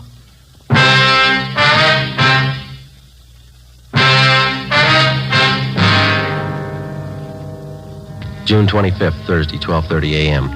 I had 2.5 hours to raise $10,000. The narcotics dealers, Howard Scully and his partner, Jim Rhodes, had laid it out for me. Either I had the money by 3 a.m. or there was no deal. If it failed to come off, our plan to trap the narcotics gang would be worth nothing. Rhodes and Scully could possibly find another buyer without our knowledge, make a deal, and flood the market with their store of narcotics. I knew it'd be impossible to get the $10,000 together. We had only one alternative. Fake our way as best we could. I went back to the hotel, put a call through to Captain Kearney at the office, and told him what had happened. He went to work on it. From the Narcotic Details Emergency Fund, set up for such purposes, we got together $600. From Chief of Detectives Thad Brown, Deputy Chief White, the State Narcotics Bureau, and anyone else available by phone, we succeeded in rounding up another $350. 2:30 a.m. The money was tied in 2 small bundles, with hundreds, 50s, and 20s on top. $1 bills were sandwiched in between. The 2 bundles were placed in a briefcase and delivered to me at the hotel on 5th Street. A gun was also in the briefcase. I took it out, put it in my pocket, closed the briefcase. 2:45 a.m. I left the hotel with the money and started for the big meet. 3 a.m., 7th and Alameda. McMillan, how are you? Scully? We're down this way. You have the money? Well, your pal said all or nothing. I got it. Let's have a look. How about the merchandise? We can check it in the cards right down here. Rhodes? Hi. The money? Yeah, that's right. I got the money. Now, how about a look at this stuff? I'd like to know what I'm buying. We can stop on the way for a sample. Okay, Howard.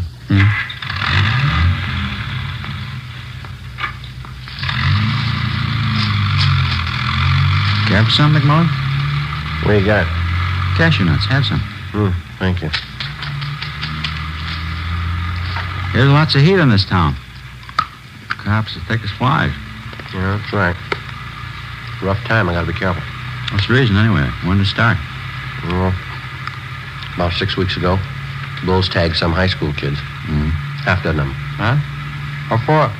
Well, they were regular hypes. Just punks, 18-year-olds. A couple of them were 17. Young squirts. Yeah, and the heat's gonna get worse. One of the punks cashed in yesterday. Read it in the paper. Overdose. Not gonna help business. Well, I'll tell you one thing. I'm playing it close. I got good customers, and I'm not gonna risk my neck. How much stuff you think you can handle a month, McMillan? No thanks, no more. Oh, I got about 30 mainliners. They're regular and they're sure. 8-10 ounces a week, but they like good stuff, no alley hype junk. Howard must have told you it's all we handle, good stuff. If it goes right, we could make it a permanent connection with you. Well, I'd like to see what you're offering first. We'll have a good look. All right, Howard, you know where to pull up. Yeah.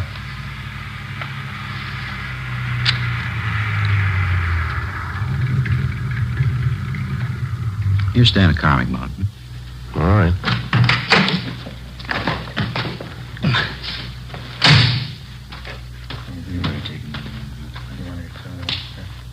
Yeah.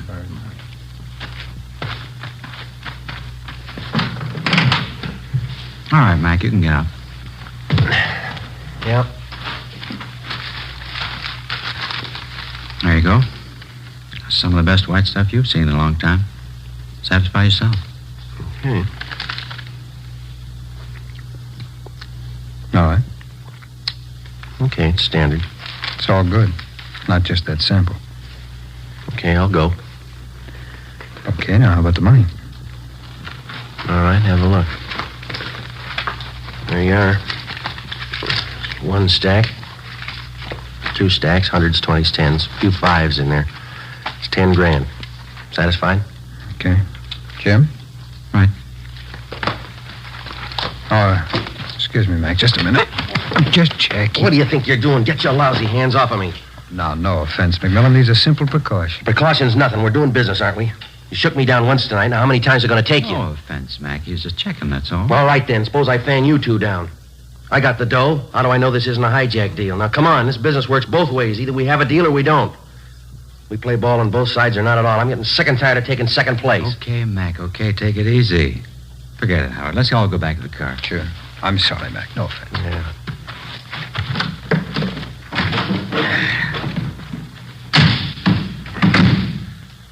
Okay, let's close the deal. Where are we going to go? Don't worry, it's a safe place. Okay, Howard.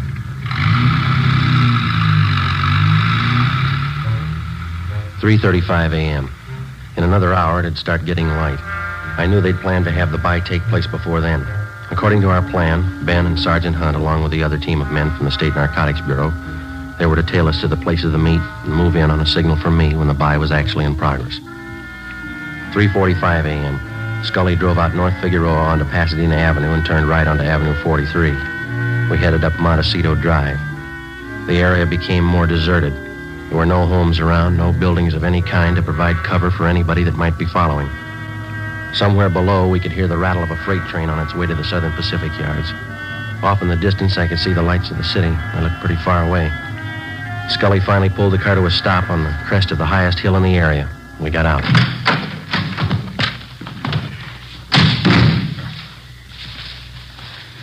What do you think, Mac? Well, a nice view. Yeah. Spent a long time finding this spot. It's foolproof. Yeah? Bring him over here, Jim. Let's show him. Come on. See there?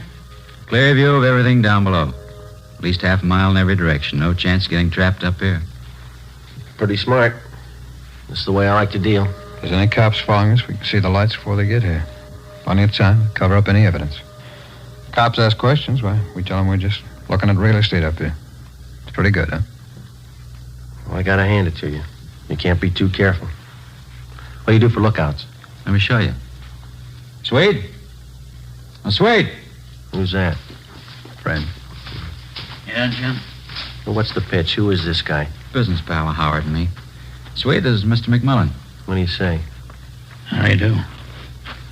Look, how many people do you need to make a buy, Rhodes, huh? Swede's a lookout.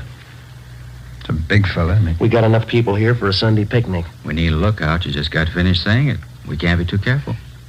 Well, come on, let's wrap it up. Where's the stuff? Swede, you want to get it? Okay, Howard. How far does he have to go? Close by. Stuff was put away down in the tall grass. Nobody ever found it. It's a good idea. I like the way you operate. Swede will have the stuff for you in a minute. Well, how about the money? Should we count it? Rather wait till Swede gets back. Okay. Let's wait for the car. Can't beat this spot, can you, McMillan? No, it's good. You had no idea how much time we spent looking for it. You did real good. Yeah. Here you go. Okay, thanks. Now the money, Well, how about counting it out here, huh? I'd feel better keeping an eye on that road down below. Okay, good idea. Well, let's count it, Mac, huh? Yeah, all right. There you go. There's one bundle, and there's the other.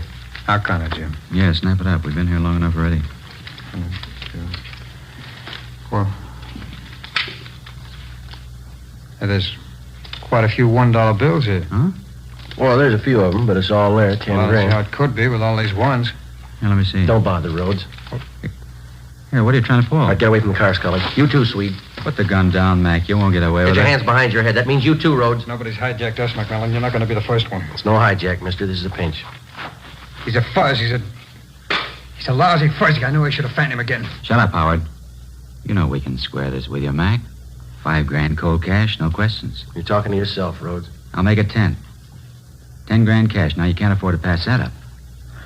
Come on, how about it, Mac? You're human just like we are. You can use the dough. You keep your hands behind your head, mister. Use some sense, copper. Swede's as strong as a horse. I could put him on you, he'd break every bone in your body. You're gonna have to get past this gun first. You're not going to stop all three of us. How do you think you're going to get back to town? Don't worry, you won't have to walk. You'll never get us downtown. Swede'll break you in half. He'll kill you. You just gave me an idea, Rhodes. Huh? You're pretty tough. Shouldn't bother you. I'll kill the Swede right now. You and Scully can carry his body in front of me. We'll start walking down that road and we hit the nearest place with a phone. I think that'll take care of it, won't it? He hasn't got the guts, Jim. Turn around, Swede. Oh, look, don't kill me, mister. I'll go with you. Don't shoot. Turn around. Stay where you are, Scully. Don't kill him, copper. Don't kill Swede. We'll do anything you say. Somebody coming. Look, Mac, we'll give you every dime we own, $50,000. Now tell him nothing's happened. Ben, over here. 50 grand, Mac. You can't lose. Right, Joe. Back. Back over this way. The three of them, Ben. Okay. All right, behind your back. Come on. Couldn't get here any sooner, Joe. Had to park at the bottom of the hill if they'd have seen us. Stand still, mister. Yeah. We circled around on foot and climbed up through the grass. I was beginning to think I lost you. All right, you two. Get him behind your back. Back. Hi, Joe. Here's the junk right here. These 2 packages. Good.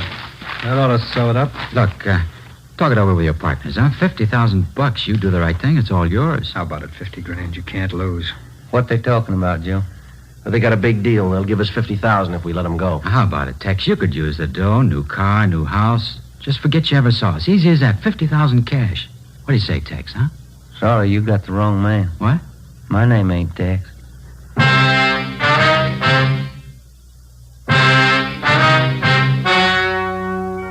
The story you have just heard was true. Only the names were changed to protect the innocent. In a moment, the results of their trial. Now, here is our star, Jack Webb. Thank you. In his training, the working detective is taught the importance of thoroughness. He has learned never to overlook even the smallest detail. What may seem unimportant to the novice may well be the one thing to help the working detective successfully culminate his case. So with a cigarette.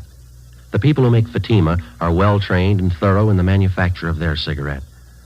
Fatimas contain the finest Turkish and domestic tobacco superbly blended. And pack after pack, Fatima is extra mild. If you're a long cigarette smoker like I am, smoke Fatima. They cost the same, but in Fatima, the difference is quality. Smoke Fatima.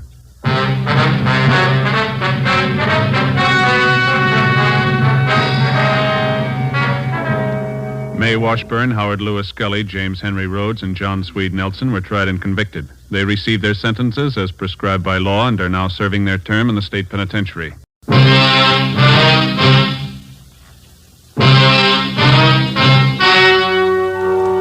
The story you are about to hear is true. Only the names have been changed to protect the innocent. Fatima Cigarettes, best of all long cigarettes, brings you Dragnet.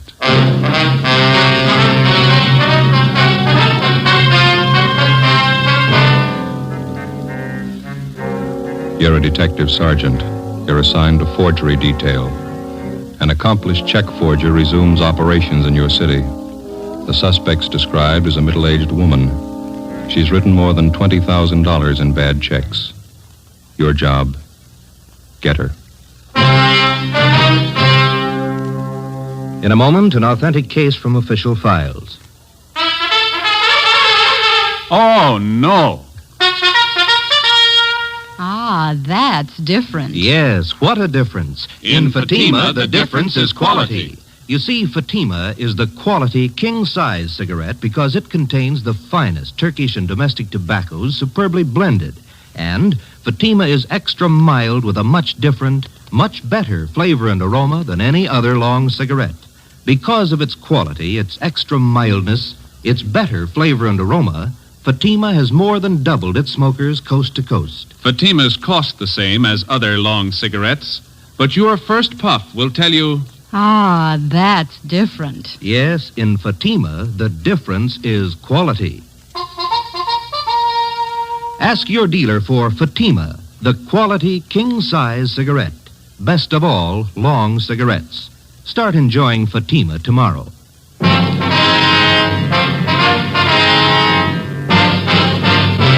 Dragnet, the documented drama of an actual crime. For the next 30 minutes, in cooperation with the Los Angeles Police Department, you will travel step by step on the side of the law through an actual case from official police files.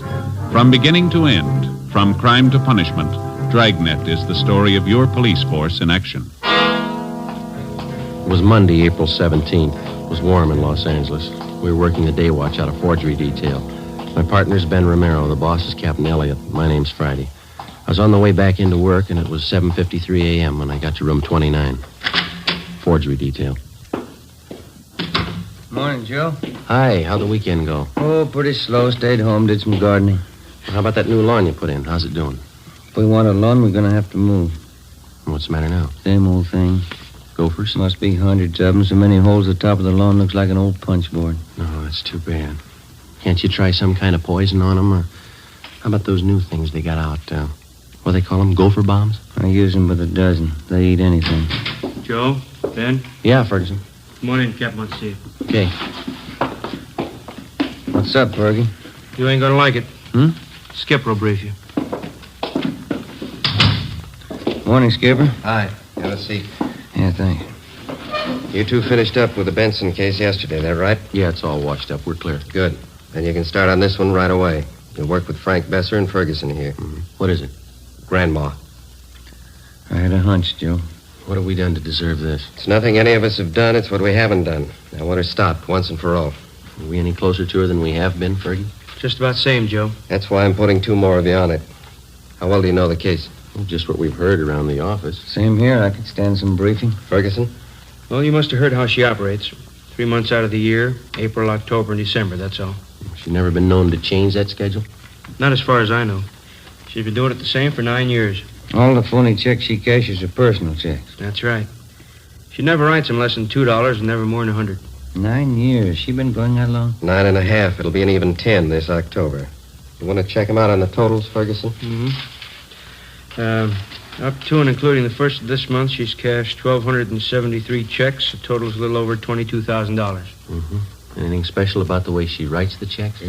Nothing but the signatures. There's an alias list on her that'll knock your eye out, more than 200 different names. Her description's still the same, about 50 years old, kind of plump, nice face. A few minor changes.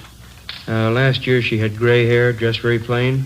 This year she dyed her hair black, dresses a little more expensively. 9 years. That's a long streak of luck for any paper hanger. That's just it. This old gal's not just an ordinary paper hanger. She's no amateur, don't get me wrong, but she doesn't operate like any check forger I've ever known. She contradicts part of her M.O., part of it she doesn't. She takes chances an ordinary paper hanger would never take, and she gets away with them. Take a look at just one of these exhibits. Yeah? This one here.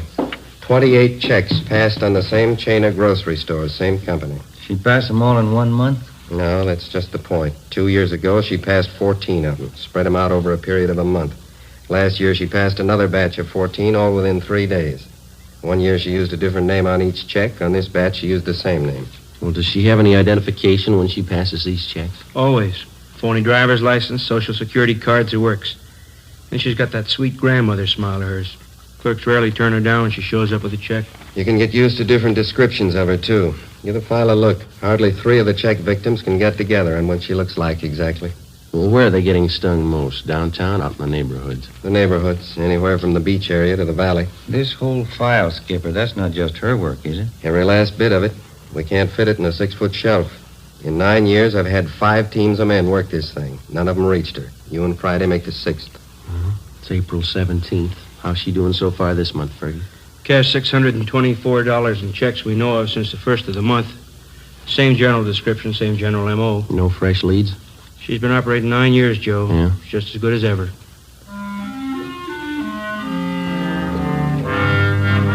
To the working detective, there's no tougher job than tracking a lawbreaker who's half professional and half amateur. You can expect a criminal who's entirely professional to react generally the same in a given set of circumstances. And the same with the amateur. But take the two, the professional and the amateur, and intermingle their possible and probable reactions. You'll likely have a sound reason why and how an elderly woman could victimize merchants with $20,000 in bad checks over a period of 9 years without being caught. Grandma, as she'd come to be known, worked only 3 months out of each year, April, October, and December. Her apparent fine sense of timing and her knowledge of psychology was far and away superior to that of the ordinary paper hanger. If the file on Grandma was any indication, she apparently had been born to be a successful check forger. After Ben and I spent 3 days on the case with Sergeants Ferguson and Besser, we were almost convinced that there was only one way we could reach the suspect. She had to make a mistake. Fergie, how'd you do? Pretty sour. 4 checks in 2 days. What'd you fellas get? 2. Don Meyer checked the signatures. They're all hers. Here's our list if you're interested. Meat market out in Pico, $25. Grocery in West Hollywood, $48. 2 department stores downtown, $100 a piece. How do they describe the woman? Same old yarn.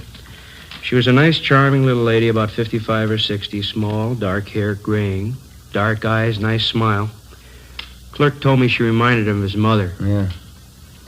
Now, how'd you make out on those two of yours? All about the same. Even the story about her looking like somebody's mother. One thing, sure. Her timing's just as good as it was 9 years ago. Downtown Merchants Association screaming again. They're looking for action. So are we. You talked to Captain today? Yeah, he's looking for action, too.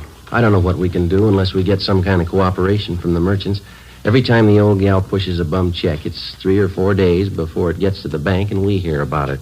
The trail's pretty cold by then. Yeah, Joe and I were talking just before you came in, Fergie. We can't expect too much to happen the way we're going. Any ideas? More men and more stakeouts. The captain says he'll buy that. That's about all we can do. Another 10 days and April will be over. Grandma'll be through pushing checks till October again. I don't know, Joe. Her formula's too perfect for me. There's got to be a flaw in it someplace. Yeah. You got out a bulletin of that revised description of her, Fergie? Yeah, it's all taken care of. Special notices were mailed out to merchants, too. Again? Yeah. Forgery, Romero? Yes, sir. Was that... That's so. Yeah, right away, thank you. Supermarket on Temple Street. Grandma. Hit him with 2 checks. Any lead? Clerk says you remind him of his mother.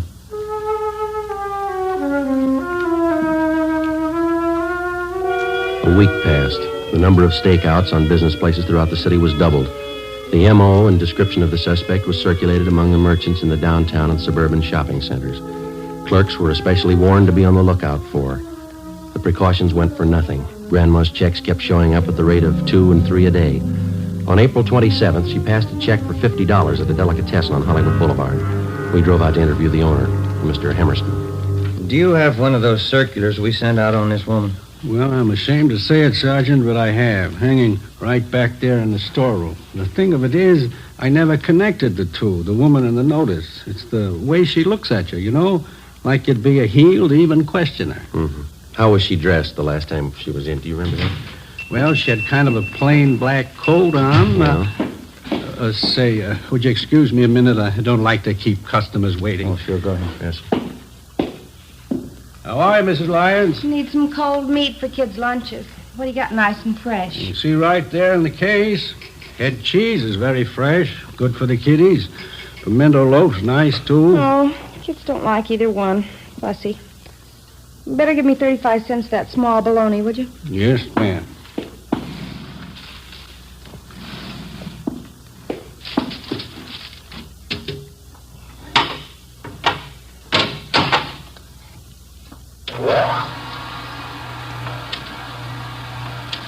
Kids are so fussy nowadays. Ought to be in Europe. That's what I tell them. They know what it is to go hungry.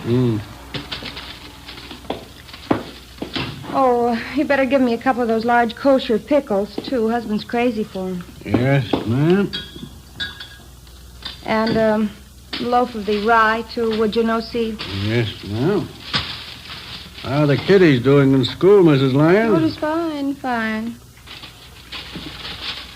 Marilyn's in the school pageant next month. She's going to be the queen. Oh, that's nice. Well, I don't know how nice it is.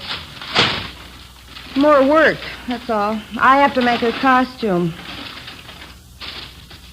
There you are, Mrs. Lyons.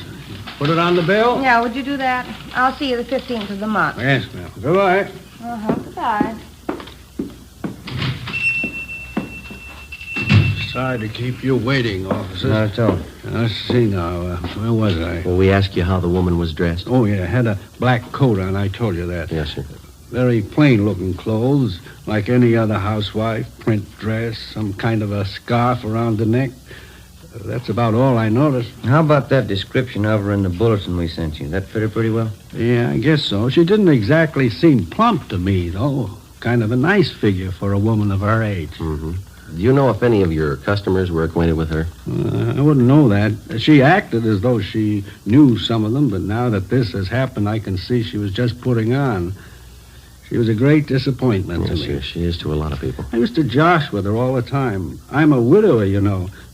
Thought once or twice I might even date her up. Is that so? Yeah, she seemed like a real good sport, joshing all the time, fine personality, just as homey as you please. Well, that fits in with the other descriptions. Are you ever going to catch somebody like that? 2 days later, on April 30th, right on schedule, the flow of bogus checks in Grandma's handwriting suddenly stopped. If she continued to work by the same timetable she'd been using for the last 9 years, she wouldn't start operations again until the 1st of October. During the next 5 months that followed, from May to the end of September, Besser, Ferguson, Ben, and I handled the usual run of check cases. At the same time, we used up every spare hour we had making preparations for the suspect's next appearance. Every businessman throughout the city who might be a possible victim was alerted. A revised description of the suspect, together with her M.O., was printed up and given wide distribution. Every possible precaution was taken. October came. Grandma started on the 10th year of her forgery career without a hitch. On October 1st, she cashed a check for $75 at a large downtown women's shop. As soon as we got the report, we went to the department where the check had been received. A fashion show was in progress. She's wearing a deep, wide velvet dinner suit, the newest shade for evening wear. You will notice the pencil slip skirt and the dolman 3/4 sleeves. Excuse me. Are you Mr. Montrose? Yes? What is it? Police officer, sir. Forgery detail. Oh, yes, that check. I wonder if you could hold on for just a moment. Yes, sir. Miss Janice Morgan next. She wears a gown of striking originality with rich but simple lines. A black dinner dress, a satin skirt with pannier points, a sculptured silk and latex sweater top with an oval neckline punctuated with ball fringe. Hey, Joe. What kind of outfit is that the model's wearing? I don't know. Not much to it. All right, officers. Would you like to step this way, please? Okay. Yes, sir. This is my office here. Well, I don't know what I can do for you, gentlemen. The check was passed. Very unfortunate occurrence. You okayed the check for cashing, is that correct? Yes, the sales girl handled the transaction. She showed me the check. I knew the signature, so I okayed it. Mary Walker? Yes, that's how this check was signed. What kind of identification did the woman have? Her charge account plate. You know, the small metal card, charger plates we call them. I recognized that in the signature immediately. You know this Mary Walker pretty well? She's one of our best customers.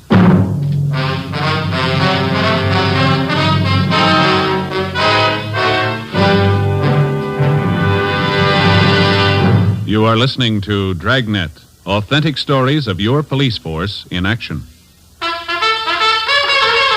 Oh, no. Ah, that's different. Yes, what a difference. There's a difference you can hear, there's a difference you can see, but the difference in Fatima is quality. Yes, friends, when you compare long cigarettes, you'll find that in Fatima, the difference is quality. Quality of tobaccos. The finest Turkish and domestic varieties, extra mild and superbly blended to give you a much different, much better flavor and aroma than any other long cigarette. Quality of manufacture. Smooth, plump cigarettes rolled in the finest paper money can buy. Quality even to the appearance of the bright, clean yellow package. Carefully wrapped and sealed to bring you Fatima's rich, fresh, extra mild flavor. Fatimas cost the same as other long cigarettes, but your first puff will tell you... Ah, that's different. Yes, in Fatima, the difference is quality. Ask your dealer for Fatima, the quality king-size cigarette. Best of all, long cigarettes. Start enjoying Fatima tomorrow.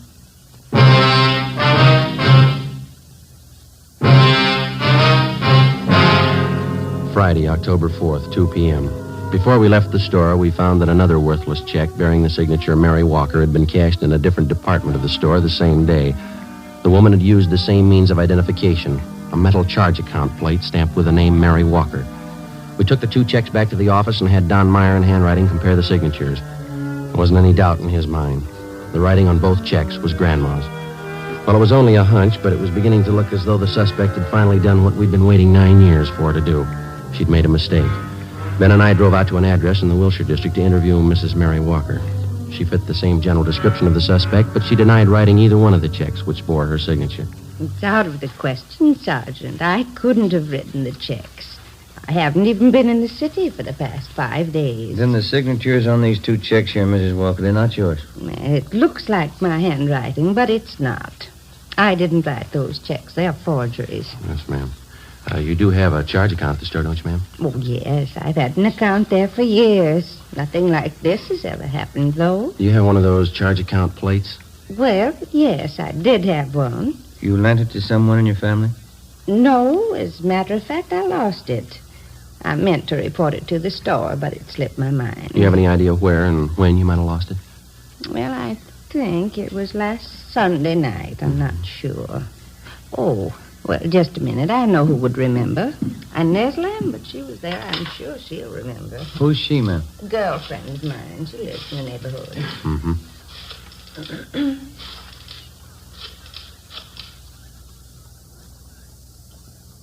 Hello, Inez. Mary Walker, Inez. Oh, just fine. And you? Oh, good. Say, Inez, which night was it we went to the Boosters Club meeting? Sunday? Yes, I thought that it was. Oh, nothing. Just some silly misunderstanding. Yeah, well, all right, Inez. Thanks for remembering for me. Yes, goodbye. It was Sunday night, Sergeant. Inez Lambert and I went to the neighborhood Boosters Club meeting. I'm sure that's where I must have lost it. Well, you think the charge account plate fell out of your purse, is that it? Well, either that or it was taken. Why do you say that, ma'am? Well, it's a serious thing. I didn't want to mention it. What's that? I left my purse on the chair next to me a part of the evening. When I got home, I thought I was missing a $5 bill from my change purse. I didn't notice at the time my charger plate was gone. Do you remember who was at that meeting, Miss Walker? Oh, 40 or 50 people at least. How many women would you say? Dozen or so, I suppose. I'm not accusing anybody of robbery, Sergeant. I know it's a serious charge to make. Do you know if one of the club officers might have taken a list of those present? Oh, they didn't have to. We do the same thing at every meeting. What's that mean? We all sign the attendance book when we leave. 3 p.m. Ben and I contacted the secretary of the Neighborhood Boosters Club. He gave us a list of those present at the Sunday night meeting of the club. As Mary Walker had told us, each person present had signed his or her name and address in the attendance book. We took the record downtown with us and had Don Meyer compare each signature on the list with samples of Grandma's handwriting. Number 32 on the list, fellas. That's it. Positive, Mick? No doubt in my mind. That's Grandma's handwriting. How'd she sign it? Mrs. Inez Lambert. We went down the hall to R&I and had him check the name Inez Lambert through the files. She had no criminal record. Together with Besser and Ferguson, Ben and I spent the next day and a half trailing Inez Lambert wherever she went. She fitted the description of the suspect perfectly. We questioned her friends and her neighbors. We dug back into every corner of her life for the past 10 years. The results were pretty amazing. We found that she was highly respected by everybody she knew. She was active in a dozen civic and church organizations. Her reputation was spotless. There was only one hitch. Mrs. Lambert's hobby was charities. By checking back, we found that during the past 10 years, she donated an average of $3,000 annually to various charitable organizations. Her husband's total annual income was $7,000. From her bank, we obtained specimens of Inez Lambert's handwriting. It matched almost perfectly with every signature in the Grandma file. Monday, October 7th, Ben and I called on Mrs. Lambert. Oh, yes, officers. Won't you come in? Mary Walker was telling me about you. Come in, please. Thank you, ma'am. Thank you. Mary told me about the things missing from her purse at the meeting. Is that what you're inquiring about? Yes, ma'am. We've got a few other questions to ask you besides that. Well, you sort of caught me at a bad time. Just getting ready to put some baking in the oven for dinner tonight. Would you mind very much if we talked back in the kitchen? I've got to get this done. No, not at all, ma'am. It's back this way. Oh, there goes my cream sauce again, boiled over. Just take a chair there, officers. I'll be right with you. Thank you. Thanks. This cream sauce is so temperamental. Can't take your eye off it for a minute. There. Shouldn't boil over now. Would either of you officers care for a cup of cocoa? Chilly out today. Well, no, thank you, ma'am. We only have a few questions for you. It won't take long. Yes? All right. Would you mind holding this bowl just a minute, Sergeant? Oh, yes.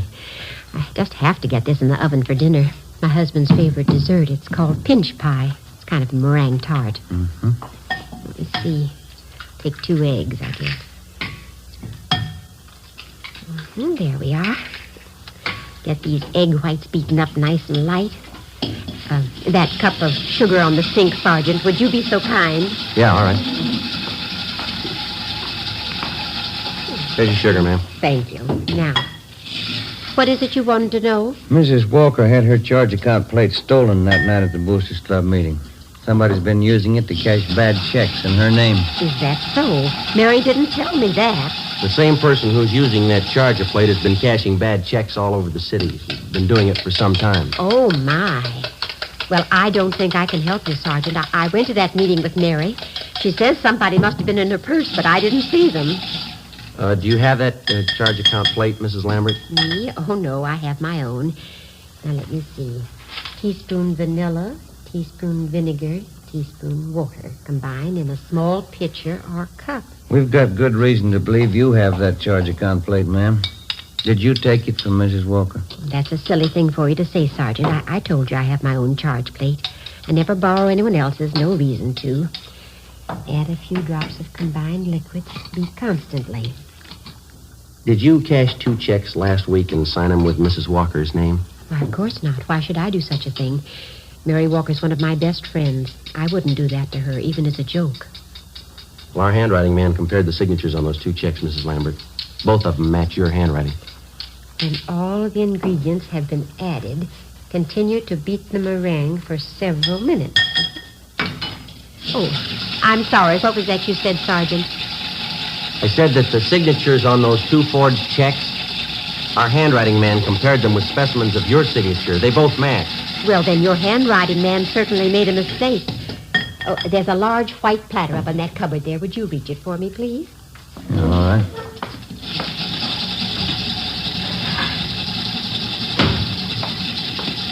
There you are, ma'am. Oh, thank you.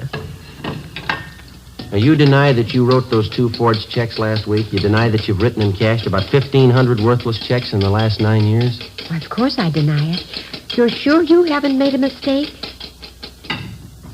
We're sure, ma'am. I'm sorry. You'll have to come downtown with us for questioning. Oh, what's that? Oh, my. It's the cream sauce again.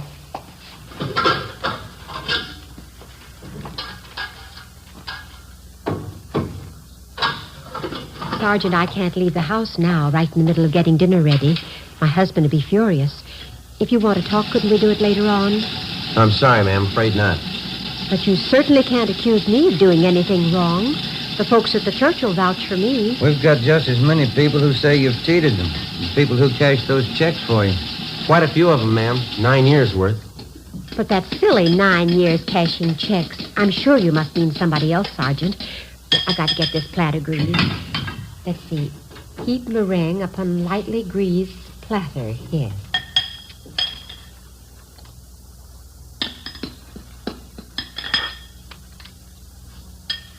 Look, we have a record downtown on every single check that you passed since you started, ma'am. We've got specimens of your handwriting and people to identify you. We know what your income is. We know how much that you've given to charities. Money's got to come from someplace.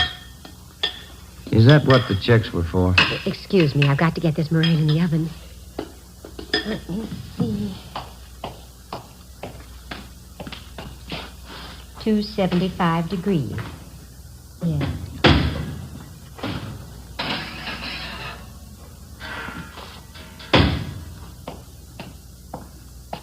I hope I put in enough vanilla. You want to tell us about it? I never thought about anyone finding out. I guess I should have expected it, shouldn't I? Yes, ma'am. It was all for charity. There were so many of them. Orphanages, old people's home, Christmas Poor Fund, and then the overseas relief charities. They all need money. Somebody has to take care of them. Your husband knew nothing about this for 10 years? Nothing at all. They were my charities. I had to have money for them. I took money from people who had it and gave it to those who didn't. What do you think, Sergeant? Was I wrong? Do you think the good Lord will say I was wrong? I wouldn't know, ma'am. I only wanted to help the poor like he did. I came to help the poor. Well, there's a big difference, ma'am. Yes? He didn't use a checkbook.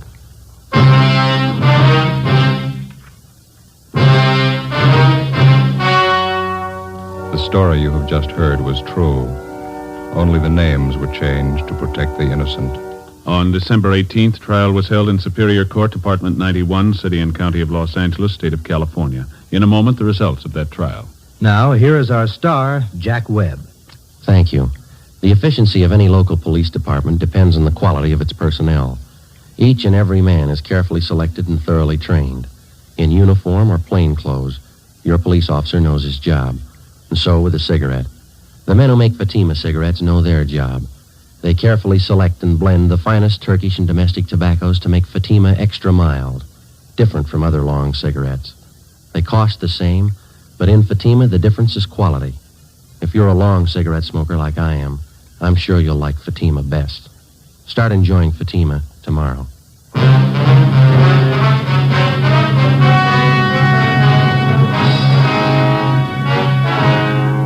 Inez Lorraine Lambert entered a plea of guilty to 2 counts of forgery, and the remaining charges were set off calendar. She was sentenced by the court for the term prescribed by law.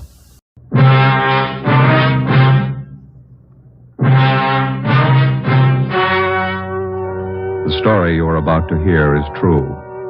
Only the names have been changed to protect the innocent. Fatima Cigarettes, best of all long cigarettes, brings you Dragnet.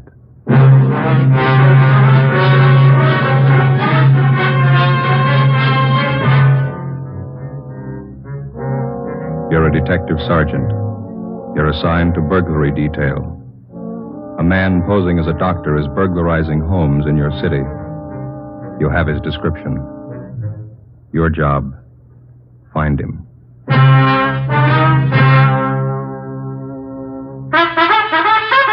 Oh, no.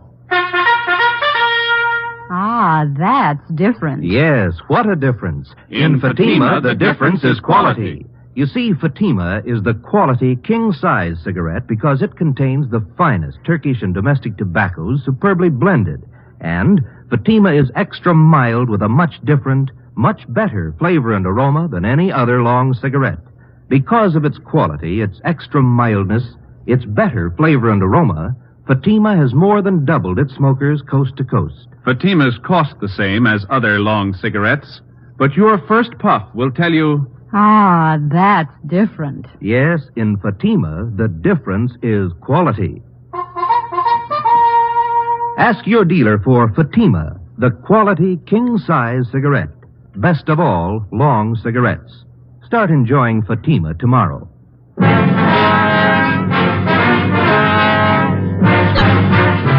Dragnet, the documented story of an actual crime. For the next 30 minutes, in cooperation with the Los Angeles Police Department, you will travel step by step on the side of the law through an actual case from official police files. From beginning to end, from crime to punishment, Dragnet is the story of your police force in action. It was Sunday, November 22nd. It was chilly in Los Angeles. We were working a day watch out of burglary detail. My partner's Ben Romero. The boss is Thad Brown, chief of detectives. My name's Friday. It was 9:35 a.m. when we got to 5918 Canyon Cove, the home of Marla Hutchins. Yes, Miss Marla Hutchins? I'm Miss Marla Hutchins. We're police officers, ma'am. This is Sergeant Romero. I'm Sergeant Friday, Central Burglary. Come in. Thank you. Betty told me she called you. Your maid? Yes, I'm Betty Gregg. I called you. And if you could tell us what happened, please. Dr. Arthur Schulte was treating me for headaches I have. He took my mink coats and my jewelry. Mm-hmm. Do you have a list of what's missing? Betty will have a list of what's missing. Here, I've written down everything I think's gone. Thank you. Well, why do you say it was this Dr. Schulte? Is that right? Yes. Why do you say it was him that took the things, Miss Hutchins? He didn't. I know he didn't. The doctor was the only other person in the apartment office. When was this? Last night. What time was the doctor here last night? It's about 8. I heard him leave later, about 9:15. Is that right, Miss Hutchins? Yes, that's right. Well, could the apartment have been entered without either one of you knowing it? No, sir.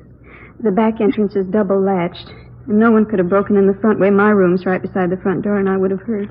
You told us on the phone that this Dr. Schulte was middle-aged, dark, close to 5'11", stocky, wears a goatee. Yes. No other distinguishing features. Is that correct? Yes. How about his clothes, the way he was dressed? He was about average. Had on a gray suit the last time we saw him. Thank you. You know who he is? We'll find out. What kind of treatment were you taking from Dr. Schulte, Miss Hutchins? We call it hypnotherapy for my headaches. Mm-hmm. Last night, the same thing? Yes. Or anything different from his previous visits? I was very nervous. He made me take 3 sleeping capsules, and I went to sleep. And she was still sleeping this morning when I went in and found everything in the dressing table all over the floor. I see. Have you known this Dr. Schulte long, Miss Hutchins? About 4 months. Did you meet him at a party, maybe? No, I was a student of his. Where was this? A small college in Hollywood. He was the head of the school. He was a teacher, too. Do you have the name and address of the college? Betty can give it to you. It's in my desk. You still a student there? No. I don't take the course. I stopped. Mm-hmm. College was closed. That's when he came here to treat me for my headaches. How did he start giving you these treatments, Miss Hutchins? One day in his lecture, I fainted. Took me to his office and told me that pain was only a state of mind. State of mind. Yes, ma'am. My headache didn't bother me anymore. He said that relief would only be temporary if I didn't take regular treatment. Well, did you see him regularly? I saw him twice a week. Twice a week. Always here? At the college, then it closed. I don't know why. He telephoned and said he would continue here. Well, where did you get in touch with him when the college closed? I never did. He always called here. Do you have any idea where he is now? No, I just know that he's a thief. Yes, ma'am. Why don't you lie down, Miss Hutchins? You look tired. All right. Thank you, Miss Hutchins. Yes, ma'am. Thank you very much. All right. Would you gentlemen like some coffee? Oh, Ben? I could sure use some. Well, it'd be very nice, miss. Thank you. Officer, Yes, ma'am. if this man's just a common thief, the treatments he's been giving Miss Hutchins couldn't have been very good, could they? She's still got the headaches, hasn't she? 11:50 a.m. We checked the apartment for physical evidence. There was nothing to indicate that the place had been broken into. We put in a call to Latent Fingerprints to send a man out to check the closet and dresser. We completed the crime report, and Betty Gregg, the maid, gave us the name and address of Dr. Schulte's college, the Los Angeles College of Psychotherapeutics and Psychiatry at a Franklin Street number in Hollywood. Ben and I got out a teletype to Sacramento asking information on the chartering of the school that Dr. Schulte was supposed to have headed. We checked on Betty Gregg, the maid, and found that she was a Los Angeles girl, parents still living in the city. She had a good reputation. 2:35 p.m., we went to the address where the college had been. It was a big brown clapboard house with several dormer windows facing the street. It was vacant. The front door was boarded up. A rental agency sign was stuck up on one of the pillars on the front porch. Joe. What room there? Must have been where they had classes. Rows of chairs nailed down, you see? Let me look. Yeah. I don't see any papers inside, no mail. Hi. Yeah. My name's Tom Thompson. You interested in the place? You the agent? No, I just live next door. I'm a dry cleaner myself, but I sort of promised the real estate agent I'd keep an eye peeled, see if I could be of help if anyone came on Chapel. Police officers. We're just checking. Oh, is there something wrong? Somebody break in? Did you live next door when this was a school here? Yeah, that psychology bunch here about, 10 months, maybe less. I always thought it was kind of a shoestring operation. How do you mean? Oh, not much dough. They're just making ends meet, no class, Always just adults? Well, classes used to be mostly during the day I was at work. The wife used to tell me, no kids that she ever saw. Did you know the man that ran the school? No, but he was a middle-aged guy with a kind of a pointed beard. Had a pal, though, a younger guy. Never stopped to talk. They're pretty tight-mouthed guys, like I said. Why, what'd they do? Routine investigation, Mr. Thompson. Do you have any idea where they might be contacted now? No. Real estate agent said they skipped without paying last month's rent for him. He's been trying to find them. Mm-hmm. Do you remember their names? Well, let's see. Wait a minute. The older guy, the guy with the beard, was named Schultz or something like that. I can't remember the young fellow, though, but... Hey, wait a minute. I got their door. How's that? I got their door. The agent let me have the front door. I'm building a patio porch in the back of my house, and the glass that I took out of the door's got the names lettered on it. Well, that's fine. Come on. I'll see if I still got it in the garage. It's right around here. Okay. A little chilly today, huh? Yeah, a little. Want to stand back? I don't want to hit you. Open Watch it. the door, Ben. Yeah. Here we go. I like to keep a nice, neat garage. Sure looks nice. Oh, thanks. Say, did these men live in the house, Mr. Thompson, or did they just use it for the school, do you know? Oh, best I know, just for classes. Like I say, they're pretty tight-lipped guys. Not very friendly. They're real quiet. Mm-hmm. Yeah, here it is. I got it. Just leave it right there. We'll come over there. You won't Okay. have to move it. Let's see. Los Angeles College of Psychotherapeutics and Psychiatry. Dr. Arthur William Schulte. Schulte. DAA, PhD, SCD. Well, of course, sure. Dr. Leo George Donaldson. DV, PhD, SCD. Mm-hmm. I got it, Joe. Okay, fine. We're much obliged, Mr. Thompson. Here's our card. If you hear anything regarding these men, we'd appreciate you calling us. Oh, sure. I'll be glad to. Wait a minute. Here. Here's my card. Well? Ideal Cleaners over in Ivar. If you get around that way, why, drop some stuff off. I'll see it gets special attention. Well, thank you very much, Mr. Thompson. No, it's okay. I'm sure glad I didn't throw that glass away. Brother, look at all the letters after the names, eh? Wonder what it takes to get a lineup of degrees like that. Paintbrush in about 10 minutes. 5 p.m. Ben and I drove back to the office. There was a report from latent fingerprints. Nothing but the prints of the two girls had been found in the Hutchins apartment. We checked what information we had on Schulte and Donaldson through to the FBI on the teletype. A check of doctors registered with the Los Angeles County Medical Association and the American Psychiatric Association failed to turn up anybody named Dr. Schulte.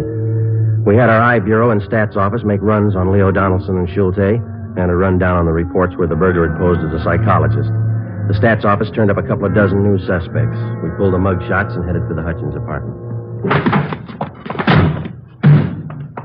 Looks like something doing at the Hutchins apartment house. A lot of cruiser cars, huh? Let's have a look.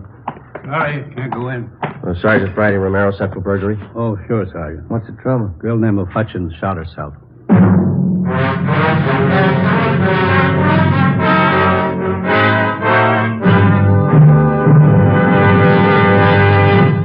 You are listening to Dragnet, authentic stories of your police force in action. Oh, no. Ah, that's different. Yes, what a difference. There's a difference you can hear, there's a difference you can see, but the difference in Fatima is quality. Yes, friends, when you compare long cigarettes, you'll find that in Fatima, the difference is quality. Quality of tobaccos. The finest Turkish and domestic varieties, extra mild and superbly blended, to give you a much different, much better flavor and aroma than any other long cigarette. Quality of manufacture. Smooth, plump cigarettes, rolled in the finest paper money can buy. Quality even to the appearance of the bright, clean yellow package. Carefully wrapped and sealed to bring you Fatima's rich, fresh, extra mild flavor. Fatima's cost the same as other long cigarettes, but your first puff will tell you... Ah, that's different. Yes, in Fatima, the difference is quality. Ask your dealer for Fatima, the quality king-size cigarette. Best of all, long cigarettes. Start enjoying Fatima tomorrow.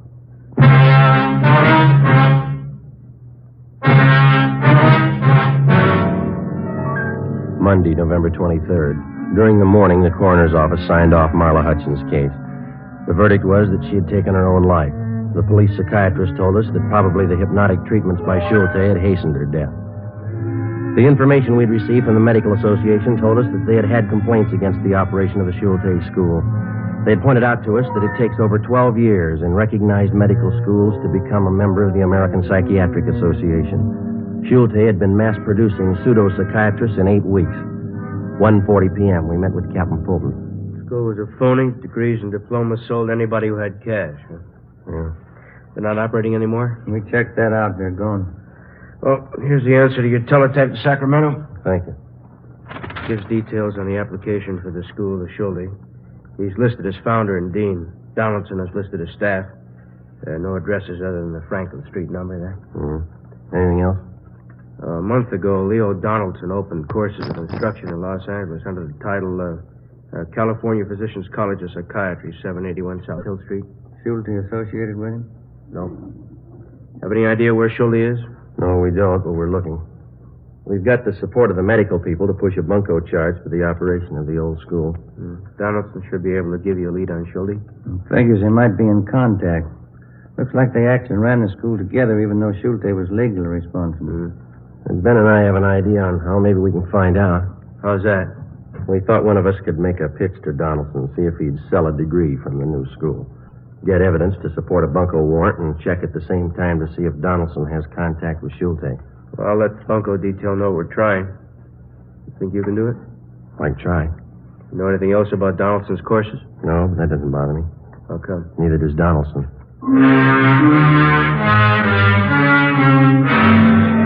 In trying to get Schulte through his former associate Leo Donaldson, we again contacted the Medical Association. They furnished us with the name of Ralph Morse, a graduate of the Franklin Street School, who had since been killed in an auto accident. Tuesday, 11:30 a.m. Ben and I get to 781 South Hill Street, a 7-story office building in the heart of the Los Angeles business district. The directory in the lobby listed the California Physicians College of Psychiatry for rooms 214 and 216. Ben waited outside in the car. I took the elevator up.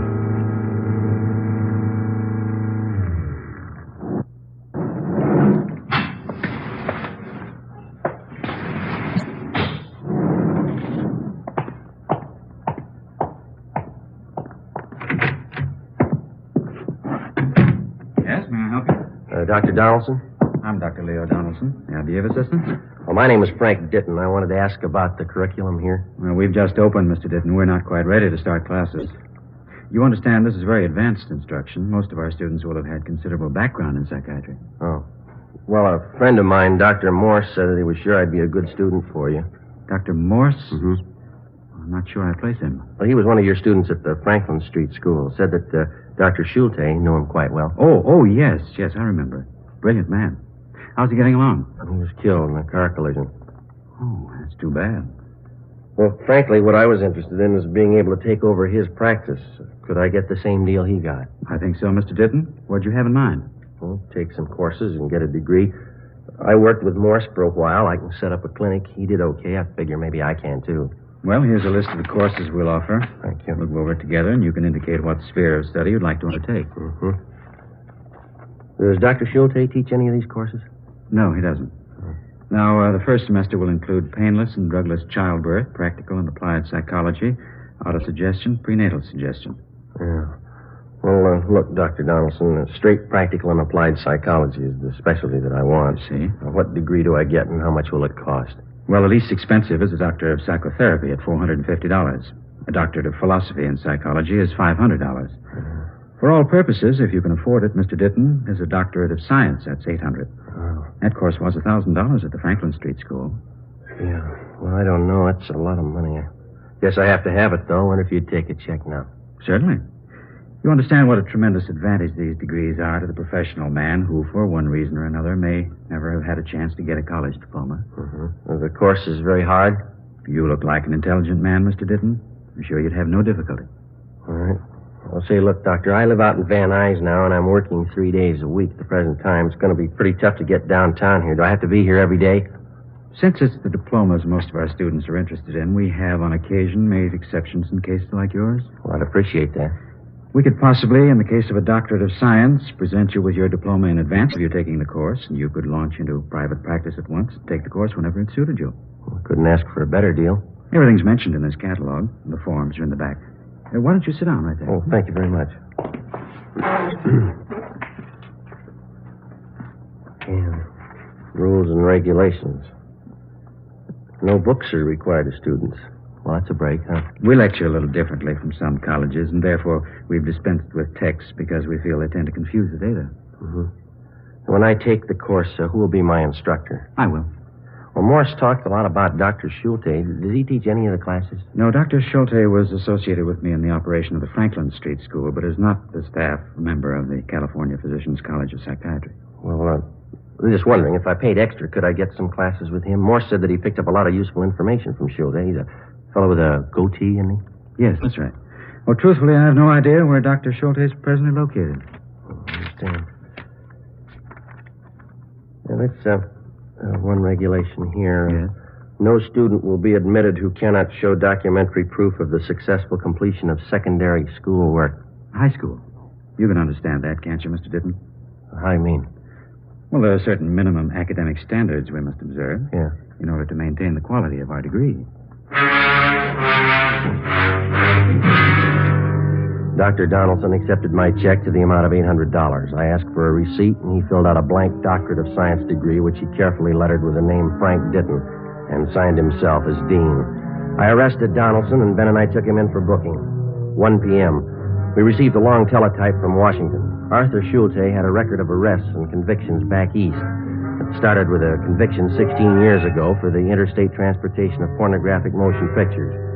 The record gave us no known addresses, but important in the information was the fact that Schulte had originally been trained and had worked at being a projectionist in movie theaters. In the M.O. was the notation that he'd been known to take up his old occupation when sought by authorities.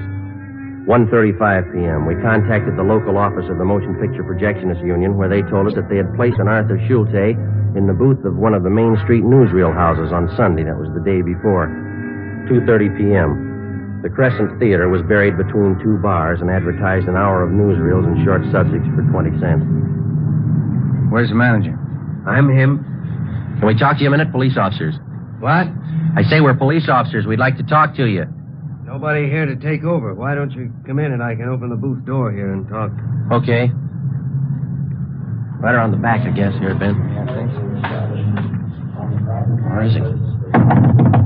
Hey, mister. Okay. What's the trouble, officers? Do you have a man with the name of Schulte working here? That's right. Projectionist isn't working right this minute, though. Comes on duty at 4. An hour. All right. I wonder if you'd take a look at this description, please. Sure. There you are. 5'11". Man working here is clean shaven, no goatee. Outside that sounds the same. Mm-hmm. Any idea where he lives? No, I don't. Well, we'll have to wait for him here. All right. Wait a minute. Just one? Where you want to wait? Inside? Well, I think we'd rather stay up in the projection booth if it's all right. Up the steel stairs there on the right. Tell Pete Eigen. He's the man up there now. I said it was okay. All right. Don't say anything to him when he gets here, will you, sir? I won't, officer. Come on, Ben. Gets this way. It's a long climb, huh? Yeah, it is. It's right up there. Oh, yeah.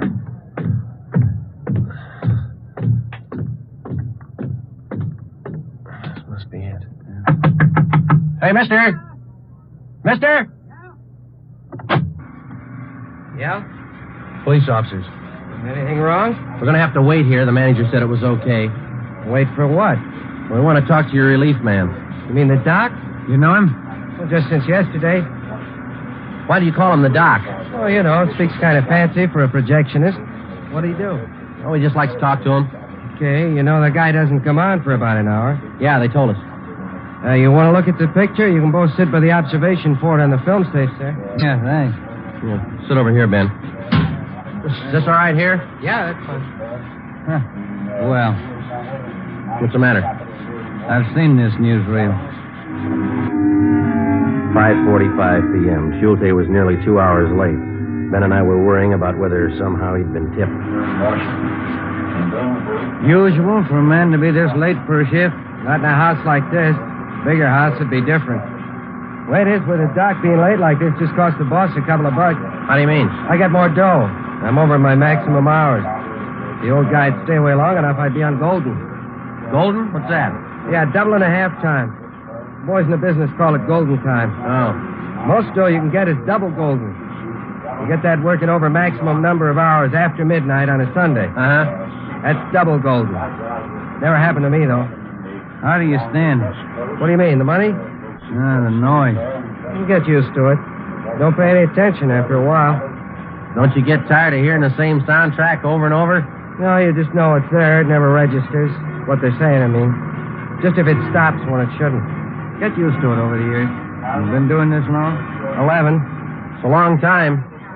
Excuse me. I gotta make a switch over. What'd you say? I said I gotta make a switch over. I've been watching you do that all afternoon. How do you know when to turn the other projector on? Marks on the film, up in the right corner on the screen, usually a black dot. Look through the window. Look, Ben, right here. Mm-hmm. The first dot tells me to start the other projector. When the second dot hits, I cut this one, turn on the other one. Now watch. Okay. See the first one? Uh-huh. Now the second dot, see? Uh-huh.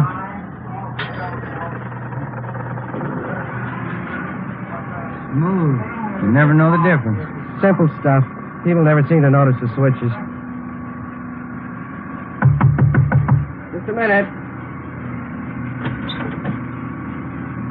Hi, Doc. A little late. Sorry I overslept. Your name, Schulte? That's right.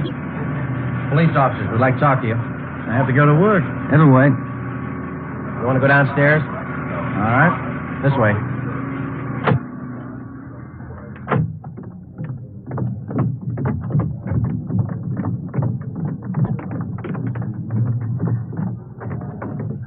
All right, this will be fine right here. You say your name is Schulte, Arthur William Schulte? That's correct. Ever been known by any other name? Why? Do you operate a school called the Los Angeles College of Psychotherapeutics and Psychiatry during the past year? I'm not saying anything. Where are you living, mister? I'm not saying anything. Let me see your identification. Here, my wallet. All right. No, you hold it. Say, open that part there. I take out the card. Union card. We'll take it stub. Social Security card. That second thing there behind the cash. Yeah. Let's try that folded piece of paper there. It's just a bill. Mm-hmm. What is it, Joe? It's a bill. Milliken Hotel. Let's go. We drove to the Milliken Hotel, about 6 blocks from the theater in the same Skid Row district. We got the key from the room clerk and went up to Schulte's room. It looked like any dingy hotel room. A small footlocker sat at the end of the bed on the baggage stand. 2 suitcases were over by the closet, and sitting on the floor alongside the bureau were 2 waist-high stacks of books. You got the key to the small trunk? I don't have to submit to this. Let's open it up. Open it yourself. Here's the key. All right.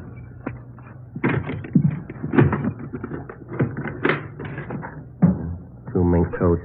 I'll check the rest of the room, Joe. All right. This your property, Doctor? I'm not saying anything. Just clothes, regular stuff, and bureau. Mm-hmm. How about those suitcases over there?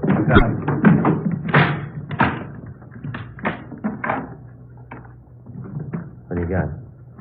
How about this? Cigar box. It's taped shut. What's inside, Doctor? Nothing you'd be interested in. I'll open it, Joe.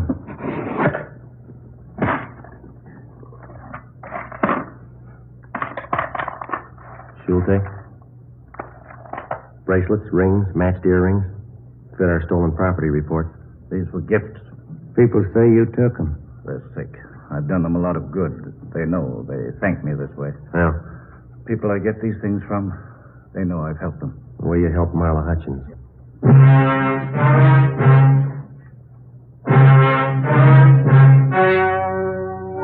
The story you have just heard was true. Only the names were changed to protect the innocent. Arthur Schulte, free on bail pending trial, died of natural causes on June 15th in Fresno, California. Leo Donaldson was tried and convicted of grand theft and served a term prescribed by law in the state penitentiary.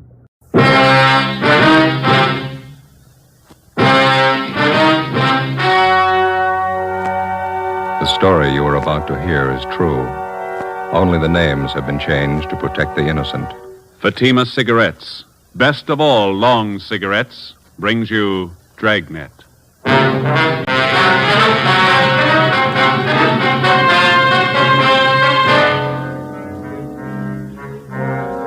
You're a detective sergeant. You're assigned to robbery detail. A store clerk has been murdered, shot to death in a robbery. The holdup man is described as tall, well-dressed. He escapes in a taxicab. Your job, get him.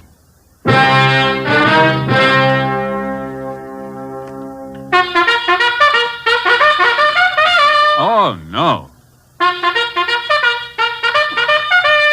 Ah, that's different. Yes, what a difference. In Fatima, the difference is quality. You see, Fatima is the quality king-size cigarette because it contains the finest Turkish and domestic tobaccos superbly blended. And Fatima is extra mild with a much different, much better flavor and aroma than any other long cigarette. Because of its quality, its extra mildness, its better flavor and aroma, Fatima has more than doubled its smokers coast to coast. Fatimas cost the same as other long cigarettes, but your first puff will tell you... Ah, that's different. Yes, in Fatima, the difference is quality. Ask your dealer for Fatima, the quality king-size cigarette. Best of all long cigarettes. Start enjoying Fatima tomorrow.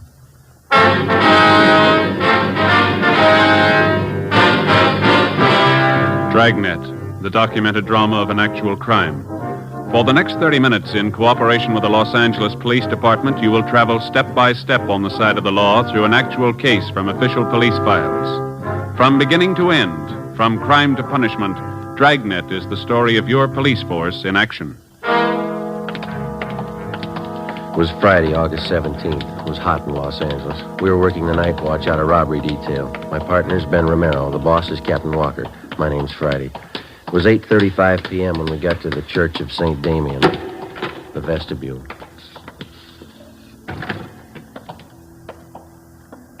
That must be her playing the organ.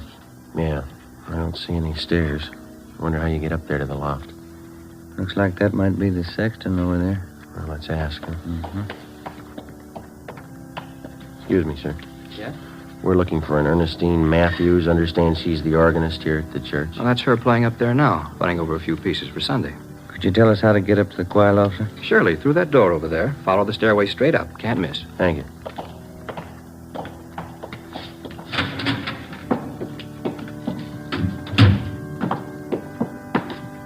Sure has been a long time. Yeah, what's that? Climbing stairs to a choir loft. Sang a lot in church when I was a kid. Boy soprano. Is that right? They finally threw me out. Voice change. Yes, did you want something? Are you Mrs. Ernestine Matthews? Yes, did you come about the new choir books? No, ma'am. Police officers. Oh, can I help you? It's about your husband, Miss Matthews. Bert, what about him? Has Bert done something? He was hurt, ma'am. Well, I don't understand. Bert's working at the store. What do you mean he was hurt? There was a holdup. Dear God, my husband. Was he hurt bad? Yes, ma'am. Where is he? I've got to go to him. Is he in pain? No, ma'am. What are you trying to say? Dear God, tell me the truth. Which hospital is he in? They took him to Georgia Street. They helped him all they could. You're not trying to tell me Bert's dead? Not trying to tell me that, are you? I'm sorry, ma'am. In the past 16 days, 7 armed robberies had been committed, apparently by the same man. The suspect was described by victims as tall, heavily built, and very nervous. He was armed. It's cold logic that every suspect who's armed in the commission of a robbery is a potential killer. It's a fact that's been proved 100 times over. The man we were after had proven it again. We'd used every means at our disposal to identify him, through the stats office, the record bureau, latent fingerprints, through informants and witnesses. We'd gotten out an APB on him containing his description and his method of operation. We'd maintained stakeouts. We hadn't reached him in time. Early that evening, a downtown grocery store had been held up. One of the clerks, 31-year-old Bert Matthews, failed to empty the cash register quickly enough, and the bandit shot him 3 times through the chest. He died almost instantly, and the hold-up man escaped. There was only one witness, another clerk who had been on duty in the store with Matthews at the time of the hold-up. His name was Jess Tallman. He was brought to the city hall, where we questioned him further. Did you see Bert's wife? Does she know? Yeah, we dropped off at the church on the way in. Drove her to her sister's place. Still can't get it through my head. One minute I was talking to Bert, the next minute he was dead. It's kind of hard to take, you know. I'd like to go over that description of the hold-up man. You were pretty upset out there at the store. Do you feel up to it now? Yeah, I'm okay. All right, now you just take it easy. Tell us everything you remember and take all the time you need. Well, I know he was a big guy. Over 6 foot anyway, I'm sure of that. He had a good build, too. Wasn't skinny. How about his face, Jess? Did you get a good look at it? Yeah, I did. It was thin, and he kept working it around, you know, twitching like guy was plenty nervous. Mm-hmm. Can you tell us anything else about it? He was young, about 21, I'd say. Had dark color eyes. That's about all I'd swear to, Sergeant. He had a hat on, I know that. Mm-hmm. How about the rest of his clothing? I wouldn't be sure about it. Could have been a gray coat, blue coat, I don't know. I wouldn't want to give you a bum steer. Did you get a look at the gun? I couldn't miss that. It was a big one. It wasn't shiny. It was kind of dark blue color. I can see the guy now walking in the store and pointing it at Bert. What time was that again, Jess, when the bandits showed up? Just about 7:30. Bert was behind the counter. I was in the back stacking the shelves. The guy just walked in, pointed the gun, said, "Give me the dough." I heard him say that. Mm-hmm. Bert was kind of surprised. He just stood there for a minute, and the guy said, "Hurry up, give me the dough." And Bert said, "Okay, you can have everything." And he reached to get the dough from the cash register. That's when the guy did it. He hit Bert right in the chest. What happened then? Bert moaned a little and fell down on the floor. I got so mad I started running for the guy, but he swung around at me with a gun and said, "Stay where you are." Yeah. Well, I didn't want to get killed. I stopped. You can't blame me for that, can you? Did you follow the man when he left? Well, you see, he backed out of the store, and when he got to the sidewalk, he jammed the gun in his pocket and ran down the street. I ran out after him, saw him jump in a taxicab and take off. Did you get the cab's number? Well, he was too far away for that, at least halfway down the block. I know somebody else must have been driving it, though. How do you know that? The cab was already moving when the hold-up guy jumped in. He got in the front seat. How do you know it was the front seat and not the back? The way those cab doors open, you know. Front doors swing out to the left, back ones swing out to the right. That ties in, Joe. Used the same M.O. on those hold-ups last week. Yeah. You got anything else to add, Jess? Anything you think we ought to know? It's about the size of it, Sergeant. You don't think I'm yellow, do you? Well, how do you mean? I mean, because I stopped when he pointed the gun at me. Guess I should have grabbed him, but that gun looked as big as a cannon. Let's face it, I'm not that much of a hero. No, I'll put in with you, Jess. Huh? Neither am I. Along with a team of men from Homicide Detail, we continued our investigation of the holdup and killing. Ballistics reported that the slugs taken from the body of Bert Matthews had possibly been fired from a .38 caliber Colt revolver. The slugs were in good condition for identification. All the possible suspects picked from the mug books by the victims had been checked out. All of them had been cleared. Fingerprints left by the bandit at the scene of his latest crime were checked out. No make. We tried to check the taxicab used in the escape. We got nowhere. The morning after the Matthews killing, we got a call from Sheriff's Homicide. We went across the street and checked with Inspector Bowers. Either one of you remember that case about 6 months ago, the Harry Solomon killing? Oh, yeah, Inspector. It's pretty vague right now. Your men handled it, a county case? Yeah, let me lay it out for you. It's just possible it might tie in with that killing you fellas had last night. And what's the angle? Harry Solomon was a taxicab driver. The night of February 26th, somebody saw him pick up a fare at Sunset and Highland about 10:30 p.m. That's the last time he was seen alive. Yeah, I think I remember. The next morning, we found Solomon's body in a ditch out in the valley. 238 slugs in his head. Found his cab a few yards up the road, abandoned. Killer used a .38, same kind of gun used on last night's job. Here's something else that ties in. Yeah? A description of the passenger Solomon picked up at Sunset and Highland the night he was murdered. The last fare he ever handled. Mm-hmm. White male American. Over 6 feet tall, heavy build. Age, 20, 21, dark eyes. Had a dark suit on and a hat. Matches up all the way down the line. You had a robbery motive figured on the Solomon killing, didn't you? That's right. Except for a $5 bill hidden in his wallet, Solomon didn't have a penny of his receipts for the night. Might have been another reason behind the killing besides that. Yeah? It's just barely possible Solomon might have known the hold-up man, the guy who killed him. How do you figure? Solomon had been a cabbie for 14 years before he was murdered. From this hold-up man's M.O., using cabs for a getaway car, it's possible he might have been a cab driver at some time or other. You mean if the killer got in the cab and thought Solomon recognized him, was suspicious of him? That's right. Could have been reason enough for him to kill Solomon. I know there's a lot of coulds and ifs and maybes in it, but I thought you might be interested. Well, we'll check it out first thing. How are your men coming on the Solomon case? Progress is pretty slow. Well, we'll keep you posted on anything new. Fine. If we can help, let me know. Right. Bye.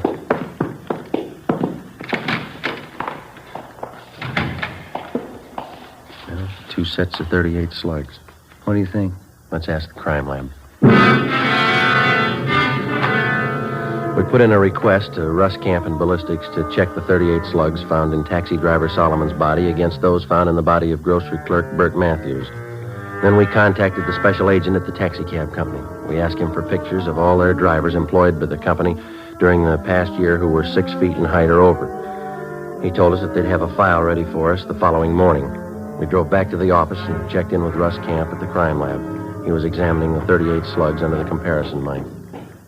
Just a few more minutes, fellas. Have a chair. Yeah, all right. Not much luck so far. No. No. Yeah. Well, that's it. Yeah? No make. These slugs come from 2 different guns. That night, 2 more armed robberies were committed. One at a liquor store, the other at a cafe. In both cases, the hold-up man escaped in a taxi cab. The description of the man who robbed the liquor store matched that of the bandit who shot and killed Bert Matthews. The big switch came when we checked the cafe holdup. There, the victims described the suspect as short and fat with dark blonde hair. He had a deep scar on his chin. During the robbery, this suspect had become so nervous that he'd dropped his gun, but he'd succeeded in getting outside and escaping in a taxi cab before he could be apprehended. The gun was taken back to latent fingerprints and checked. It was clean. Russ Camp checked it through ballistics. Some days are like this, fellas. What do you mean? That cab driver, Solomon, was shot with a .38. Yeah? Bert Matthews was shot with a .38, a different one, though. Mm-hmm. This gun the bandit dropped tonight, it's a .38, too. Yeah, we know that. What are you getting at? Doesn't match either case.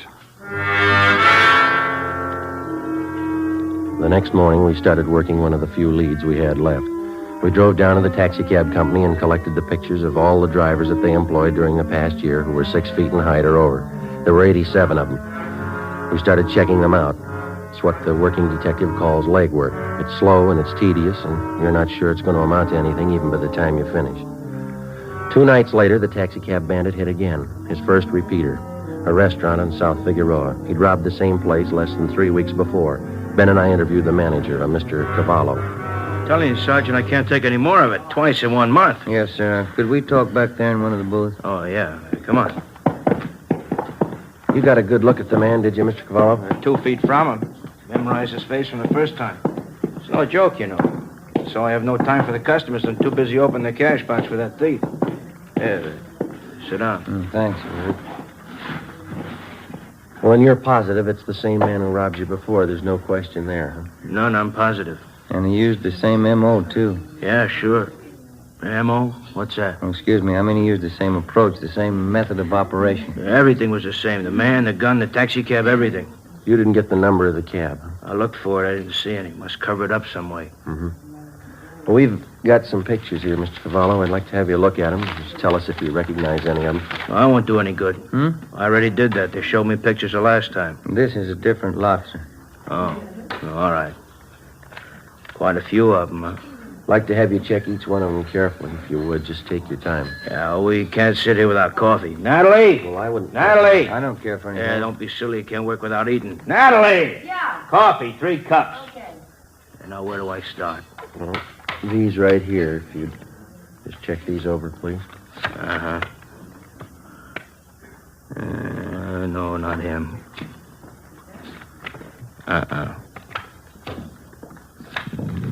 Not him either. Oh, thank you. Thank you. Yeah.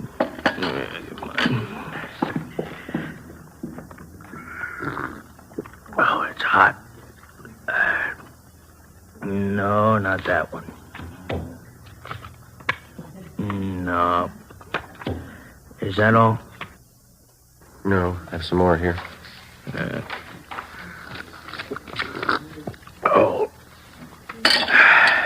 Hey, that's an ugly-looking guy, huh? Look at that scar. Does he look familiar? No. Better check with the skipper when we're finished here. Yeah, it's been a couple hours, hasn't it? That lousy, no-good thief. Sir? Right here, this one. That's the guy. You sure? I opened my cash box twice for him. I'd know his face in a million. Morris Copley, age 21. Description matches. Let's go, Ben. Thanks, Mr. Cavallo. It's only 40 minutes since the robbery. He's probably not even home yet. What can you do? We'll wait up. 10:30 p.m. We parked down the street from 527 Dayton Avenue, a 2-story white stucco apartment house. We checked the names on the mailboxes. Morris Copley's wasn't on any of them. We rang for the manager. Copley? Morris Copley, no. He doesn't live here. Never heard of him. I wonder if you'd take a look at this, ma'am. This picture, ma'am. You ever seen this man before? Well, let me get over here in the light. Let me see now. No, he doesn't live here. And you've never seen him before? No, I didn't say that. I just said he doesn't live here. And you have seen him before? I believe I might have, yes. Matter of fact, I'm sure of it.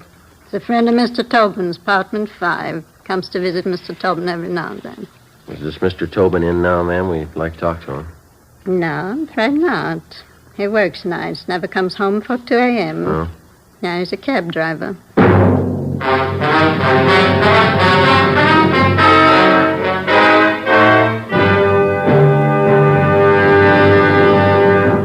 You are listening to Dragnet, authentic stories of your police force in action. Oh, Oh, no. Ah, that's different. Yes, what a difference. There's a difference you can hear, there's a difference you can see, but the difference in Fatima is quality. Yes, friends, when you compare long cigarettes, you'll find that in Fatima, the difference is quality. Quality of tobaccos, the finest Turkish and domestic varieties, extra mild and superbly blended to give you a much different, much better flavor and aroma than any other long cigarette. Quality of manufacture. Smooth, plump cigarettes, rolled into the finest paper money can buy. Quality even to the appearance of the bright, clean yellow package, carefully wrapped and sealed to bring you Fatima's rich, fresh, extra mild flavor. Fatima's cost the same as other long cigarettes, but your first puff will tell you... Ah, that's different. Yes, in Fatima, the difference is quality. Ask your dealer for Fatima, the quality king-size cigarette. Best of all, long cigarettes. Start enjoying Fatima tomorrow.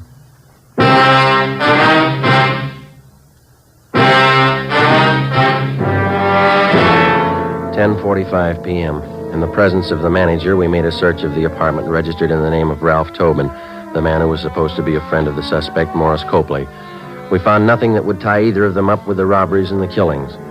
Before the manager returned to her apartment, we instructed her to say nothing about our being there in case Tobin or Copley returned.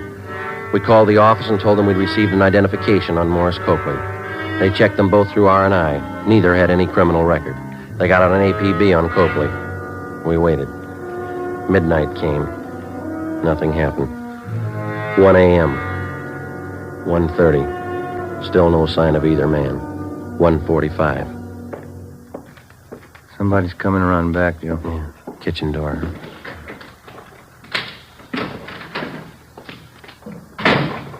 Maury, you back already? Hold it right there, mister. Police officers. Oh, Fanning. Who are you? Is this a stick-up? Police officers. He's clean, Joe. What's it all about? What do you want? You Ralph Tobin? That's right. This is my apartment. You know a Morris Copley? Copley? Yeah, I know him. You're looking for him? He's not here. We know that. Where is he? Wish I knew. I'm looking for him, too. He owes me money. Copley's a pretty steady visitor here, is that right? He was till I lent him that $65. I haven't seen him since. He took off. When was that? When? About 2 weeks ago. Yeah, just about. Look, you mind if I sit down? I'm a little nervous. Go ahead. Kind of upsets you, you know. Why are you looking for Maury? I'd like to have you repeat what you said when you came in that door. What I said? I asked who you were, didn't I? No, I mean before that. Say, I don't think I know what you're getting at, officer. You said, Maury, you back already? Not what you said? Yeah, I guess I did. I guess I thought Maury came back to pay me the $65 he borrowed. You didn't make it sound like that, Tobin. I got the idea you were expecting. Expecting him? No, I haven't seen Maury in 2 weeks, maybe 3. He took me for $65. All right, that's enough small talk, mister. Now, Copley's in deep. You're going to match him if we don't get a straight story. There's some cans of beer in the refrigerator. Let's have one around, Skip the beer. Where's Copley? I'll swear on the Bible if you want me to. I don't know.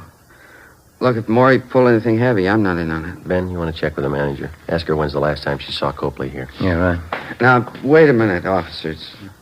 I want to cooperate. If Maury's in deep, that's his fault, not mine. That's right, isn't it? That's right. Now, where is he? I don't know. That's the truth. I'll tell you something else. I wasn't squaring. I saw Maury early tonight, 6 o'clock. Came here and borrowed another $5 from me. But you don't know where he is now? No. Say, I'd sure like a can of beer if you don't mind. All right, sit still. I'll get it for you.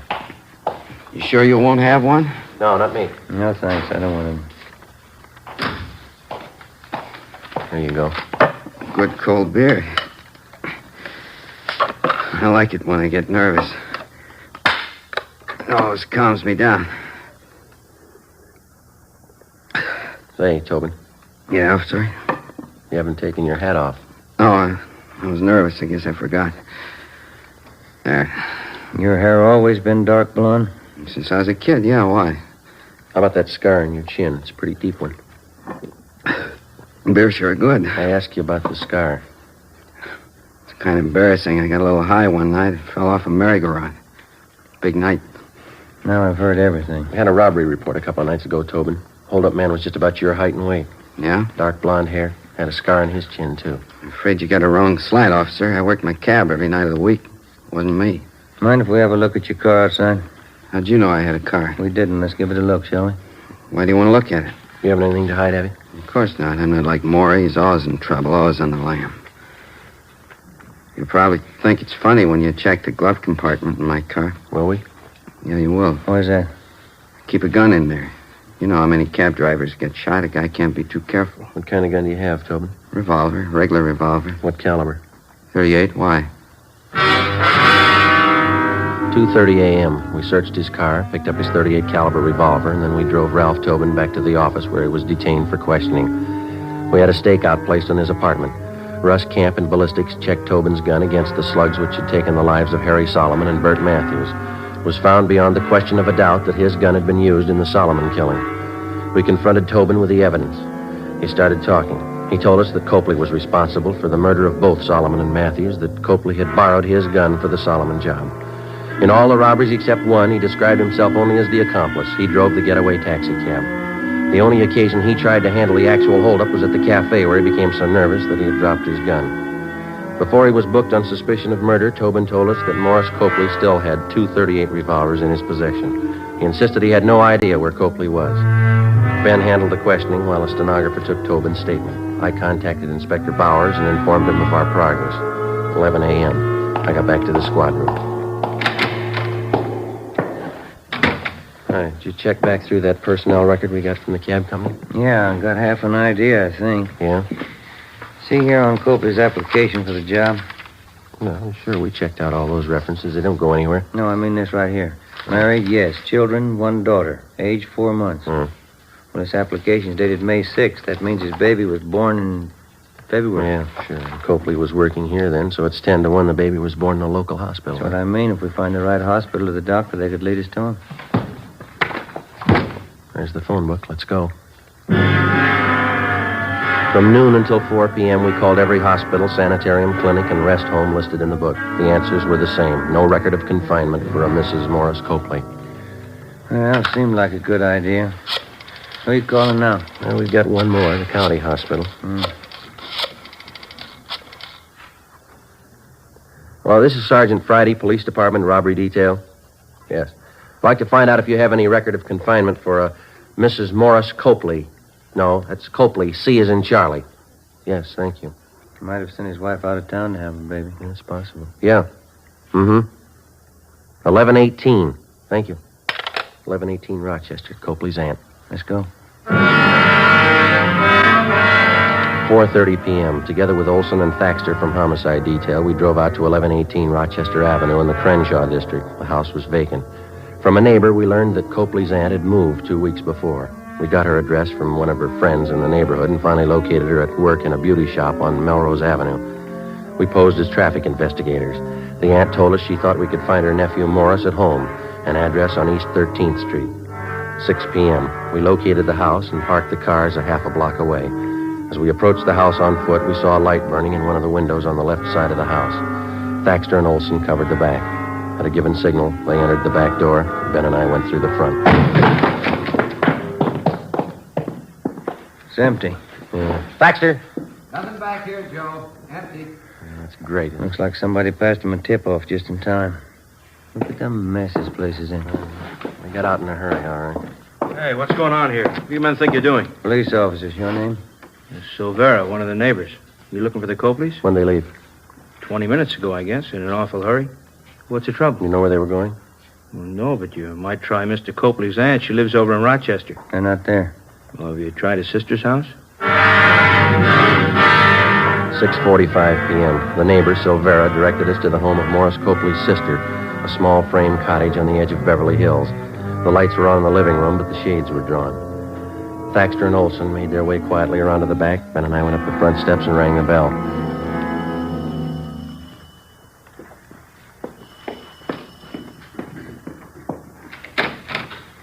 Yes? What do you want? You Miss Copley? Yes? What is it? Police officers, ma'am. I'm sorry. Oh, he isn't here. Maury isn't here. We know he's here. Living room's empty. Must be in the back, Joe. You can't. He's in the bedroom with the baby. He's got a gun. You can't go in there. Where's the bedroom? It's the end of the hall at that door.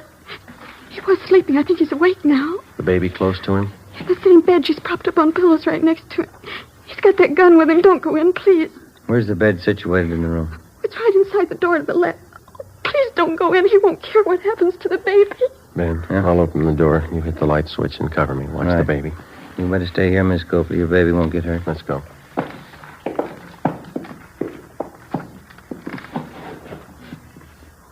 All right, let's go in. All right, drop it, you. Grab the gun, Ben. All right, come on. I got it, Joe. All right, Copley, get him up. Come on up. Joe? Yeah, I got him. Just a little frightened, ma'am. She's all right. I'll kill you, Mary. You tell him where to find us, didn't you? I'll kill you for that. Lord, I swear I didn't. I swear. Lousy dame. Nobody else knows she's the one who told you, didn't she? No. Then who did? Who told you? You're looking at her. What do you mean? Your baby.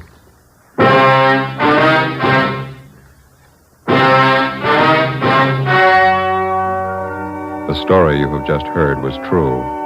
Only the names were changed to protect the innocent. On December 16th, trial was held in Superior Court, City and County of Los Angeles, State of California. In a moment, the results of that trial.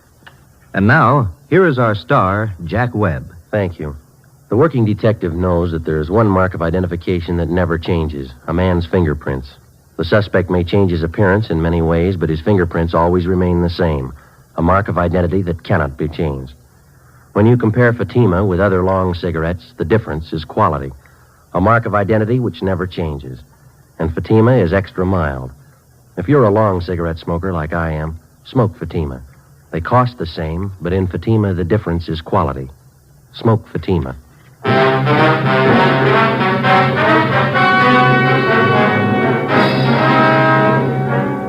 Morris John Copley and Ralph Edward Tobin were tried and convicted of murder in the first degree, 2 counts. They were both sentenced to be executed in the lethal gas chamber of the state penitentiary, San Quentin, California.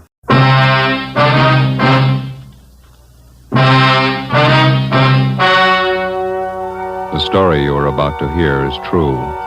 Only the names have been changed to protect the innocent. Fatima Cigarettes, best of all long cigarettes, brings you Dragnet.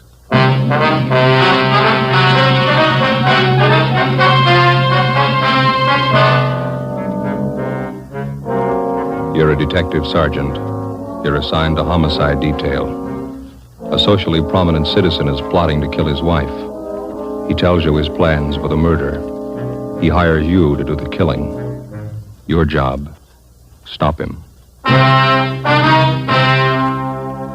When you compare Fatima with other long cigarettes, the difference is quality. Yes, in Fatima, the difference is quality. If you want a long cigarette, smoke the best of all long cigarettes. Smoke extra mild Fatima. Fatima is the quality, king-size cigarette because it contains the finest Turkish and domestic tobaccos superbly blended. And Fatima is extra mild with a much different, much better flavor and aroma than any other long cigarette. Because of its quality, its extra mildness, its better flavor and aroma, Fatima has more than doubled its smokers coast to coast. So enjoy extra mild Fatima yourself. You'll find king-size Fatima different from other long cigarettes. They cost the same, but in Fatima, the difference is quality. Smoke Fatima, the quality king-size cigarette. Best of all long cigarettes.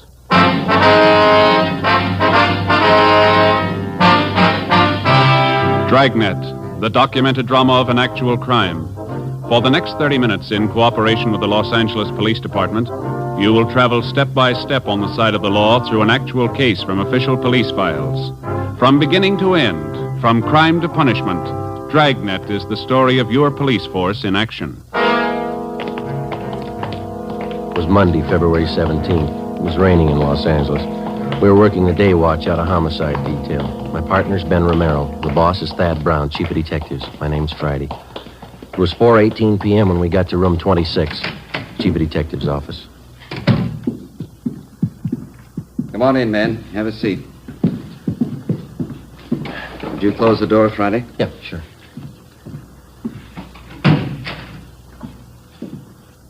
Captain Steed, Sergeant Romero, Sergeant Friday. I'd like to have you meet Special Agent Ray Kimball, Public Utilities Commissioner. Mr. Kimball. Mr. Kimball. And his friend, Mr. Trudeau. How do you do? Mr. Trudeau. Oh, wait, sir.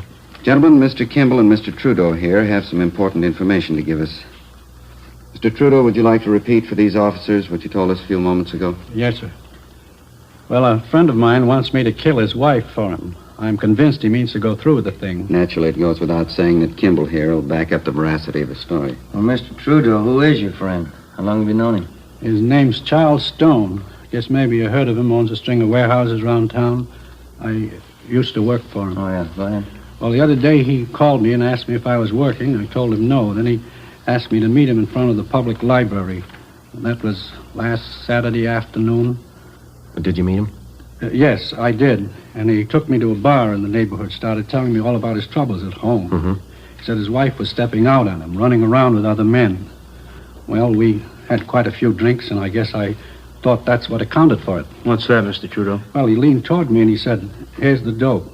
The wife and I haven't been getting along well at all for about a year.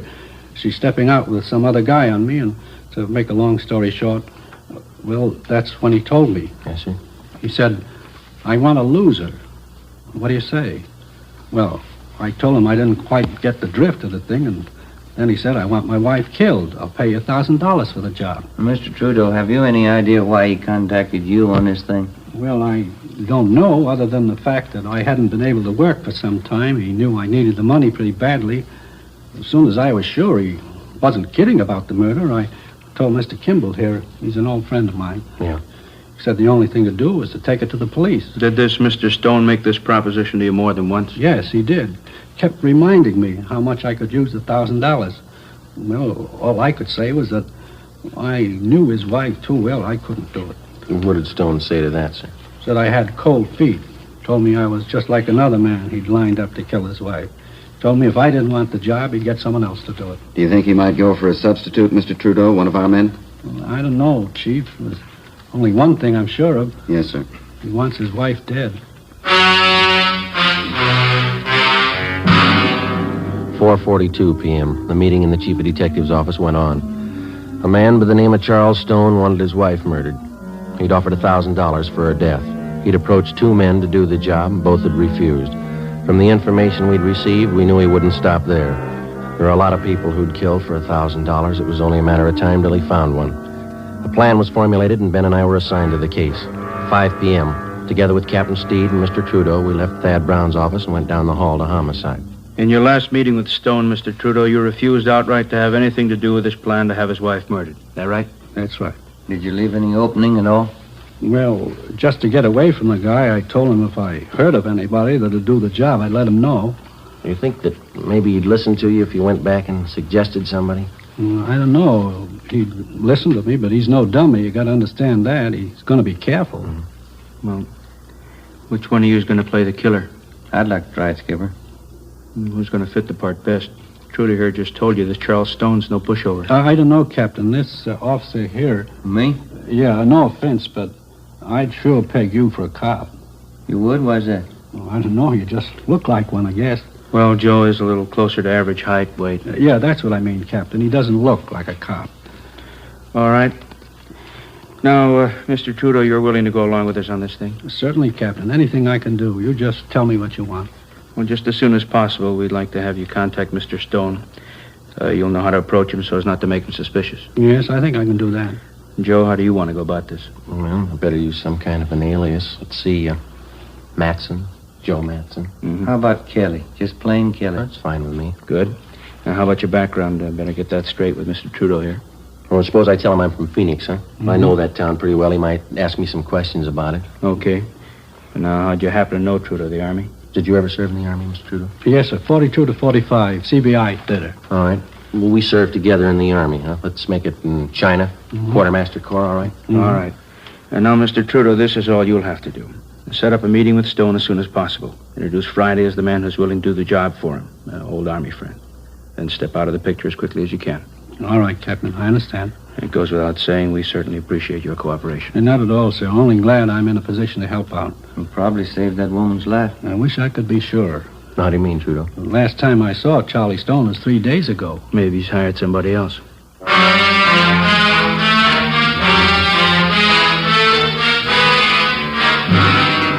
5:30 p.m. Captain Steed ordered 2 teams of men from homicide to watch Charles Stone's wife, Mildred, until further notice. For her own protection, she'd be kept under 24-hour surveillance without her knowledge. We checked the I Bureau to see what we could find on Charles Stone. He owned a gun, a .32 Smith & Wesson revolver. That's all we found. He had no criminal record. We knew of him only as a social figure from a prominent family, and supposedly he was happily married. He owned and operated a chain of 6 warehouses throughout Los Angeles. His business reputation was good. Captain Steed ordered that Charles Stone also be placed under 24-hour surveillance immediately. He would be kept under watch without his knowledge. Ben Romero and Gil Encinas were one of the teams assigned to tail him. The next morning, I checked in for work at the usual time. At 10:15 a.m., I left Captain Steed's office and went into the squad room. Homicide, Friday. This is Mr. Trudeau, Sergeant. I saw Charlie Stone a few minutes ago. Yes, sir. How'd it go? We talked about 20 minutes. I told him you might be willing to do the job. What'd he say? He wants to meet you. Before he hung up, Trudeau told me that Charles Stone would meet us that night in Section B in the grandstands at the midget auto races out near Santa Monica. I informed Captain Steed of the development, and then I left the office, went home, put away my gun and all my identification, changed into some old clothes. I boarded a bus and rode back downtown to the Skid Row area, where I rented a single room in a cheap hotel. I signed the register J. Kelly, Phoenix, Arizona. 5:30 p.m., I went to Koken's Cafe on the corner of South Main and Satella Streets. Captain Steed was waiting for me in one of the rear booths. Hi. Hi. You look like you're all set. How does the outfit strike you, okay? Yeah, fine. That old leather jacket's a good touch. Oh, better let your beard grow a little. You all right? I rented a room in one of the hotels down here. I could use a little expense money. Glad you said a little. All right, I'll fix it up for you. Here's the phone number of the hotel in case you want to contact me. Good. It's one thing that's got me a little worried, Skipper. Yeah? The legal angle. You know, you can get pretty close to entrapment in cases like this. Nothing to worry about. You just play it straight down the line. Yeah? The idea for the crime has to originate in the mind of the criminal. It's got to be all his idea. You just go along with him. Okay. Be sure and keep us posted. Yes, I will. Murder of his wife means a lot to Stone. He wouldn't want anybody getting in his way. Yeah. Be careful. That night, I had dinner with Trudeau at a cafeteria on South Grand, and then we caught a bus and rode out to the stadium where they held the midget auto races. We found the seats where Charles Stone was to meet us, numbers 4 and 5, row 27, Section B, main grandstand. The auto races started. At 10 minutes past 8 p.m., Charles Stone arrived. He looked like an average, prosperous businessman, well-dressed, medium build, dark hair that showed a few streaks of gray. Trudeau introduced us, and then he left. Where you from, Kelly? Phoenix? Like midget auto races? That's not why I came out here. Trudeau said something about a job. Sure. Guess he told you what it's about.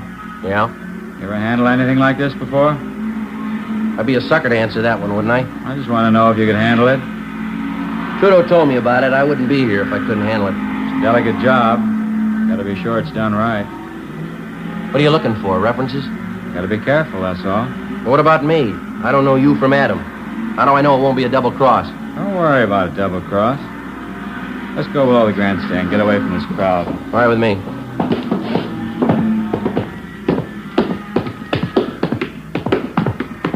You haven't said anything about money yet. Plenty of time to talk money. I'd like to know. How much you want? Trudeau said 1,000. Yeah. When could you get it?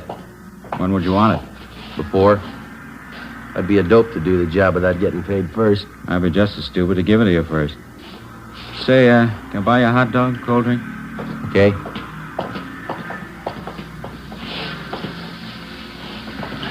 Miss? Yeah, 1 hot dog, couple of root beers. 1 dog, 2 beers. You like root beer? Sure. How about settling on the dough, huh? You do the job, you'll get paid. You can ask Trudeau if you like. He'll tell you I keep my word. Well, it's got to go fast, that's all. I may have a job lined up in Phoenix. I got to get that dough and some new clothes. Got to put up some kind of a front. That's why I need the dough fast, no waiting. You'll get your money. We can work out something. Hot dog, 2 root beers, 40. Mustard's on the counter. There you are. Mm-hmm. Just move over there out of the way. Okay.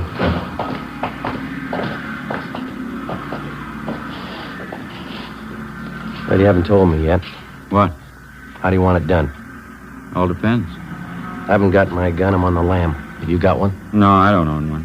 Couldn't use a gun anyway. Too much noise. Well, make up your mind. We'll meet tomorrow night. We can talk about it then. Look, mister, you expect me to sit on this thing for a week? I'm not making a career out of just this one job. What are you worrying about? We'll set everything up tomorrow night. All right, how about $10 on the cuff? I gotta live 'em flat. Well, there's 5. See if that'll do. All right. Now, how about that payoff, the 1,000? How do we set that up? We can talk about that later. Why can't we talk now? Look, Stone, I don't think I like your attitude. You haven't told me how you want the job done. You talk cute every time the payoff's mentioned. Take it easy, Take Kelly. it easy, nothing. I'm taking the chances. How do I know I'm going to get paid? How do I know you'll kill her?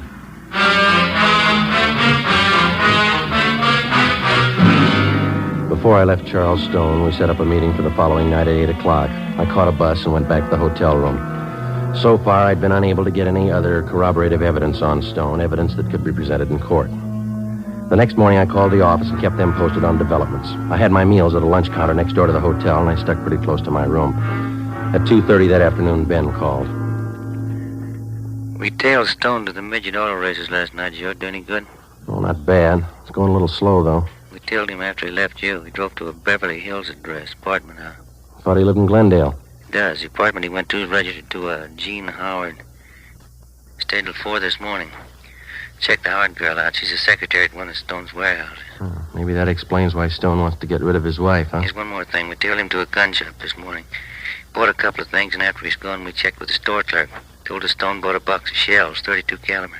Same kind of gun he had registered in it, 32 S&W? Yeah. That's funny. Stone told me he doesn't own a gun. Doesn't look too good in my book. All right, now let's don't start worrying, huh? Don't trust him a dime's worth, Joe, that's all. All right. You want to check with me later on? I got to keep this line open. Yeah, all right. See you later. Right?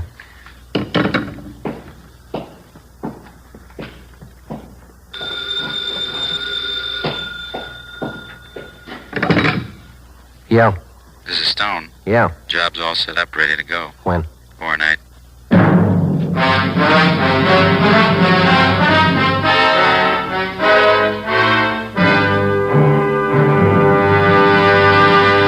You are listening to Dragnet, the case history of a police investigation presented in the public interest by Fatima Cigarettes. If you smoke a long cigarette, it will be in your interest to listen to a typical case history of a Fatima smoker. It's the case of New York cover girl Rita Daigle. This is her actual signed statement. I find Fatima different from other long cigarettes. They cost the same, but in Fatima, the difference is quality, and they're extra mild. You see, Fatima is the quality king-size cigarette because it contains the finest Turkish and domestic tobaccos superbly blended. And Fatima is extra mild, with a much different, much better flavor and aroma than any other long cigarette. Because of its quality, its extra mildness, its better flavor and aroma, Fatima has more than doubled its smokers coast to coast. So enjoy king-size Fatima yourself. You will find king-size Fatima different from other long cigarettes. They cost the same, but in Fatima, the difference is quality. Yes, in Fatima, the difference is quality. Ask your dealer for Fatima, the quality king-size cigarette.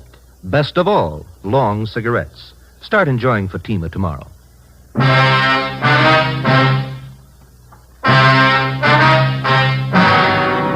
Wednesday, February 19th, 8:55 p.m.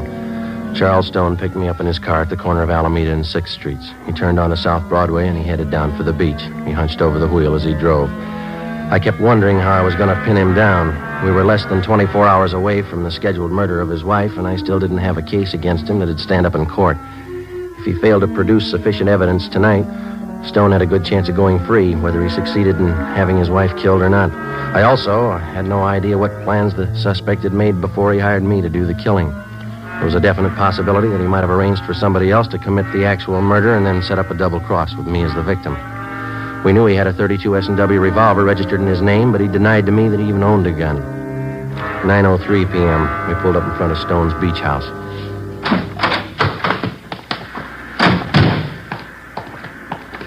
Most of the other homes around here are vacant, summer places. People don't start moving in till 1st of May. But you said you were afraid of the neighbors seeing you here. There's some living up the next block. Oh. Can't afford not to be careful.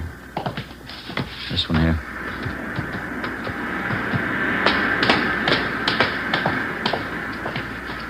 There's the front door key. See if you can work it. I know how it works. You go ahead and open it. All right.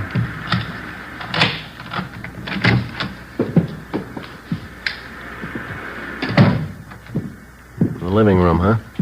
Yeah, bedroom's over here through this door.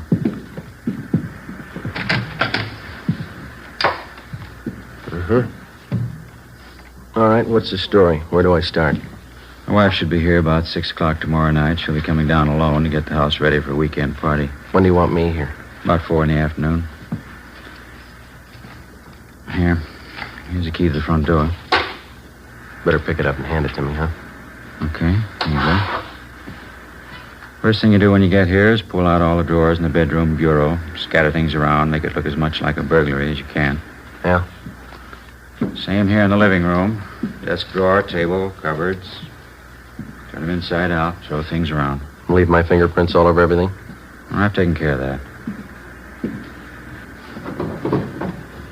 Old pair of gloves of mine. You'll find them here in this drawer, remember that. All right. Let's see now, Oh, yeah, sash cord. I'm sure this ought to serve the purpose. Shouldn't have any trouble.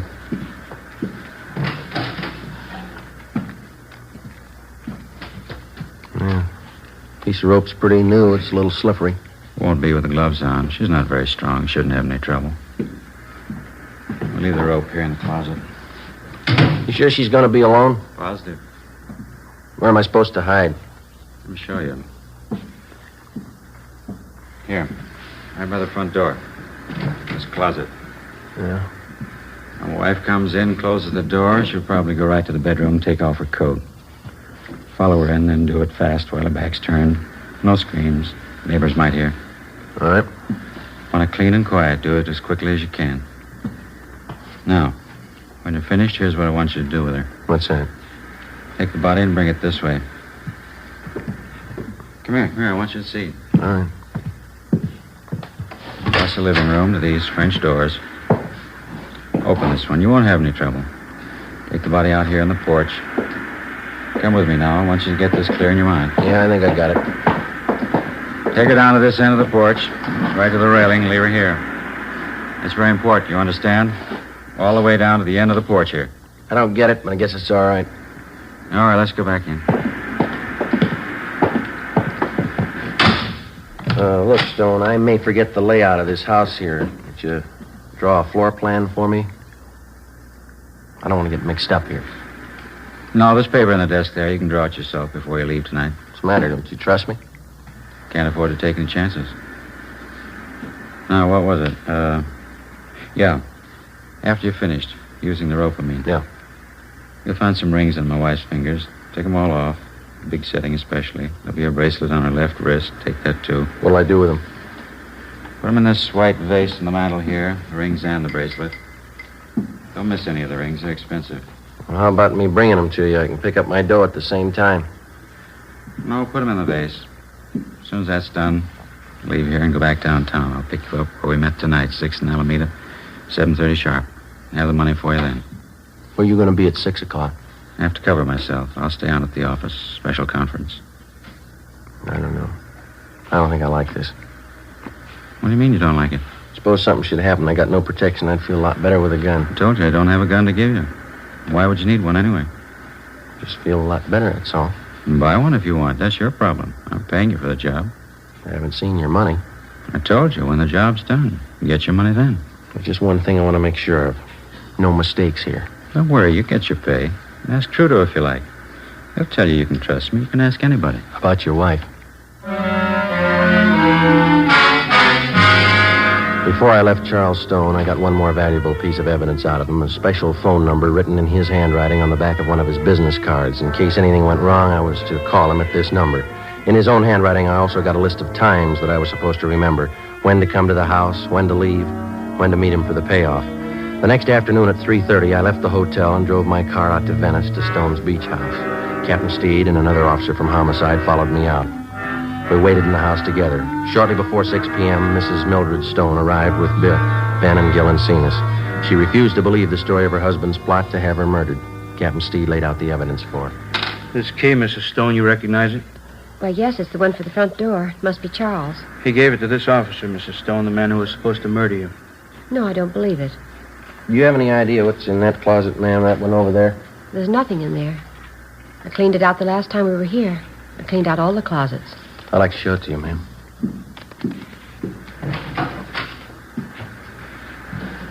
Piece of rope? I never saw that there before. Mr. Stone gave it to me. It was supposed to be the murder weapon. Just one more point, ma'am. Over here, please.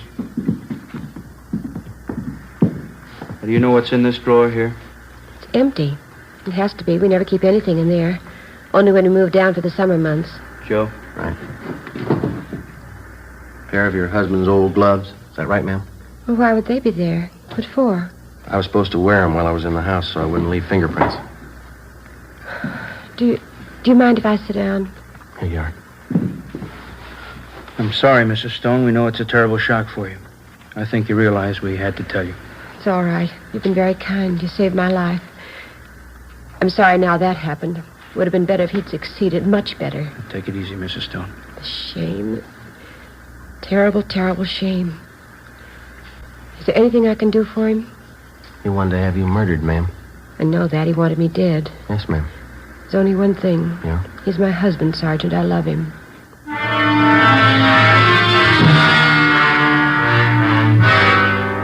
6:45 p.m. I telephoned Charles Stone and told him the job was done. His wife was murdered. He said he'd meet me at 6th and Alameda Streets for the payoff as scheduled. I waited. He failed to show up. At 7:30 p.m., Stone was placed under arrest as he parked his car in front of their Venice beach house. A loaded .32 caliber revolver was found in his pocket. He was taken back to the city hall, the chief of detective's office. Ben and I waited outside the open door. We could hear Thad Brown start the interrogation inside. Do you know what we have you down here for, Mr. Stone? No, I haven't the faintest idea. What would you say if I told you your wife had been murdered? I think you're crazy. What would you say if I told you that you're accused of her murder? It's silly. It's ridiculous. I've been at work all day. I can prove it. All right, Friday, come in. Yes, sir. You ever meet this man before? I've seen him on Skid Row. I don't know him. Do you recognize the man you hired to kill your wife? I don't know the man. I didn't kill my wife. I don't understand all this. The name's Kelly, Mr. Stone. He's some fake officer. He's a Skid Row bum. I don't know him. I don't think that's going to make it, Stone. Both you and your wife have been tailed constantly for the last couple of days. Photographs taken. Midget auto races. 6th and Alameda. Beverly Hills apartment. Crazy. You don't know what you're talking about. Mike, would you send the lady in, please?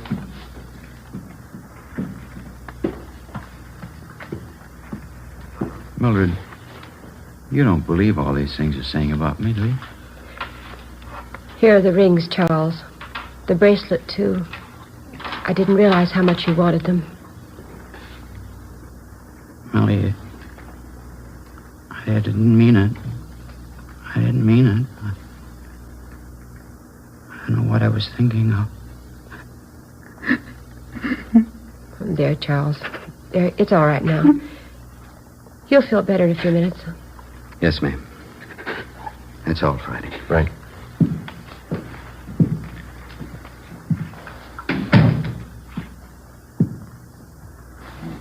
What's it look like, Joe? He's starting to talk. It's got me. He tries to have her murdered. She goes to bat for him. What's it prove? He sure must love him. What do you think? How about a cup of coffee?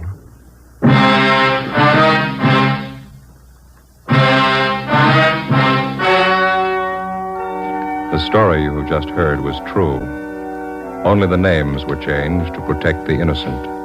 On May 2nd, trial was held in Superior Court, Department 89, City and County of Los Angeles, State of California. In a moment, the results of that trial. And now, here is our star, Jack Webb. Thank you.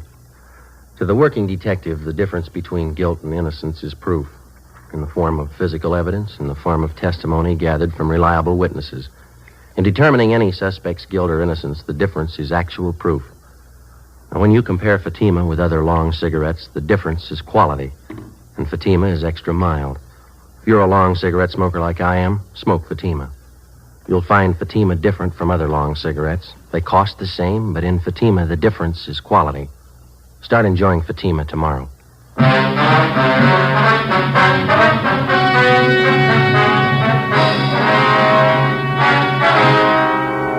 Charles Farnsworth Stone was tried and convicted on soliciting the commission of a felony, 2 counts. He received a sentence as prescribed by law. The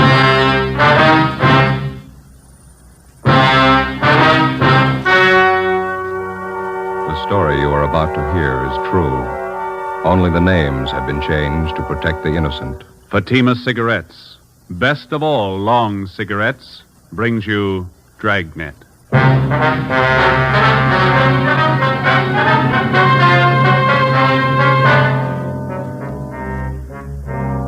You're a detective sergeant. You're assigned to burglary detail. Unidentified thieves start a campaign of burglaries in your city. Homes are broken into and stripped of their furnishings. There's no lead on the criminals. Your job, get 'em. When you compare Fatima with other long cigarettes, the difference is quality. Yes, in Fatima, the difference is quality. If you want a long cigarette, smoke that best of all long cigarettes. Smoke extra mild Fatima. Fatima is the quality king-size cigarette because it contains the finest Turkish and domestic tobaccos superbly blended. And Fatima is extra mild with a much different, much better flavor and aroma than any other long cigarette. Because of its quality, its extra mildness, its better flavor and aroma, Fatima has more than doubled its smokers coast to coast. Enjoy extra mild Fatima yourself. It's wise to smoke extra mild Fatima. Because in Fatima, the difference is quality. Yes, in Fatima, the difference is quality. Smoke Fatima, the quality king-size cigarette. Best of all long cigarettes.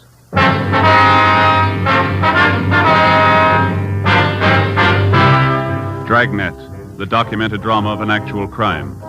For the next 30 minutes, in cooperation with the Los Angeles Police Department, you will travel step by step on the side of the law through an actual case from official police files.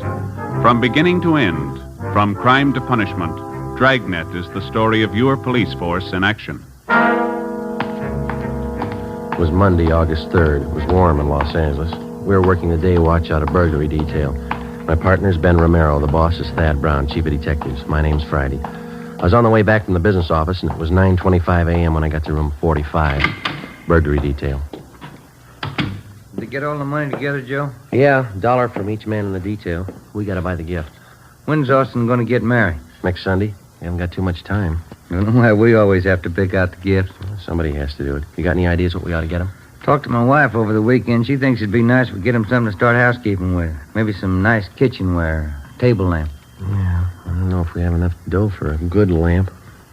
But maybe they might like a bedspread. You can always use them. Or maybe a nice wool blanket, huh? I don't know. Got to be careful about those personal things. What do you mean? What's personal about a blanket? Well, we don't know much about the girl Austin's going to marry. She might not need any. Excuse me. Could you tell me something? What's that? I said, could you tell me something? Well, what do you want to know, little girl? Is this where you come to report about stolen things? Oh, no, that all depends. Why don't you come on in and tell us all about it, huh? Thank you, I will. Like to sit down, little girl? I'm 12 years old. I'll stand if it's all right. All right. Now, would you like to tell us what's been stolen? Everything. Everything's been stolen. We came back this morning and found it that way. Grandpa's awful mad. Mm-hmm. Maybe we better get the facts to start with. What's your name? Ruth Ann Marie Jeanette. Jeanette. Is that your last name? No, Snyder. Ruth Ann Marie Jeanette Snyder. Did you come down here alone, Ruth? Yes, Grandpa sent me. He's awful mad. Where do you live? With Grandpa. Where's that? Over on College Avenue. Grandpa's leg's bothering him. Arthritis. So he told me to come down and tell you about it. About what, man? Everything. We came back this morning on the train, and when we got home, we found everything was stolen. It's terrible. What do you mean by everything? I walked all the way over here to tell you. I'm thirsty, sir. Drinking fountain in the hall. Oh, we've got a cooler over here. Let me get you a cup, huh? Thank you.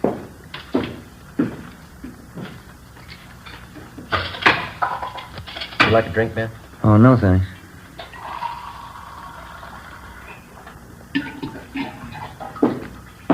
All right, little lady. Here you are. Thank you very much. Now, would you like to tell us what it's all about?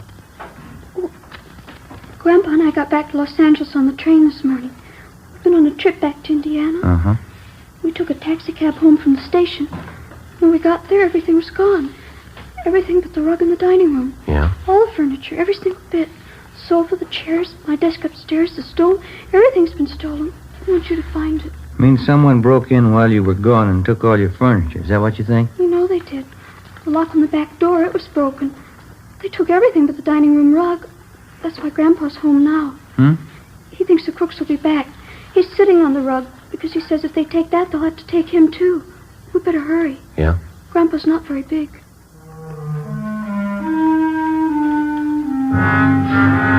9:45 a.m. Ben and I drove little Ruth Ann Snyder back to her home on College Avenue. It was an old-fashioned wooden frame structure a few doors up from College Avenue and Everett Way. Ruth Ann showed us inside and introduced us to her grandfather, Mr. John H. Snyder, age 78.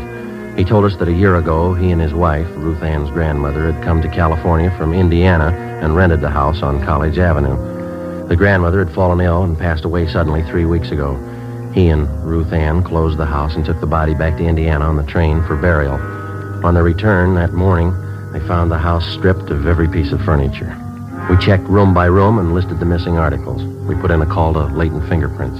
Do you happen to know the serial numbers of your home appliances, Mr. Snyder? No, sir. I've lived with most of the furniture for 40 years. You get to know the things you own in 40 years. I know it was in my room, Sergeant. My desk, my table and chair, the bed, the curtains. They took everything. Well, how about the estimated value of the furniture, sir? What would you say it was worth? Dollars and cents? Oh, I don't know. What's a house full of furniture worth to anyone? Guess everybody puts their own value on their things. Yes, sir, they do. Solid walnut dining set. A wedding present.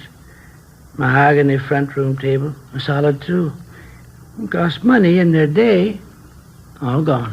Were there any liens against the furniture, sir? How's that? Did you owe anything on the furniture? I mean, there was no trouble with the finance company or anything like that. Oh, we didn't even know what a finance company was when the wife and I was married. It was a sad enough trip as it was. And Ruthie and me get here this morning, and everything's gone. All we own. Ruthie. Yes, Grandpa? Where the thieves broke in, would you show the officers, please? It's back this way. Okay. How are you and your grandfather going to make out here, Ruth?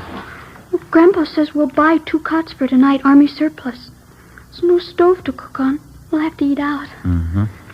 Maybe we'll have to go back to Indiana. Grandpa doesn't have much money. He's on a pension. Here's the back door. You can see what they did to get in. Must have used a hammer and a crowbar. Smashed it clean through. You'll find the crooks, won't you, Sergeant? We're going to try, Ruth.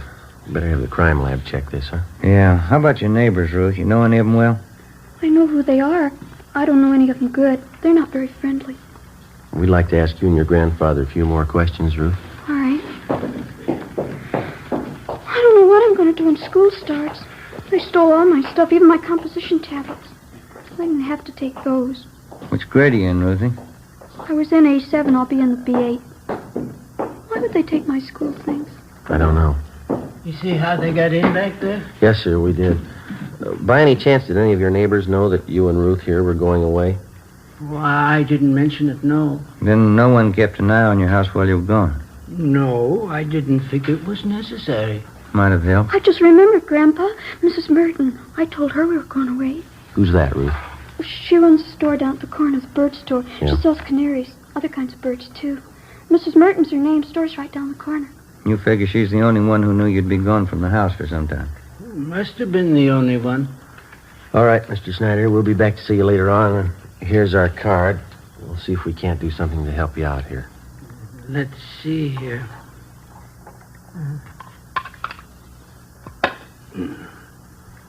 Friday, Romero, burglary detail. All right, thank you, boy. Ruthie will show you to the door. Yes, Grandpa. Bye, Miss Snyder. Goodbye, sir. Oh, say there. Yes, sir. Guess you understand, but I'd like to apologize anyway. I just couldn't do it. What's that, sir? Offer you a chair.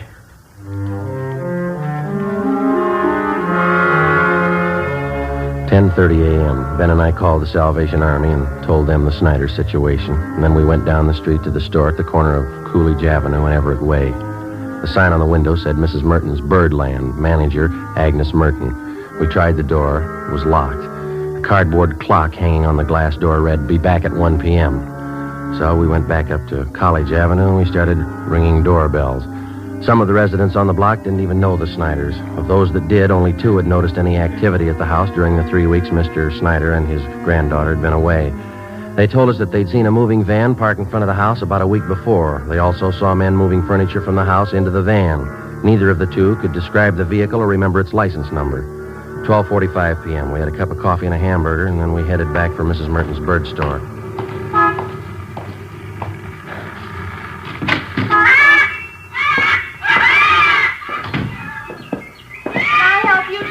Yes, ma'am. Police officers. You have a few questions for you. Certainly. Something about birds? No, ma'am. About one of your neighbors. Oh. The Snyders. They live just up the street from me. Oh, yes, old couple. Poor Mr. Snyder passed away, a few weeks ago. Yes, ma'am, we know. They have a wonderful granddaughter, Ruthie. She and I are getting to be great friends. The Snyders having some kind of trouble? We're investigating a burglary at their house. Oh, is that so? Now, you be quiet, Mary. You heard what I told Blackie. Just eat your food and be quiet. I guess you knew the Snyders have been away for the last few weeks. Yes, I did, but they're back. I saw Ruthie pass the window this morning. Have you noticed any activity around the Snyders' house since they've been gone? Well, yes, I did. And just what you noticed, Miss Merton? Well, it was 7 or 8 days ago, I think. Some white moving truck stopped in front of their place, and the 2 men started moving out Snyder's furniture. Uh-huh. I thought it was a little strange because Ruthie hadn't told me anything about moving. And in fact, she said definitely she and her grandpa were coming back after poor Mrs. Snyder's funeral in Indiana. Did you investigate it all, ma'am? Oh, excuse me. Who was that? You, Fred? Yes, you ought to be ashamed. You can see I'm busy. Another outburst like that, and all 3 of you, Fred, Blackie, Mary, I'll take care of you. Now, where was I? You saw the moving van in front of the Snyders. Oh, yes. And I went up to the moving men and asked them if the Snyders were going back to Indiana. Well, of course, they didn't know anything about it. Did you inquire at the Snyders' house? Well, no, it so happened I didn't. I was on my way to one of the big aviaries in the valley, and I just didn't have time to stop. How about the moving vans? You happen to notice the license? I don't remember the numbers. Any identifying marks about the truck you might remember? Maybe a sign on the side? Yes, the side of the truck was painted white, and there was large blue lettering on it, van and storage, it said. I remember that much. Was that all? Well, yes, as I said, I was in a hurry. I had to pick up 3 sick canaries out in the valley. Is there anything else about the incident you can remember? Anything at all? No, I'm afraid not. Well, thank you very much, Miss Merton. Here's our card if you happen to come across any further information. Yes, all right. I'll have to go see the Snyders. Maybe I can help. Fine. Goodbye, ma'am. Thank you very much. Yes, goodbye. Bye. Fred, now you stop up this minute. Fred? Well, not much help there. Not much. Give me an idea, though. Wedding present for the Austins. Yeah? Maybe a couple of canaries? In a nice cage?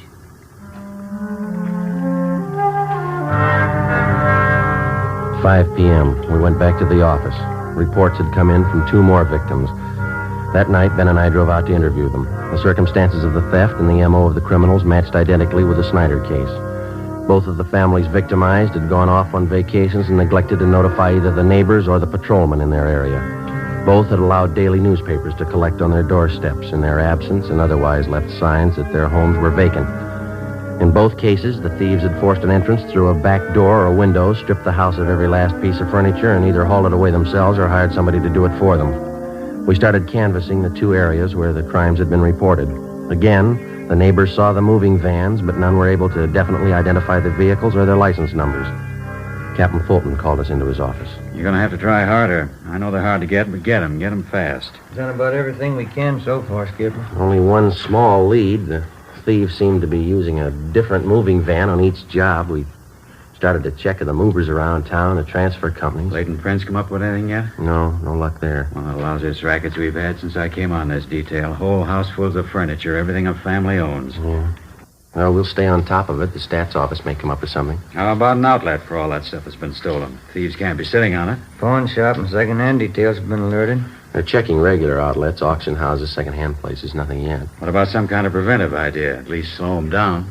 Good dose of publicity on the whole thing would help.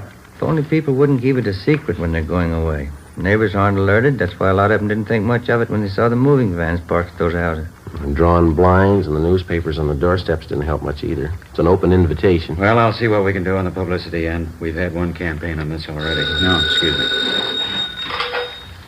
Burglary, Captain Fulton. What's the address? Okay, I got it. Thank you. Here you go, another one. 63R just called it in. Family back from vacation. Furniture all gone. Here's the address here. Thank you. Better get on it right away. Let's go. I'll have a little more help for you on this tomorrow. Crowley and Barnes will be free. They can work with you. Okay, Skipper. Check you later. Right.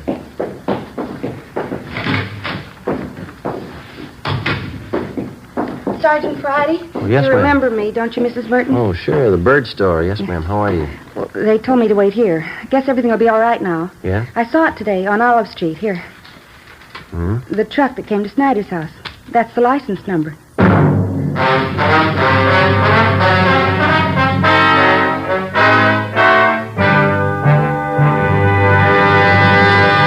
You are listening to Dragnet, the case history of a police investigation, presented in the public interest by Fatima Cigarettes. It's amazing how many long cigarette smokers are changing to extra mild Fatima. Here is the actual report. From coast to coast, Fatima has more than doubled its smokers. Here is the reason why. When you compare Fatima with other long cigarettes, the difference is quality. Yes, in Fatima, the difference is quality. Fatima is the quality king-size cigarette because it contains the finest Turkish and domestic tobaccos superbly blended. And Fatima is extra mild with a much different, much better flavor and aroma than any other long cigarette. And because of its quality, its extra mildness, its better flavor and aroma, more and more smokers say it's wise to smoke extra mild Fatima. I agree, says Dick Hyland, sports columnist. I agree, says Mrs. Deems Taylor, painter and theatrical designer. I agree, says Frank Fenton, author. Yes, all agree. It's wise to smoke extra mild Fatima. Best of all, long cigarettes. Because in Fatima, the difference is quality. Yes, in Fatima, the difference is quality. Smoke Fatima, the quality king-size cigarette.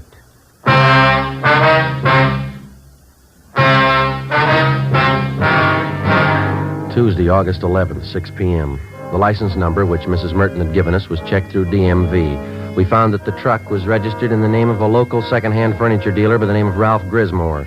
We checked his name through the police commission and then the I Bureau.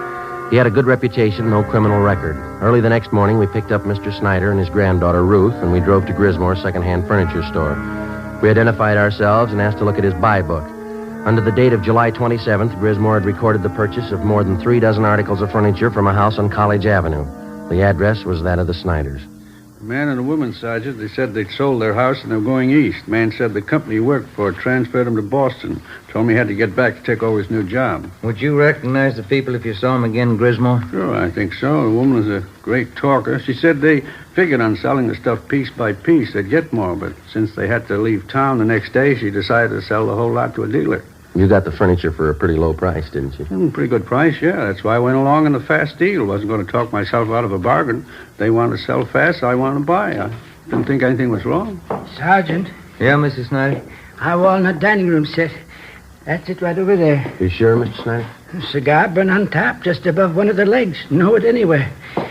Seems to me that's our mahogany table. I'll look.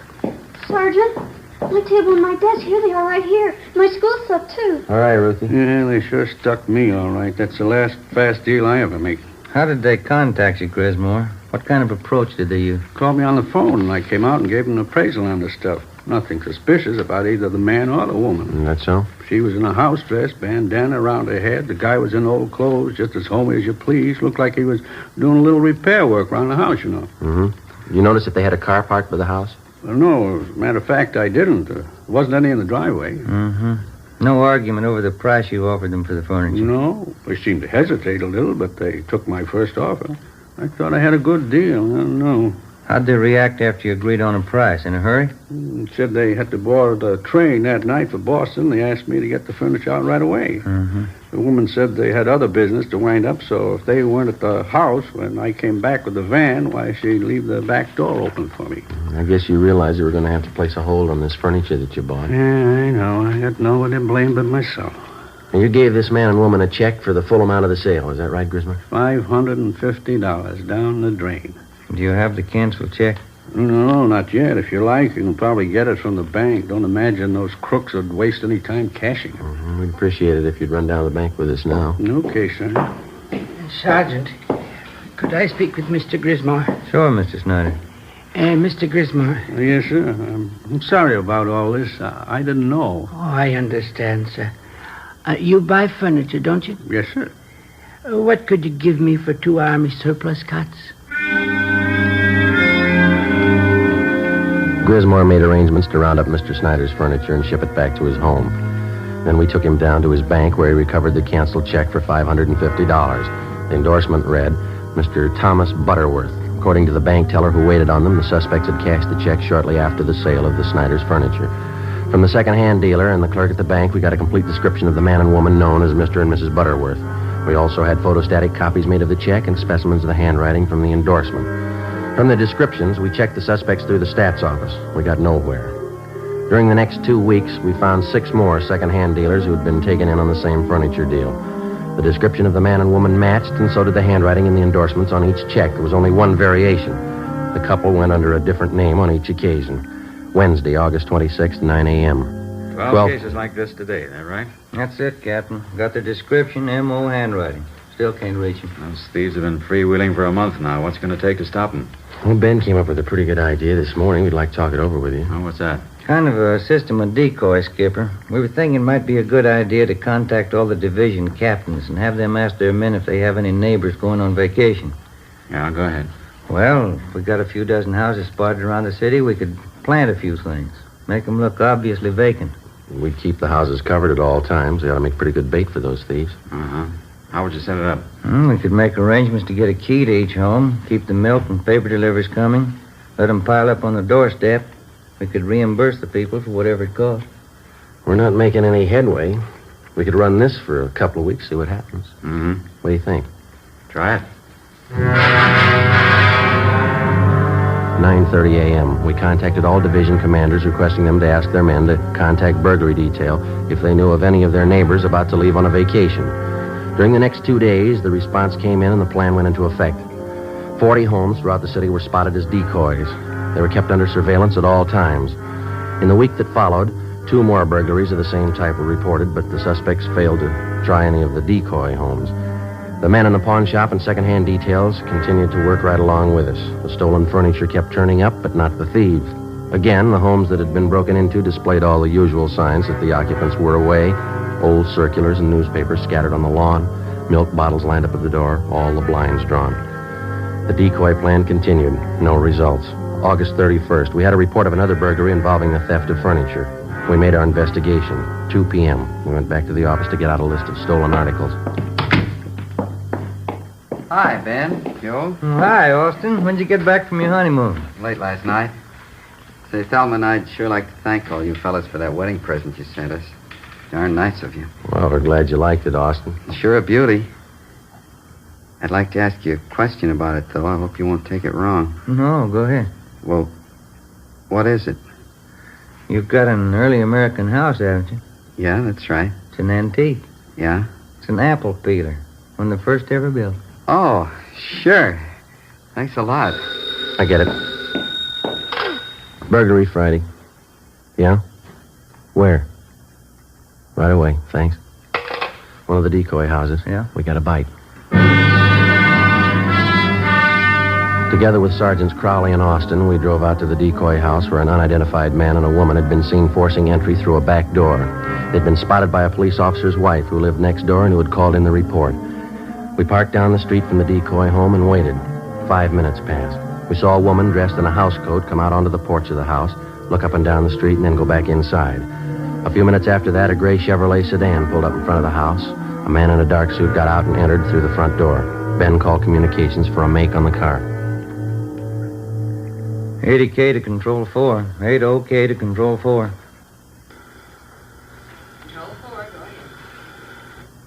Request DMV on 6 Mary 6778. Repeat, 6M 6778. Information urgent.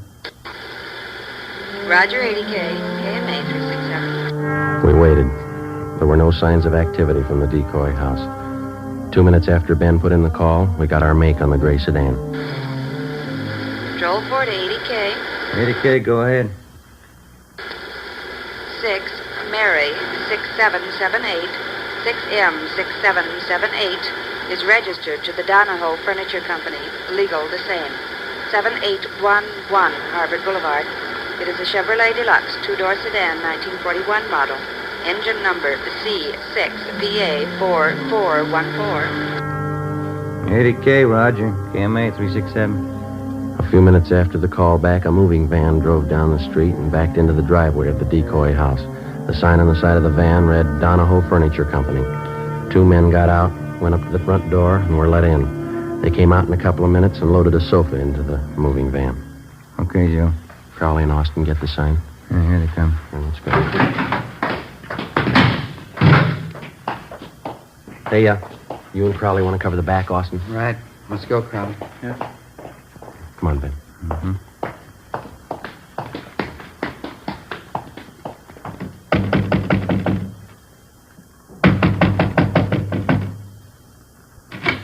Yes, sir. You want something? Police officers like... Call in the cops! Run, Helen! Stand still, you. Austin and Crowley got her. All right, hold still, mister. Oh, hold still. Hey, what's this all about, you cops? That's right. You? Max Donahoe. I'm buying this lot of furniture. Something the matter? You're buying from the wrong people. They're not the owners. You better have your men move that stuff back in the house. Okay, if you say so. All right, lady, relax. Take it easy, Helen. There's no use fighting. They got us. Whose fault is it? I told you luck doesn't last forever. Okay, all right. Don't make it worse. All right, let's go. I'll take her, Austin. You better fix your shirt. Yeah. Come on, lady. Get your hands on me. Hey, what's the matter with your shirt, Austin? Look, it must have happened when she tried to get away. Yeah, lipstick all over the collar there. Doesn't look very good. No, it doesn't. What are you going to tell your new bride? I got nothing to hide. I'll tell her the truth. Yeah? She'll believe me, won't she?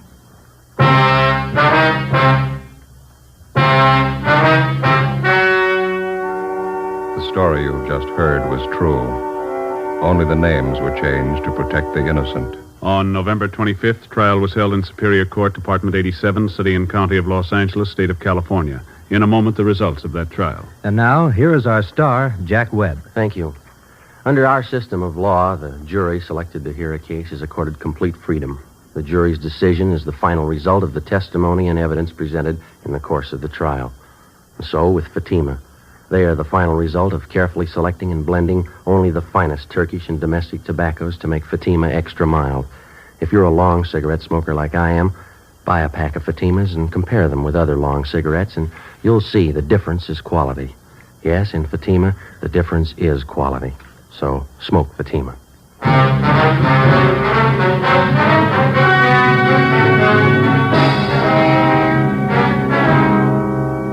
The suspects were identified as Mr. and Mrs. Thomas Dunbar. They were arraigned on 15 counts of burglary and tried and found guilty on all counts. They are now serving their terms in the state penitentiary.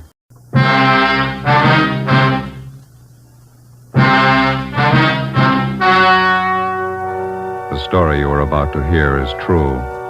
Only the names have been changed to protect the innocent. Fatima Cigarettes, best of all long cigarettes, brings you Dragnet.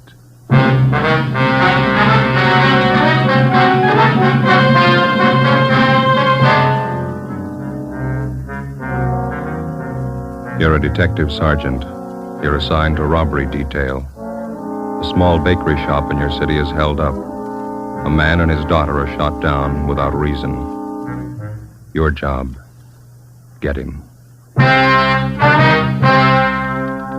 If you want a long cigarette, smoke the best of all long cigarettes. Smoke extra mild Fatima.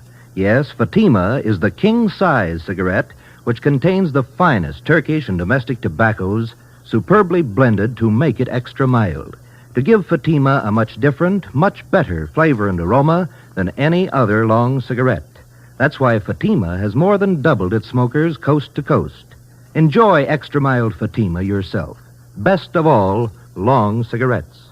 It's wise to smoke extra mild Fatima. It's wise to smoke extra mild Fatima.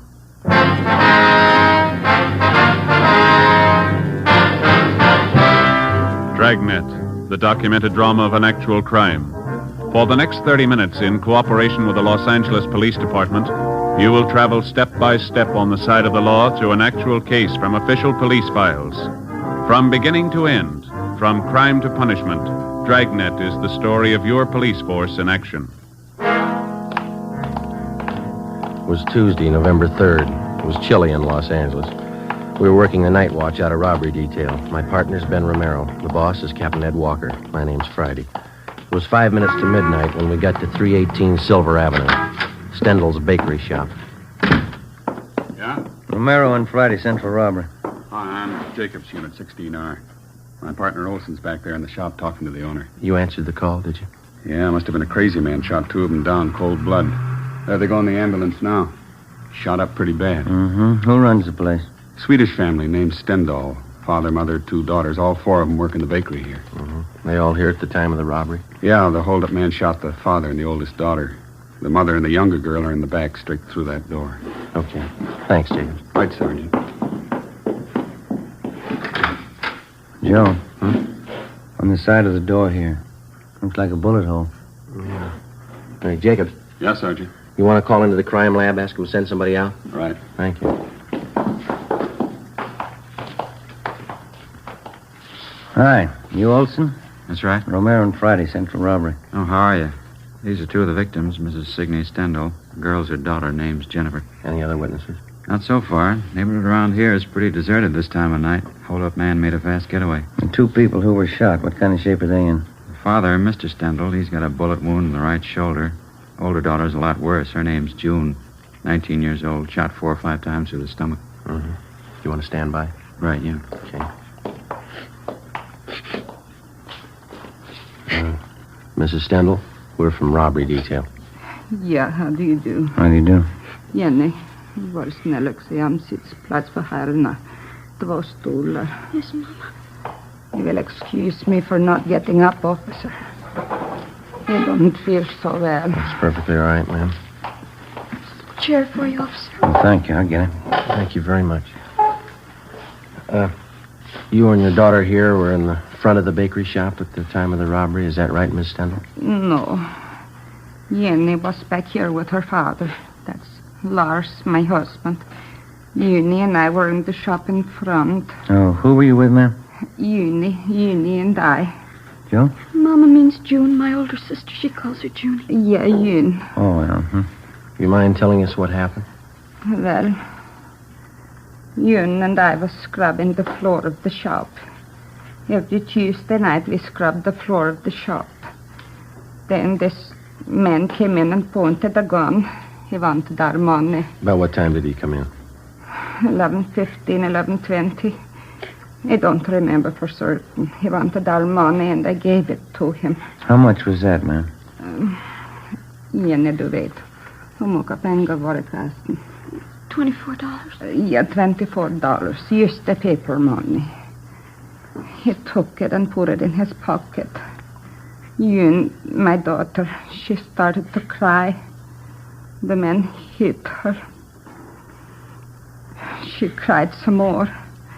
Then Lars and Jenny came running from the back. Yes, ma'am. The man pointed the gun.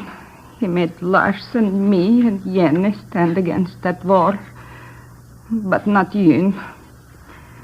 He took hold of her. Jenny, hur ser du dig? Den vägen din mannen, han var där. June... It was getting fresh with her, Mama. The man tried to get fresh with June officers. June hit him. He tried to drag her out the door with... Yeah, June hit him. Hit him good.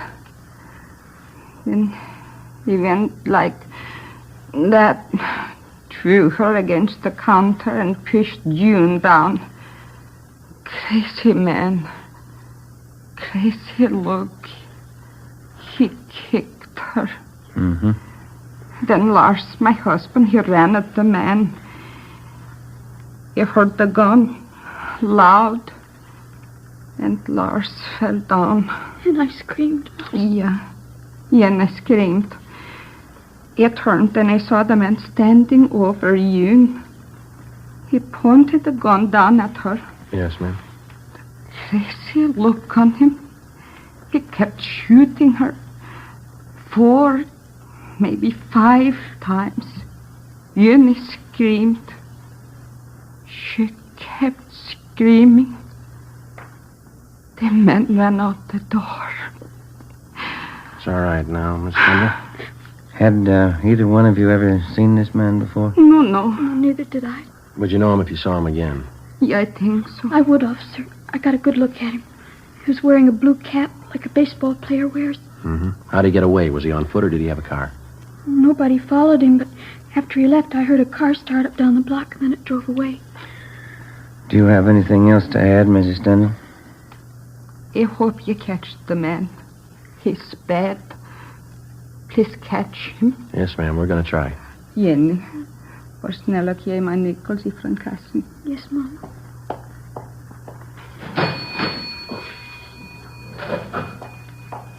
Here, Mama. Here, officer. When you find the man, please call me. You keep the nickels. We'll call you. Before we left the scene of the robbery and shooting, Mrs. Stendhal and her daughter gave us their description of the hold-up man, together with the clothing he wore. The suspect had no outstanding physical characteristics that they'd noticed. The only thing unusual about his clothing was that he wore what appeared to be a baseball cap at the time of the hold-up. She described the cap as light blue with a visor. Together with Officers Bechtel and Lopez from Central Robbery, we canvassed the immediate neighborhood for other possible witnesses. We found none. The next morning, we went out to the hospital. The condition of the older daughter, June, was critical. We interviewed the father. He could tell us nothing.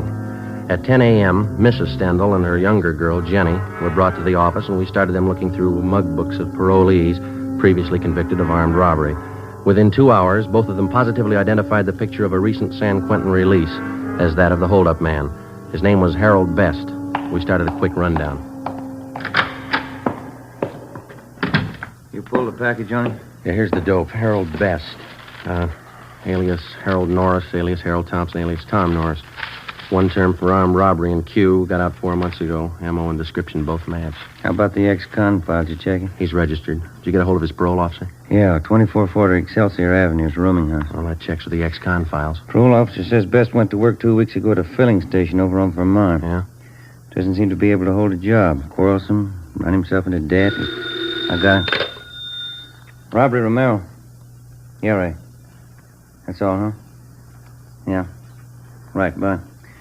Ray Pinker at the crime lab. They checked the slugs taken from the 2 victims. Yeah? They came from a .32 caliber revolver.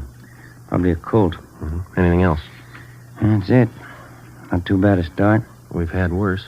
Yeah. Maybe we can make that phone call pretty quick. 2 p.m. Wednesday. Ben and I drove out to his rooming house at 2440 Excelsior Avenue, and we found that Herbert Best was still living there. We had the landlady show us his room. Besides the usual personal belongings, we came across nothing of consequence. After questioning the landlady, we drove to the service station on Vermont Avenue, where Best was supposed to be employed.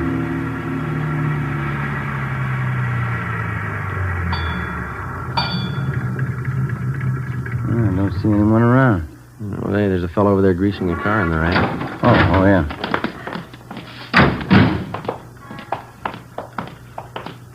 That looks like Best. Mm-hmm. Hey, fella. You. Yeah? Can you tell us if there's a Herbert Best working here? Sure, I'm him. Why? Police officers would like to talk to you. Yeah? What's the matter? Routine investigation. Got a few questions for you. Supposed to have this car greased up a 3:45. What am I supposed to do, please? You or boss? I'll find him, Joe. You got any heat on you? No. What's it all about? How long's this going to be? A couple of minutes. Won't take more than a grease job. Put this thing in shape. Well, we'll wait for you. How'd you find me? That nosy landlady of mine? No, routine channels.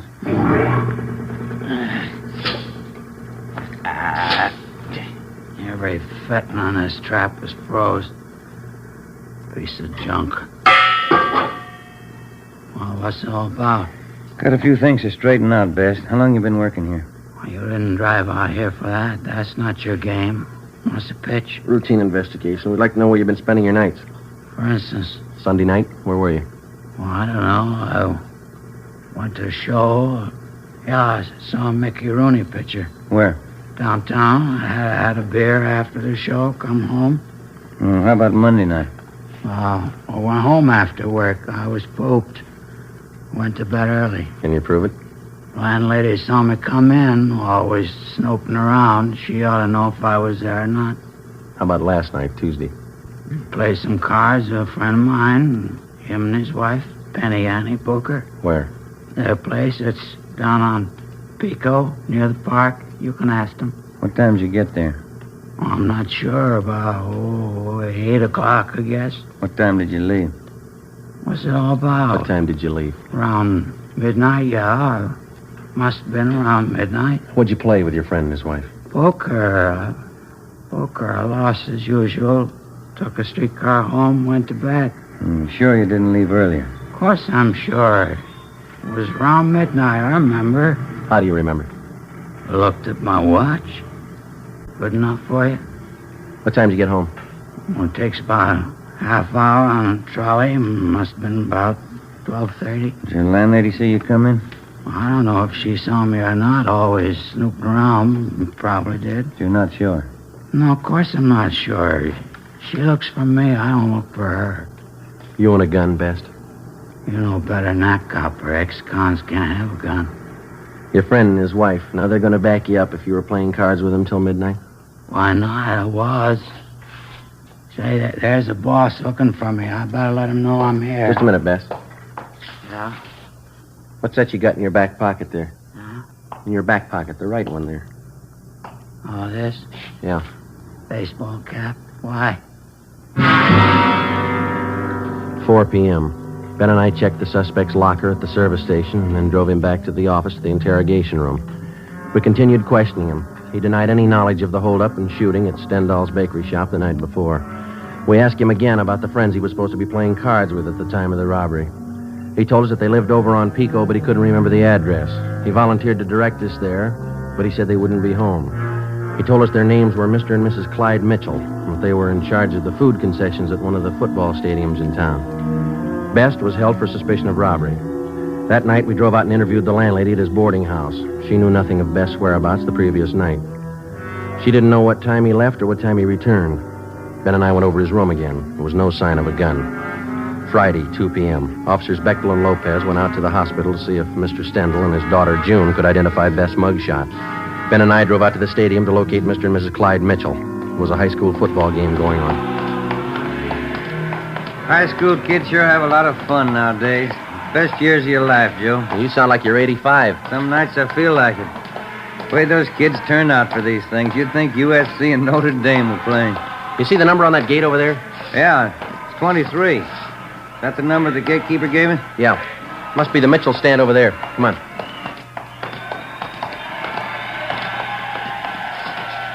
Oh, miss, can you tell us where to find Mr. and Ms. Mitchell? Yeah, around back of the stand. You're knocking the door. Thank you. Yeah, come on in. You Ms. Mitchell? That's right. What is it? Police officers. I'd like to talk to you if you have a few minutes. All right, I'm having a bite of lunch, but come on in. Shut the door. Yes, ma'am. Thank you. Lousy food business. You never get a chance to feed yourself. Yes, ma'am. Hey, you care for some of these? New kind of potato chip. Revolutionary, it says. Oh? Mother Thompson's puff chips, flavored. Got all kinds, see? These here are a combination, see, garlic and eggplant. Sure tastes different. Have some? No, thank you very much. I would. Thank you. See, we're inquiring about a friend of yours, Ms. Mitchell. Maybe you can tell us something about him. Oh, who's that? Man by the name of Herbert Best. Herb? Yeah, old-time friend of my husband's. What do you want to know? You see him quite often, do you, Ms. Mitchell? Once, twice a month. Clyde and I play cards or go out bowling with him. Herb's pretty good company. Uh-huh. When's the last time you saw him? Early this week, Tuesday, I think it was. Sure, it was Tuesday. Let's see, yeah. It was. We played cards. Why? At your place? That's right, a little poker. Clyde and Herb and me. What time did Best get to your place, Ms. Mitchell? Right after I finished up with the dinner dishes, around 7:45, I'd say. How long did he stay? A couple of hours. We sat around, had a few drinks, played poker, nickel limit. What time did he leave? Do you remember that? A little before 10, I think. You sure of that, ma'am? It's important. Sure as I can be. Must have left before 10 because Clyde and I listened to the 10 o'clock news alone. Then we went to bed right after. Your friend Bess tells us he didn't leave your place until midnight. Oh, that's not right. Her must be mixed up. He left before 10, I'm sure of that. All right, Miss Mitchell. Thank you. Say, I hope I haven't said anything I shouldn't have. I know Herb's an ex-con. Yeah, He likes to gamble. You're not checking up on him for Tuesday night, are you? that's right. You playing too much poker? They're not playing enough. 3:30 p.m. We located Mr. Mitchell, corroborated his wife's story, and then we went back to the city hall. Officers Bechtel and Lopez were waiting for us. They told us that they had seen Mr. Stendhal and his daughter, June, at the hospital. Both of them had identified Herbert Best's mugshot as that of the holdup man. At a show-up, Mrs. Stendhal and her daughter identified Best. We checked auto records for all stolen cars that might tie in. There were none. We then started to work on the theory that he had taken a bus from his friend's place where he had been playing cards to the Stendhal bakery where the shooting took place. Lopez and Bechtel rode the bus over the same route. It took 43 minutes. Plenty of time for Best to have gotten from one place to the other, even on a slow run. We interviewed the bus driver who'd been on duty that particular line Tuesday night between 10 p.m. and midnight. He identified Best as one of his passengers, but he didn't remember where he got off. The next morning, Ben and I met with Ed Walker, captain of robbery. Hi. How'd you make out? Just saw the deputy DA. Laid out the case for him. Yeah? We got the complaint. He'll be arraigned this afternoon. How strong a case you got? Well, each one of the Stendhal family identified Best. His alibi didn't stand up for Tuesday night. Uh-huh. And we got that bus driver. He tapped Best, too. And that blue baseball cap. All we need now is the holdup gun. I hate to spoil it for you. This letter just came through in the mail. Have a look. Thanks. What do you think? I read in the paper this morning about Herbert Best. You got the wrong guy. I'm the one who held up that bakery. Every detail about that robbery's written down in that letter. The information wasn't in the newspaper story. Nobody else but the hold-up man would know all those details. Yeah, wait a minute. Listen to this. Yeah? If you don't believe I'm the right man, I'll shoot up a couple of more jerks. Next time, I'll kill him. It's no crank letter. No, it isn't. You got the wrong man.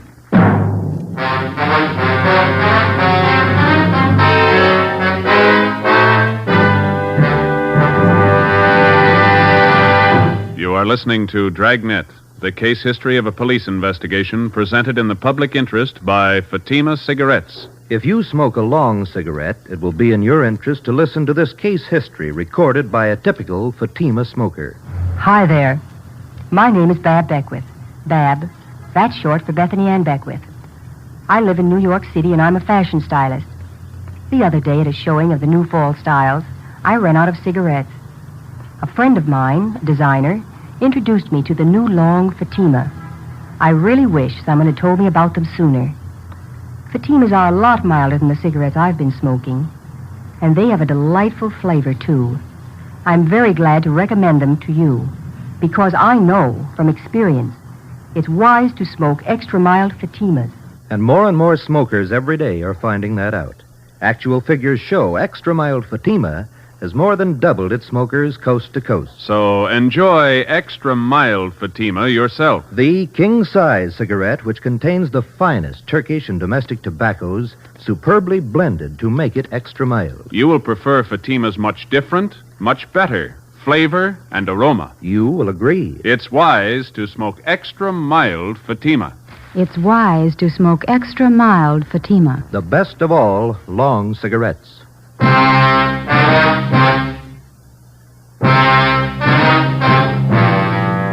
After we received the anonymous letter in the mail confessing to the Stendhal Bakery holdup, we met with the deputy district attorney. We acquainted him with the new facts in the case. That afternoon, the charges against Herbert Best were dropped. We started again at the beginning. 10 a.m. Monday, November 9th. The members of the Stendhal family were again shown mug books of ex-cons with robbery records.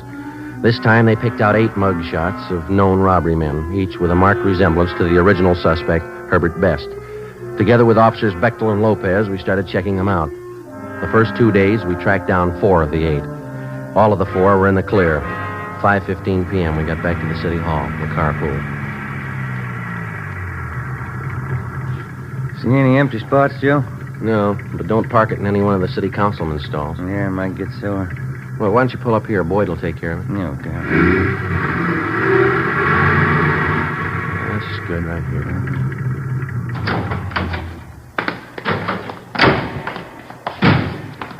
Doggone it. I knew there's something I forgot to do. What's that? Oh, they had an underwear sale today. That place down in South Fig. Shorts, T-shirts. Wife told me to be sure and get down there. Well, that'll be another one. That place has sales all the time, don't they? Only twice a year on underwear. Stuff I've got's not going to last till next time. Friday? Ben? Wait a minute. Gene Beckton. Yeah. Hi, Beck. Hi. What up? Yeah. How'd you make out? 2 men we checked were clean. We picked up something 77th Street station. Now, go ahead, Ben. Uh-huh. Well, watch that elevator door, Jim. Yeah, I'm sorry. Well, what's with 77th Street? A couple of men in traffic out there covered an accident this afternoon. 91st and Central, hit and run. That's so? And one of our traffic cars saw the collision, took out after the guy. Chased him 10 blocks. Mm-hmm. And while they were chasing him, they thought they saw the driver throw something out of the car window. Yeah, what? I'm coming to that. When they finally pulled the car over, gray coupe, the driver told him his shoulder was wrenched in the accident. He was on his way to his own doctor. Mm-hmm. Our men took him to 77th Street, had the doc there look at him. Yeah. Well, the doc was treating the guy. Only one of the officers was in the room. Mm-hmm. When he turned to get a drink of water, the suspect slugged him, then the doctor. Jumped out of the window, got away. Teletype's out on him. We went to an awful lot of trouble to beat a traffic rap. Yeah, that's the way to impress the boys out there. They got out of broadcasting the guy, went back to the spot where they thought they saw the guy toss this thing out of his car when they were chasing him. Did it pay off? They found a .32 Colt revolver. Our Russ Camp's checking it now over in the crime lab. What did they say the man looked like? Description measures pretty close to our holdup guy. I'll get it. Robbery Friday. Yeah, just a minute.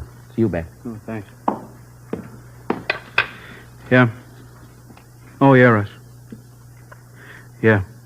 Okay, fine, right. Russ Camp checked the .32 revolver with the slugs in the Stendhal case. Yeah. Positive make. The gray coupe, which the unidentified suspect had been driving, had been checked out by traffic officers at 77th Street Division. They had found that the owner and driver of the car was a man named Bruno Stock, a two-time loser with a page full of major and minor crimes to his credit. We checked his mama sheet, and we got out a broadcast on him in an APB. A stakeout had been placed at his last known address. We picked up a sandwich and a cup of coffee for dinner, and then we started checking out Bruno Stock's relatives and friends. By 6 o'clock the following night, we still had no idea where he was. A little after 9 p.m., we got a call from an informant who told us that a Tommy Josephson, a small-time thief and reputedly a friend of Bruno Stock's, wanted to talk to us. We found him in a small apartment over on West 6th. One thing I want to set you straight on. Bruno's no friend of mine. He's in on the heavy rackets. No heavy racket man's a friend of mine. All right, we got it. Now where's Bruno? He came here tonight, 6:15. Moved right in on me. Didn't even ask me. What do you want with you? Now, you remember, Bruno's no friend of mine. Yeah, we got that. Now, what do you want? A gun. He knew I had one. I keep it for self-protection. You can't trust these heavy men. Did you give him the gun? Give it to him. He took it. Shook me down like a rat. Made me go out and buy dinner for him. My own dough. Had to bring it back here from. Yeah. Bruno's no friend of mine. What he does with that gun is his grief. It's out of my hands. When did he leave here? An hour ago, I think. Maybe a little less. Shook me down like a rat. Real heavy guy. Where was Bruno going? I don't know. He's crazy. All them heavy guys are crazy. Talk like somebody with a paper head. Did he tell you where he was going? See a friend of his over in Dogtown. Guy runs a bowling alley. Bruno's going to borrow his car. What for? He's heavy, I tell you. Said he was going out on a heist tonight. Did he ever write you guys a letter? Why? Well, he told me he was going to prove what he wrote to you. Crazy. I didn't get it at all. Yeah. Said he was going out to kill a couple of jerks. 9:30 p.m. We got the address of the bowling alley run by Bruno Stock's friend, and we called the office. An alert for the suspect was broadcast immediately. Together with Gene Bechtel and Lopez, we drove to the bowling alley. Ben and I went in. Bechtel and Lopez covered the outside. It's a good crowd. I wonder where they do business. I don't see any counter. No, neither do I. Oh, yeah. There it is. Way over in the corner. Oh, yeah. There's nobody behind the cash register. How about that fellow in the white T-shirt standing by the cigarette machine? Yeah, looks like he works here. Let's go. Joe, guy with him. Just turned towards Bruno, come on. He sees us. He's going to the back. All right, you, let's hold it up. Come on. He ducked in there to the right, Joe. Down behind the alley. Hold it up, Stock. The window, Joe. Went right through it. Come on. Here. There he is. Get out. Joe! He's in there, Beck. Cover the front. Right. Over the fence, Joe. There he is. All right, give it back. Yep. Come on.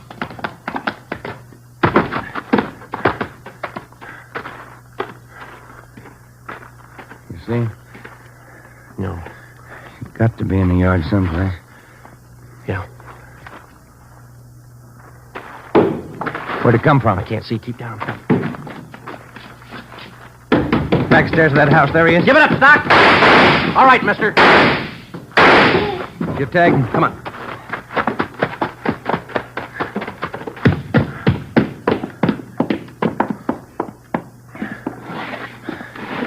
What's it look like? Wait a minute.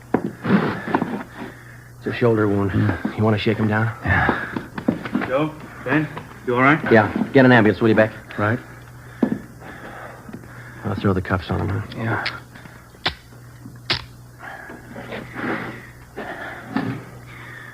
Well, that's it, Joe. Yeah. Where you going? I got a phone call to make.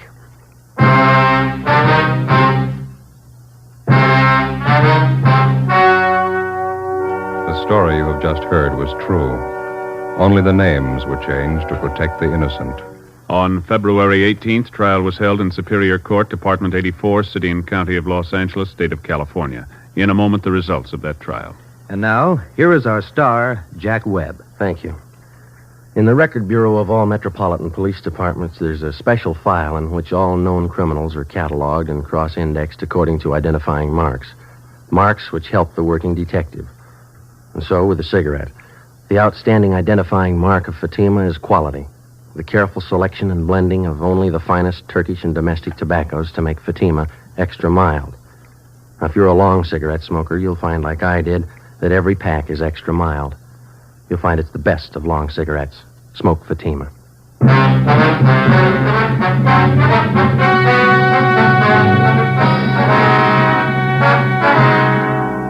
Bruno Alfred Stock was tried and convicted of first-degree robbery and assault with intent to commit murder, 2 counts. Because of his prior convictions, he was adjudged an habitual criminal and sentenced to a life imprisonment. He is now serving his term in the state penitentiary.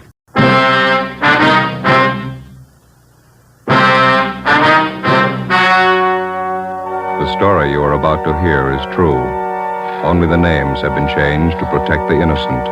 Fatima Cigarettes, best of all long cigarettes, brings you Dragnet.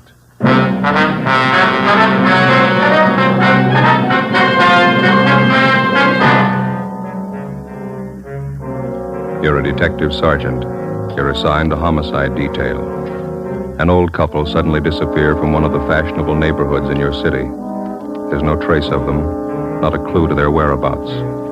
Foul play is suspected. Your job, find them. If you want a long cigarette, smoke the best of all long cigarettes. Smoke extra mild Fatima. Yes, Fatima is the king-size cigarette which contains the finest Turkish and domestic tobaccos superbly blended to make it extra mild, to give Fatima a much different, much better flavor and aroma than any other long cigarette. That's why Fatima has more than doubled its smokers coast to coast. Enjoy extra mild Fatima yourself. Best of all, long cigarettes. It's wise to smoke extra mild Fatima. It's wise to smoke extra mild Fatima.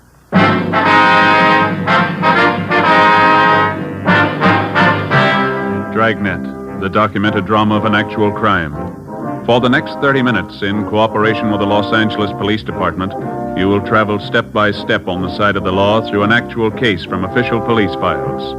From beginning to end, from crime to punishment, Dragnet is the story of your police force in action. It was Saturday, September 30th. It was warm in Los Angeles. We were working the day shift out of homicide. My partner's Ben Romero. The boss is Captain Blaine Steed. My name's Friday. It was 3:45 p.m. when I got to room 67A. Missing persons. Hi, Joe. Hi. Where's Al? Next door. He'll be back in a minute. Oh. There's a phone message for you in the book. It's from your wife. What is it this time? She didn't say. Sure been a bad week.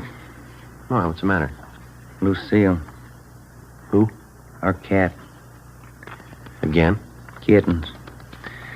Had 11 of them by the time I left the house. He was a healthy kid. Yeah. Don't know what I'm going to do with him. Hey, your mother likes cats, doesn't she, Joe? You gave us 2 from the last litter. We still got them. They're as healthy as their mother. Yeah? Never pass up a meal. Hi, Joe. Hi, Al. Sorry to keep you waiting. Just getting this report straightened out. Here you go. Mr. and Mrs. Walter Apperson. How long they been missing? Well, today's the 4th day. They're an elderly couple. One of their next-door neighbors got a little worried when he didn't see him around the house. Came in yesterday and filed a 316 on him. Let's see. Clarence Stokely. Is that the neighbor? Yeah. It says here he lived next to the Appersons for 28 years. Never known him to take off like this. Checked Apperson's cottage out there. Dirty dishes on the kitchen table. Not the way an old couple leave a house normally. And how about friends and relatives? Stokely called him. None of them have seen or heard from the Appersons for a week. Checked out 2 of their 3 living relatives, cousin in Eagle Rock and Eastern Alhambra. They don't know a thing. Wonder if I can see that, Ben. Oh, yeah. Thank you. Well, how about the third relative? Nephew, is that it, Joe? Yeah. Frank Apperson. Says here he goes to a private college out near Monrovia. Yeah, I haven't been able to contact the kid. He's away on a vacation. Possible the old couple might be with him? Not according to Stokely. Says the Appersons seldom spend any time away from their home. That's all we've got to go on, huh? Just the neighbor's story? Yeah. Oh, he says he checked the garage, too. The Appersons' car's gone. How does that tie in? Well, Mr. Apperson hasn't driven the car for the last year and a half. He has a nephew or some friend drive whenever he wants to go out. One more thing. May mean something, may not. What's that, Al? Mrs. Apperson's an invalid. Yeah? She hasn't left the neighborhood in 10 years. 4 p.m. Ben and I left the office and drove out to interview the neighbor of the missing couple. After checking at his home, we finally located him at his place of business, a small barber shop at the corner of 54th Street and Maxford Place. The chipped gold lettering on the window read, Jim Dandy Tonsorial Parlor. Smaller lettering in the right-hand corner of the window read, Proprietor Clarence Stokely. Except for a man in a white barber's smock sitting in the first chair, the shop was empty. How do you do, gentlemen? Hi. You Clarence Stokely? That's right. Police officers, Mr. Stokely. I'd like to talk to you about the missing persons report you filed yesterday. Oh, yes. Glad to help. You found out anything yet? You know the Appersons pretty well, do you, Mr. Stokely? 28 years. Sure worried about Walter and Kate. Never known them to do anything like this. Say, I couldn't be of service to you, could I? Well, I just had a haircut a few days ago. How about you, Joe? Looks like you could stand a trim. We could talk it over while I cut your hair. Don't think we'd be disturbed. Face to look well. Yeah, okay, fine. Here, I'll take your coat. Oh, thank you. First chair there. You bet.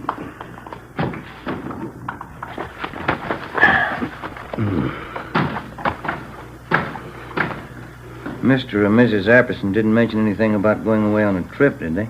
Not a word. That's what makes it so strange.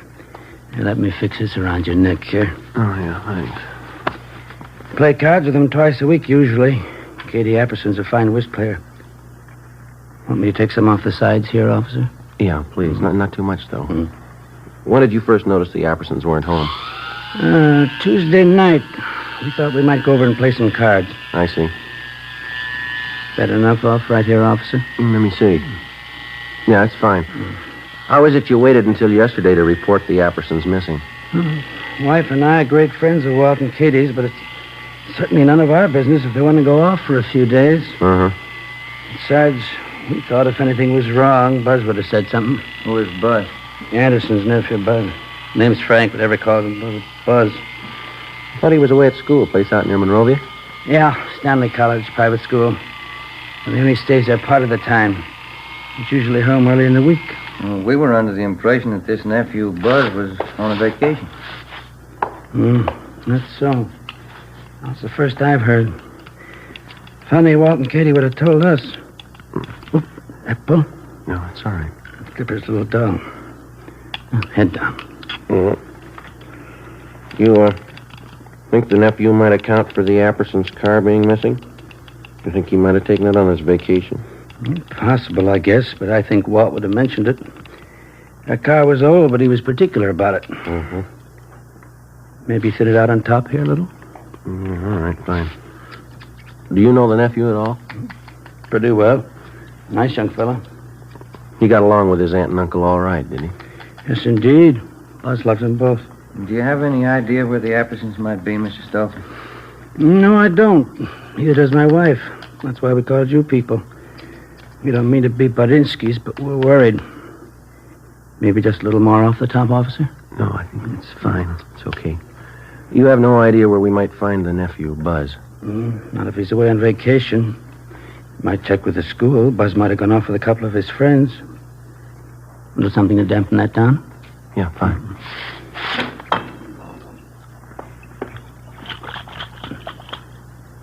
Yeah, that porch light of theirs been burning for 3 nights and 3 days. It really kicks up the old electric bill. Maybe the Appersons may have overlooked it. Huh? Maybe. All right, sir. Yeah, it's a good-looking haircut if I say so myself. Yeah. It's fine. Oh, here you go. Thank you. Oh, here's our card, Mr. Stokely. We'll be checking with you. Bye. Bye.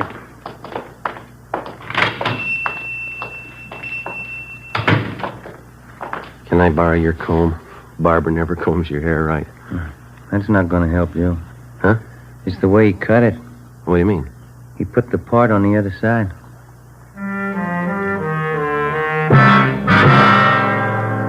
After we left Clarence Stokely's barber shop, we drove out to the Apperson home on 54th Street, just below Seaboard Avenue. We checked the house from top to bottom. The closets and the bedrooms were well stocked with clothes. None of the luggage seemed to be missing. In the basement, back on one of the cupboard shelves, we found a bottle of cyanide. It was half filled. In the kitchen, we found dirty dishes still lying on the table. We put in a call to Ray Pinker at the crime lab, and he came out and took sample scrapings from each of the 3 plates and specimens from each of the half-filled cups of coffee on the table. He also took along the bottle of cyanide to examine it for fingerprints. Ben and I called the record bureau just as a matter of routine and asked for any make and warrants on the nephew, Frank Buzz Apperson. R&I called back with the information that Frank Apperson had been arrested for grand theft auto 6 weeks before. His trial was pending. We checked back with the barber, Clarence Stokely. He knew nothing about the trouble. The next morning, Sunday, with the help of school authorities at Stanley College near Monrovia, we got in touch with the parents of 2 of Buzz Apperson's friends. They told us, as far as they knew, Apperson was on a camping trip with their sons. They were expected back in the next day around noontime. From one of the boarding students at Stanley College, we got the name of Buzz Apperson's girlfriend, a Miss Norma Louise Bernard. She lived in San Marino. Sunday night, we drove out to interview her. I don't know what I can tell you, Sergeant. Buzzy's on a camping trip with 2 of the fellows from school. That's all I know. When did he leave? Do you know, Miss Bernard? Last Monday morning, they left from school, said they'd be gone for a week. They're coming back tomorrow. Mm-hmm. You know Buzz Apperson pretty well? Yes, I do, as well as anyone, I guess. What is he, just a casual date? Oh, Buzzy and I have been going steady for almost a year now. I see. How old are you? I'm 19. Have you ever met the Appersons, his aunt and his uncle? Just once. They're awfully sweet. How did Buzz get along with him, do you know? Well, fine, I guess. The only argument Buzz ever told me about was a month ago. He wanted more allowance, and his uncle said no. Was Buzz ever in any trouble, to your knowledge, Miss Bernard?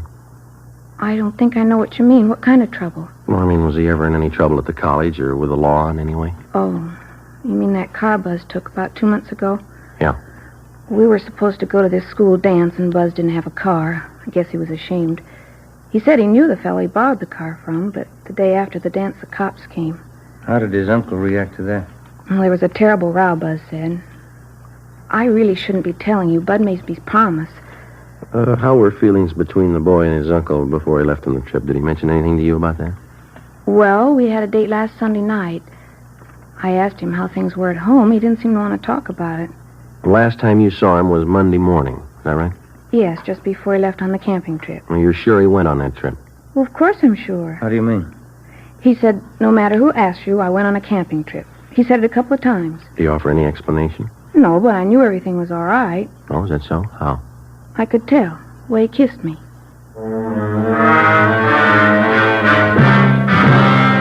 The next morning, Monday, Ben and I checked with missing persons. There was no additional information on the missing couple.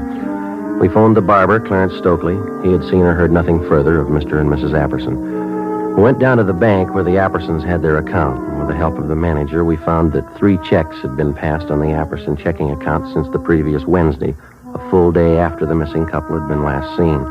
1 check was for $100 and 2 for $50 each. All of them had been cashed in Los Angeles and all bore the signature Walter Apperson. After examination, it was found each signature had been carefully forged. 10:45 a.m. We went back to the office. Hi, you two. Going someplace? Oh, hi, Ray. No, just coming. You finished checking that stuff through the crime lab? Yeah. I was passing over this way. Thought I'd drop off the report for you. Got it right here. How'd it go? Fingerprints on that bottle of cyanide. Latent prints got to make. Here's the name on it. Frank Buzz Apperson. You look over those dirty dishes we found in the Apperson house? Checked them through. Nothing. How about the samples you took from those cups? Whoever drank that coffee's in trouble. It's loaded. Yeah? Enough cyanide to kill a horse.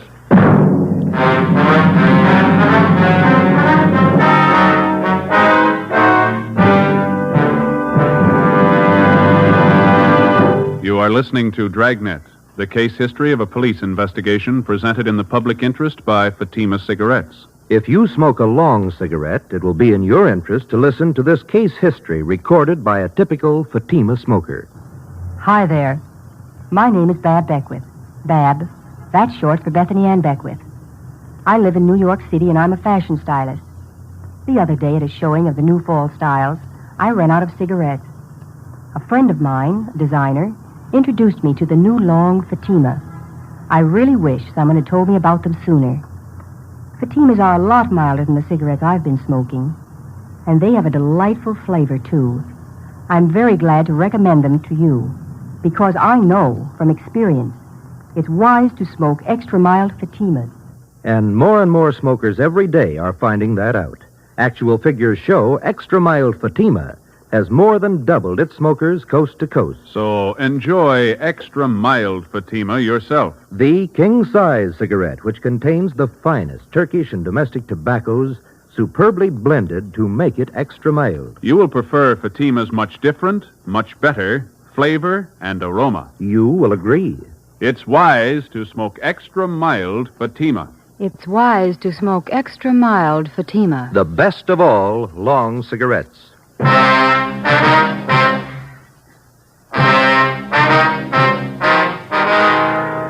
Monday, 1 p.m. We obtained a specimen of Frank Buzz Apperson's signature, and we had Don Myers in handwriting check it out against the signatures on the 3 checks. Both styles of handwriting matched in every detail. At 1:30 p.m., the parents of Buzz Apperson's 2 friends called to tell us that their sons were back from their camping trip. We checked the Apperson home. The nephew wasn't there. We drove out to see his 2 friends. Under questioning, one of them finally broke and admitted that Buzz Apperson had not gone with them on the camping trip. In the process of questioning the boys, one of them told us that he had been with the suspect 2 days before the trip when he purchased some medicine at the campus drugstore. We went to the drugstore and checked the prescription book. It showed Frank Buzz Apperson had purchased and signed for a bottle of cyanide 2 days before the disappearance of his aunt and uncle. Ben and I drove back to the Apperson house. When we arrived, the officers on stakeout had the boy in custody. No, I'm sorry, officers. I wish I could help you out, but, well, maybe it's not as bad as you think. When did you last see your aunt and uncle? Monday, before I left on the camping trip. They're in the habit of going off like this, are they? Oh, sure. Aunt Kate and Uncle Walter have friends all over. They go on trips all the time. Is that so? How do they get there? They drive, both of them. They've been driving for years. You talked to your uncle's friend, this Mr. Stokely next door. He says your aunt and uncle haven't been driving for at least a year and a half. Stokely, the barber? He's one of the neighborhood cranks, Sergeant. Anybody around here can tell you that. Minds everybody's business but his own. You don't seem too worried about your aunt and uncle. Think they're all right?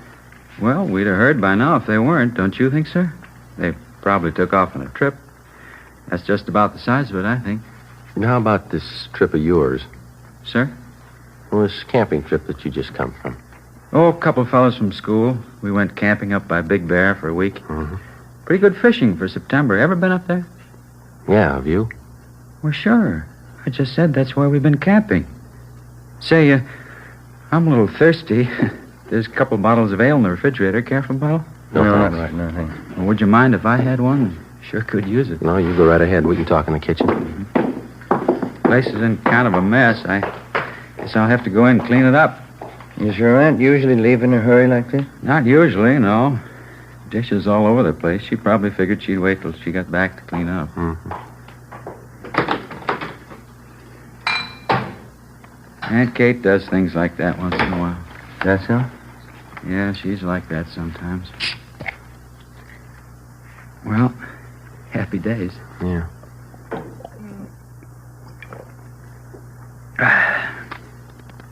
Okay, Buzz, you want to tell us? Hmm? Where are they? Your aunt and uncle, what happened? Say, I don't think I know what you're talking about. What's the trouble? Come on, Buzz. You know what the trouble is. Let's have a straight story. It's going to save a lot of time. Sir? We can draw it out as long as you like. It'll be a lot easier if you cooperate. Look, I don't know what you're thinking, Sergeant, but whatever it is, I don't understand you. What are you getting at? Something's happened to your aunt and uncle, and we're pretty sure you know what it is. Well, how could I? I've been away on this camping trip. You've been away, but not on a camping trip. Sir? We've checked you out from the day you came to live with your aunt and uncle, Buzz.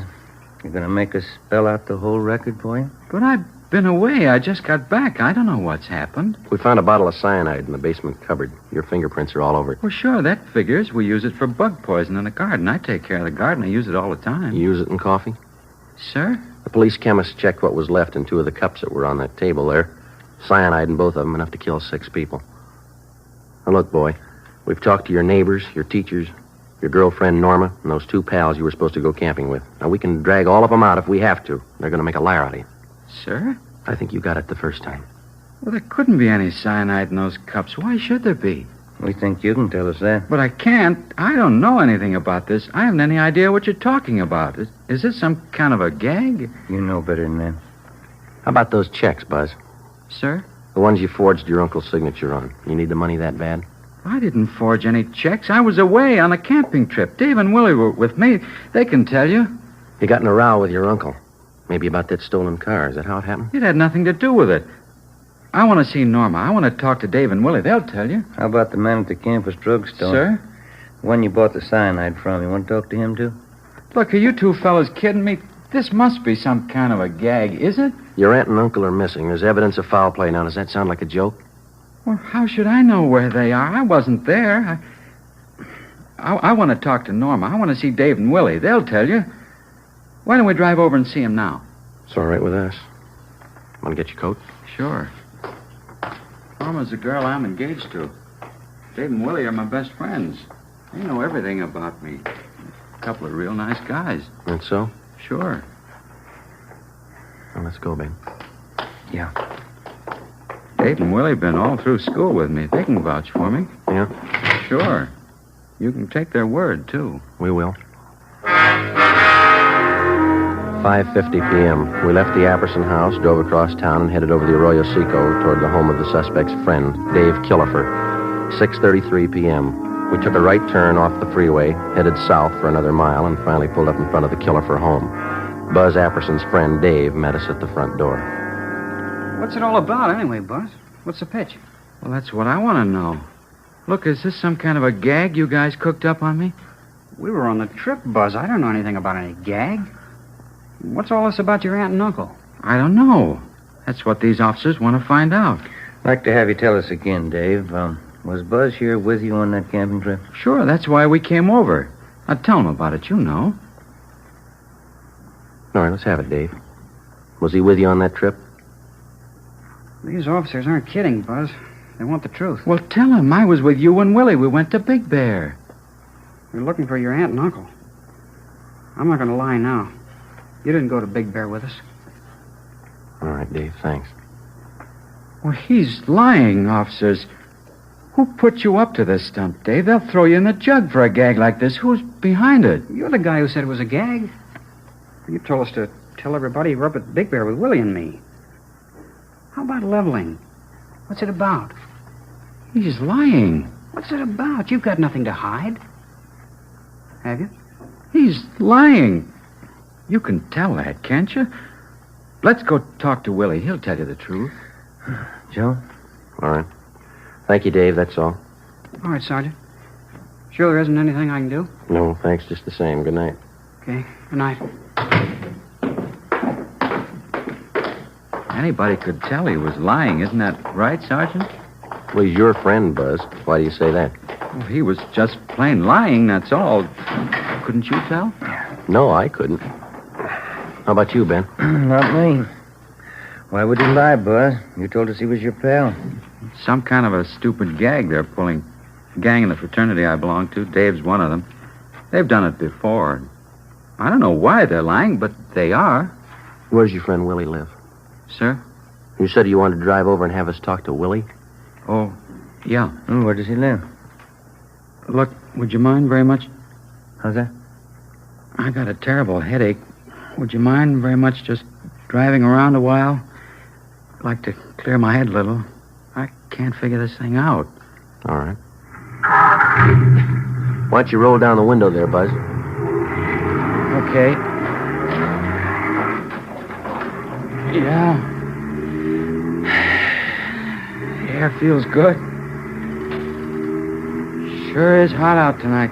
Yeah, Been a pretty long summer, hasn't it? Yeah, it has. Say, I guess maybe we ought to forget about going over to Willie's place. He strings along with the rest. He'd probably lie, too. You said you wanted us to have a talk with him. Yeah, but I've been thinking about it. He'd only lie. It'd be better if we drove over to see Norma. That's the girl I'm engaged to. Yeah, that's what we understand. If anybody can give you a straight story, Norma can. She doesn't live far. Straight down the road here into San Marino. Yeah, we know. Oh. Sure would appreciate it if you'd drive over there. Okay. Norma can straighten this thing out. Swell girl. We're going to get married as soon as we can. Oh? Yeah. She saw me leave on that trip to Big Bear. She won't lie to you. Sure wish my aunt and uncle had left a note where they were going. All this trouble. You mind if I lay out a couple of things for you, Buzz?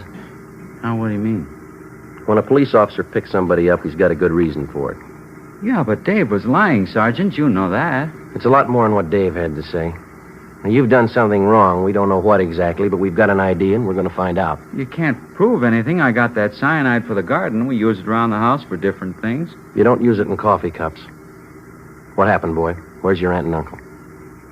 Next turn for Norma's house, up by the signal. Turn left. Yeah. Come on, Buzz. You know what happened. You're going to have to face it sooner or later. If it's not tonight, then tomorrow morning or tomorrow night or the night after. But I don't know what happened. The facts say you do, and they're not going to disappear. Now, you made the problem. It's going to stick out in front of you till you find an answer. How about it? Norma will know what to do. Wait till I talk to Norma. Why don't you stand up and face it, boy? Getting your girl mixed up in this isn't going to help. She'll know what to do. Can she find your aunt and uncle? Can she? How about the 3 checks? How about them? Can she explain those signatures that you forged? Maybe those fingerprints on the cyanide bottle. Can she help you out there? Now, look, Buzz, I believe you. You love the girl. Do you want her mixed up in all this? Here we are, Joe. Okay. That's the right house, isn't it? Yeah. Yeah, that's Norma's house. All right, what's it going to be? Do we go in? She'd cry. She'd only cry. Norma thinks a lot of me. Yeah? She's a swell girl. I don't want to have to tell her. She'd only cry. Yeah. I killed my aunt and uncle. 8 p.m. Buzz Apperson directed us to drive to San Pedro to the west basin of the Los Angeles harbor. We got out of the car and followed him to the end of one of the piers. He told us his story, and we put in a call to the office. Within half an hour, a fireboat and a barge were on the scene, and a diver was sent down into the water a few yards from the edge of the pier. We stood by and watched. Buzz Apperson, Ben, and I. I put quite a bit of cyanide in the coffee. I had to be sure. How'd you manage to get both of them in the car? I waited till way after dark, and then I dragged them out. Drove down to the end of the pier right here. Put the car in low. It went over, right where the diver went down, just this end of the barge. All right, clear those lines up there. Here's the first one. You better stand back there. Yeah, watch it. Okay, sir. Let's go.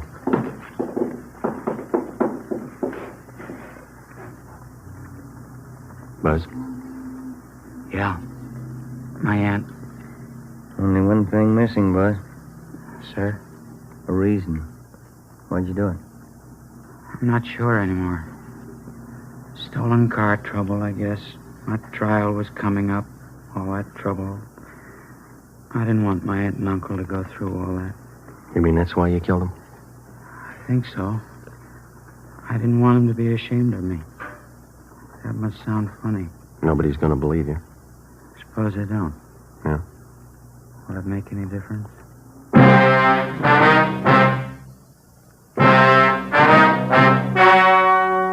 The story you have just heard was true. Only the names were changed to protect the innocent. On December 15th, trial was held in Superior Court, Department 92, City and County of Los Angeles, State of California. In a moment, the results of that trial. And now, here is our star, Jack Webb. Thank you. To successfully prosecute a criminal suspect, the working detective gathers all available physical evidence. And in the crime lab, this evidence is carefully selected and screened to determine its worth. So with the cigarette. The makers of Fatima select and buy the finest tobaccos, both Turkish and domestic. And then these tobaccos are skillfully blended to make Fatima extra mild. Best of all, long cigarettes. Pack after pack, they're extra mild. Now, if you're a long cigarette smoker like I am, smoke Fatima.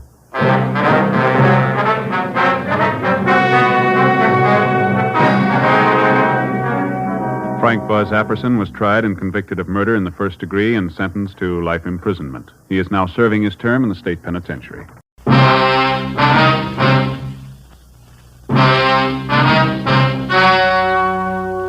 The story you are about to hear is true. Only the names have been changed to protect the innocent.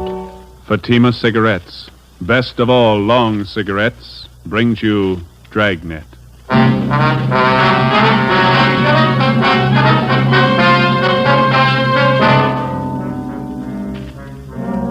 You're a detective sergeant. You're assigned to forgery detail.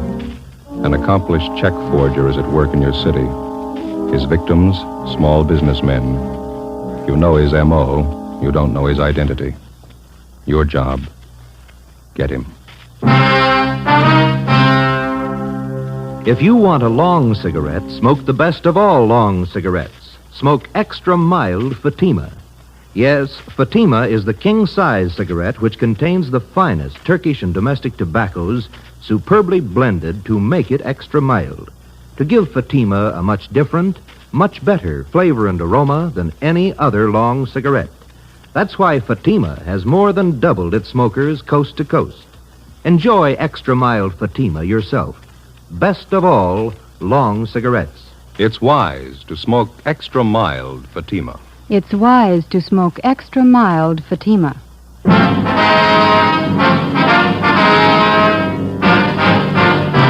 Dragnet, the documented drama of an actual crime.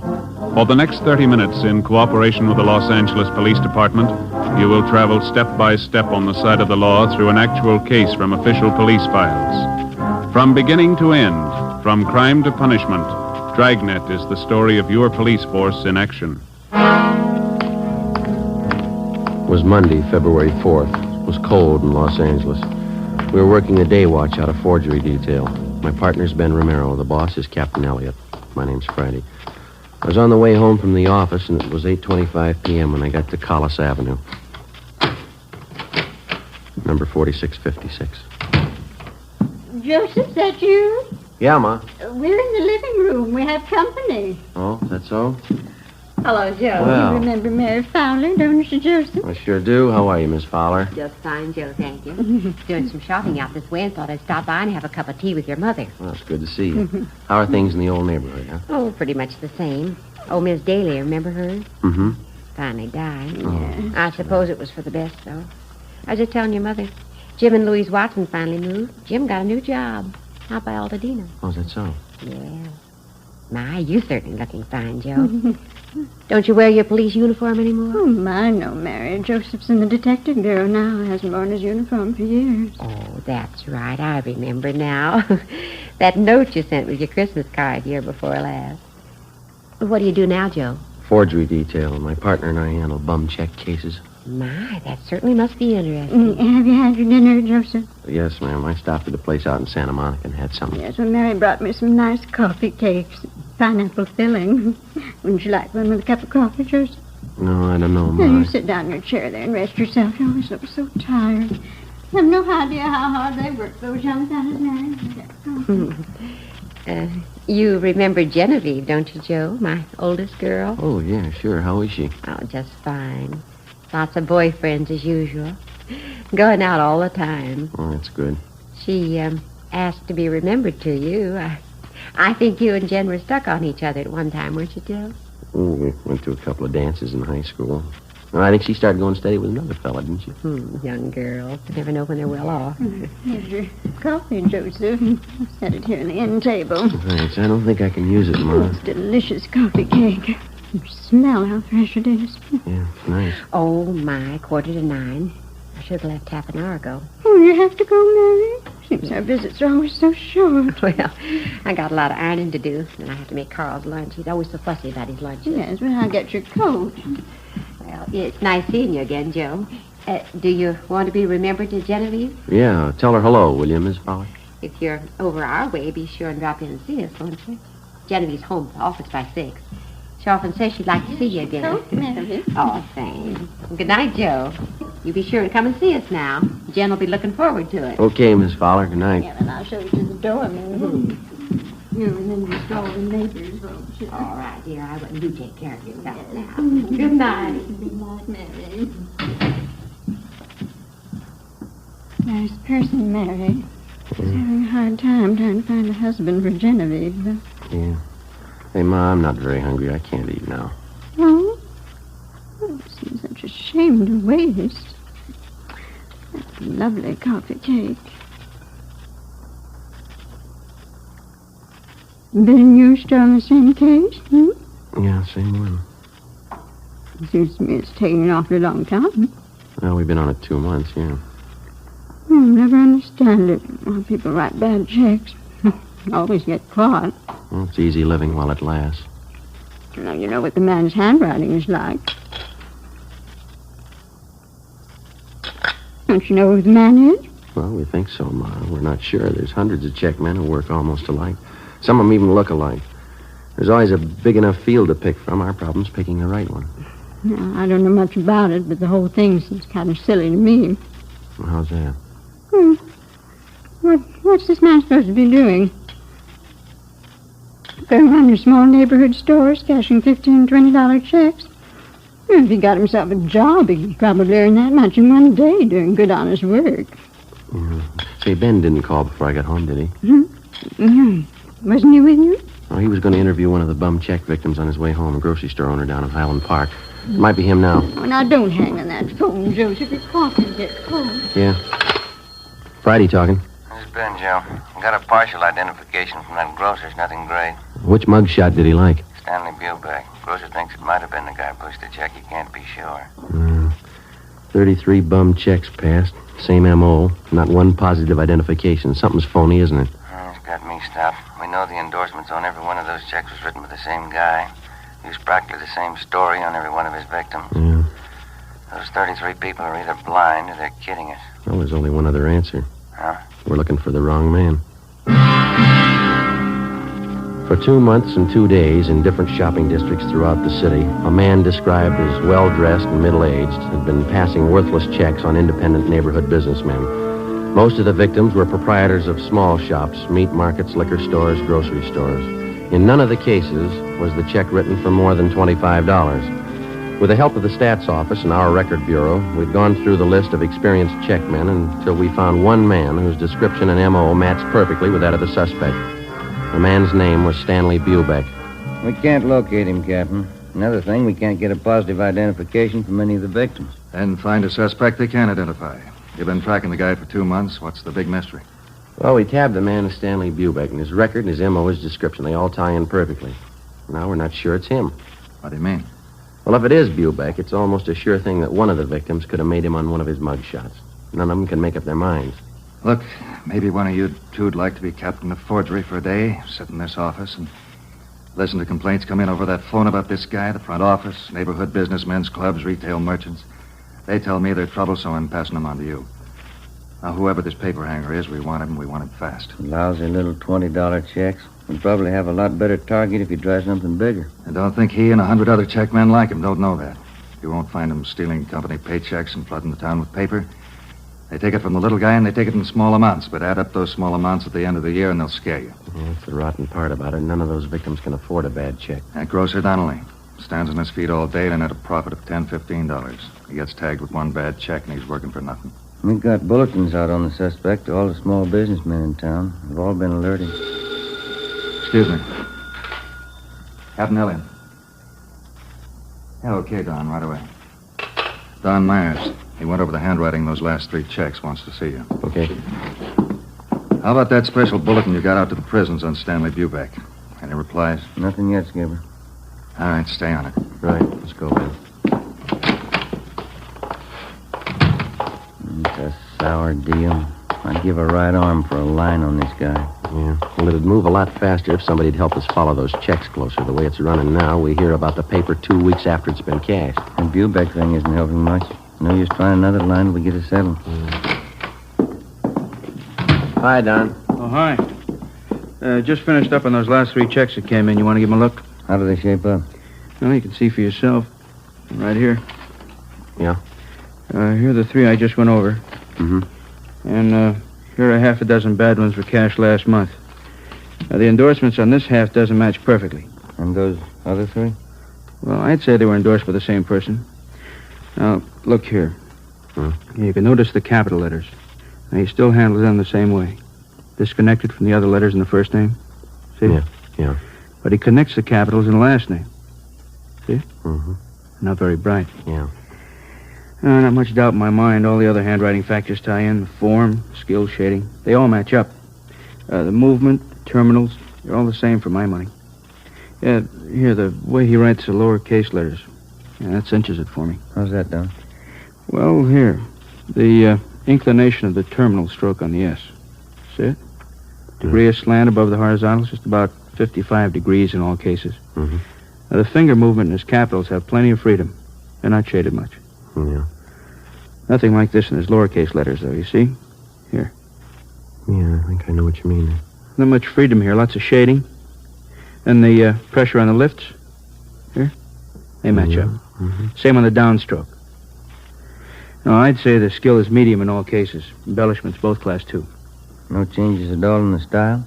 Oh, he made the signatures look a little different. All 8 factors match up, though. It's the same person. All we have to do is find him. Hey, how about this fellow Stanley Bubeck? I thought you had him tapped. Well, we're not too sure about him, but it's the only line we got to work on, so it'll have to do for now. Mm-hmm. Romero, the man in the office to see you and Joe. Name's Loomis. Right, Fred. Be there in a minute. Okay. Well, thanks, Don. We'll check you later, huh?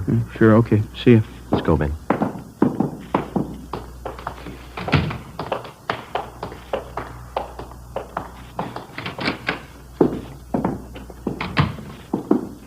How do you do? You Mr. Loomis? Yes, Sergeant Romero? No, this is Sergeant Romero here. My name's Friday. Oh, How are how you? do you do?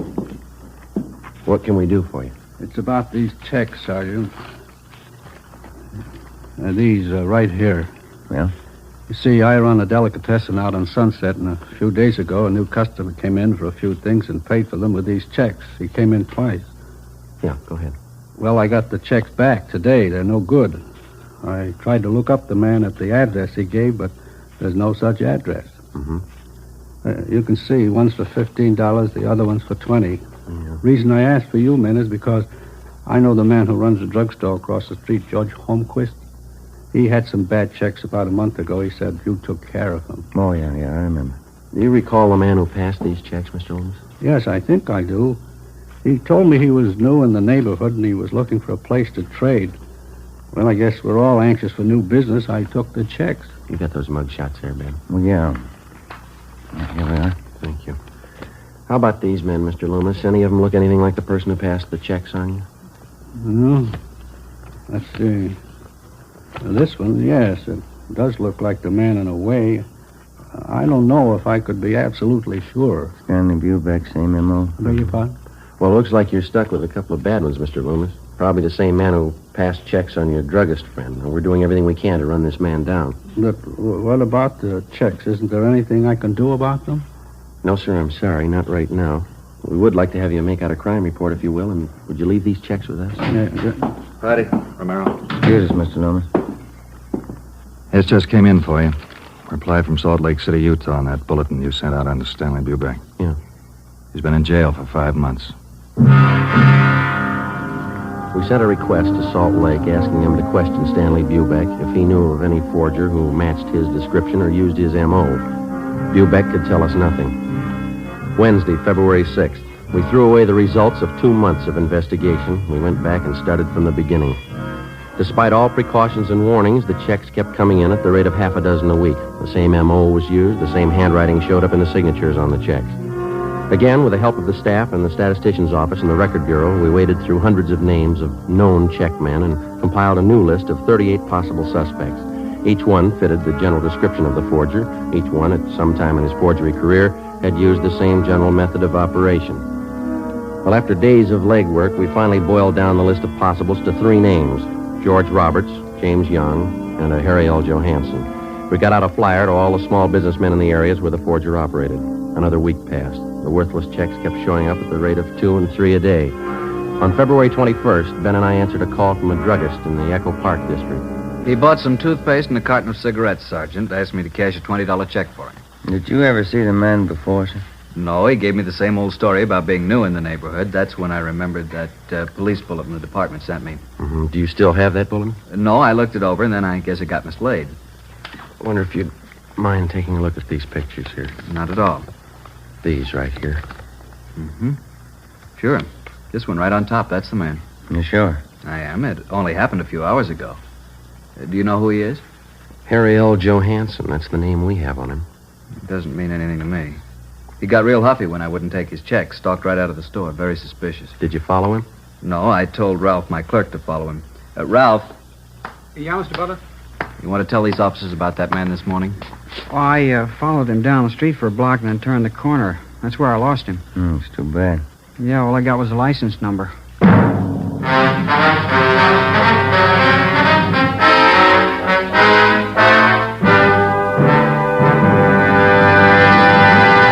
You are listening to Dragnet, the case history of a police investigation, presented in the public interest by Fatima Cigarettes. If you smoke a long cigarette, it will be in your interest to listen to a typical case history of a Fatima smoker. It's the case of Northwest Airlines stewardess Jean Madsen.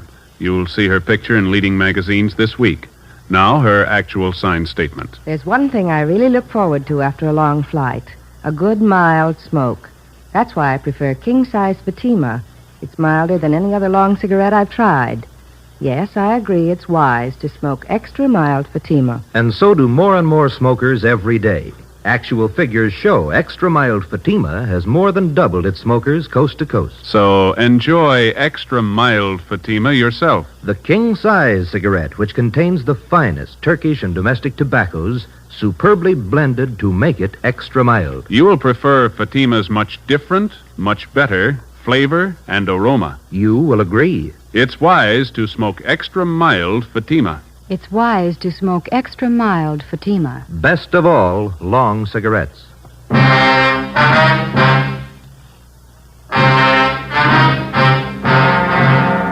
September 21st, Thursday, 3 p.m. We took the license number, which the drugstore clerk had given us.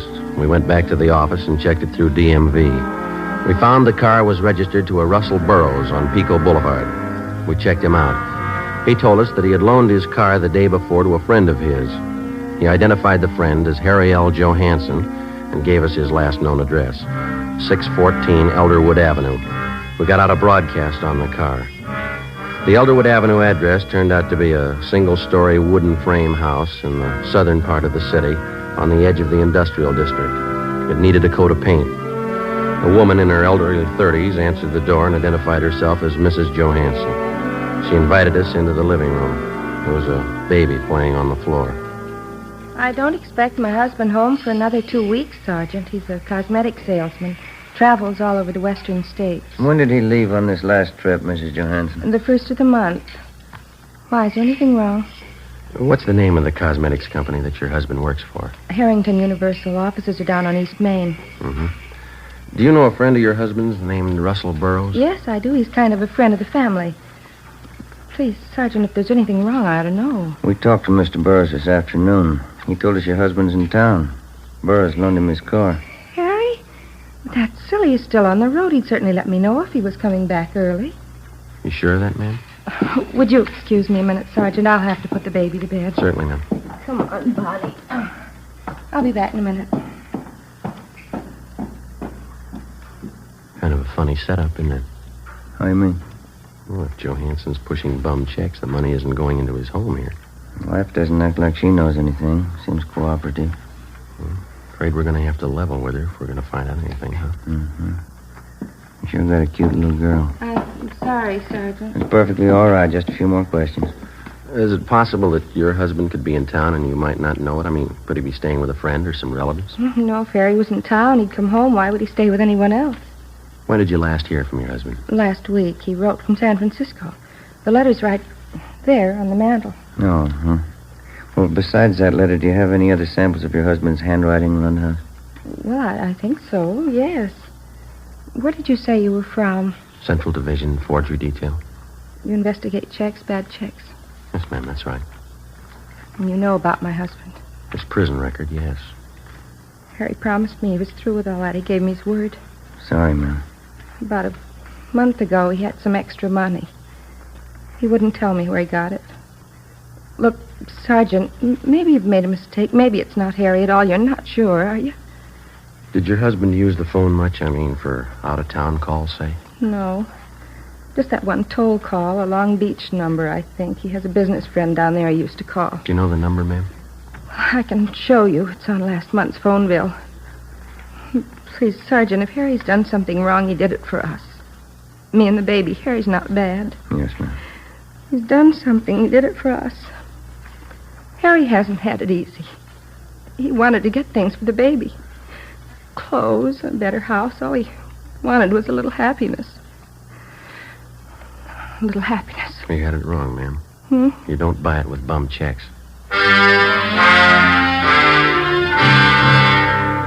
Before we left Mrs. Johansson, we called and had a stakeout placed on the house, and then we got a sample of her husband's handwriting and the Long Beach telephone number that he was in the habit of calling. The next morning, Don Myers in handwriting compared Harry Johansson's letter with the signatures on the worthless checks. It matched. We called the Harrington Universal Cosmetics Company. They never heard of Harry Johansson. We called that Long Beach phone number. A woman answered and gave us the address where the telephone was installed. Turned out to be a swanky, modern apartment house. In apartment 18, we interviewed a good-looking brunette. She identified herself as Harry Johansson's common-law wife. She was well-dressed, and the apartment was richly furnished. What's it all about? What do you want, Harry? Police business. You know where he is? Well, what's he done? Do you know where he is? He drove into Hollywood this morning. Might be back tonight. I don't know for sure. Is this your apartment? Yeah. Mine and Harry's. You're sure that Johansson's not here now? Of course I'm sure. Why? Well, and you won't mind if we come in and look around, huh? I have a right to know what it's all about. Johansson's wanted for forgery. Now, if you want to get involved, you help him hide out. I'm not asking for that kind of trouble. Go ahead and look. Take the bedroom, will you, Ben? Right. Never mind, cop. Thanks for the help, honey. I don't want any part of your troubles, Harry. I didn't know a thing about it, officer. Ben? Yeah. You better come along, too, lady. Well, tell him, Harry. I don't know what it's about. What's the idea of getting me mixed up in this? How do you think I was paying for this place? Taking you out and buying us clothes for you. I don't want any part of it. 3-room apartment, a couple of dresses. That's all he ever got me. You got no complaints, lady. Huh? That's more than he bought his kids. 1 p.m. Friday. Ben and I took Harry Johansson to the county jail where he was booked for suspicion of forgery. We called Mrs. Johansson and notified her. She immediately contacted friends and relatives and raised enough money for a writ to have her husband released from jail. 3 days later, Johansson was arraigned and a date set for his preliminary hearing. After the arraignment, Ben and I took him back to the county jail for rebooking. I'd like to ask you a question, Johansson. Yeah? You got any money of your own left? Why don't you stick to your own business, copper? That family of yours is having a pretty rough time. Your wife borrowed every cent she could find to bail you out. Now, what's she going to live on? She got relatives. No, there's the elevator. Come on, Johansson.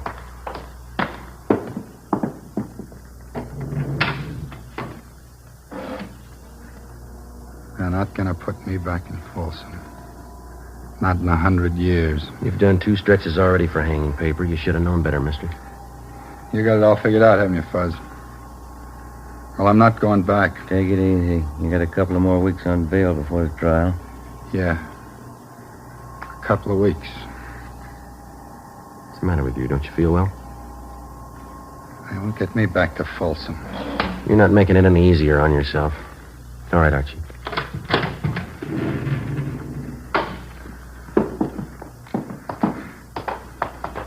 Don't you cops understand? I hate it. Every lousy bit of it. I'm not going back to Folsom. I'm not going back. Now, do you understand? It's a good idea, mister. You remember that when you get out. We booked Harry Johansson into county jail. His bail was continued, and he was released pending the trial. During the next week, along with the district attorney's office, Ben and I helped prepare the case against Johansson. 3 days before the trial opened, we had a phone call from Mrs. Johansson. She told us that her husband had disappeared. Well, there was nothing we could do until he actually failed to appear in Superior Court at the appointed time. On Monday, April 3rd, the case of the State versus Harry L. Johansson officially opened. The defendant failed to show. A bench warrant was immediately issued, and we got out a broadcast and an APB on the suspect. Stakeouts were placed in his house and at the apartment of his common-law wife. 2 days passed. No sign of him. Nothing, Joe. Bumley just checked it out. Yeah. How about those 2 ex-con pals of Johansson's? Did you check with them? Yeah, nothing there. I don't see how I can last out much longer. One suit of clothes, no money. You still got a checkbook. When did the skipper say he was coming back? On 7:30 tonight. 7:15 now. I'll get it. Forgery, Friday. Joseph, this is your mother. Oh, yeah. Hi, Ma. I forgot to tell you when you called earlier. You're supposed to be home tonight by 8 o'clock. What's that, Ma? Mary Fowler, she's coming over to visit tonight, and Genevieve's coming with her. Yeah, well, look, will you try to explain to them that I'm working and I can't get away, huh? Well, all right, Joseph, I'll try. If I possibly can, I'll try to make it home by 10. Will that be all right? All right, Joseph, I'll see what I can do. Genevieve's going to be disappointed. Yeah. If I'm later than that, don't wait up for me, huh? Yes, all right then. Bye, Ma. Yes. Bye, Joseph. Oh, hi, Skipper. The call just came in. Yeah? They found Johansson. Captain Elliott, Ben, and I drove out the highway to the Tahunga Wash. We turned off and headed into the Mount Gleason area. Captain Elliott directed us onto a dirt road. Halfway up one of the mountains, we spotted a group of cars pulled off on the shoulder of the road. We parked behind them, got out, and started over. Who found the car, Skipper? One of the people living back in the hills spotted it on his way home from work. Coroner got here in a hurry. Yeah. Hi, Dave. How you doing, Joe? Captain Elliott. How long's he been dead? Since last night, I figure. Come on over. You talked to the man who found Johansson's body, Dave? Yeah, he didn't touch a thing. What'd you find? Powder burns on the temple, powder on the hands. Boys from homicide found the note.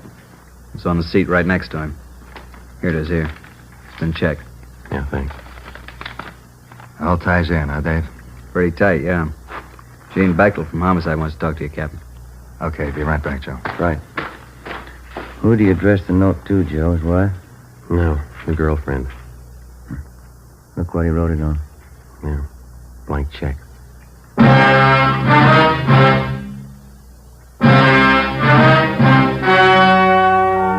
The story you've just heard was true. Only the names were changed to protect the innocent.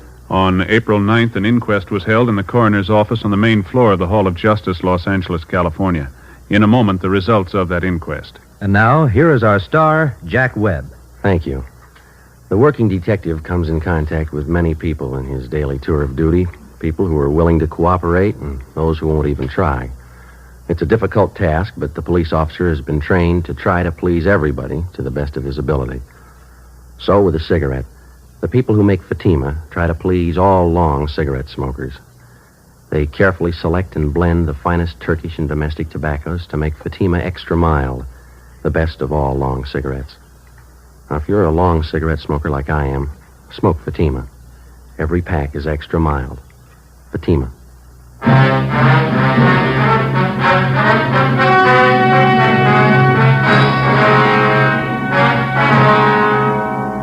On April 9th, the coroner's jury returned a verdict that the death of Harry L. Johansson was caused by a gunshot wound in the head, self-inflicted.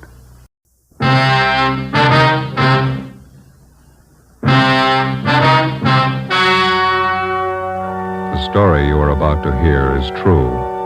Only the names and locations have been changed to protect the innocent. Fatima cigarettes, Best of all long cigarettes brings you Dragnet.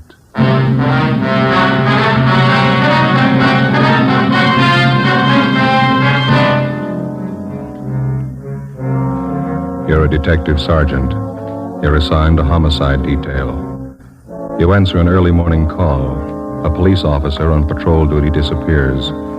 Any attempt to contact him by car radio fails. Your job, find him. If you want a long cigarette, smoke the best of all long cigarettes. Smoke extra mild Fatima.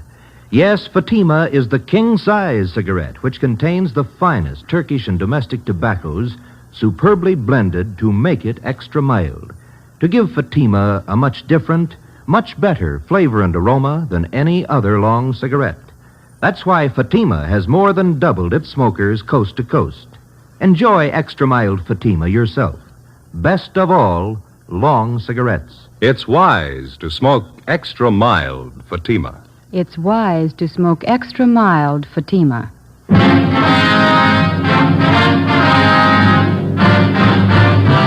Dragnet, the documented drama of an actual crime. For the next 30 minutes, in cooperation with the Los Angeles Police Department, you will travel step by step on the side of the law through an actual case from official police files. From beginning to end, from crime to punishment, Dragnet is the story of your police force in action. It was Monday, June 4th. It was sultry in Los Angeles. We were working the early morning watch out of homicide. My partner's Ben Romero. The boss is Chief of Detectives Thad Brown. My name's Friday.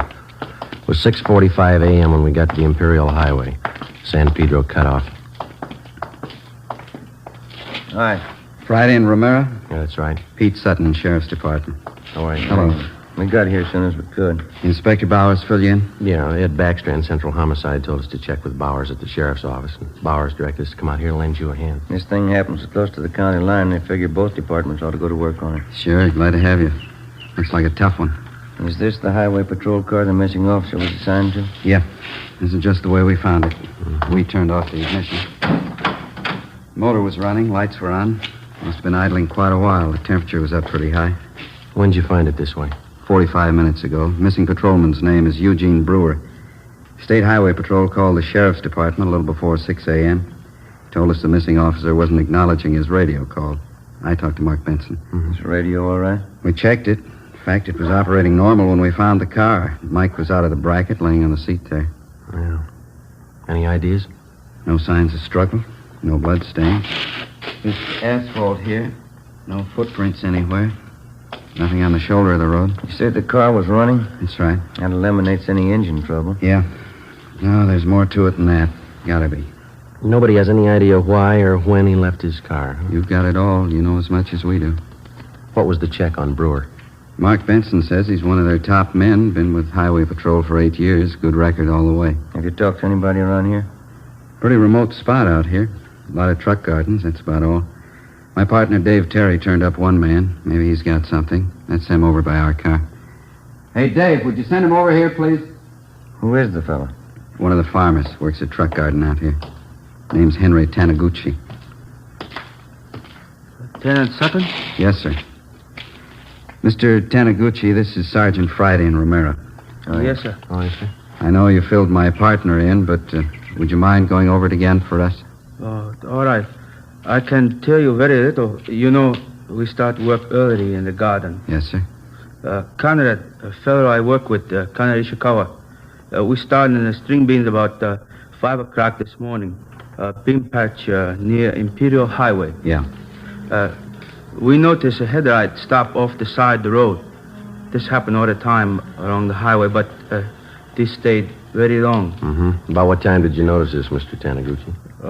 Must have been 10 minutes past 5.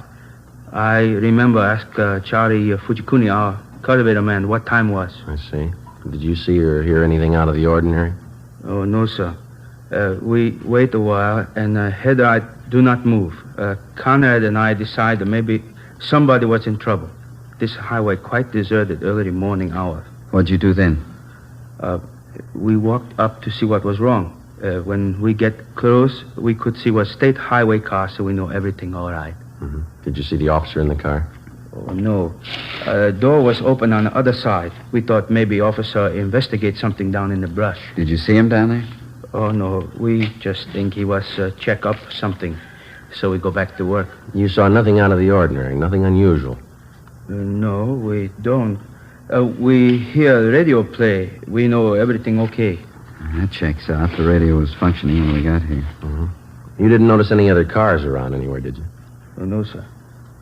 Thank you very much, Mr. Taniguchi. Here's my card. Appreciate it. If you think of anything else, please let us know. Oh, yes, I will. What happened to officer in this car? We don't know.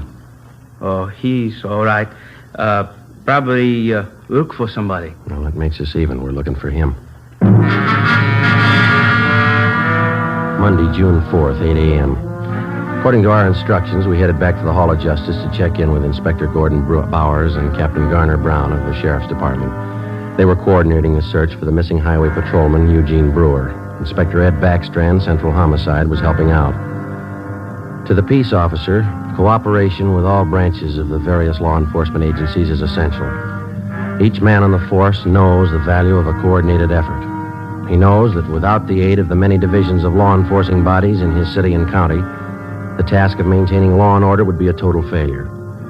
The local officer depends on the men in the federal, state, and county departments as they depend on him. Without this coordination, no one department could survive. 8:25 a.m., we met with Inspector Bowers and Ed Backstrand in the sheriff's office. Nothing, huh? Nobody saw him. If somebody did, we haven't found him, Inspector Bauer. We both figured the only thing to do was to ask for cooperation of the newspapers.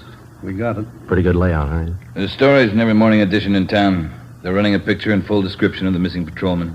Well, we talked to everybody we could find in the general area out there. We worked 2 hours at it. The spot where the patrol car was found is pretty remote. A couple of gas stations, some vegetable gardens. We told you about the Taniguchi fella. Checked all his friends that worked with him. They couldn't add anything. Maybe the newspapers will turn up something. I sent a special detail out there to fan out and search the entire area, 5 square miles. Yeah, it'll take time. There's nothing else we can do. No, there's nothing more we can do. There's nothing anybody can do until we can show them the patrol cars how to carry 2 men. Nobody seems to be able to do anything about it. Maybe they will now. Sending one officer out in a patrol car is like trying to run a trolley line with 1 man. How many cases can you remember in our department? Ed Dudman pulled a car over in Dogtown at 3 o'clock one morning. I remember. Driver turned out to be a guy with a record. Dudman couldn't know that. While he was making out the traffic ticket, the guy shot him down in the street. Dudman died before he could get help. Yeah, we do a lot of griping in the detective division, but those men in the patrol cars and the motorcycle boys, they get the dirty end of the deal for sure. You bet they do. When a detective is sent out on a job, he knows who he's after, what he looks like, what he can expect when he finds him. The boys in the patrol cars answer a call at 390 or 415 or 507. Sure, we know what they're supposed to be, but how often do they turn out that way? Prowler or peeping Tom? How many times do they have a gun in their pocket? How many cops do they kill every year? We've all been through it. We know what it is. Yeah, but how often do we think about it when we're griping on stakeouts? Let me tell you something. This goes for me as well as you. Let's not forget who the real cream of the force is, the backbone of any police department. Men on wheels. No question there, Skipper. Sorry, I didn't mean to make a speech, but when something like this happens, it gets to me. They're riding on short odds as it is. There ought to be 2 men in every patrol car. Well, we should have been somebody else with Brewer. The guy on the job just doesn't disappear without a trace. It's just what he's done. We've checked everywhere, everything. Excuse me. Bowers. Who? Yeah, send him right in. This might help. Truck driver by the name of Nat Wolf. Says he's got something for us. Come in. Mr. Wolf? Yes, sir. Come in. Mr. Wolf, Inspector Backstrand, Sergeant Friday, and Romero. Hi. How do you do? All right. I saw the story in this morning's Times. I don't know if what I got's worth anything, but I figured I'd better pass it along to you guys. Something on the missing highway patrolman? Well, I don't know. The reason I'm here, maybe it's just a coincidence, but I gave a fella a hand early this morning out on the Imperial Highway, not far from where the paper here says the empty patrol car was found. About what time was that, Mr. Wolf? Oh, around 4:30 this morning. You want to tell us about it? Yeah. I'm an independent trucker. I haul topsoil for different nurseries. Stuff out there in Imperial's good rich stuff. We dig it right out of the side of the hill. Yes, sir. Well, I just loaded up, and as on my way back to town, this fella flags me down. He said he'd had a flat, pulled out on the shoulder of the road to fix it. Said he didn't know it was sand. After he'd fixed the flat, he found out he stuck. He couldn't get his car. You gave him a hand, huh? No, not with the flat. He already had that fixed, but I towed him out. I see. That's how I became suspicious of this fella. How do you mean? Well, I offered to get out, hook up the tow chain. He said, no, just stay in a cab. I figured if he could do it alone, it was all right with me. Well, I pulled him out. But here's the funny part. Yes, sir? The chain got a kink in it from the weight of the pull. It's no mean job to handle that alone, but he says, he'll do it himself. Seemed to me like he didn't want me to get a good look at him or his car. I could be wrong, but, well, that's the way it struck me. Did you notice anything? Yes, I did. For one thing, I got a look at him when I threw on my backup lights and his car. That's a real funny one. What do you mean? Well, this is a fairly new car. I'd say no older than last year's model, Plymouth. Well, at the risk of sounding completely nuts, I'm going to tell you that car looked like it had just been painted. There's nothing wrong in that, is there? Well, there is if you're off on the side of the road that time of the morning throwing cheap black paint all over a fairly new car. If he's using a spray gun, I could understand part of it. What's that? It was his license plate. Front one. It was all painted over. You couldn't read any of the numbers. Mm-hmm. What led you to believe he just finished painting his car? Oh, his hands and arms, and it was all over his clothes. Oh, I see. It's that kind of paint you put on the rag, you know. Oh, yeah. Well, I don't know. Was it worth bothering you guys about? You bet it was, Mr. Wolf. I can't tell you just what it means now. Maybe it doesn't mean anything, but certainly it's out of the ordinary and worth reporting to the police. Well, I hope so. I'd like to see you boys find that missing officer. Something was pretty rotten in Denmark about that one, huh? Maybe we found a hole. Maybe. Friday, I'd like to have you and Romero help out in the next step. What's that? Throw up a roadblock.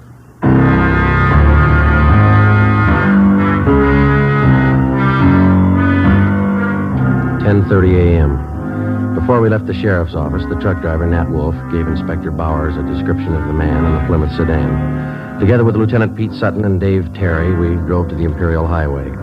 Nat Wolf showed us the spot beside the road where he towed the man. The area was checked, and sample scrapings of the black paint were taken. There was no chance of taking a tire impression because of the loose sand in the area. All physical evidence was taken back to the crime lab for analysis. Nat Wolf returned to the office to check through mug books for possible identification of the man he helped out. Meantime, a special detail of men continued to search the area where the missing patrolman had disappeared. 3 a.m. According to instructions, a roadblock was established at the spot where the abandoned patrol car had been found. Imperial Highway, San Pedro cutoff.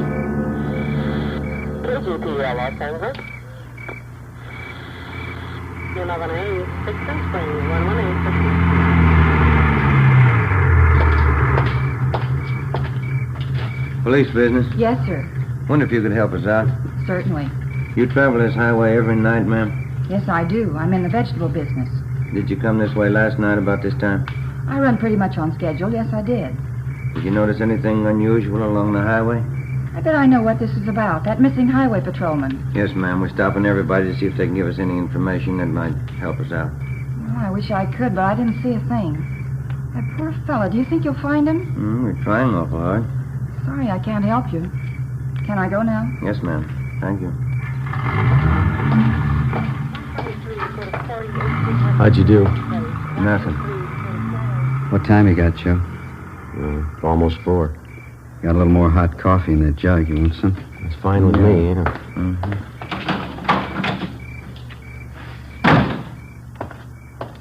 Here we are.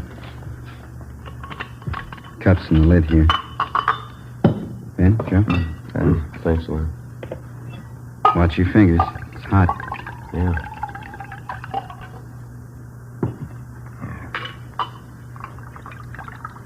It's good. I'll take this one. I want to put my coffee on the fender here. Don't knock it off, huh? No worries. Thank you. Hey, wait a minute. Wait a minute, fella. Can you see my light? I haven't even got a cigarette. I mean my flashlight. I got a cigarette lighter if that'll do you any good. You've been drinking, haven't you? Yes, I have. I never get drunk, but I've had a little drink. Well, I'm sorry, but I'm going to have to ask you to pull over to the side of the road. Okay. What happened to my car? It's broke. You better let me do it, huh? You want to slide over a little bit there? I never pick up hitchhikers. No, I'm just going to move your car off the side of the highway now. Any trouble, Joe? No, it's 502. We'll have to hold him a while. Well, tell your friend to get in, too. It's a sedan. We're not going far.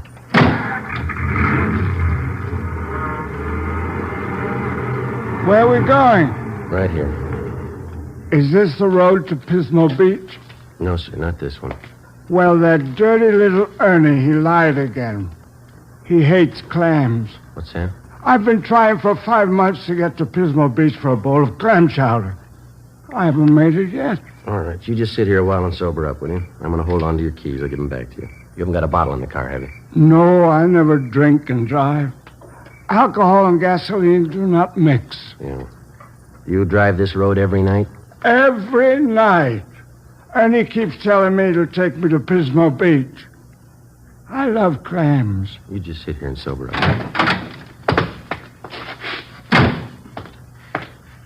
Happy drunk? Yeah, he's too drunk to drive. Yeah, getting along towards daylight.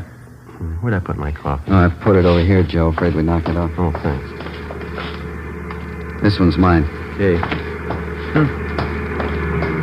You seem to come in bunches. You get 2 or 3, and then you wait for an hour. You know, they don't use this highway much since they put through that alternate, you know. Police business. Yes, sir? You travel this highway every night about this time? Once in a while. Haven't been over this way in a week. You didn't drive this way last night? No, sir, I didn't. Anything the matter? Routine check. Thank you very much. You can go on. Nothing. Yeah. Well, looks like a hopeless job, doesn't it? Business is picking up. Here comes another one. Looks like one of your sheriff's cars, Pete. Yeah. Reynolds, homicide. Pete Sutton? Yeah, Reynolds. You can pack up. They found him. Is he all right? 2 bullet holes in the back of his head.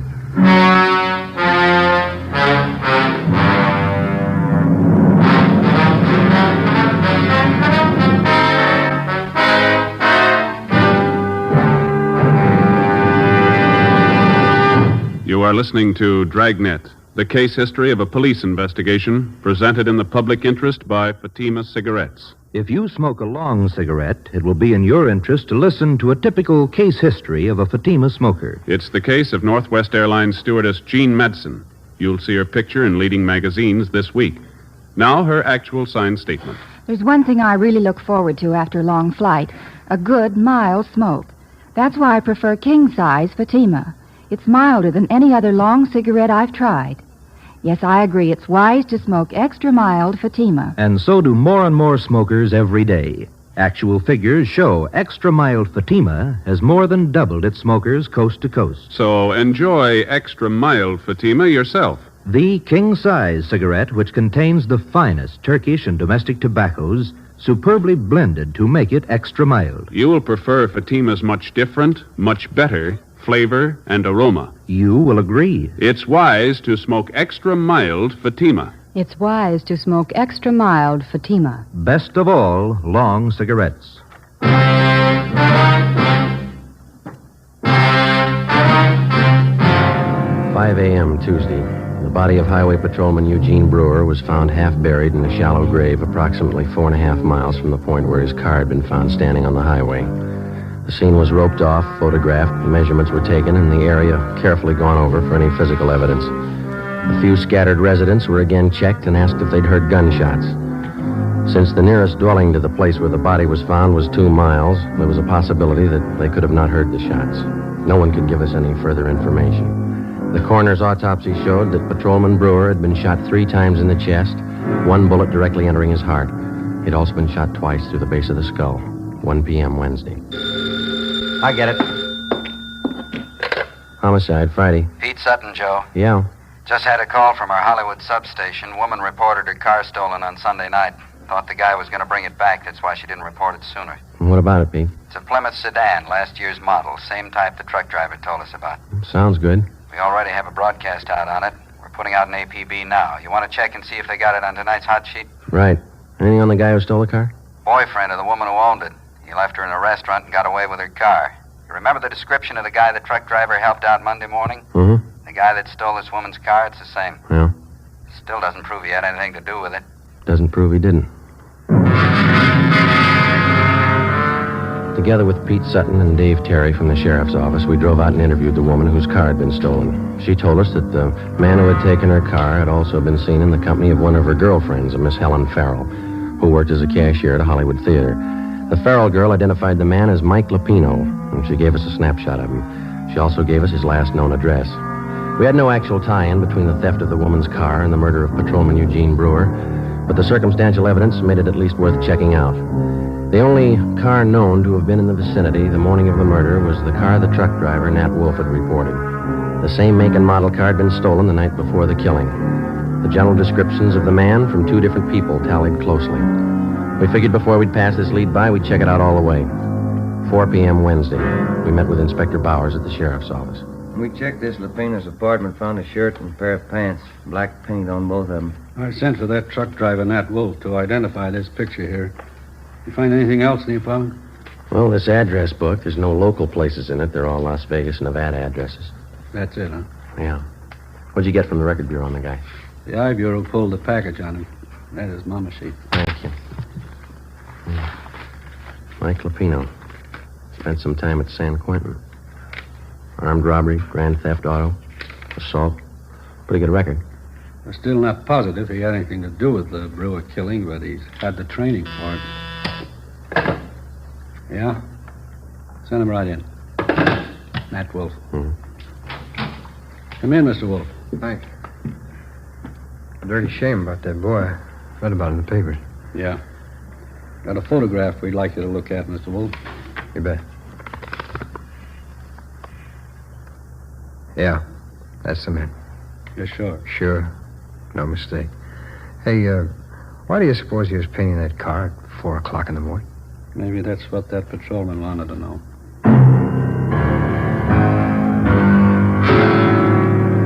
We waited for an answer on the APB. 2 days passed. Saturday, June 9th. We received a phone call from the Las Vegas, Nevada Police Department. The stolen black sedan had been found in the downtown area of Las Vegas. We requested them to put a stake out on the sedan and asked them not to disturb either the car or its contents. Together with Pete Sutton from the sheriff's office, Mark Benson from the Highway Patrol, and Ray Pinker of our crime lab, we flew to Las Vegas. Pinker checked the stolen car. Embedded in the rear seat were 2 spent bullets. There were also bloodstains on the seat and on the floor of the car. Pinker flew back to Los Angeles, where the evidence was analyzed. The bullets found in the car were fired from the same gun as the bullets found in the body of the dead patrolman. Fingerprints lifted from the stolen car matched those of Mike Lupino. Saturday afternoon, we checked in with Chief Harry Miller, Las Vegas Police Department. This is all you've got on him, huh, Chief? That's most of it, yeah. Since we staked out that black sedan, I've had the town covered for Lupino. No one saw him abandon that car, huh? No one we know of, no. Had good cooperation from the newspapers. Story's been on page 1 since the thing broke. Anything come of those names we got from Lupino's address book, the ones we phoned to you? Let's see, I got the list right here. Yeah, here we are. These are the ones my men have checked out already. George Connolly, nothing there. Harry Carlson, he and his wife have been checked out, nothing there. William Spencer, nothing at his place. We've got them all staked out. That leaves 2 to go, huh? That's right. We're checking the last 2 now. Nothing from the railroad stations, the airlines? They've been covered ever since we got your phone call. Yeah, I could be wrong, but I think your man's still here in town. Any reports on him? A couple of wild ones, nothing definite. Checked him out. Had one this morning from a dealer at one of the clubs downtown. About 10:30 this morning, he saw Lupino playing the 2-bit slot machine. We showed him his mugshot. He swears it's the guy. Well, all we can do now is sweat it out, huh? My men have covered everything. I don't know what else we can do. Yeah. Excuse me. Sure. Chief Miller. Yeah? You sure it's him? No, don't try to handle it alone. Keep the place covered the best you can. We'll be right out. They found him. 2 Las Vegas detectives named Billings and Vance answered a phone tip from a groceryman in the east end of town. He said a man had been buying groceries from him for the past 2 days and lived in the apartment house above the store. The 2 detectives showed the groceryman Lupino's mugshot. He gave a positive identification. They then checked with the apartment house manager. After looking at the mugshot, he identified Lupino as the tenant in apartment 10B. Detectives Billings and Vance staked out the place until our arrival with enough men to cover the area.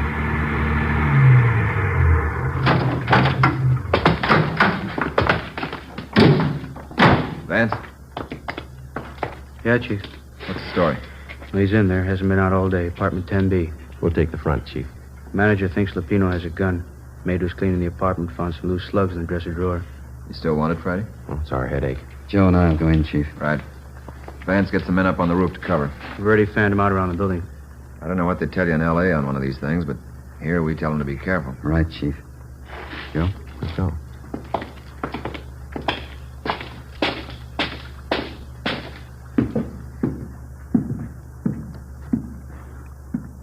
On the second floor. Let's take the stairs here. All right.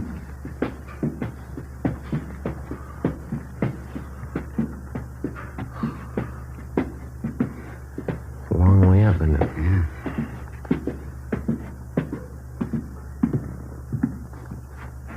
This way.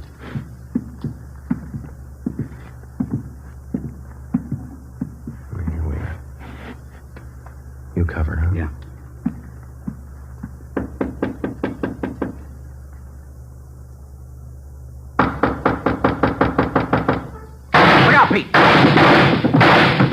Shot right through the door. Yeah, he's got 2 left. Unless he's got another gun. Now, let's take him. One good kick ought to get the lock. Right. Just a minute. Let's go, Pete. Watch it! I got it! Watch that gun, will you? Drop it! Look here!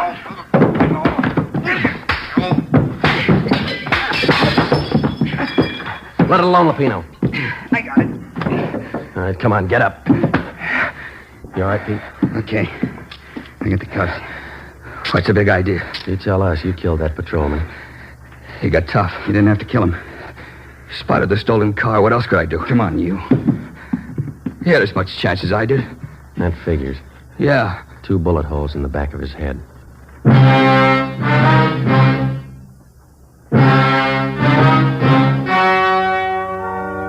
The story you have just heard was true.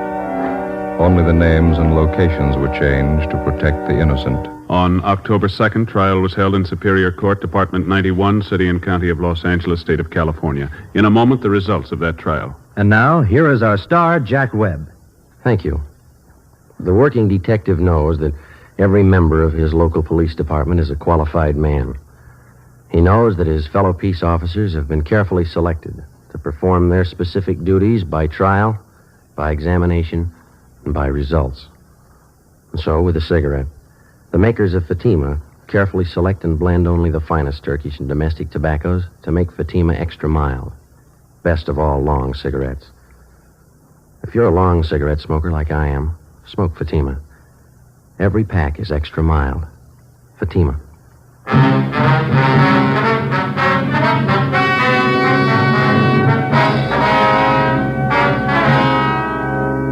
Michael Everett Lupino was tried and convicted of murder in the first degree. The jury failed to recommend the death penalty. Lupino is now serving his life term in the state penitentiary.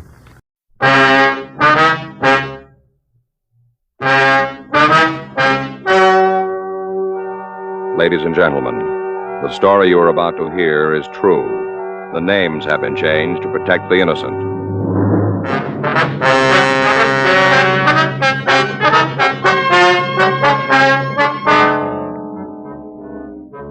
You're a detective sergeant. You're assigned to homicide detail. A night watchman has been stabbed to death in a downtown appliance store. There's no apparent motive for the killing. No lead to the suspect. Your job, find him.